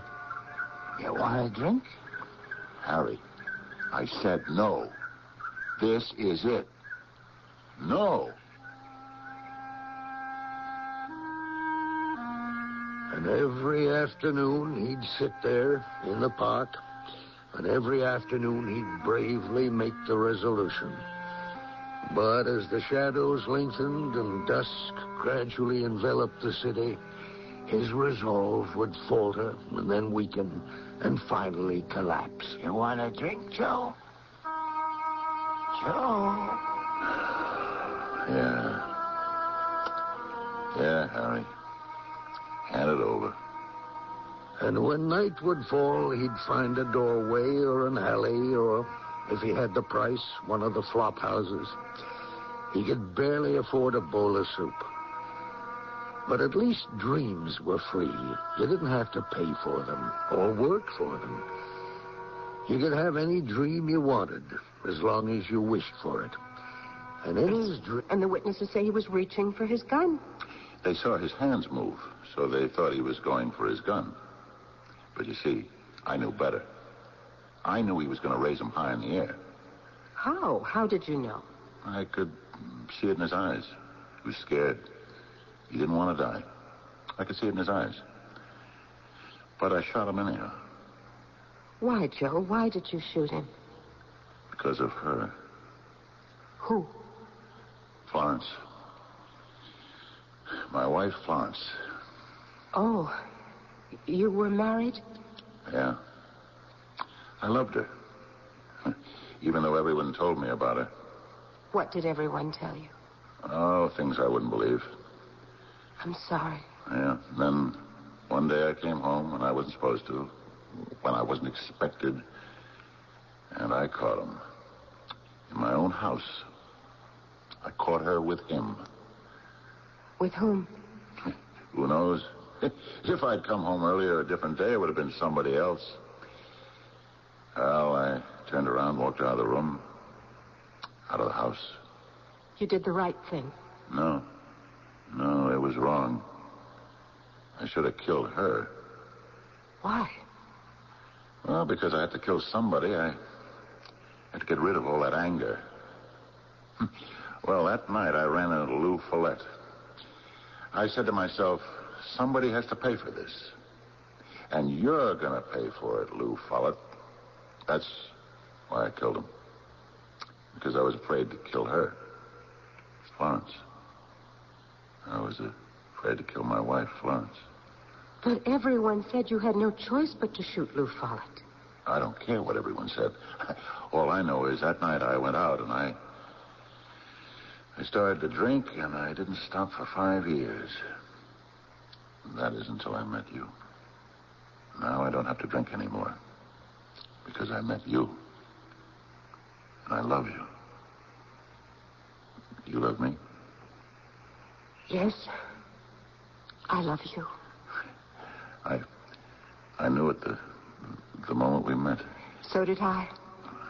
But when I think of what I must have looked like... I didn't notice any of that. How could you miss it? I looked into your eyes.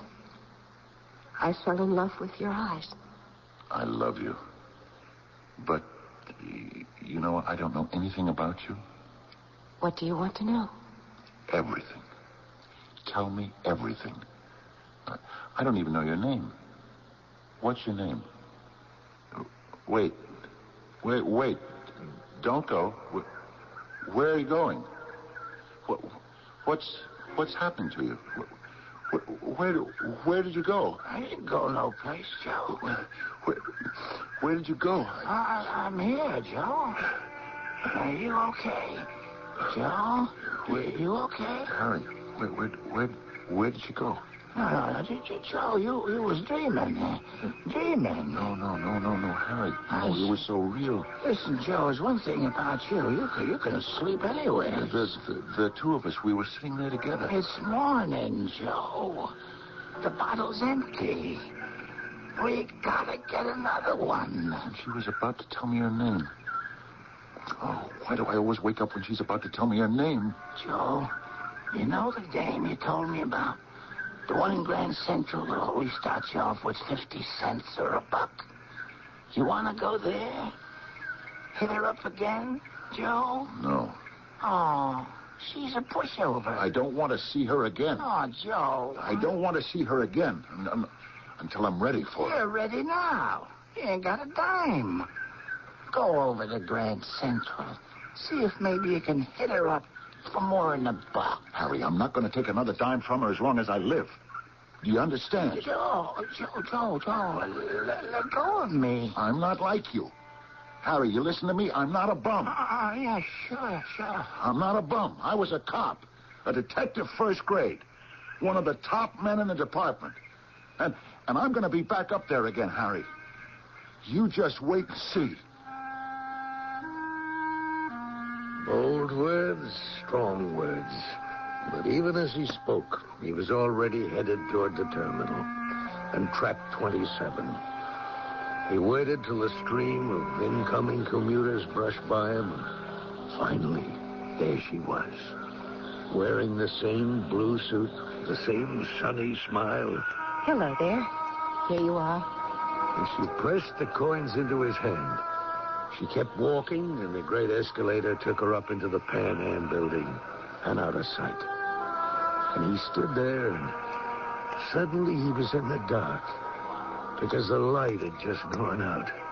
He was in the dark, and his eyes were filling with tears. His heart would be breaking if it hadn't already been broken 5 years before.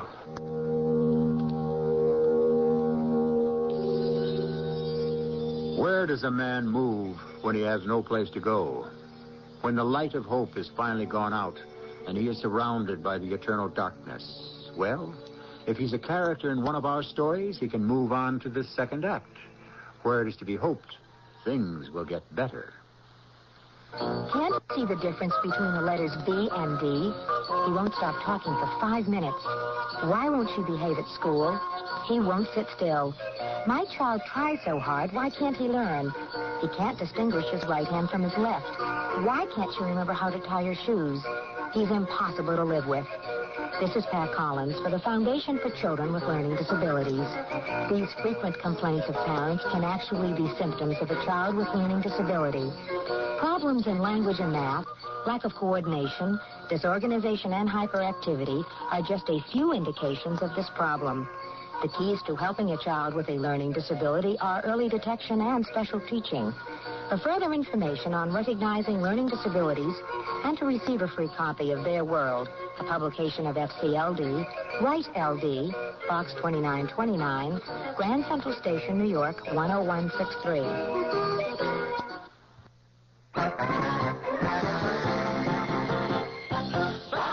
By now, everybody knows that Falvey, the most reliable name in automobiles, is Toyota. Because Falvey, in the Troy Motor Mall, still maintains the widest selection of Toyota cars and trucks. And because Falvey is price competitive on Toyota, Falvey has quickly become one of the largest Toyota dealers. Falvey of Troy in the Troy Motor Mall. But that's not all. Right there in the Troy Motor Mall, 500 feet away, Falvey is also Volkswagen. Think about it. Is Volkswagen fuel efficient? Does Falvey have a wide selection? And most important, is Falvey price competitive on Volkswagen? Answer, Falvey does it again. Volkswagen, Saab and Jaguar, Toyota too. Falvey is on a beat. Falvey of Troy in the Troy Motor Mall.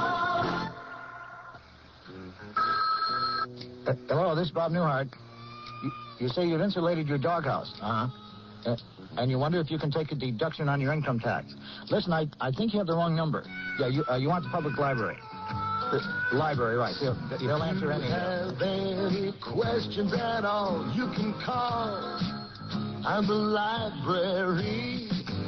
The library, right. So you just call them and ask them any question, and what's that? Golly, I don't know if penguins can sing. I don't know who invented applesauce. Listen, I think you want the public library. The library. Oh, I think penguins can hum a little. Don't mention it. If you have any questions at all, you can call. On the library, you can call. A public service message of the American Library Association and your local library. On the library.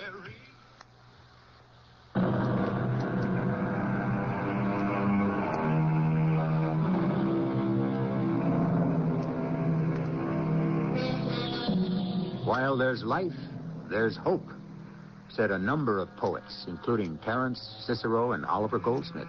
Therefore, I am encouraged to say it too. A poem should be like a mathematical equation, both sides in balance, which means we can also say that while there's hope, there's life. I'm sure that Detective Lieutenant Frank Ruhlbach, who is telling our story, would agree. Sure. Hope. You'd be surprised Oh, would you? And how many people there are in the world who have no hope at all, who've given up on everything, even dreams. It's getting light, Joey. Yeah. We better blow. When the janitor comes down the cellar for the garbage cans, he'll throw us out. Okay. Maybe he'll call the cops, which would be even worse. Yeah. Sure. Hey, look at it outside. It's gonna be a nice day. Huh? You, didn't sleep last night, did you? No. I noticed. Weeks. You ain't been sleeping. You hungry? No. Joey, I got to have a drink.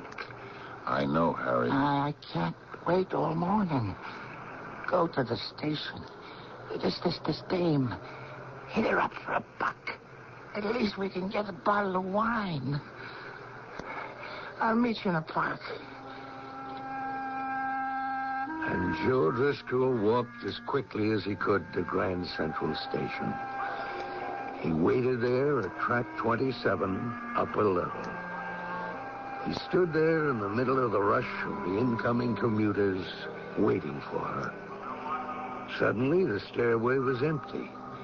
He could see down to the platform, and it was deserted. There was no sign of her. He stood there, and he didn't know what to do. You're here again, huh? No matter how many times I tell you to beat it, you keep coming back. Officer. Now move along, huh? But she hasn't come up the stairs yet. Move! She comes every morning, officer. Why didn't she show up today? Something must have happened to her. She wasn't on the train. On what train? Who wasn't on the train? This lady. How would you know a lady? I know her very well. Yeah? What's her name? I don't know her name, but she's kind. And she's sweet. And she believes in me. Sure. I believe in you, too. Now, just move along, huh? But she's on the train every morning, officer. Why wasn't she on it today? Who? The lady I've been telling you about. The lady whose name you don't know. The lady who don't exist. All right, now, beat it. But something must have happened to her. Joey, maybe you could go where she lives. Harry, how many times have I told you I don't know where she lives? Well, could you look her name up in the phone book? Harry, I don't know her name. Joe, we just can't sit here all day. What could have happened to her? What's the difference? Harry, she's in trouble. Oh, everybody's in trouble. Whole world's in trouble. Why wasn't she on that train this morning? Joe, we can't sit here all day. Please, Harry, I have to think. About what? Just let me alone, will you? Let me think.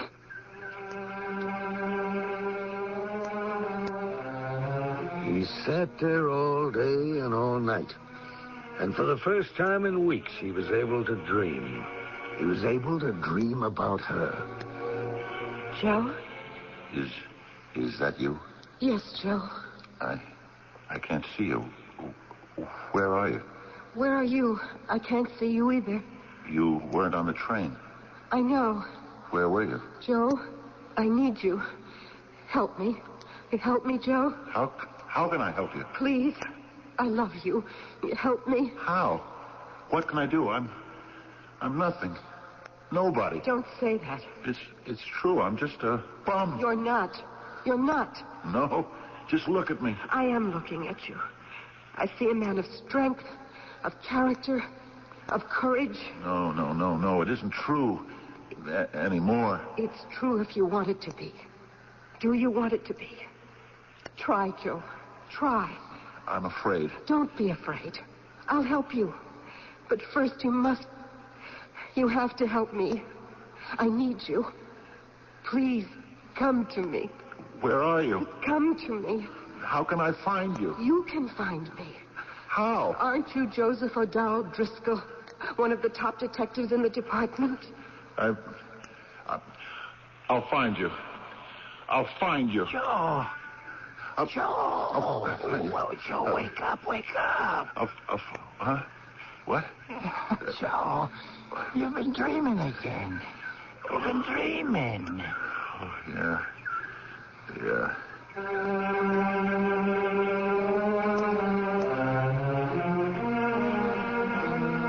That morning, I think I got the shock of my life. I was sitting at my desk, and I looked up, and there was this grimy-faced, ragged bum standing there. How'd he get in here, anyhow? Don't you recognize me, Frank? I guess you don't. It's me, Joe. Joe? Joe Driscoll. Oh, Joe. How are you, Joe? You can see how I am, Frank. Well, how are things?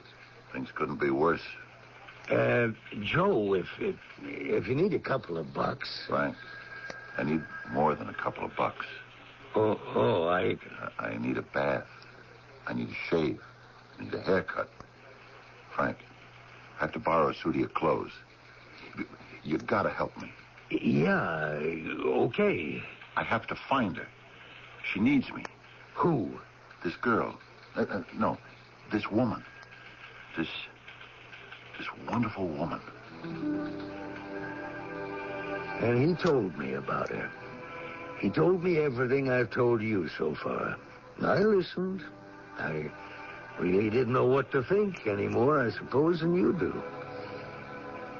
After all, what can you say to a man like Joe Driscoll? Maybe she's got another job. No. Which could mean she doesn't commute anymore. No. Well, maybe she takes an earlier train. No. A later train. No. Why do you keep saying no? Because I don't think so. Why don't you think so? Because she's in trouble. Well, maybe she's on vacation. I don't think so. Look, maybe she got married and she doesn't have to go to work anymore. I don't think so. Why do you keep saying I don't think so? Because I know she's in trouble. How do you know? Because I'm still a cop, Frank. I still have a policeman's instinct. I know she's in a jam. I just know it, that's all. Okay. Well, what do you want me to do about it? Find her. How? First, Frank, I have to get cleaned up. Can you take me home with you? I took the morning off. We went to my place. It's a good thing my wife was out working. After about an hour in the bathtub and with a razor, he didn't look too bad. When he put on one of my suits, he even looked presentable. See this, Frank? Yeah, it's your ID card from the department. Yeah. I had to turn in the shield, but I always kept this. I may have to use it to find her. Joey, you can get into trouble for impersonating a cop. But I am a cop, Frank. Even if I'm not still with the department at this time, I'm a cop. I can never stop being a cop. Is that how you feel, really? Yeah, I do. Look, Frank, I have to get moving. I have to find her. It's been 2 days. Oh, wait a minute, Joe. For what? Please, ask yourself a question. Ask yourself, does she exist? What do you mean, does she exist? Well, does she? Sure she does. Maybe she does, but only in your mind. Frank, I'm not crazy. No, of course not. But you've had a bad time. You lost everything. You gave up everything. You became a drifter. Look, Frank. Something inside you said, no, this can't go on. Joe Driscoll is not going to be a bum for the rest of his days. Joe Driscoll is going to make a comeback.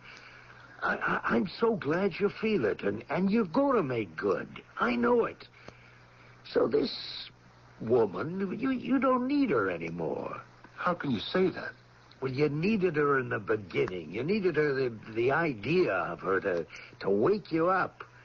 But you're all right now. You can make it on your own. Frank, are you trying to tell me this girl is only in my imagination? Isn't she, Joe? Isn't she?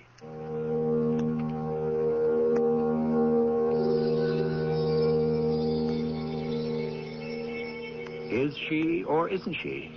For 5 years, Joe Driscoll has been a drifter and an alcoholic. Has a mysterious woman inspired him to return to society? Or is it his own innate sense of right and wrong which is making itself felt? Remember, we have only seen and heard this lady through Joe Driscoll's senses. Who is to say that it all hasn't been inspired by the bottle? Of course, that's why we have a third act. Weekdays on CBS television. Don't miss your favorite daytime dramas. Follow the continuing stories of people loving, hurting, and needing each other. Their lives changing every day, full of turmoil and triumph on The Young and the Restless. Then, it's romantic intrigue and hidden desires on As the World Turns. Be sure to watch The Young and the Restless and As the World Turns. Weekdays on CBS television. True Value Hardware stores hope you never have a problem starting your car this winter. But just in case, be prepared with the Carroll Cable 12-foot 10-gauge booster cable set, just $688 as their January hardware value of the month. Hi, Pat Summerall to say it features solid copper contacts and cables for reliable starts, plus rugged steel clamps with heavy-duty springs for durability. And this premium Carroll Cable 12-foot booster cable set is just $688 while supplies last at participating True Value Hardware stores and home centers. They say their product is the highest quality. But how can I be sure? But they say it's a great value. Well, how will I know until I try it, and then it'll be too late? Well, there is another way. A way to stop buying blind and start buying smart. Read Consumer Reports. Consumer Reports tests and rates thousands of things you shop for. Foods, home care products, appliances, automobiles, and much more. Millions of Americans read Consumer Reports magazine every month for reliable brand name ratings. Oh, Consumer Reports, of course. My neighbor's been subscribing for years. Now you can, too. Just phone toll-free 1-800-528-6600 for 11 issues of Consumer Reports, plus the big 1982 buying guide, plus the 1983 buying guide when published, plus the 383-page Health and Drugs Guidebook. All that usually costs $29, but now it's only $14. Call right away. Was that 1-800-528-6600? Right. 1-800-528-6600. Don't get taken. Get Consumer Reports.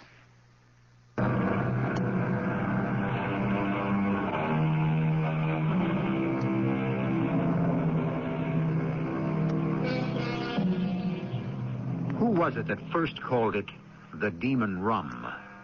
Certainly the name is apt, even if it so happens that it isn't the same demon for everyone. For some, it's a demon that can spin an entire universe of gossamer fantasy. For others, the demon creates a shadow world that seems so real, so logical, so wonderful. Ask yourself, Joe, does she really exist? Yes, Frank, she does. Okay. You don't believe that? Sure, Joe, sure. I believe it.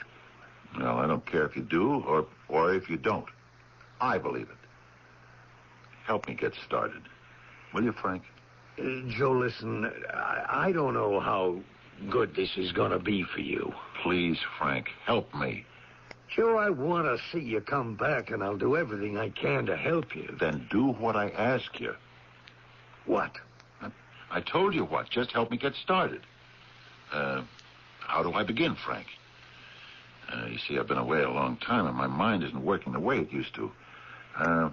What's the first thing I do? Well, there could be a perfectly reasonable and logical explanation why this woman, that is, if she exists. Well, please, Frank, we're past all that. She exists, and she's in a jam. Now, how do I get started? Okay. Let's go to the scene of the crime.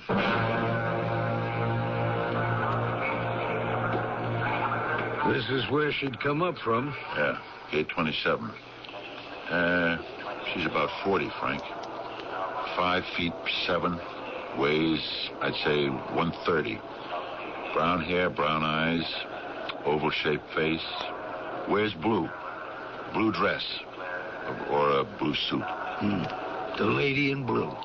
She always makes this train that gets in here around 8 o'clock. Now, first thing we have to do is find out where this train comes from. Train number 8217 starts at New Haven. Makes 11 stops before Grand Central. Brings in close to 1,000 people. Joey? Okay, so we're getting somewhere. Where? Well, we know she has to get aboard on one of those 11 stations. Oh, sure. Well, what are we going to do? Ask every one of those 1,000 people? Do you know a woman about 40 who wears blue? Frank, we don't have time. She's in trouble. I know it, and I have to get to her fast. Look, there has to be a way to cut through all of this. You're too smart a cop, or you used to be, to believe you can break a case in 15 minutes. Frank, I can't get rid of this feeling that we don't have time. But time is what a cop needs. Time and patience and shoe leather. You know that, Joe. We can't ask 1,000 people. My point, exactly. But you don't have to ask 1,000. How many people are in each car? Well, I don't know. 80, 100, maybe? Huh. I think I got something. Yeah, what?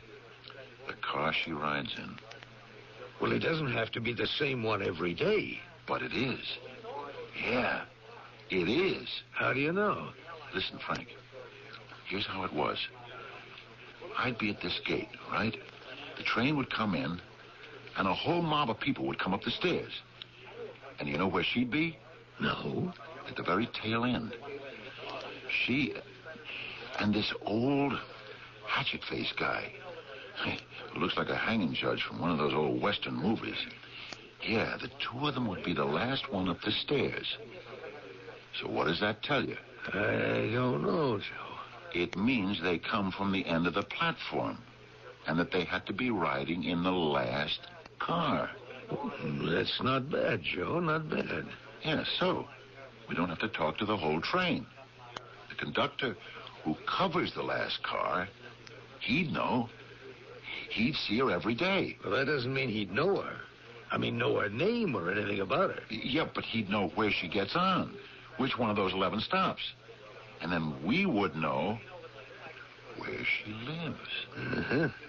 So we wait till tomorrow morning when the train comes in. We ask the conductor on the last car. Well, we can't wait till tomorrow. Why not? Because we don't have time. Frank, I'm trying to tell you. She needs me now. Well, what is that we can do?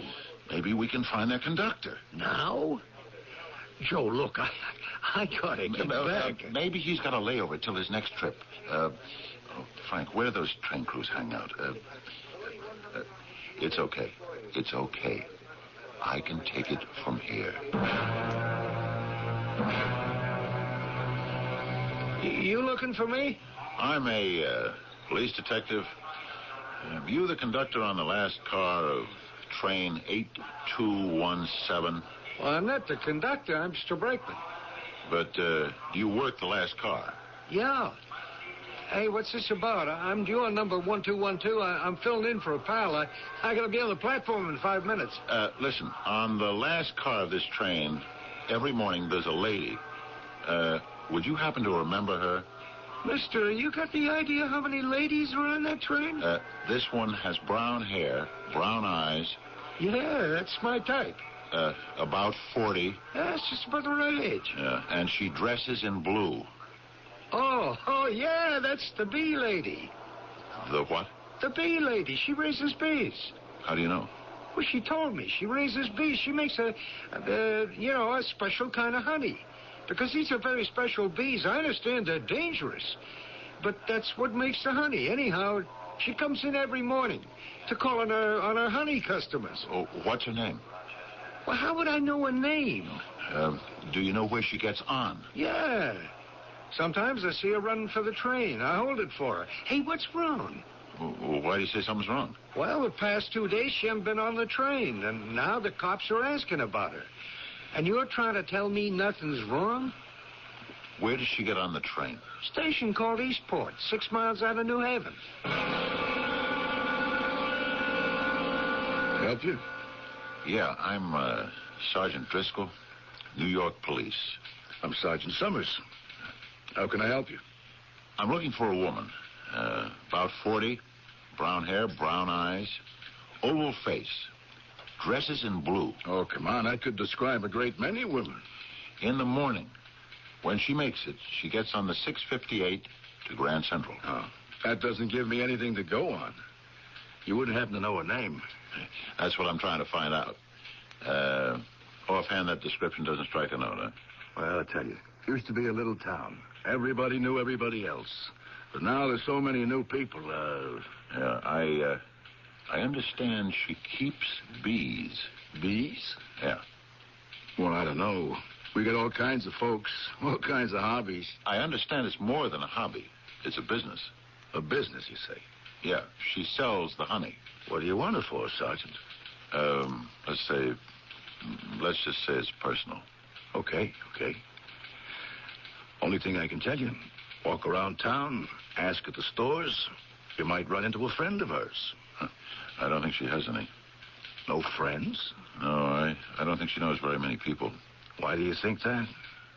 Oh, because of something I remember she said to me. She said, I happen to have a dime, but there's no one I could call up either. What was that again? Yeah, it's not going to help. Well, look, all I can say to you, ask around. Somebody might know her. Yeah, but the trouble is that could take time, and I don't have time. Well, I wish I could help you. Yeah, thanks. Wait. She doesn't sell honey in this town, but she makes it here, which means, doesn't she have to have some kind of certificate or permit? Let me check it out with the town clerk. Aviary. There's a listing for a Mrs. Louise Hastings. Mrs.? She's described as a widow, place of business and residence, Frog Hollow Road. Where's that? Oh, boy, that's in the boonies.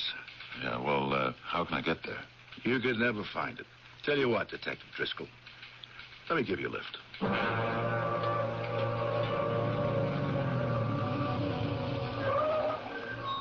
How do you like this for solitude, huh? Yeah. Hey, there's a car. She has to be home. Yeah, place is quiet. That's all you've got up here. Quiet. Yeah, but it's too quiet. Louise? Louise? I don't think there's anybody here. Let's ring the bell. Doesn't sound like there's anybody home. Yeah, but the car's here. Where would she go without a car? Huh. Hey, the door's open. Louise. Look at her. Louise. Is she, Help me lift her up. Okay. She's holding the phone in her hand. Look, see? She picked it up and pulled the extension cord out of the socket. What happened? Here, set her down on the couch. All right. She's breathing. Yeah, but it's shallow. Weak. What happened to her? I don't know. There's no sign of any assault. No, the whole place is in order. Better plug in that phone and get a doctor, quick. Louise. Louise. Oh, it's you. You. Yeah, it's me, Louise. I knew you would come. I knew. What happened to you? What happened?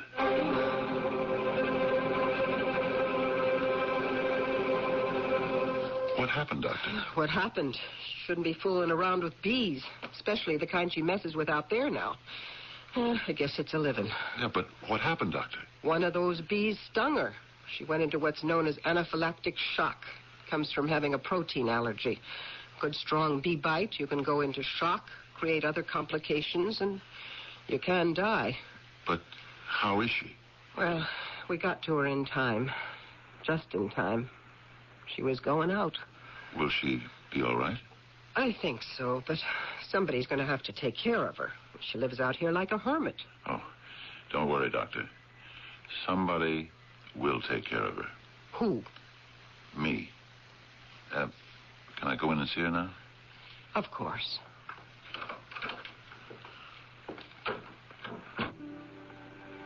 Hello, Louise. Hello. Who are you? I waited for you at gate 27 for the past 2 days. Oh, it's you.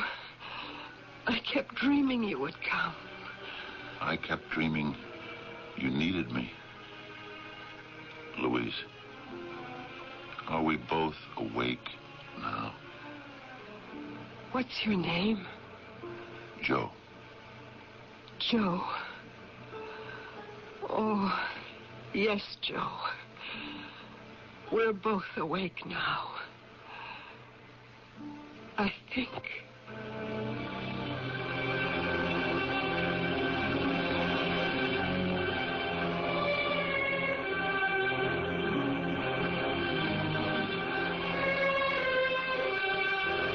Cast your bread upon the waters, the book tells us. One good deed deserves another. The basic, the most elementary principles of life. And consider all these rules of brotherhood and charity were formulated by the ancient peoples. Why? Perhaps in those times they understood that charity not only aids the receiver, but also enriches the giver. And it forms a common bond for all humanity. I shall be back shortly. Hi, I'm Landon Saunders. And you know, it's the little things that get you down. You wake up in the morning feeling pretty good, but the kids are sick or noisy or messy or all three, or the traffic's bad. Your job's no better, your boss is grouchy, your coworker's lazy. Your bills mount up and you feel tension that you didn't have before, and you become morose, depressed. Maybe you have 3, 4, 5 days like this in a row, and you don't know what to do. Well, I've got a few suggestions that I think will help you cope with that depression. Here's one idea. Decide not to let your depression dehumanize you. You're a person, a very special and valuable person. Nothing or no one can change that. And you don't have to react in any other way. Your depression is never bigger than you are, and it's generally not fatal. If you'd like a copy of my depression plan, it's free. Just put the word depression on a postcard and send it to me at this address. Heartbeat, Hartford, Connecticut, 06142. This is Heartbeat.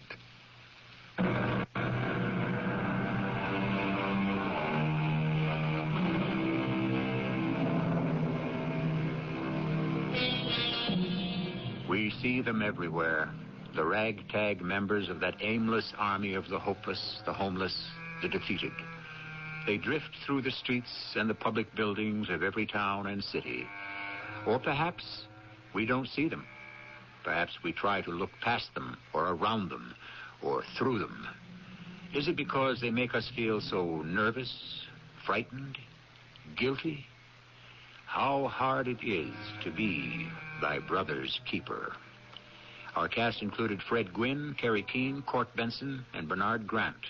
The entire production was under the direction of Hyman Brown. And now, a preview of our next tale. We thought you were on the ocean. I was. Well, what happened?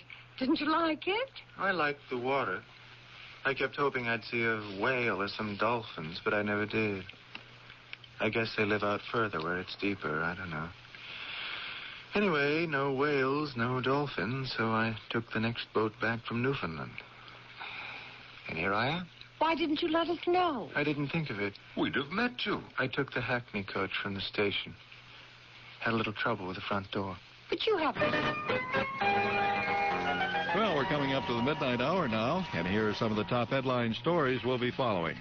Tonight's Super Bowl pub crawl ends in tragedy for two. I'm Gary Baumgarten, and I'll have a live report upcoming.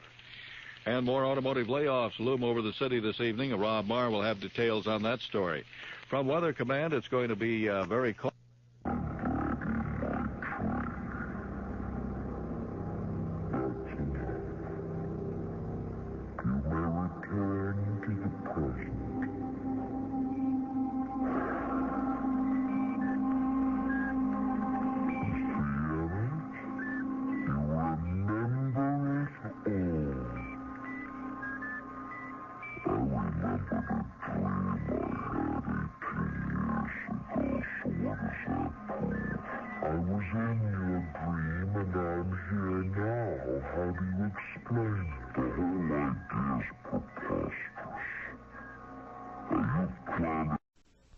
The CBS Radio Mystery Theater presents...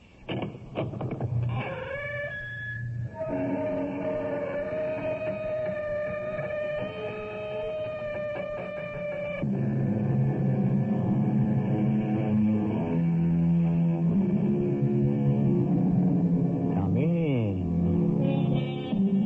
Welcome. I'm E.G. Marshall. If you pick up a starving dog and make him prosperous, He will not bite you. That is the principal difference between a dog and a man. So said Mr. Mark Twain. Of course, what Mr. Twain didn't take into consideration was the fact that dogs and men have widely differing views on what it is that constitutes prosperity. Will you be home late to dinner again tonight, Alan? I won't be home at all, I'm afraid. Oh? Yeah, an old professor of mine's in town, and he wants to get together with some of his former students. Well, if you won't be home, I'll go to pistol practice. Pistol? What are you talking about? You know me. I like to take courses. This is one in shooting a pistol. Why would you want to learn how to fire a pistol?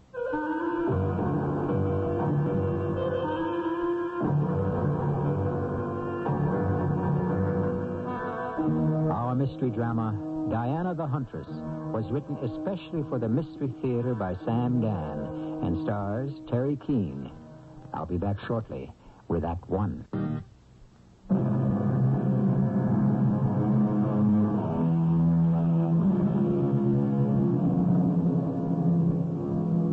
Time cools, time clarifies. No mood can be maintained unaltered indefinitely. Time changes us all, or it should. There are those who resist, who hold on, who refuse to let go of yesterday's truths, even though they have been revealed as today's lies. Okay, Mrs. Manley. Now let's look at the target.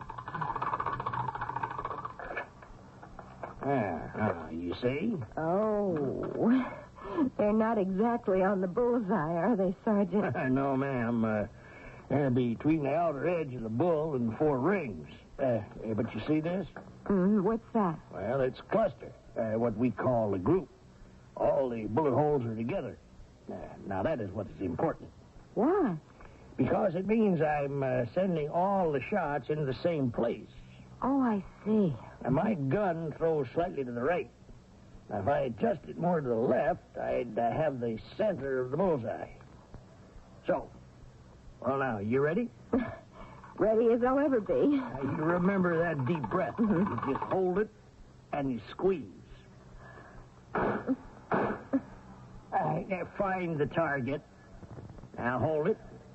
Squeeze. Hey, I can tell from here you did okay.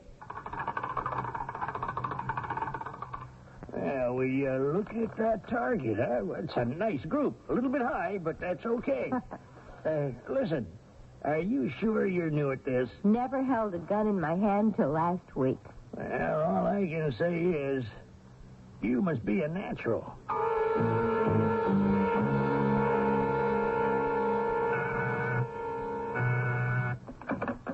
Yes. Your wife is here. Well, tell her to come in, Janet. Well, what are you doing downtown? Yes. I haven't the faintest idea. I've just had a lesson. What kind? Yes. Look, I really don't have the time, Diana. What kind would you suppose? I don't know, ballet, art, gourmet cooking. No. Well, what kind of lessons do housewives take these days? I take basic finance and money management, principles of law, computer analysis, and programming. Really? Well, I didn't know. Well, which of them did you have this morning? None of them. Oh? Something new? Yes. What? Pistol shooting. More accurately, revolver. A .32 caliber double-action Harley-Clausen revolver. What are you talking about? It's a range. A school, actually. My instructor is an off-duty detective. I don't understand. Why would you... I just find it interesting, and it's a marvelous exercise in coordination. So, okay. Will you be home late for dinner again tonight? Oh, dinner. Oh, yeah, look, I meant to tell you, I won't be home at all. No? No, Dr. Palliser's in town, and he's invited a few of us, who were students, to spend the evening with him. Palliser? Mm-hmm. Oh, Dr. John Palliser. I remember you had him for cardiology. Yeah. Well, give him my regards. Okay, I will. And don't wait up, Diana. I may be late. All right. Oh, hey, it's almost noon. Can you take me to lunch? No, I can't have any. I'm due at the hospital. Well, we will have breakfast tomorrow morning, won't we? Well, of course.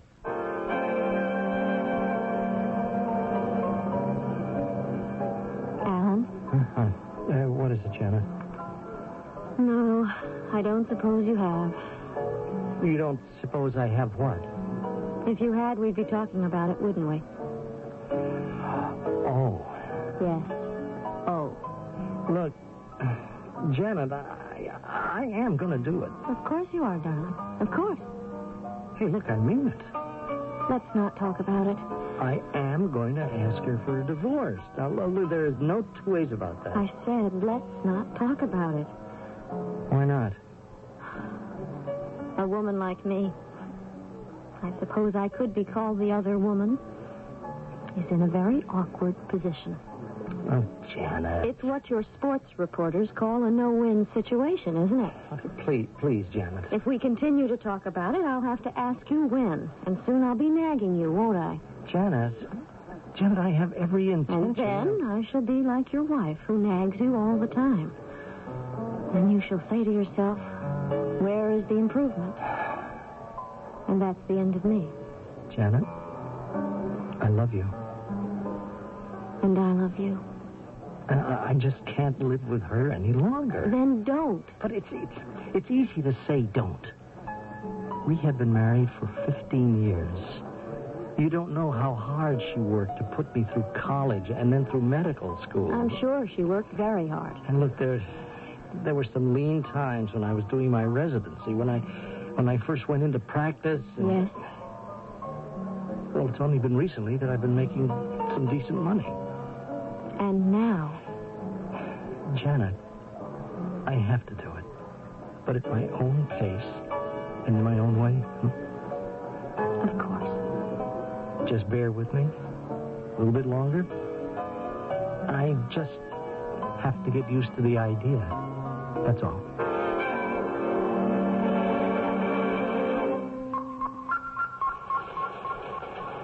Good evening. It's Jane Fowler again with the evening features. My guest is a man who can give us a few tips on how to live a little bit longer. Hello? Oh, yes, Doris.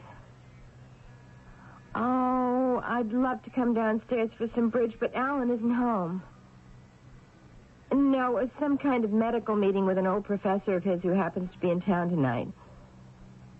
No, I don't mind being alone. Listen, when you're a doctor's wife, you get used to it. Okay. Another time, sure. Of course. Everything depends on your heart. Dr. John Freeman Palliser, you are one of the world's leading cardiologists. Dr. Palliser? Tell us, how can we be good to our hearts so that our hearts can be good to us?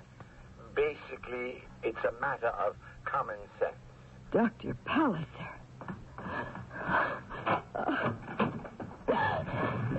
Taxi! Taxi!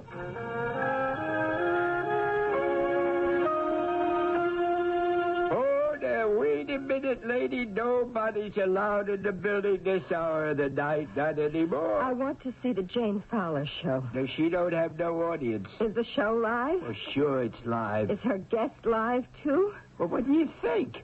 Dr. Palliser. Is he here? Oh, yeah. Oh, hey, the show is over. Here they come right now. Certainly a remarkable show, Dr. Palliser. A lot of listeners are going to live longer who heard it. Yes, that was Dr. Palliser.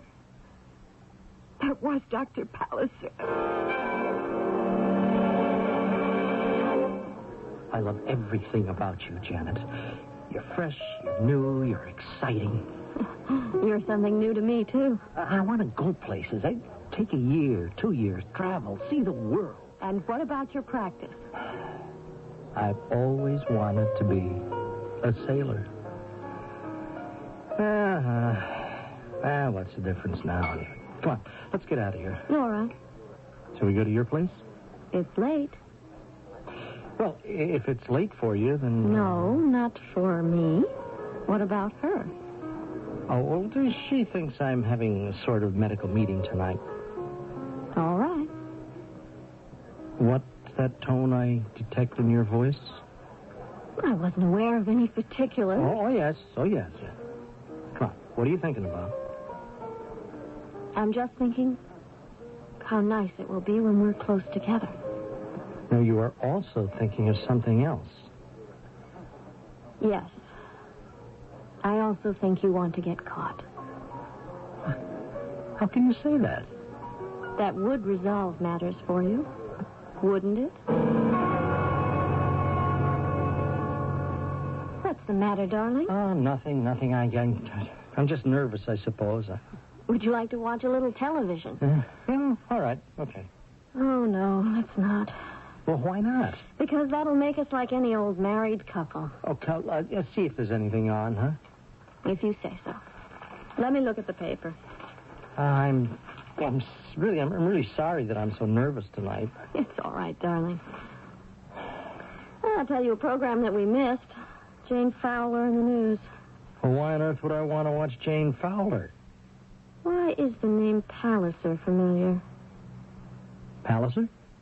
Oh, yes. He's a sort of gray eminence, the old professor you're supposed to be with tonight. Hey, well, what about him? He was Jane Fowler's guest this evening. He was? Oh no. Here, let me see that. Oh, no, it can't be. I told Diana that I was going to be having dinner with him tonight. Yes. Oh, all the dumb luck. She watches that stupid program, too. Does she? Look, would I say she did if she didn't? Oh, I'm sorry. Well, what am I going to do now? Leave. Leave and say you were with Dr. Palliser until he had to go to the station for the interview. Oh, look, that was 2 hours ago. What took me so long to get home? You had a flat tire. Oh, come on. I don't drive in the city. Well, then you'll have to face her. Or perhaps you won't. What do you mean? Maybe she'll let it go.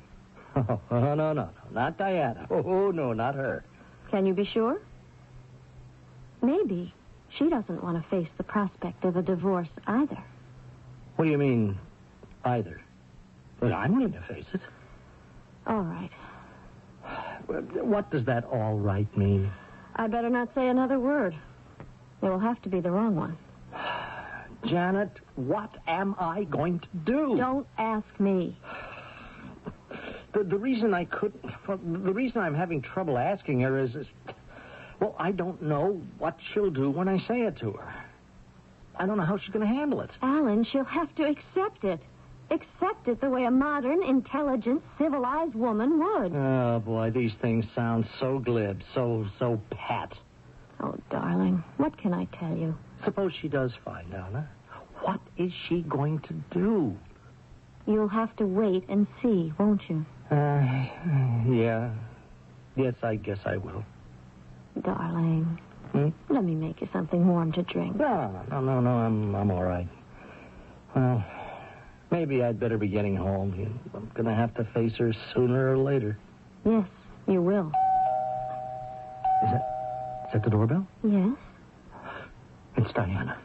Diana? Are you expecting anyone? No, of course not. Well, it can't be anyone else. What does she want? What's she going to do?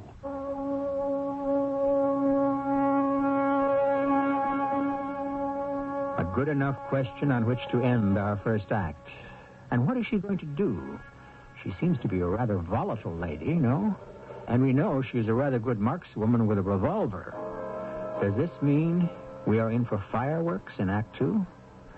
We'll find out in just a few minutes.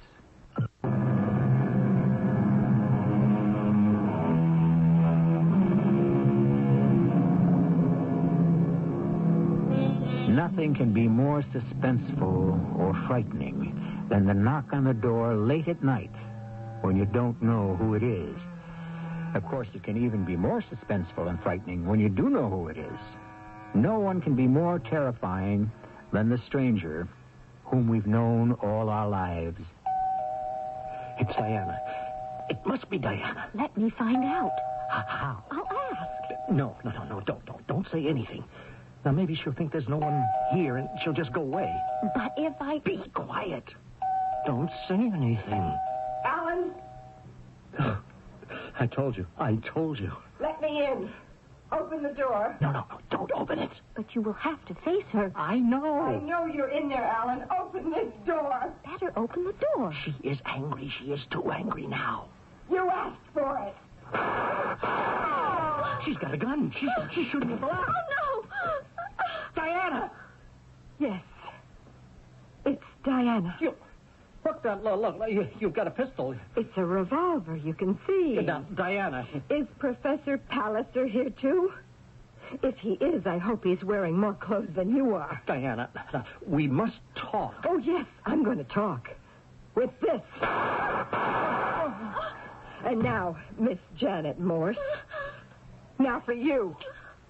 Oh, it won't go off. Why won't it go off?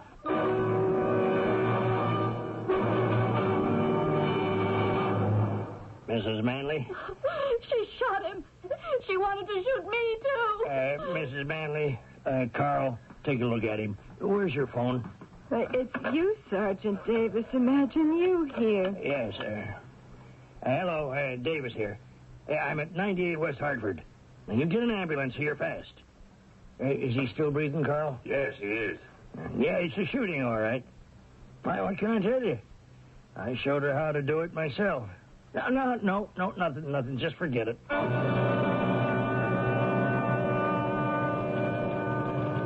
Crying out loud, Mrs. Manley. Why? He was cheating on me. Okay, but couldn't you... Couldn't I what? Well, couldn't you just get a divorce? No. You don't understand. Okay. You tell me. I met him. He was nobody. Everybody thought he was nobody. I thought he was somebody. I worked. I put him through school. You don't know how I worked. I waited on tables in department stores, long hours. For what? So he could become a doctor. Now he's somebody. I made him into somebody. Why should she have him? What did she ever do for him? Well, she says you tried to kill her, too. Yes, I would have.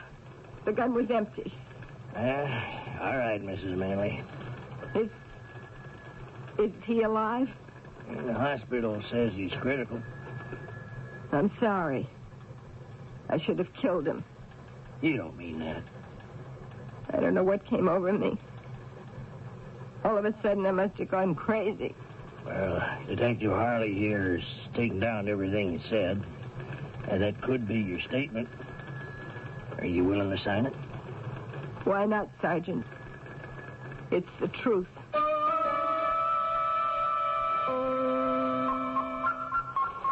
It's Jane Fowler with the evening news features. What happened last night? To begin with, a shooting.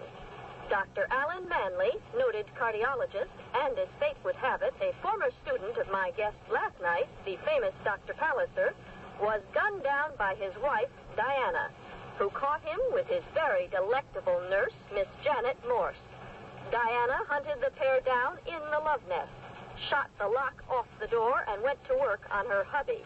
She would have taken care of Janet, too, but she ran out of bullets. Diana, she certainly deserves to be called Diana the Huntress. Good morning, Mrs. Manley. Yes? I'm Dr. Sanford Ullman. Well? The court has asked me to examine you. For what? Well, they say for your sanity. Oh. I see you've been reading the newspapers. I always read the newspapers and listen to the broadcasts. I'm very curious about the news. You've even been given a name by the media. Diana the Huntress. Do you remember shooting your husband? When I try hard, I can see a woman shooting him.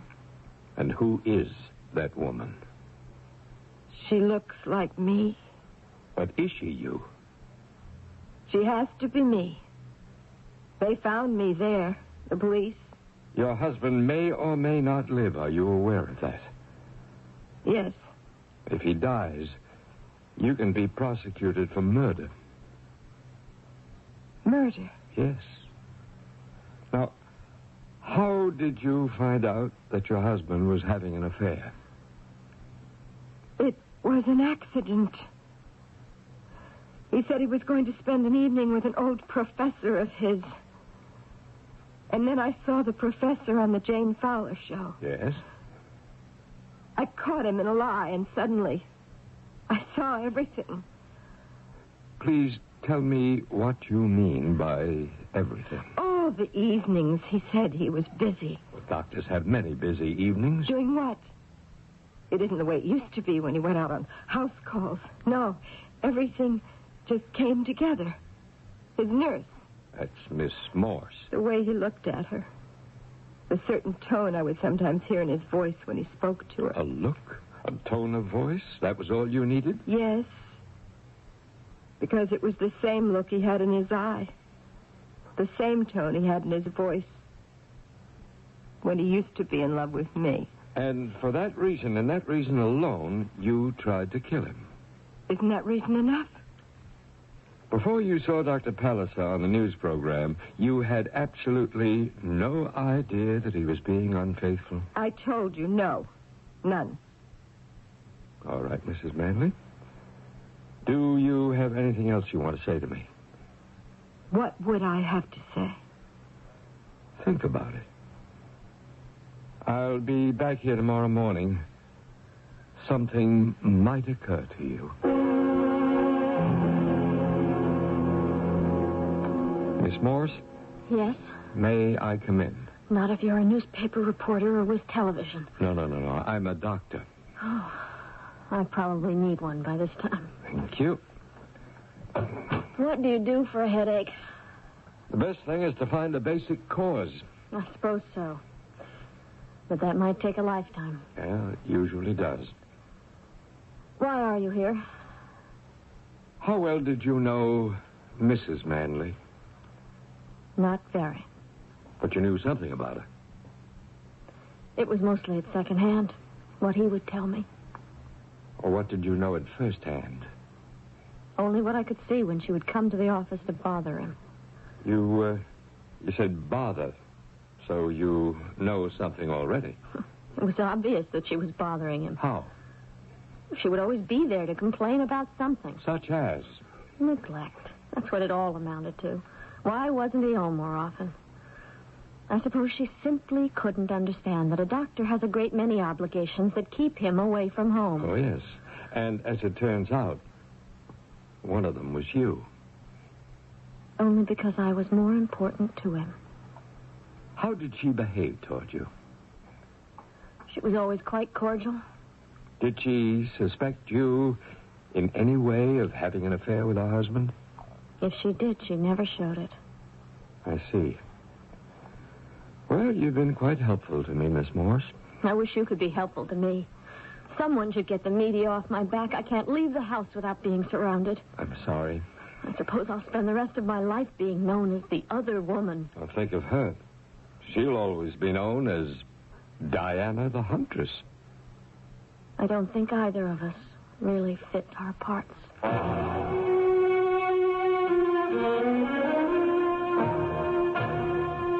She was standing there, Doctor. You know? Just standing there quietly? As a revolver, it was lying on the floor right by her left shoe where she dropped it. And that was the scene when you walked into the room, hmm? The girl, the nurse, Miss Morse, she was hysterical. Who could blame her? She kept repeating, she shot him, she shot him. She wanted to shoot me, too. But Miss Manley just stood there staring. Staring at what? I don't know. Maybe at nothing, like she was in a trance. And then suddenly she says, "It's you, Sergeant Davis." She knew you? Oh, yes. Well, how? Well, there's this pistol range, and I moonlight there as an instructor. She was taking lessons. Why? It's not a bad sport. Was she aware of what she had done? Yes, I would think so. Did she say why she had done it? Yeah, she said she found out he was two-timing her. So she killed him. She was mad. I mean, angry. She'd done the wifely sacrifice bit, and now she was being thrown out for a younger dame. Is that what she said? Well, that's what it came down to. And so she tried to kill him in a white heat. Well, white, red, whatever it is, she just came apart at the seams. If he dies, will it be temporary insanity, Doc? That's what we have to find out. I only have a few minutes, Dr. Allman. I must make it plain. How can I help you? Dr. Palliser, do you remember a student by the name of Alan Manley? Manley.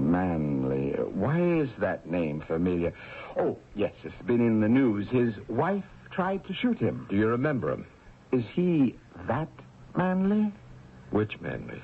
Don Juan Manley. He had a reputation for being quite a lady killer. I suppose the reverse was almost true. Is he going to live? Well, he's still on the critical list. I hope he pulls through. Don Juan Manley, eh? Yes. That's how I remember him. When did you find out that your husband was being unfaithful?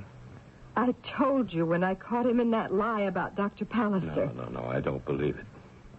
Are you accusing me of being a liar? You say you found out 2 nights ago.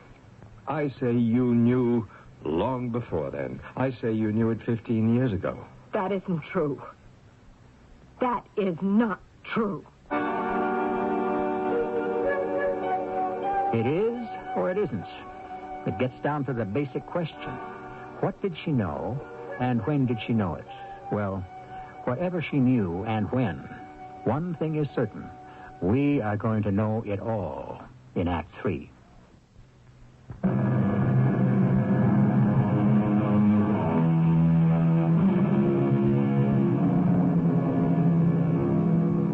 What song the siren sang, what name Achilles assumed when he hid himself among the women, though puzzling questions, are not beyond all conjecture. No, indeed, Sir Philosopher.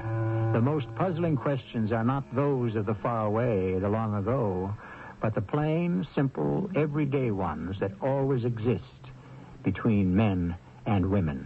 You knew he was unfaithful 15 years ago. That's a lie, Dr. Ullman. You didn't know? It isn't true. He was never unfaithful to me. Well, then why was he called Don Juan Manley? Oh, that. Yes, Mrs. Manley, that. I see you've been doing some research. Yes, I have.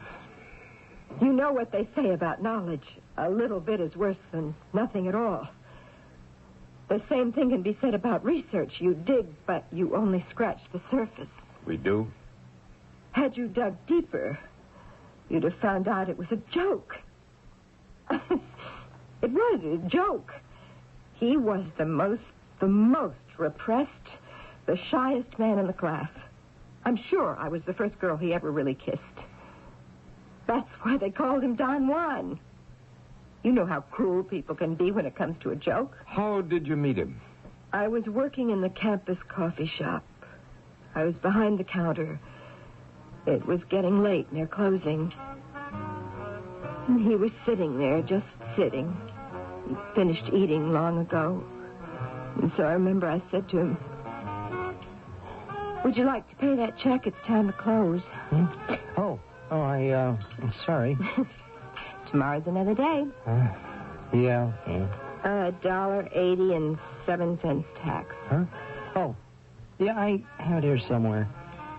75, $1, 20, 30, 45, 60. Wait a minute. I have to have another 28 cents somewhere. Yeah, I could have sworn it. You don't have 28 cents? Well, I guess not. Will I have to wash dishes? No. You'd probably break more than 28 cents worth. Listen, you pay me tomorrow. Tomorrow? Yes, that's what I said. Well, I may not be here tomorrow. Oh, no? I'm fed up with the whole business. What whole business? School. I've been going to school all my life. Grade school and high school and college and now med school. Well, you have to go to school if you want to get someplace. I suppose. All right, what's someplace? It's place where you're somebody. Well, I'm somebody now. I am Alan Manley. I just want that. Yeah, you just want... What? Just to be like everybody else. Who's everybody else? You know, guys that don't kill themselves studying. You kill yourself? I do. You know why? Because I'm not as smart as the other guys in my class. They all kill themselves, too. None of them have it easy studying. I hear them talking. No, I am killing myself working. I have to hold on to 2 jobs to make it, and at the end of the week, I'm flat broke, and what for? So I could be a doctor? Oh, no. I've had it. I'm quitting. No, I'm going to quit. Don't. What do you mean, don't? If you quit, you'll regret it the rest of your life. How do you know? Just believe me. What is it to you, anyway? I don't know. I wouldn't like you to be unhappy. Well, I'm unhappy now. And why should you care? I've seen you come in, and you always have such a sad look on your face. Makes me feel sad, too. And I'd like to help you. How could you hope to help me, huh? Look, never mind how this sounds. But if you need any money... What are you saying? I could let you have some money. I couldn't take any money from you, from a stranger.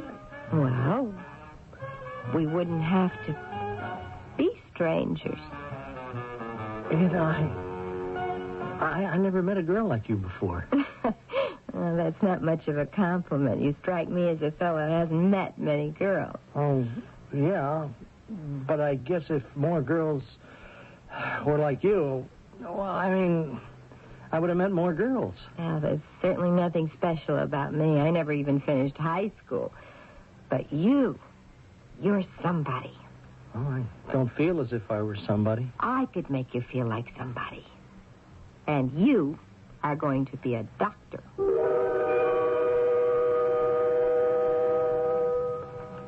And he became a doctor. Yes. I worked at 2 jobs. We were married. I worked all the time, but he went through school. It wasn't easy. Yes, I know. I know what it is to go to medical school. But you don't know what it is to go to medical school and do a day's work at the same time. Even though I was always on one job or another, it wasn't enough. He had to find something, too, and lots of times I'd come home and find him fast asleep over his books. Hey. Hey, come on. Get up. I'll make you some coffee. What? You fell asleep. Oh, boy, I am so tired. I know. You know, I had to put in 4 hours with that road crew. Well, but it pays good money. Oh, there is no such thing as good money. Oh, I want to go to sleep. No, you can't. Why can't I? You've got your anatomy exam tomorrow. Give me the book. I'll quiz you. Come on, I'm too tired. Oh, then take a cold shower. Just leave me alone, will you? Now, they're going to ask about the chest. Start with the xiphoid process. Oh, look, I said I am going to sleep. You do, and you'll never be a doctor. Well, that suits me just fine. Come on, sit down. We've worked too hard and come too far for you to quit now. Oh, look, I'm so tired. What is the xiphoid process? It's the cartilaginous sword-shaped process at the... No, come on, keep awake. All right, at the lower... the breastbone or the... all right, the sternum. Can I go to sleep now? We have only just begun. I hope you don't mind my coming here again, Miss Morse. Not if it will be helpful, Doctor. Well, what did you and Alan talk about? What do people who are having an affair talk about? How much they love each other. How happy they are that they found each other. How frightened they are that they may lose each other. Any specific areas of conversation? Yes, I remember one. Travel. What about travel? They spoke about getting away more often. On vacation? No, these would be more than vacations. Trips. Lengthy trips. A year, 2 years. And what did he say he would do about his medical practice? He didn't say. He would get a faraway look in his eyes and say, "I've always dreamed of being a sailor." A sailor? Yes. I think that would have made him very happy. A sailor? A sailor? What made him say that? Had he ever said anything about being a sailor? All little boys say they want to be sailors or cops or firemen. Yeah, but he wasn't a little boy when he met you. Oh, yes, he was. He was. In so many ways. So he did want to be a sailor. Left to his own devices, he would have gone to sea. Left to his own devices, he could have sunk down into Skid Row. But you saved him from that. Yes. And you say he was never unfaithful to you before? Never? Never. All those times when he was supposed to be studying, out working in the library, there was never another woman? No, there wasn't. Well, now, how can you be so sure? After all, you only caught him by accident this time. It isn't true. Why would he want another woman? Why? To get some quiet, to get someone soft and gentle who would let him alone. You're lying. No, am I? Just look at you. Your husband is wealthy, successful. Your clothes are expensive. Your home, it's a showplace. How far you've come from that frowsy little girl who worked behind the counter at the campus cafe. What are you talking about? I'm talking about a girl. A girl who had nobody and nothing. Yes, oh yes. She had one thing. Ambition. But what could she do about it? One day, a young man came into her life. He had an opportunity to go places, but absolutely no ambition. And so she decided to supply it for him. You're talking about me. Of course I am. And if I did decide to give him some ambition, make him work hard, what's the matter with it? Nothing. Provided it doesn't go wrong, go bad. With you and Alan Manley, it did. That isn't true. Well, then why are we here? Why are you being held in prison, and why is he lying at death's door in a hospital? Because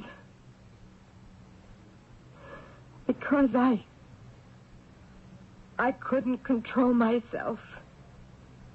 It just came over me when I found out. You found out a long time ago. No. You always knew about your husband and Janet Morse. No, I didn't. Soft, sweet, relaxed. You could see she's the opposite of everything you are. Hard, bitter, nervous. She could afford to be sweet and calm and relaxed. She didn't have to make him shape up. I could have been soft and relaxed. He was your passport from the coffee pot to the penthouse. You weren't doing this for him. It was for yourself. How can you say that? Would he have been better off as just a merchant seaman with nothing? Only he can answer that question. Now, you've been weeks preparing for this spontaneous outburst of passion. You even took shooting lessons so you could be sure to kill him. You knew he was cheating.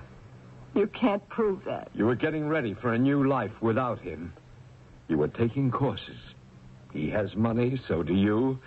That's why you started to study finance and business law, and maybe you wanted a job. So you're studying computer programming. That isn't true. You registered for these courses. You're attending them. Well, excuse me. Dr. Ullman here. Oh, yes. Oh? Well, thank you very much. The hospital. He's taken a turn for the better. Oh. He has a good chance now. Mrs. Manley, let me ask you a question. When did you know he was having an affair with Miss Morse? I told you. I didn't. Please. About a year. Since the day she came to work for him. That's better. What am I going to do now? What's going to become of me? Instead of shooting him, why didn't you ask yourself two very simple questions? First, why did he want to have an affair? Second, why in the space of a year hasn't he asked you for a divorce? I don't know. If he were happy at home, he wouldn't have looked at another woman. And if he were very unhappy, he would have left you. He's where a great many men are, and women too, in betwixt and between. He can go either way. It's up to you. What's up to me? Whom will he choose, you or Miss Morse? What can I do? Can I let him throw it all aside and go to sea? If that's what he wants, she's willing. Oh, what's she got to lose? Everything. Everything, just as you have. Maybe he really doesn't want to go to sea. Maybe he just wants to know it would be all right with you if he did. And suppose I were to say yes, and he went. Well, that's the chance you take, isn't it? Or would you rather nourish your grudges and nurse your hatred and try to shoot him again?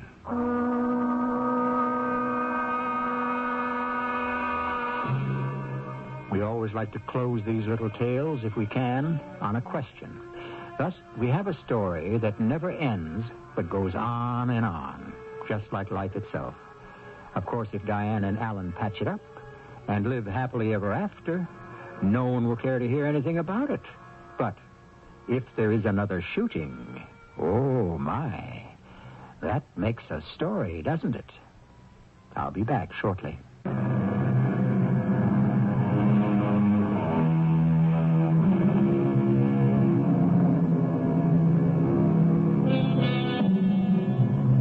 Sacrifice. Literature and life are filled with stories of noble sacrifice, of people who gave up everything for one another.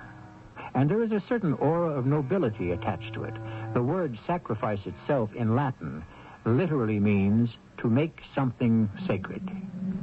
Sacred to whom? Can it truly be a sacrifice if there's an ulterior motive and you really enjoy doing it? I'm not being cynical, just curious. Our cast included Terry Keane, Earl Hammond, Jada Rowland, and Arnold Moss. The entire production was under the direction of Hyman Brown. Radio Mystery Theater was sponsored in part by Raven House Paperback Mysteries. This is E.G. Marshall, inviting you to return to our Mystery Theater for another adventure in the macabre. Until next time, pleasant dreams.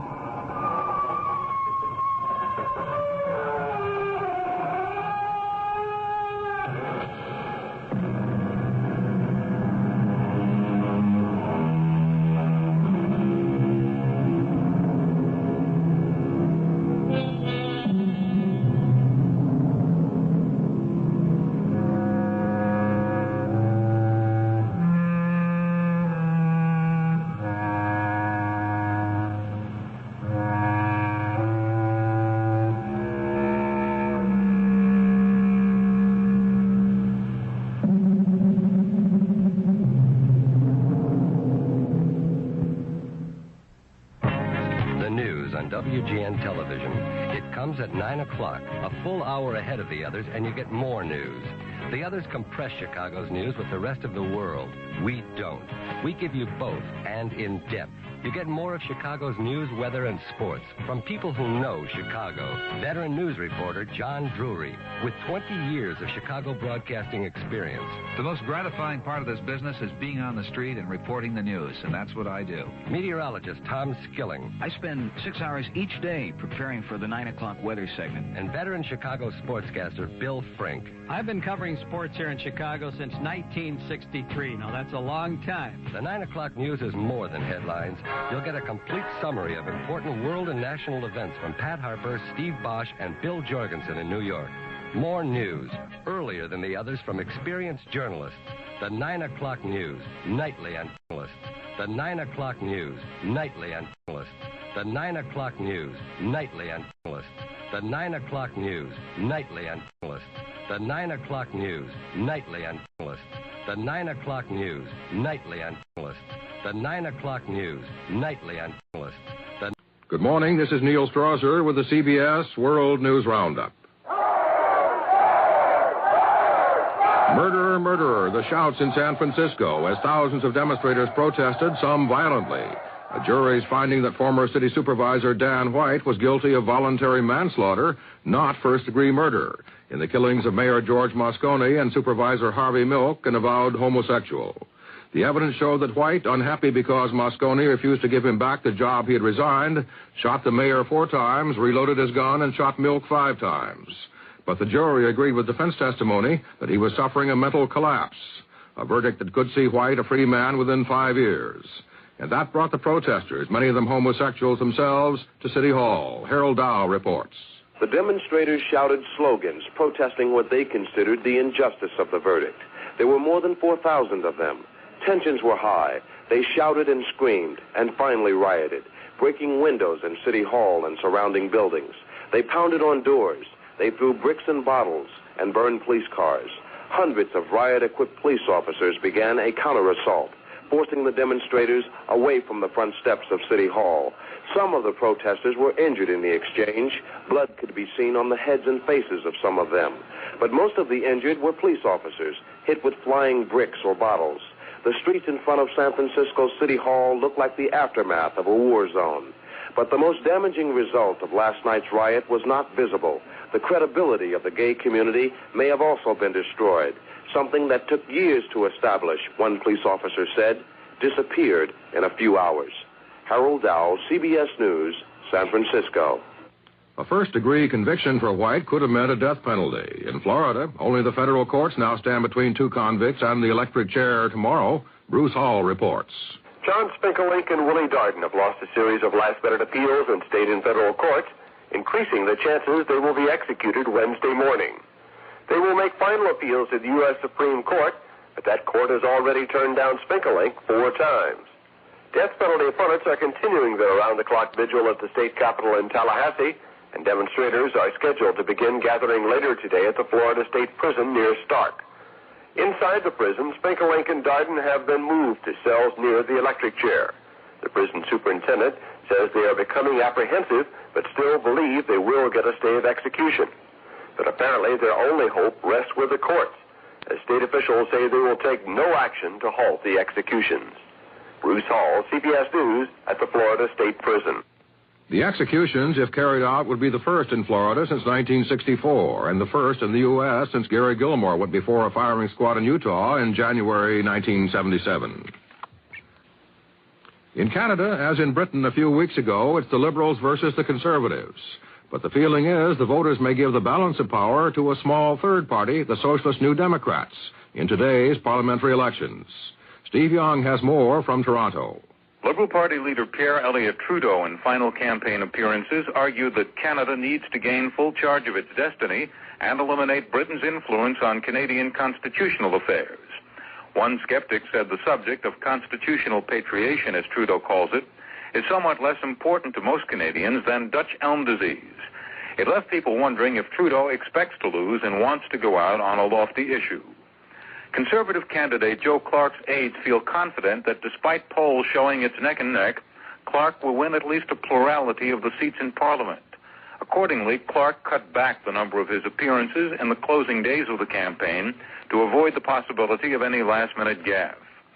Many people are going to the polls this morning unhappy with Trudeau, unsure about Clark, and worried by problems ranging from the survival of the country itself to soaring inflation and the sinking value of Canada's dollar.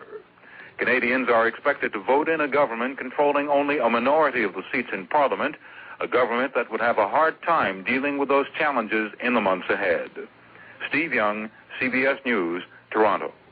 In London, Secretary of State Vance continues his get-acquainted sessions with members of Britain's new Conservative government. Bob McNamara reports. This afternoon, Vance has talks with Francis Pym. Pym, Prime Minister Margaret Thatcher's defense secretary. Vance is expected to brief Pym on the U.S. and Soviet Union's SALT II agreement, a pact which Britain has endorsed, but one that has caused some European military strategists to fear that Europe might be left vulnerable to medium-range Russian missiles. Last night, the Secretary of State hosted a private dinner for Prime Minister Margaret Thatcher and several other top officials of her government. Earlier in the day, after long talks with Foreign Secretary Lord Carrington, Vance won assurances from Carrington that Britain would not rush to recognize the new government in Rhodesia, nor would it immediately lift economic sanctions against the country. And the pledge, in effect, will give the White House the first chance to make any major shift in policy towards Rhodesia. Bob McNamara, CBS News, London. Israel's Prime Minister Begin flew to London today for talks with Vance before he meets at the end of this week with Egyptian President Sadat. Begin, as he left Israel, disputing an Egyptian government statement that the Israeli-Egyptian border will remain closed even after the return this week of the Sinai desert town of El Arish. Begin saying the matter will be clarified when he meets with Sadat. And now the good news for once. It comes to us from Southern California and Terry Drinkwater in Los Angeles. California, the place where it all began, may be experiencing the beginning of the end of the current gas crisis.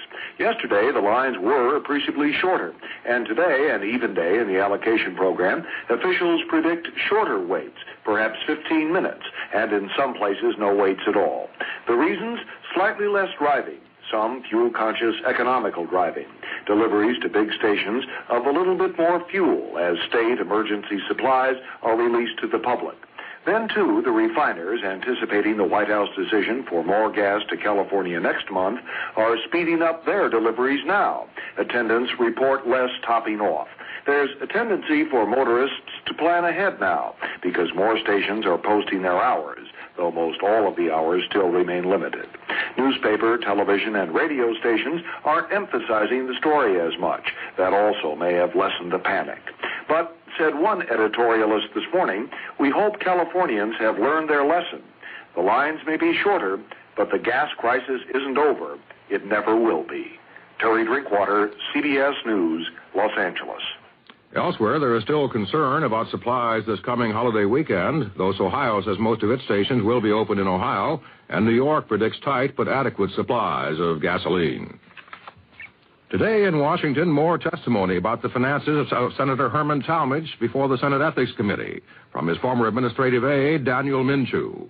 Phil Jones reports. Minshew was Talmadge's administrative assistant from 1971 through 74. He has already testified that Talmadge complained about the high cost of being a senator, and as a result, there was a discussion on how to increase available funds. One option, according to Minshew, was to open a secret bank account to handle the Senate funds and campaign contributions. And Minshew claims that Talmadge was aware of the decision to go ahead with a secret bank account. Talmadge claims he knew nothing about this and that he never benefited from any such account. Minshew has admitted taking some of the secret account money for his personal use, but he claims that he did not get all of it. Another issue is Talmadge's daily spending money. Talmadge claims he operated on $5 and $10 cash gifts from friends. But Minshew says that it was not unusual for Talmadge to have $100 bills in his pocket. Testimony is expected later from Talmadge's former wife about some $7,700 in $100 bills that she found in the senator's overcoat. Phil Jones, CBS News, Capitol Hill. In Atlanta, Robert Shackney has observed activity suggesting a federal grand jury, considering the banking activities of Burt Lance, may soon decide whether to indict the former budget director and close friend of President Carter. Federal agents were seen entering and leaving the grand jury room with computer records and other documents, and a further grand jury meeting is scheduled today. Lance has retained an attorney to represent him in a possible criminal case. The nature of the case against Lance is already on public record. A year ago, in a non-criminal proceeding, the Securities and Exchange Commission and the controller of the currency accused Lance of fraud and deceit for his activities as president of two Georgia banks in his hometown of Calhoun and in Atlanta. Among the charges, that Lance improperly arranged loans for himself, his relatives, and his business associates. This grand jury will not deal with Lance's loans to the Carter family's peanut warehouse. That investigation has been taken over by an independent special counsel. Robert Shackney, CBS News, Atlanta. Those boycotting Texas state senators still haven't been found, but even if they are, Lieutenant Governor William Hobby is conceding they probably have won their fight against a separate presidential primary they feel would benefit Republican John Connally and conservative Democrats. The bill, Hobby says, now seems dead in the state Senate. Good morning. This is Dallas Townsend with the CBS World News Roundup. Israel reacted again today to Palestinian guerrilla raids from Lebanese soil, and Israel's prime minister is talking tough about new measures to meet the threat of terrorism. Bob Simon reports from Tel Aviv. Israeli gunboats continued their bombardment of Palestinian positions along the Lebanese coast before dawn today, and Prime Minister Begin said he will recommend that the death penalty be used for terrorists guilty of extreme acts of violence. The Army spokesman announced that Israeli naval fire was directed against Palestinian bases in the area of Tyre. He refused to confirm or deny reports that Israeli ground forces were involved in the attack. The fact that Israel has not yet engaged in massive retaliation for Sunday's raid on Nahariya has led informed sources in Jerusalem to speculate that the Army may be quietly shifting gears from a policy of retaliation to one of preventive action. According to this theory, Israeli forces will continue to hammer away at Palestinians in Lebanon with the objective of keeping them on the move, away from the shore, preventing them from building up a stable infrastructure which could be used for training or operations. Prime Minister Begin told a closed meeting of a parliamentary committee that he will recommend a reinstatement of the death penalty for terrorists at next Sunday's cabinet meeting. The only man ever executed by Israel was Nazi war criminal Adolf Eichmann. Bob Simon, CBS News, Tel Aviv. The Egyptian Foreign Ministry has released a statement saying, quote, the Egyptian government strongly denounces Israeli attacks on southern Lebanon and views those attacks as being in direct contradiction to the peace treaty, its clauses and acts. The Egyptian government adds that Palestinian attacks on Israel through the resistance movement and counterattack only produce loss of lives on both sides, and that no solution but a comprehensive settlement of this conflict appears possible. Yesterday, in new moves to punish Egypt for signing the peace treaty with Israel, Saudi Arabia and Kuwait broke diplomatic relations with Cairo. Egypt at once took the same action against Saudi Arabia and Kuwait. 10 other Arab states have already recalled their ambassadors from Cairo, and CBS News diplomatic correspondent Marvin Kalb reports that the State Department is gloomy about these developments inside the Arab world. When most of the Arab states met at Baghdad last month and threatened to punish Egypt for signing a peace treaty with Israel, American officials hoped that would prove to be another exercise in Arab rhetoric. It has not, and these officials are obviously disappointed. Baghdad now represents a major victory for the Arab hardliners, especially Iraq. Egypt's isolation in the Arab world is to be driven home as Arab diplomats pack up and go home. Saudi Arabia will make no new aid pledges to Egypt, though it may honor existing ones, adding up to about $100 million a year in economic aid now in the pipeline, plus more than $500 million for the purchase of 50-odd F-5E jet fighters from the United States. But that's it, meaning Egypt becomes even more dependent upon American aid, and it becomes more unlikely that the next stage of the Egypt-Israel talks focusing on the Palestinian problem can be fruitful. In addition, the administration argument that selling warplanes to Saudi Arabia ensures a pro-peace line is bound to run into sharp new questioning on Capitol Hill. Marvin Kalb, CBS News, the State Department. President Carter today is holding a ceremony of remembrance for the 6 million Jews and the 5 million others killed in the Nazi concentration camps of World War II. It was on this day in 1943 that the Jews in the Warsaw Ghetto rose up in a heroic struggle against the German occupation forces, and the president wants it observed as International Holocaust Remembrance Day. An apparent attempt was made today on the life of Iran's Prime Minister Mehdi Bazargan. Tony Alloway has details in Tehran. The government issued repeated flat denials, but several eyewitnesses said they saw the attempt as Bazargan rode through Tehran in a funeral motorcade for former Chief of Staff Major General Mohammad Vali Garani, who was assassinated in Tehran yesterday. The eyewitnesses said they saw 3 men approach Bazargan's car, one of them carrying what looked like a petition. Bazargan was smiling and waving at the crowds lining the streets. But the man with the petition had a pistol hidden underneath, the eyewitnesses say, and one claimed he also saw another man start to pull the pin on a grenade. Immediately, Revolutionary Guards lunged at the 3 men and arrested them before a shot could be fired. But no more was heard of the men. The official local radio carried nothing about the incident, and the government insisted that it never happened. This could be explained, the eyewitnesses say, by the fact that Bazargan seemed totally unaware that anything was happening. Tony Alloway for CBS News, Tehran. As for yesterday's assassination of General Garani, an act that puzzled many observers at the time, a little-known terrorist group has now claimed responsibility. In a letter published in a Tehran newspaper, the group says Garani was killed because he was guilty of treason during the Shah's regime and because he helped crush the Kurdish revolt last month at the city of Sanandaj. The United African National Council, headed by Bishop Abel Muzorewa, today won the black majority rule election in Rhodesia. Returns from last week's balloting show that the party has won a majority of seats in Parliament. And this means that Muzorewa will become Rhodesia's first black prime minister, succeeding Ian Smith. The leader of another black party, the Reverend Ndabaningi Sithole, has registered a strong objection. Reported from Salisbury by Robin Wright. In an interview this morning, Reverend Sithole charged that government civil servants were responsible for manipulation of the election. Sithole is one of 5 candidates vying to lead Rhodesia's first black-dominated government. He said polling officials urged voters to back certain candidates. He did not name which candidates. However, Sithole's poor showing indicates he was referring to his opposition. The American Educated Moderate called for an immediate investigation to look into what he labeled gross irregularities. Government officials responded quickly. A member of the election directorate said Sithole should have used proper channels to issue a complaint. The spokesman added that the government had no information to substantiate the claims. Sithole's dramatic denunciation is the first incident to cast doubt on the validity of the election and could lead to a major setback for Rhodesia's last-ditch effort to settle its 13-year-old constitutional crisis. Robin Wright, CBS News, Salisbury. Sithole, Bishop Muzorewa, and Jeremiah Shirao are the black leaders associated with Prime Minister Smith in the transitional government. Muzorewa's campaign director has called on Sithole to accept his defeat gracefully, and Shirao is quoted as saying, "The elections are over, and that's it." The Red River, flowing between Grand Forks, North Dakota, and East Grand Forks, Minnesota, is now at its highest level in more than 80 years, more than 20 feet above flood stage and still rising. Bill Owen, operations director at the Grand Forks Flood Control Center, reports emergency preparations.